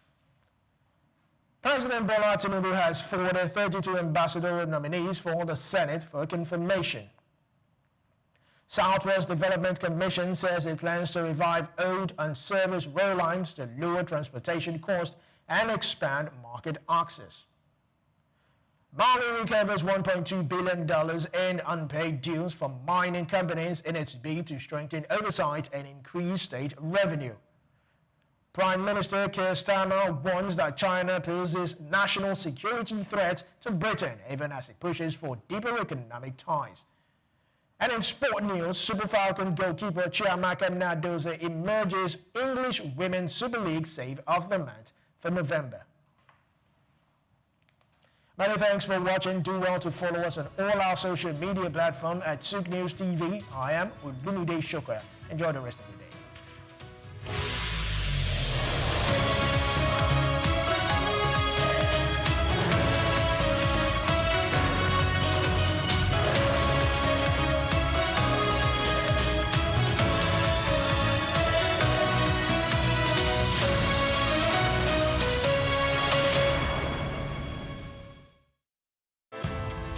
Nigeria, rich in traditional and cultural heritage, is intentional about promoting history and retaining cultural values. The country has succeeded in preserving its identities and that of the forefathers for ages through folklores, folk tales, traditional ceremonies, community-based initiatives, cuisine, and most notably, museums and cultural centers. These institutions serve as invaluable repositories of history, ensuring that future generations remain connected to their roots and appreciate the diverse cultural tapestry of the nation. In Nigeria, there are over 38 museums comprising national, state, and privately owned institutions scattered across the country. Each of these museums plays a crucial role in safeguarding Nigeria's vast historical wealth, with collections that reflect the uniqueness of different ethnic groups, traditional practices, and historical transitions over time. In Lagos, the National Museum, located at the center of the city in Onikon, claims a notable collection of Nigerian art, including pieces of statuary, carvings, archaeological and ethnographical exhibits, among others. Of particular significance is the terracotta human head, known as Jema head, dated between 900 and 200 BC, which is part of the renowned Nok culture. The piece is named after Jema, the village where it was discovered. The museum is administered by the National Commission for Museums and Monuments and remain a key educational and historical attractions for visitors. Another prominent artifact housed within the museum is the famous Benin bronze head, an evidence to the artistic excellence of the Benin Kingdom. The museum has a lot of functions, some of which are to educate, to entertain, research, interpretation, conservation and preservation of our cultural heritage. And then the museum was established, Lagos Museum particularly, was established in 1957. It was formerly referred to as Department of Antiquities. So, well, the journey so far has been interesting because, we are here, to showcase our cultural heritage, not just to the country, but to the world. And we've had, we have series of, events that we do, that involve the community. And because of that, we create that awareness that this is where you can come and, see and feel your cultural heritage, your traditions, your history. Because it is said that a people without a history is a people without identity. So the museum portrays this to the people. And over the years, that is what we've been doing. Through education, community participation, we have galleries, that we display some of our objects, our antiquities, that showcase our patrimony and all there is to know about our cultural inheritance. And so the museum, has been doing that over the years, and, we still keep doing more. The Lagos National Museum was founded in July 1957 by English archaeologist Kenneth Murray, following the submission of textural sketch in 1948 at a conference on museum policy in Nigeria. Kenneth Murray collected several traditional masks from Cross River State to display in the museum's early years, according to historical records. The primary purpose of structuring the museum was to preserve Nigeria's historical artifacts and cultural heritage. Fortunately, that vision has remained alive to this day. The museum serves as a significant tourist attraction for Lagos residents and international visitors alike, offering an immersive glimpse into the nation's past. Some of the remarkable artifacts currently on display at the museum include the bullet-ridden car in which former Nigerian head of state, General Murtala Muhammad, was assassinated, pictures of previous rulers and presidents of Nigeria from different eras. A diverse collection of cultural drums, tools, and ceremonial staffs from various ethnic groups, historical crowns and caps of revered traditional rulers symbolizing their power and authority. Photographs of Queen Elizabeth II and her entourage during her visit to Nigeria, reflecting moments of colonial history. It's so immense. Museum is a reminder of what the society is all about, because a number of us are missing the link. We don't even know the role, the significance of the society we find ourselves because of foreign influence. But when you come to museum, it will bring your mind back to the original habitat, the way of life of people, how things should be seen in the society, and how we should react to phenomenal changes in our environment. Basically, we'll be doing this work of educating the general public, not only Nigerians, over 20-something years here, and the impact has been so tremendous, to the point that what we do at the museum is in consonance with the curriculum of our institutions, from primary, nursery, primary, secondary, even tertiary, even people in their corporate organization. They deem me free to come to National Museum anytime they feel like we are missing the link, we have missed a lot of things concerning the way of life of our forefathers. You know, even here, apart from that, we do have what is called seminar. We organize seminar for expatriates, for individuals. They come around on Wednesdays to come and listen and learn on cultural-based subjects. I think it was great. I mean, I particularly like the circle of life that are presented in here, right? From birth to reincarnation to external influences. I think it gave a good history of Nigeria. I learned a lot about that. There seems to be some real big connection between Nigeria and Benin in terms of the history that I wasn't totally aware of. I was able to see the different artifacts and stuff that were presented. So it was quite interesting. They did, I think, a pretty good job doing a comprehensive tour or comprehensive history of Nigeria and its culture and its surrounding areas. A visit to the Lagos National Museum offers an enriching experience, transporting visitors back in time and allowing them to connect with Nigeria's rich and diverse history. The museum provides an opportunity to explore stories of resilience, artistry, and governance that have shaped the nation. Whether you are a history enthusiast, a student, or simply a curious traveler, stepping into this museum promises a nostalgic journey through Nigeria's past, fostering a deeper appreciation for its cultural legacy. Nigeria continues to reflect the stories that shapes its people, steadfast in its commitment to promoting history and preserving its cultural values for generations to come. Grace Komalafe, SOUQ Perspective.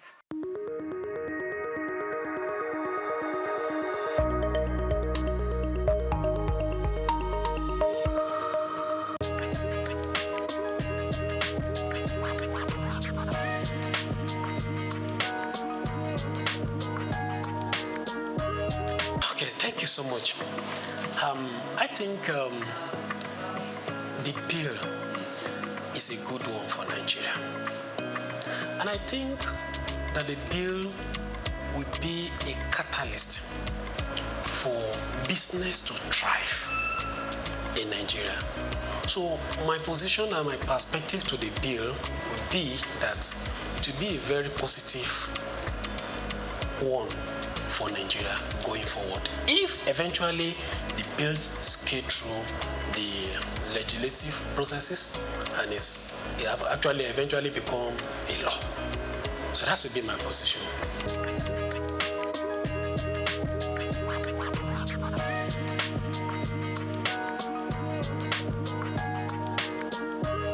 Thank you. Yeah, The bill will help business in different areas. Let me mention, for instance, the payee is part of cost for a business. It's part of staff cost. And for especially small businesses, which are the major backbone of the economy, the bill is proposing a reduction, that is proposing tax exemption for some category of lower staff cadre, which in essence is a cost reduction for businesses. So by that, it will help the business to thrive. Also, many people will come, by virtue of that, employ more people, which will bring a robust activity for the economy. And at the same time, there's some category of people that their tax will also be reduced compared to what is currently in operation. So it is a positive atmosphere for business. And when you look at it from the perspective of VAT too, you also see that there's going to be zero tax on some product. There's also going to be a tax exempt on some products, especially for masses, people, low income earner. So some certain products, there's going to be exemption. There's some certain product that's going to be zero tax rated. So by that, it will bring a more robust business activity. So by it, and then it will have positive effect on business and economy in general.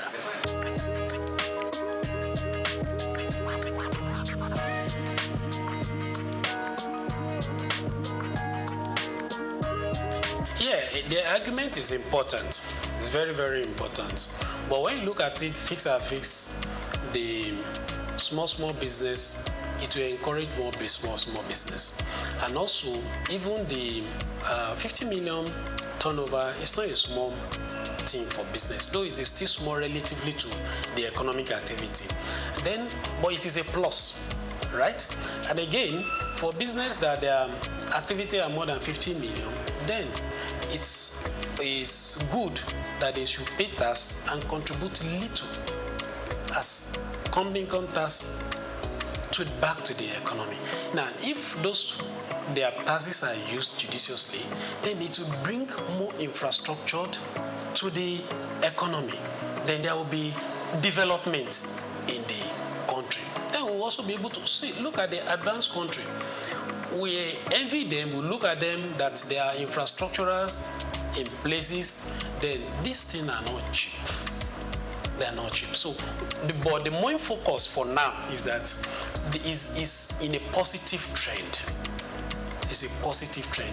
I encourage that the bill should be passed and the implementation then should be followed up so that it will bring a positive effect to the economic generally and the business will thrive going forward.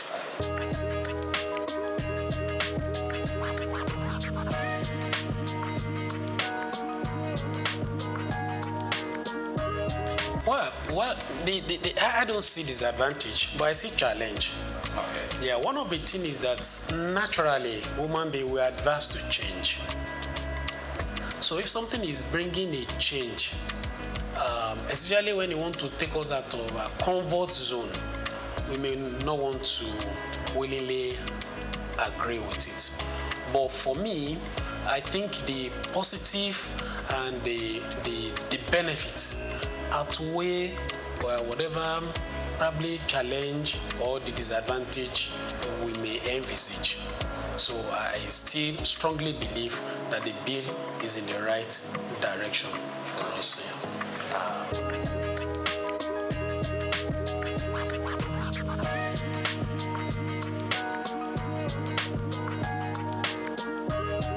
Okay, I think from the angle of the value-added tax, what I would like to say in that area is that it will help the lower income earners because, like I mentioned earlier, that there's some products that's going to be zero rated, which means that there is not going to be tax VAT on them. There are some that are totally tax VAT exempted, so which means that and these products they are products that commonly is everybody really, but more of a masses, low-income earner will know the VAT that will have been paid on it will have been an impact on them. Then it's taking off. So I think from that perspective is also a good and a welcome one. And it compared to what was proposed before, a general increase in the VAT rates across board. So this one is narrow it down to a particular area. So wherein it also exempt or puts zero rated on some products that are commonly used by the masses. So it's a positive direction. It's a good one.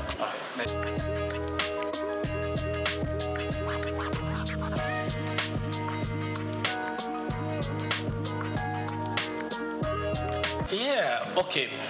One, from the tax perspective, one of the very good things about this bill is that it allows that you claim input VAT. VAT is what you sell, what you buy. So the net effect of it is what you remit. Then this bill also helps to claim some expenses which currently is not in operation. So it's a positive one. Then again, you mentioned the increase in the VAT going forward. Well, let's appreciate that the increase is going to be gradual. That's one. Then two, let's also remember that the VAT, some of these products, they are not going to be with VAT again. That with common people like me and you, transport, there's not going to be VAT on it. Rent, no VAT on it. Food item, no VAT on it any longer. And many more. Health, no VAT on it any longer. So you can see that the VAT is going to be increased gradually, but it's not across board. So those basic that we know is every day is already been taken care of. So I think it should give it to the people that work on this bill.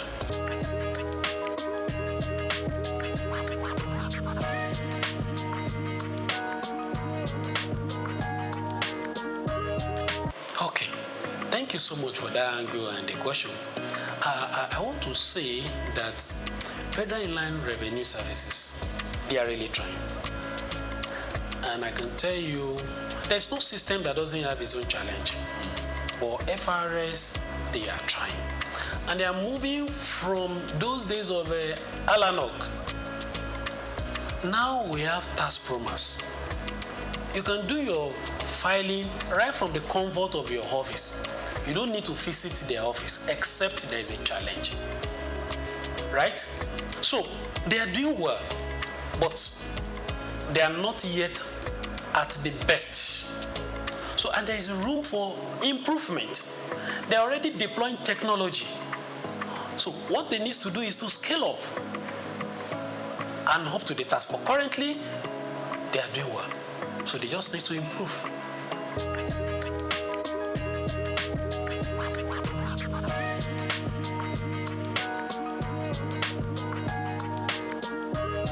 Yeah, well, it depends on the perspective you look at it. Is it shrinking? Yes, we have some companies that are no more within the soul of the Nigerian. So in that case, their taxes is no more coming to us. But again, look at other businesses that are springing forth. So definitely those are coming to the tax net. And then again, there are some companies that are not, businesses that are not in tax net. So through the use of technologies by FRS, they're already bringing them to tax net. So the tax net is increasing. So the net effect of it, you can say, is increasing. Though we have some that are leaving the soul of Nigeria. So net effect of it, the tax net is increasing. Because we have people that businesses that are coming to Nigeria, and we have people that are businesses that are already in Nigeria, but they are not in tax net, but they are already bringing them to tax net. So it's like they are looking at perspective of increasing the threshold from 25 million to 50 million, as the case may be. Yeah, so are they saying that government should also still be taxing 25 million threshold? So we should applaud the bill that give opportunity for businesses that their threshold is less than 50 million, as the case may be. So, but from that angle, if you are looking at it that the business is shrinking, I don't see from that angle. I see from the angle of if the business is doing well and you are not to pay tax, rent, then your business is becoming robust, then you exceed the 50 million threshold. Then you also come back to the tax to be paying. So it's a way of giving boost to the business. And by the time the business is doing well beyond that threshold, then they'll be able to give back to the society. So it's a win-win situation. It's like giving a kind of relief to a business for them to thrive. And when they become better, doing well, then it's an encouragement to business, which they will also come to the net after that. So it's a good one.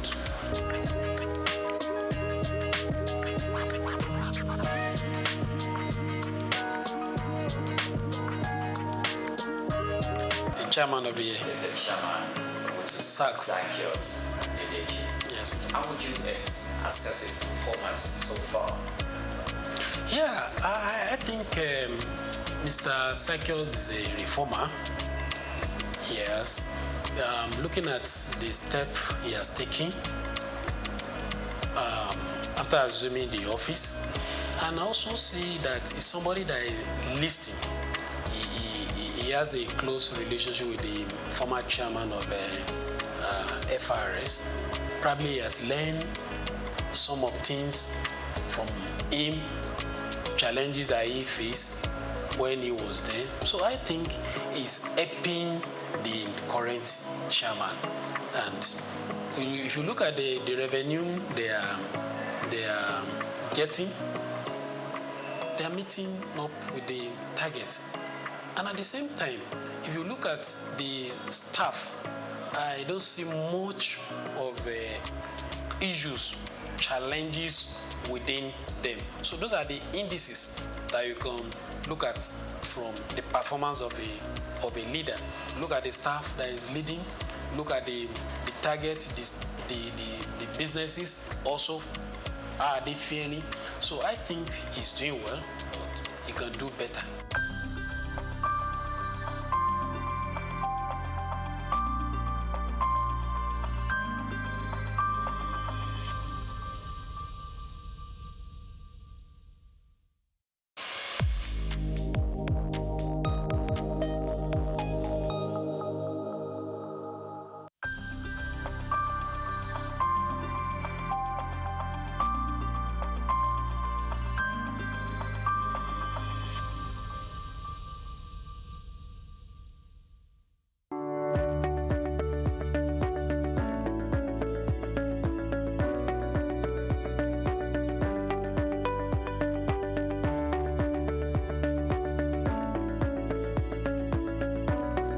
I hail from Lagos State, from Isaleko. My father hailed from the Olumegbo family. I attended my primary, secondary education in Ibadan at the time because my mother was there. But my religious practicing was always done during the holidays at Holy Cross Cathedral. I was working in the sacristy. We used to prepare for the Mass on Saturdays, and we sell the news magazine on Sundays in front of the church. And I remembered fondly that we used to tease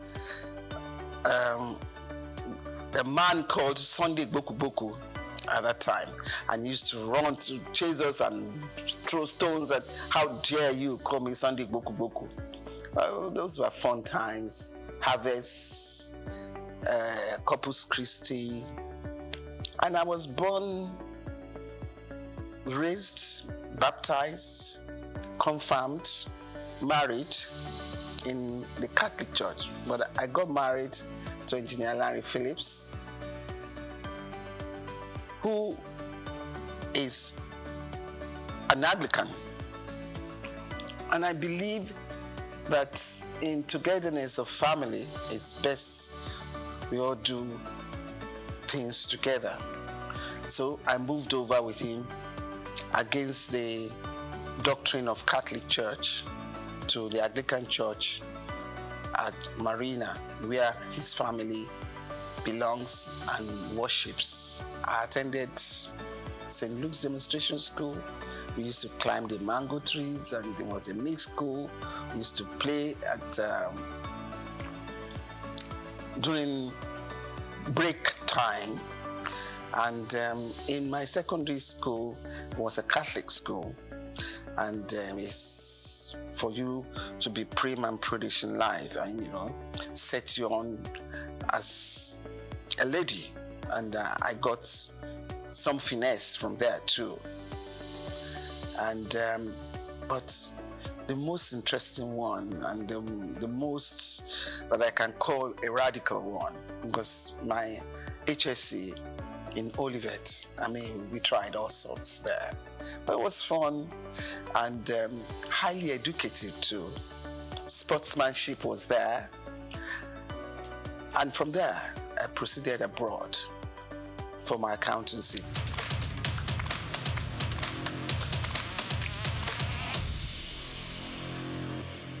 And I was lucky to finish in a record time, and I came back. Did my articleship, but married in between. I met my husband abroad, and we came back home, got married in Nigeria. I worked as an accountant with USC, very proud of the drill professionally that I got from USC. It had set me on a discipline for working, and I thank God that I had that opportunity, which still helps me today. Apart from the fact that my educational background sets me to be a diversified person in so many professions. And as an accountant, accountancy is the best of all. It's the creme de la creme. And I've been able to fulfill my professional exposure in every species of responsibilities that I had opportunity to take upon me. And from USC, I proceeded to work for the bank. I went to politics. I became a commissioner in Lagos State, served with the present president of Nigeria. And you know how Lagos is. Lagos is like a country to other states. We went through governance. My team, as you can see, I have some of my colleagues in Abuja now. I have Honorable Minister Wali Edun. I have Honorable Minister Dele Alake. I have Honorable Minister Yemi Cardozo, and so forth. And I served in the bank as a director in Keystone. I've been a chairman of so many committees. You can say that again. In different aspects of life. Professional, political, social, and currently I'm now the chairman of SOUQ Insurance PLC.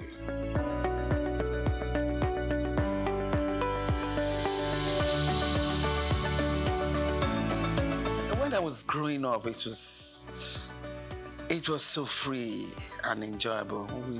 We can take off at 11, 12, escort your friends to Bangboshe here. We go and have the Mosa. We go to the stadium. I remember me in my teenage age, I used to go to Nikon Stadium here.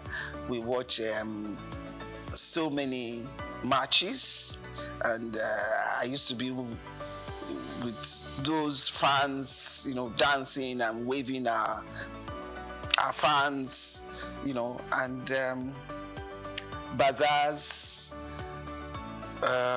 Easter Mondays, Fela Sports, you name it.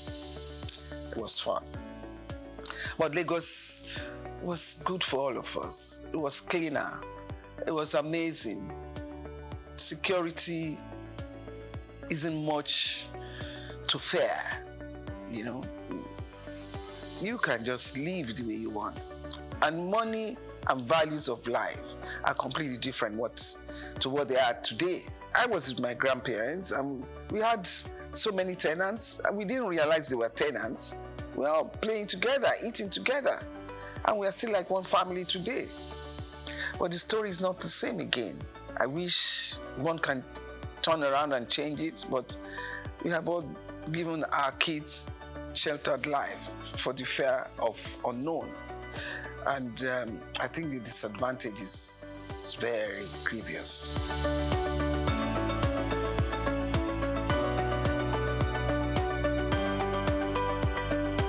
I think first and foremost, God gave me the chance, the opportunities to pass through that in the journey of life.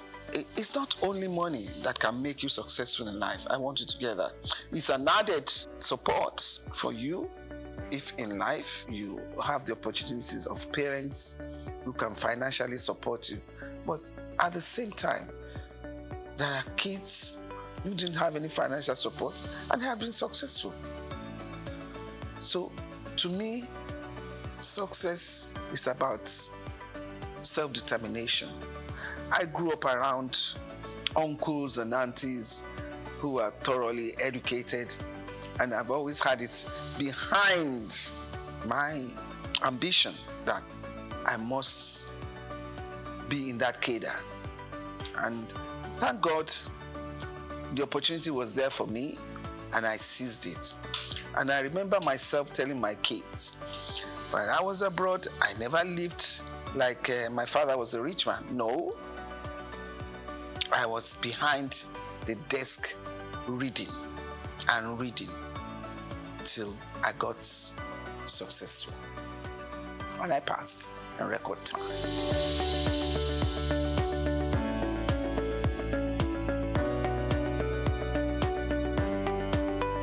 First and foremost, I think I'm a people's person. Secondly, my educational background. Thirdly, my pedigree.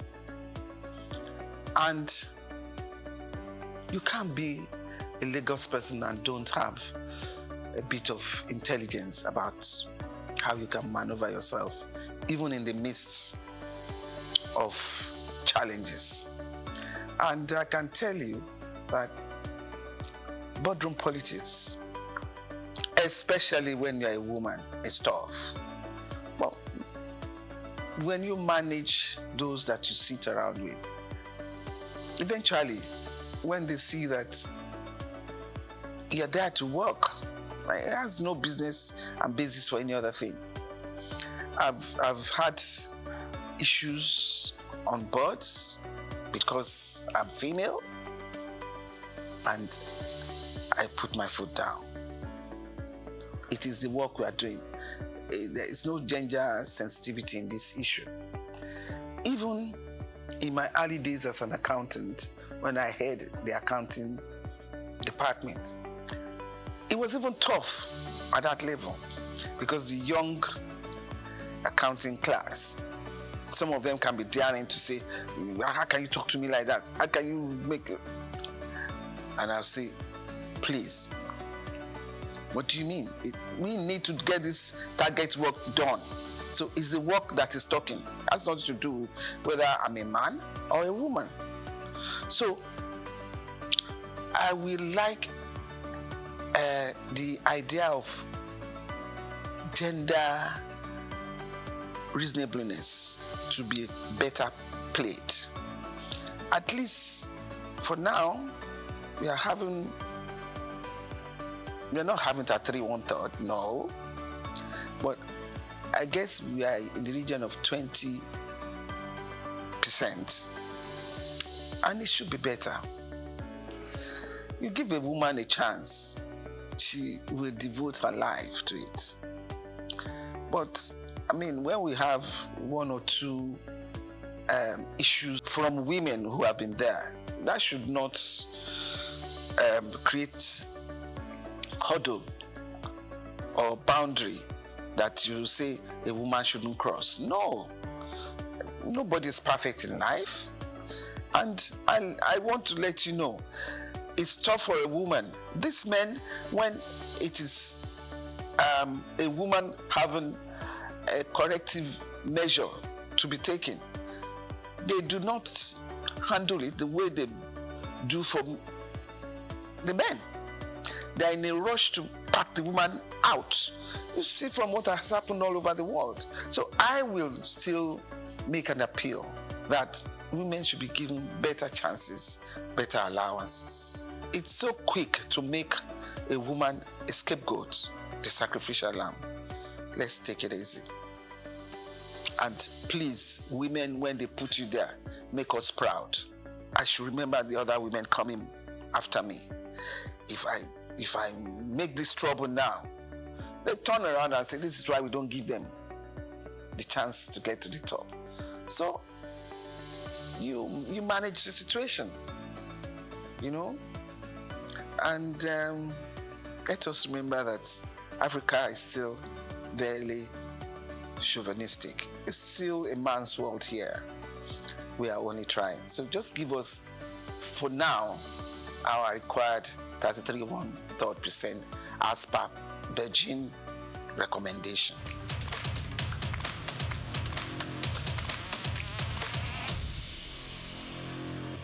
Having been in politics, there are so many factors that bring you up there. Some sensible, which I would call sensibilities. Some sensitive based, which I would call sensitivity. And some as per geographical distribution. If it's not the turn of your section, your district, there's no way they can put you there. But then sometimes it's the turn of your district, the party supremacy decrees that they don't want to use you. What do? You have to show some resilience as a stable character and do whatever you are given very well. Excel. Somehow, one day, you'll be there. Like Martin Luther King. At the end of that tunnel, I can see the light. Someday, somehow, you get there.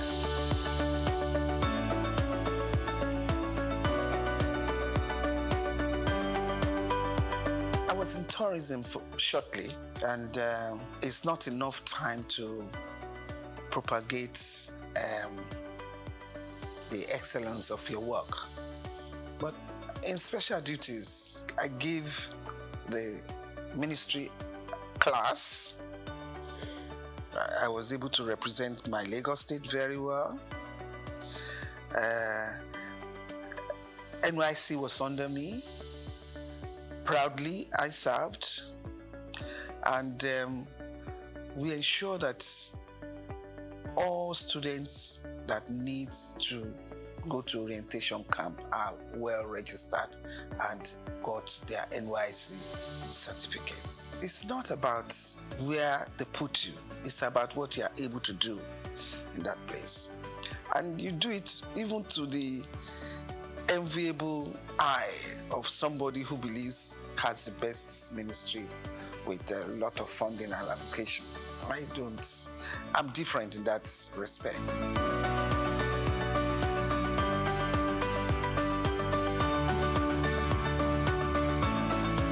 A hard-working man, a man with a lot of sagacity, a man that is very kind, he has human kindness in his heart, a man that is highly focused. My office was very close to the Roundhouse, and I tell you, I wasn't surprised. And I kept telling everybody, I wasn't surprised he got a clinch that position, because I knew that even when in 99, from the day we stepped in, he's been working towards his election in 2003. So a man like that who is focused, his business is the end of the tunnel.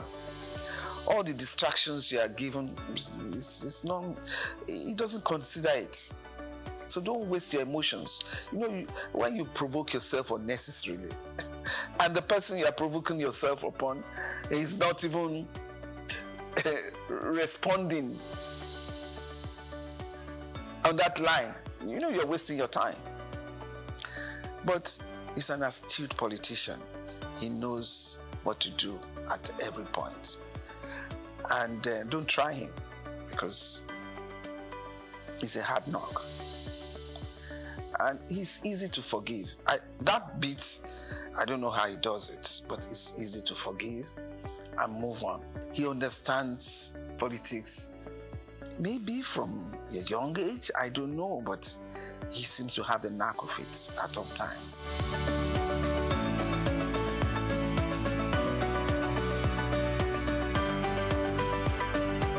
I think that's in the pipeline. I don't have to come here to say that.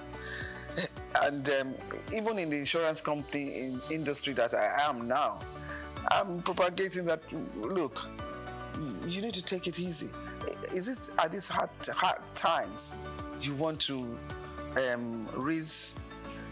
recapitalize the industry and make life harder? Yes, recapitalize, but not with large gap. The variance should not be too much, because you need to recapitalize so that companies will be solidly based to address financial issues and risk issues that we have in the country today.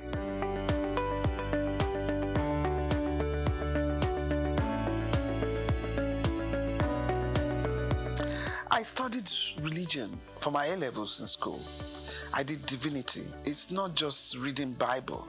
The interpretation, the history, the analogy, all of that I did. And it has helped to shape me for life. It has molded my conscience to a large extent. What I see in religion today, if I go back to the way I have studied religion, I will say I'm worried. The way we have churches established in this country now, I'm talking of my experience in Lagos State.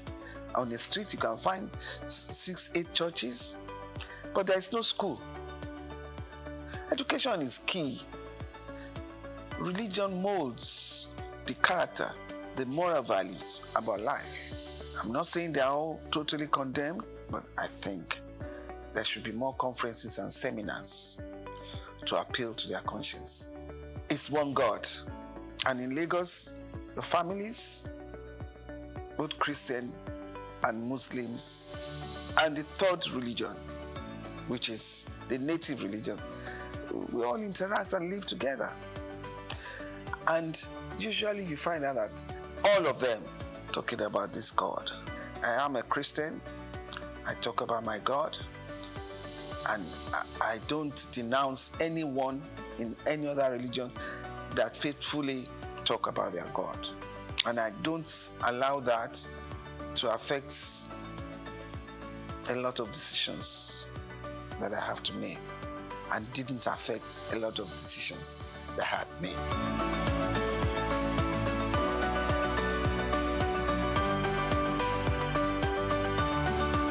The expectation is too high. We are still a developing country.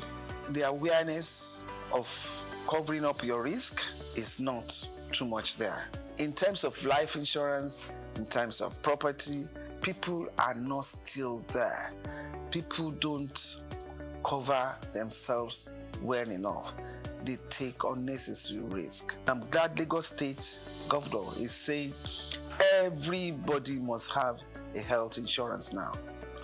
That, again, will expand the scope of the insurance business. In insurance, there are so many seminars, there are so many conferences that are being put up there now, where the ability to educate the masses, and even the high-ups one, to please insure yourself. And when I say yourself, your life, your property, your children, and see how far it goes. It is important. And you know, in this era of insecurity, it is highly important. Just make sure you insure yourself. And with what the governor had proposed now, definitely Governor Sanwo-Olu did well. Health insurance is key. Health is wealth.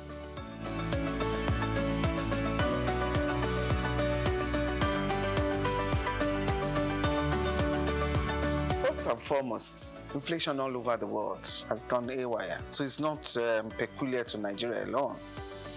Those who live in the Western world, they're crying hula baloo about the price of petrol, the price of even eggs. So it's not just Nigeria. Let us wake up and see that we're in a global world and everything is intertwined. The issue of the central bank now trying to manage inflation, these are not easy times all over the world. They're not easy times. And when I say we are a developing country, we are still trying very hard.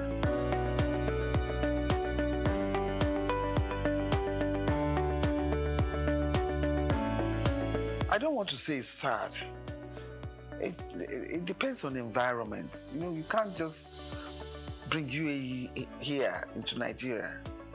The environment here from inception has not delved too much on tourism. Your tourism is just go on holiday and go back. The beaches are there. And even from 1999, they are trying to redevelop along the beach so that tourist activities can happen. And I'm sure they're still on it. You need tourist attraction where you have every aspect of life when tourists come over. But with the problem of infrastructure that we have in the country, you can't do much tourism for now.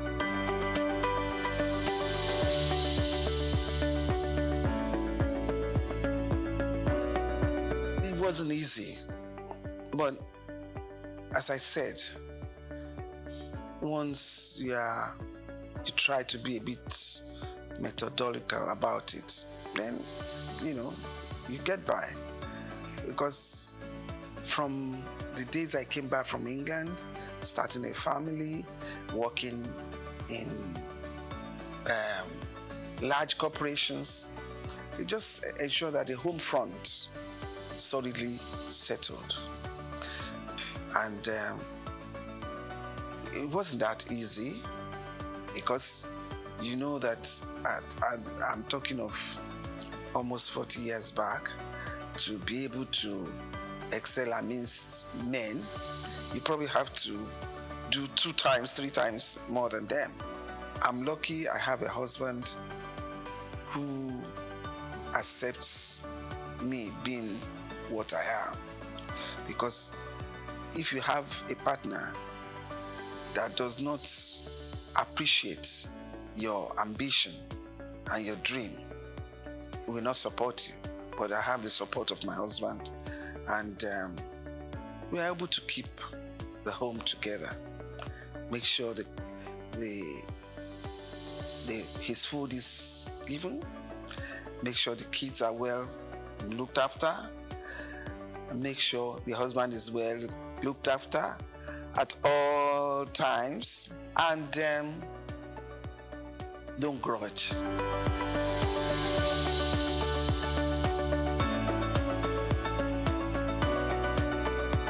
I try to give myself to people in terms of needs. I try to recognize people's needs, and at the moment of that need, I try to help. And it's a legacy I try to sound to my kids at all times. Recognize needs at that point and do it. Because at the point that you recognize it, if you don't offer the assistance, it may not be meaningful again. But if at the time that a need arises and you can do it, promptly do it. And I cannot manage people who are not sincere. I cannot. And that is the only thing that bothers me about life.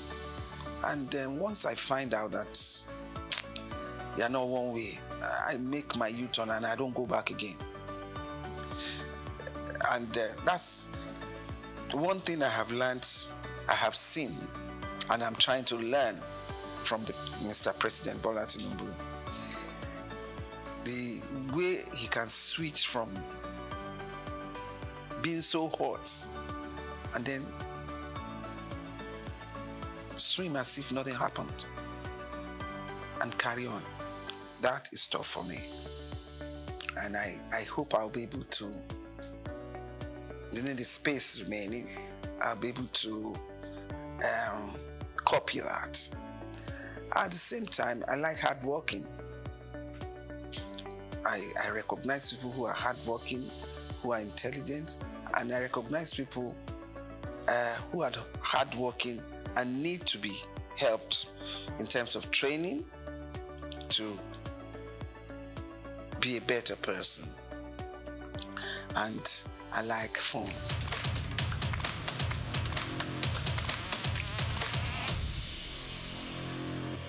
Now let me start with that girl child. That girl child is not so common again. At least most female children are educated now. Outside Lagos, girl child is a big reference. Yeah, I think everybody should be given equal chance to make a life, and a life worth living and contented with. Because if you don't have enough drive and motivation, then life becomes static and you just wear it out and go. But I believe that for women, don't let the men scare you off. You are equally hardworking and intelligent. Expose yourself, but don't mess yourself around. Don't get corrupt.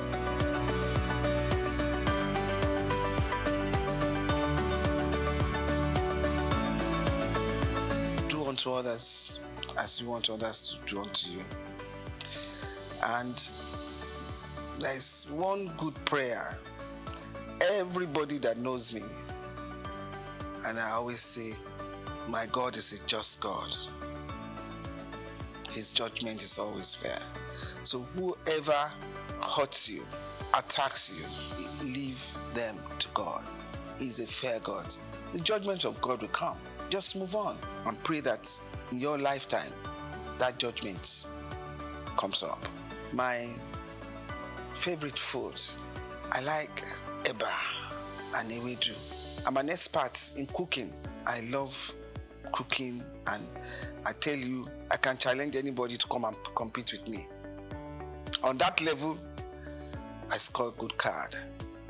But I love fresh fish, you know, with ewedu and eba. I'm not too much of an amala fan, and my favorite color is green. Or it's green, but with that green, I love bright colors. You know, even jewelry, it has to be bright for me, but still worn in a conservative way. As loud as whatever I pick may be, I still give it a conservative umbrella. I love to dance. I'm a good dancer. I love to socialize.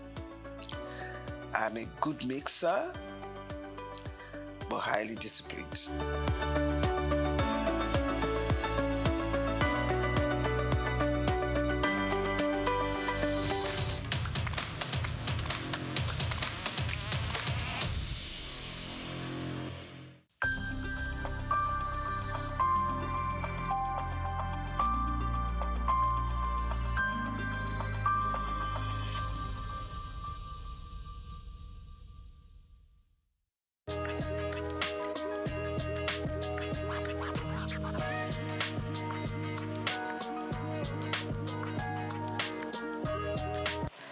My name is Muiba Wonu Folami, an indigenous of Lagos State, Ikorodu, to be specific. I was born in Lagos 86 years ago, and to the glory of God, I'm still alive and well, and trying to be relative in the cause of women.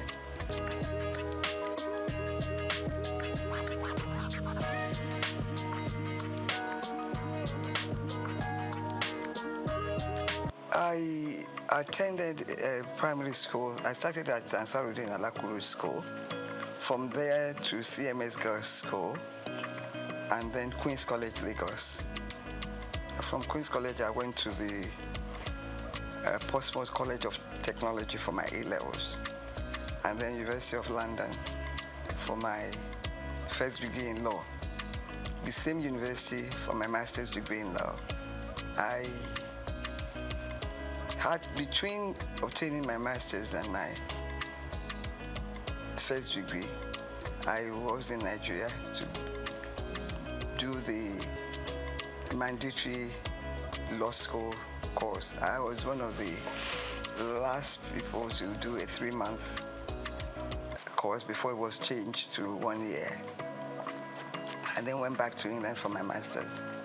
And from there to lecture at the University of Zambia. Back to Nigeria, I was appointed by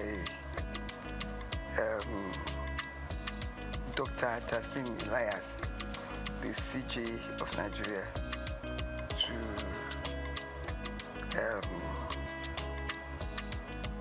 the Commission for Advance Notice to Lawyers of Developments in Law. It was a commission funded by the Ford Foundation to keep lawyers abreast of the developments in law. I was a director there. Then from there, I was admitted to the Federal Ministry of Justice. After being legal advisor to many ministries, I ended up as the Director of Public Prosecutions for the Federation. And after that, whilst I was the Director of DPP, I was appointed Attorney General and Commissioner for Justice in Lagos State. After retirement, I've been involved in social work, in religion. I've always had religion, but I spend more time on religion.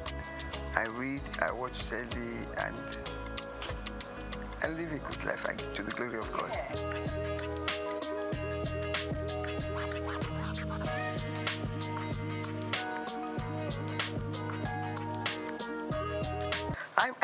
You see, when you begin to think that it was not until 2007 that women started to get equal pay in tennis tournaments.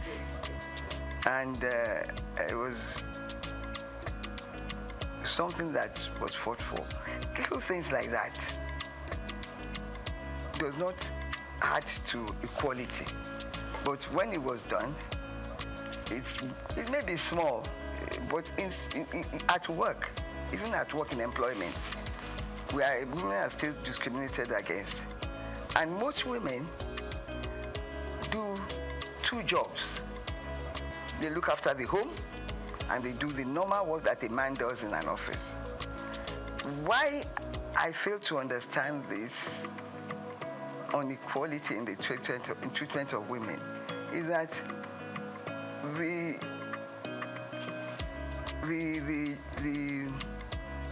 work, the responsibilities in the workplace is not reduced for women, even though we do not want to be paid the same salary as men. It's a fight that has continued, and in that area, I think we need to do more to push for more recognition. Women have contributed immensely to the society. The men that are now resisting equal pay were brought up by women. Exactly. That's what I do not understand, that they can think like that. We continue to push. But how can we speed this up? By bringing it to the attention of world powers, recognition by every country of equal opportunities, equal pay. I want to know, I want somebody to explain to me the jobs that women cannot do. Yeah.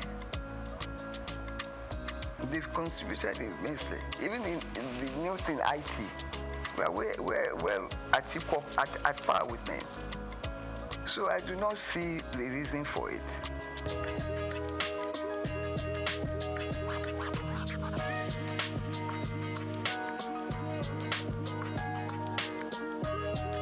Unfortunately, I did not experience it, because when I left university, I practiced law briefly in my uncle's chambers before I went to University of Zambia as a lecturer. There, my position was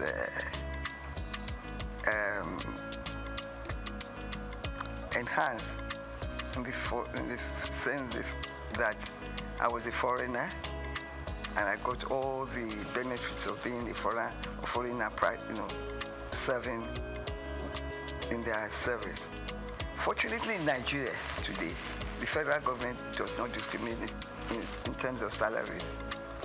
Whether you're a man or a woman, you get the same salary scale, and you are promoted on equal basis.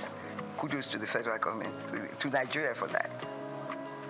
But in the private sector, things are different. In some companies, this is the areas that we have to work on, because the job content is the same.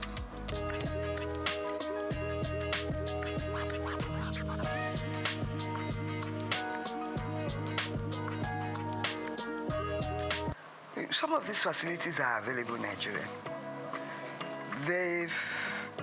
I learned by being a member of the Society for the Disabled that every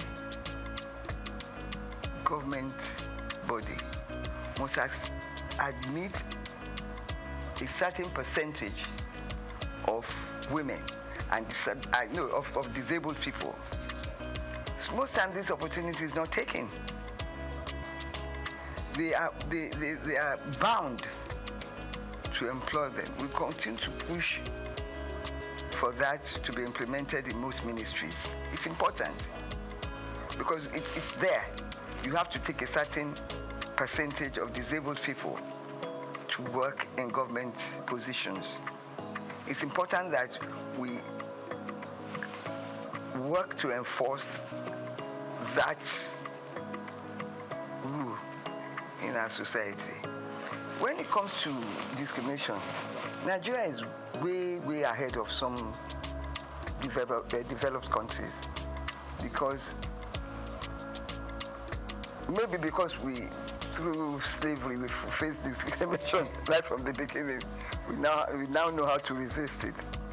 But in my country, Nigeria, in the federal government, in the state government, there is no discrimination. It may happen in private organizations, but they must continue to push to let them understand that the job content is the same.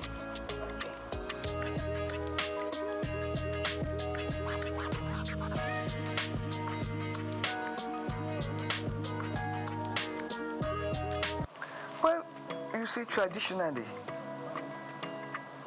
under our culture, women are in the other room.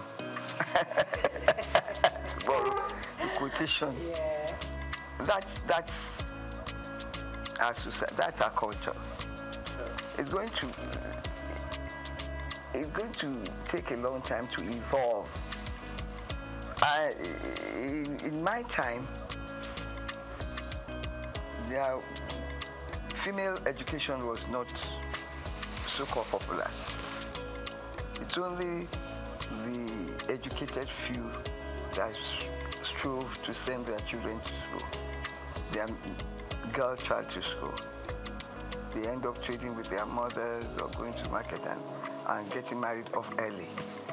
But as education began to rise in our community, its value was seen by my parents and others of their contemporaries to educate the girl child. And I believe the society is benefiting from that. So we must continue to push for the education of women, of girls.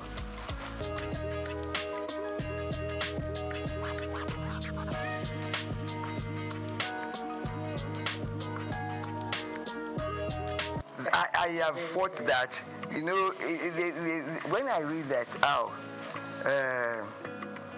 the certain state government has appointed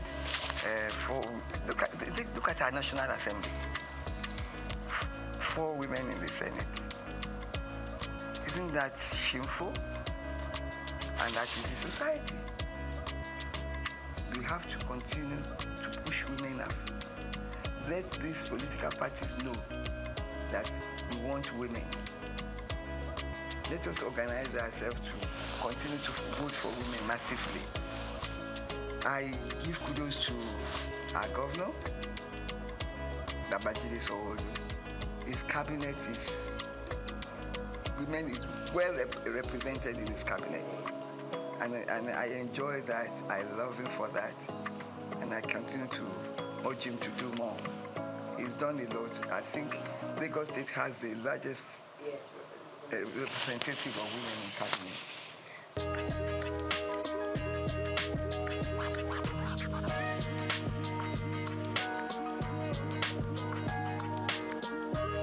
First of all, they have to project themselves in their office space, their workspace.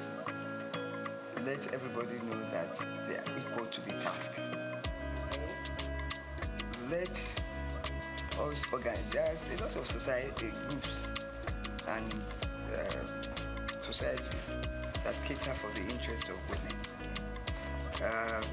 I believe now violence against women is reducing in the society because there are sanctions for such behavior. I must say that speaking to the organization in charge of violence against women. I was amused to learn that some men come there to complain and that they are also being violated and abused. Yes, it's a two-way thing. It's a two-way thing. So that is reducing our society. Education of the girl child is important. We have to let the locals know that education is important. Let them showcase to them the lives of those who have been educated and who are holding high positions. I'm glad that our president, Bola Ahmed Tinubu, has returned history to the classrooms. It's important. Let them know about people that have contributed to the development of our societies and country. It's important.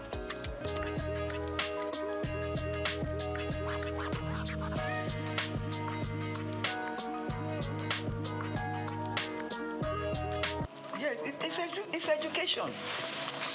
It's education. Once people are educated and they know that there is nothing a man can do that a woman cannot do when it comes to the workplace.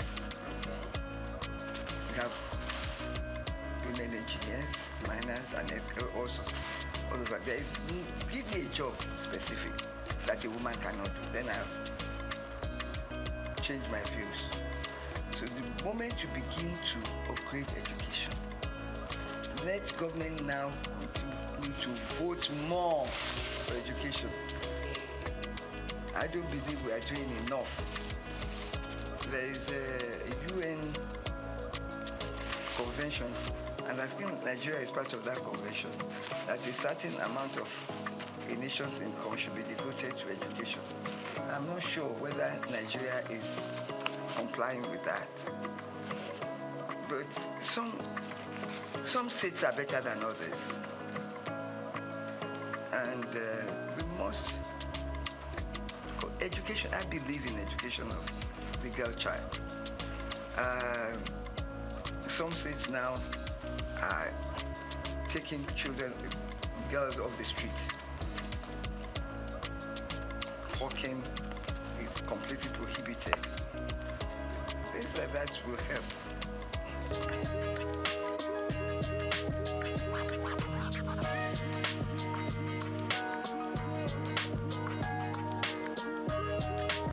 Unfortunately, in Nigeria, we are not advanced enough to use our votes to change things. We are still not voting for individuals. We are voting for parties, irrespective of performance. Education will help. And when we join other nations for the same purpose, we get results. Our organizations who are fighting for women in Nigeria should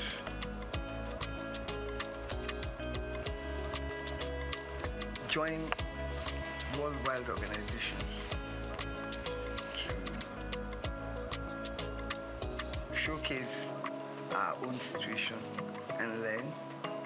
I believe that when you talk to others, you come back with ideas on how to improve things. So we must improve things by telling women in positions to continue to prove that they are more than up to the task. It will not come to us on a platter of gold. We must show by our actions and behavior that we are up to the task.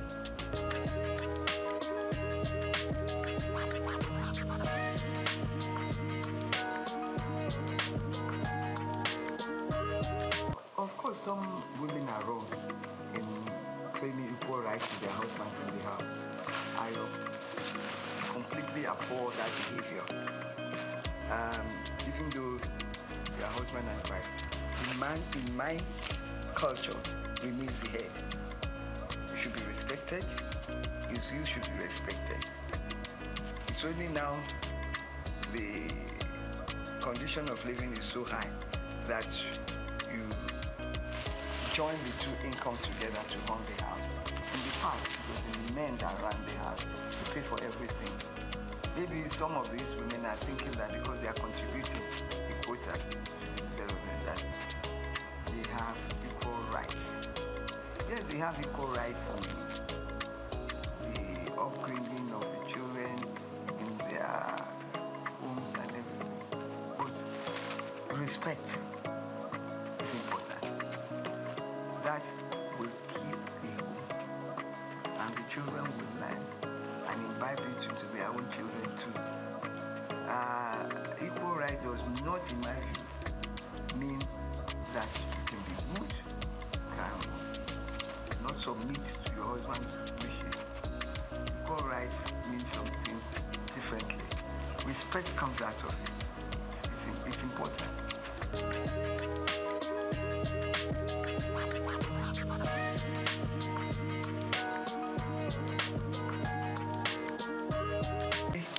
I go out and I'm like appalled at the way women dress. There's a competition to show as much of your body, to do that as your as much of your body that you can. It's absolutely disgusting. They're not women. They're no longer women. The exposure, things that if you did in my time, a member of the community will cover you with a cloth and send you home. Because community mattered at that time. You dare not misbehave outside your compound because this community is watching you and reprimanding you if you go wrong, if you behave badly outside. That is lost. And that is why you see people, even their dressing, show disrespect to womanhood and to themselves and to the community. We must learn, teach our children etiquette of dressing, speech, how to think and speak in a decent manner. We don't have it anymore. We're losing it, and it's shameful because people are appreciating naked women on the streets.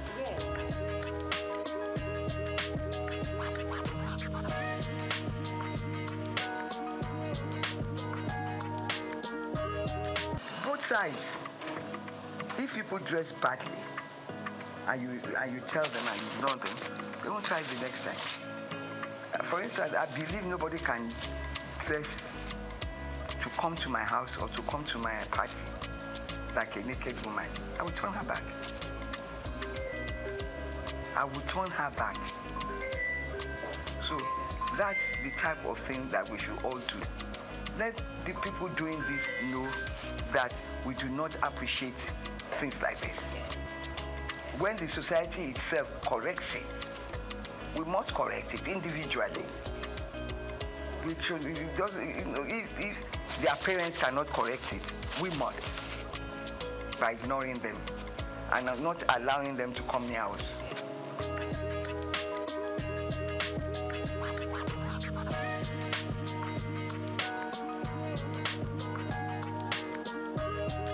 Show our women that have contributed to the society. Show them, showcase them, showcase them. Yeah.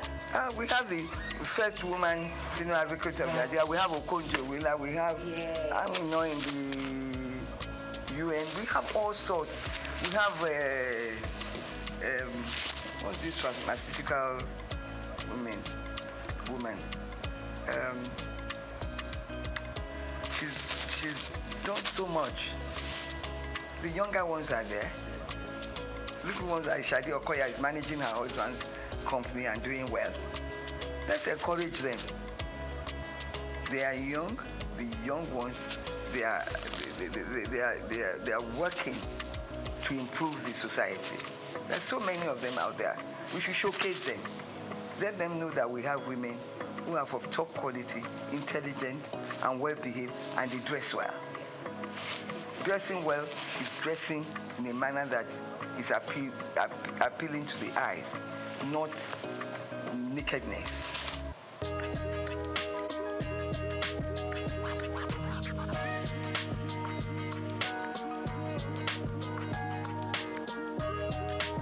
That's my darling, this new CJN of Nigeria. Okay. Who do that?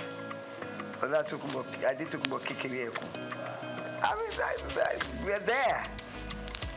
Female CJN. Yeah. And there are so many female chief judges all over the Federation. There are so many in the medical profession, in the engineering profession.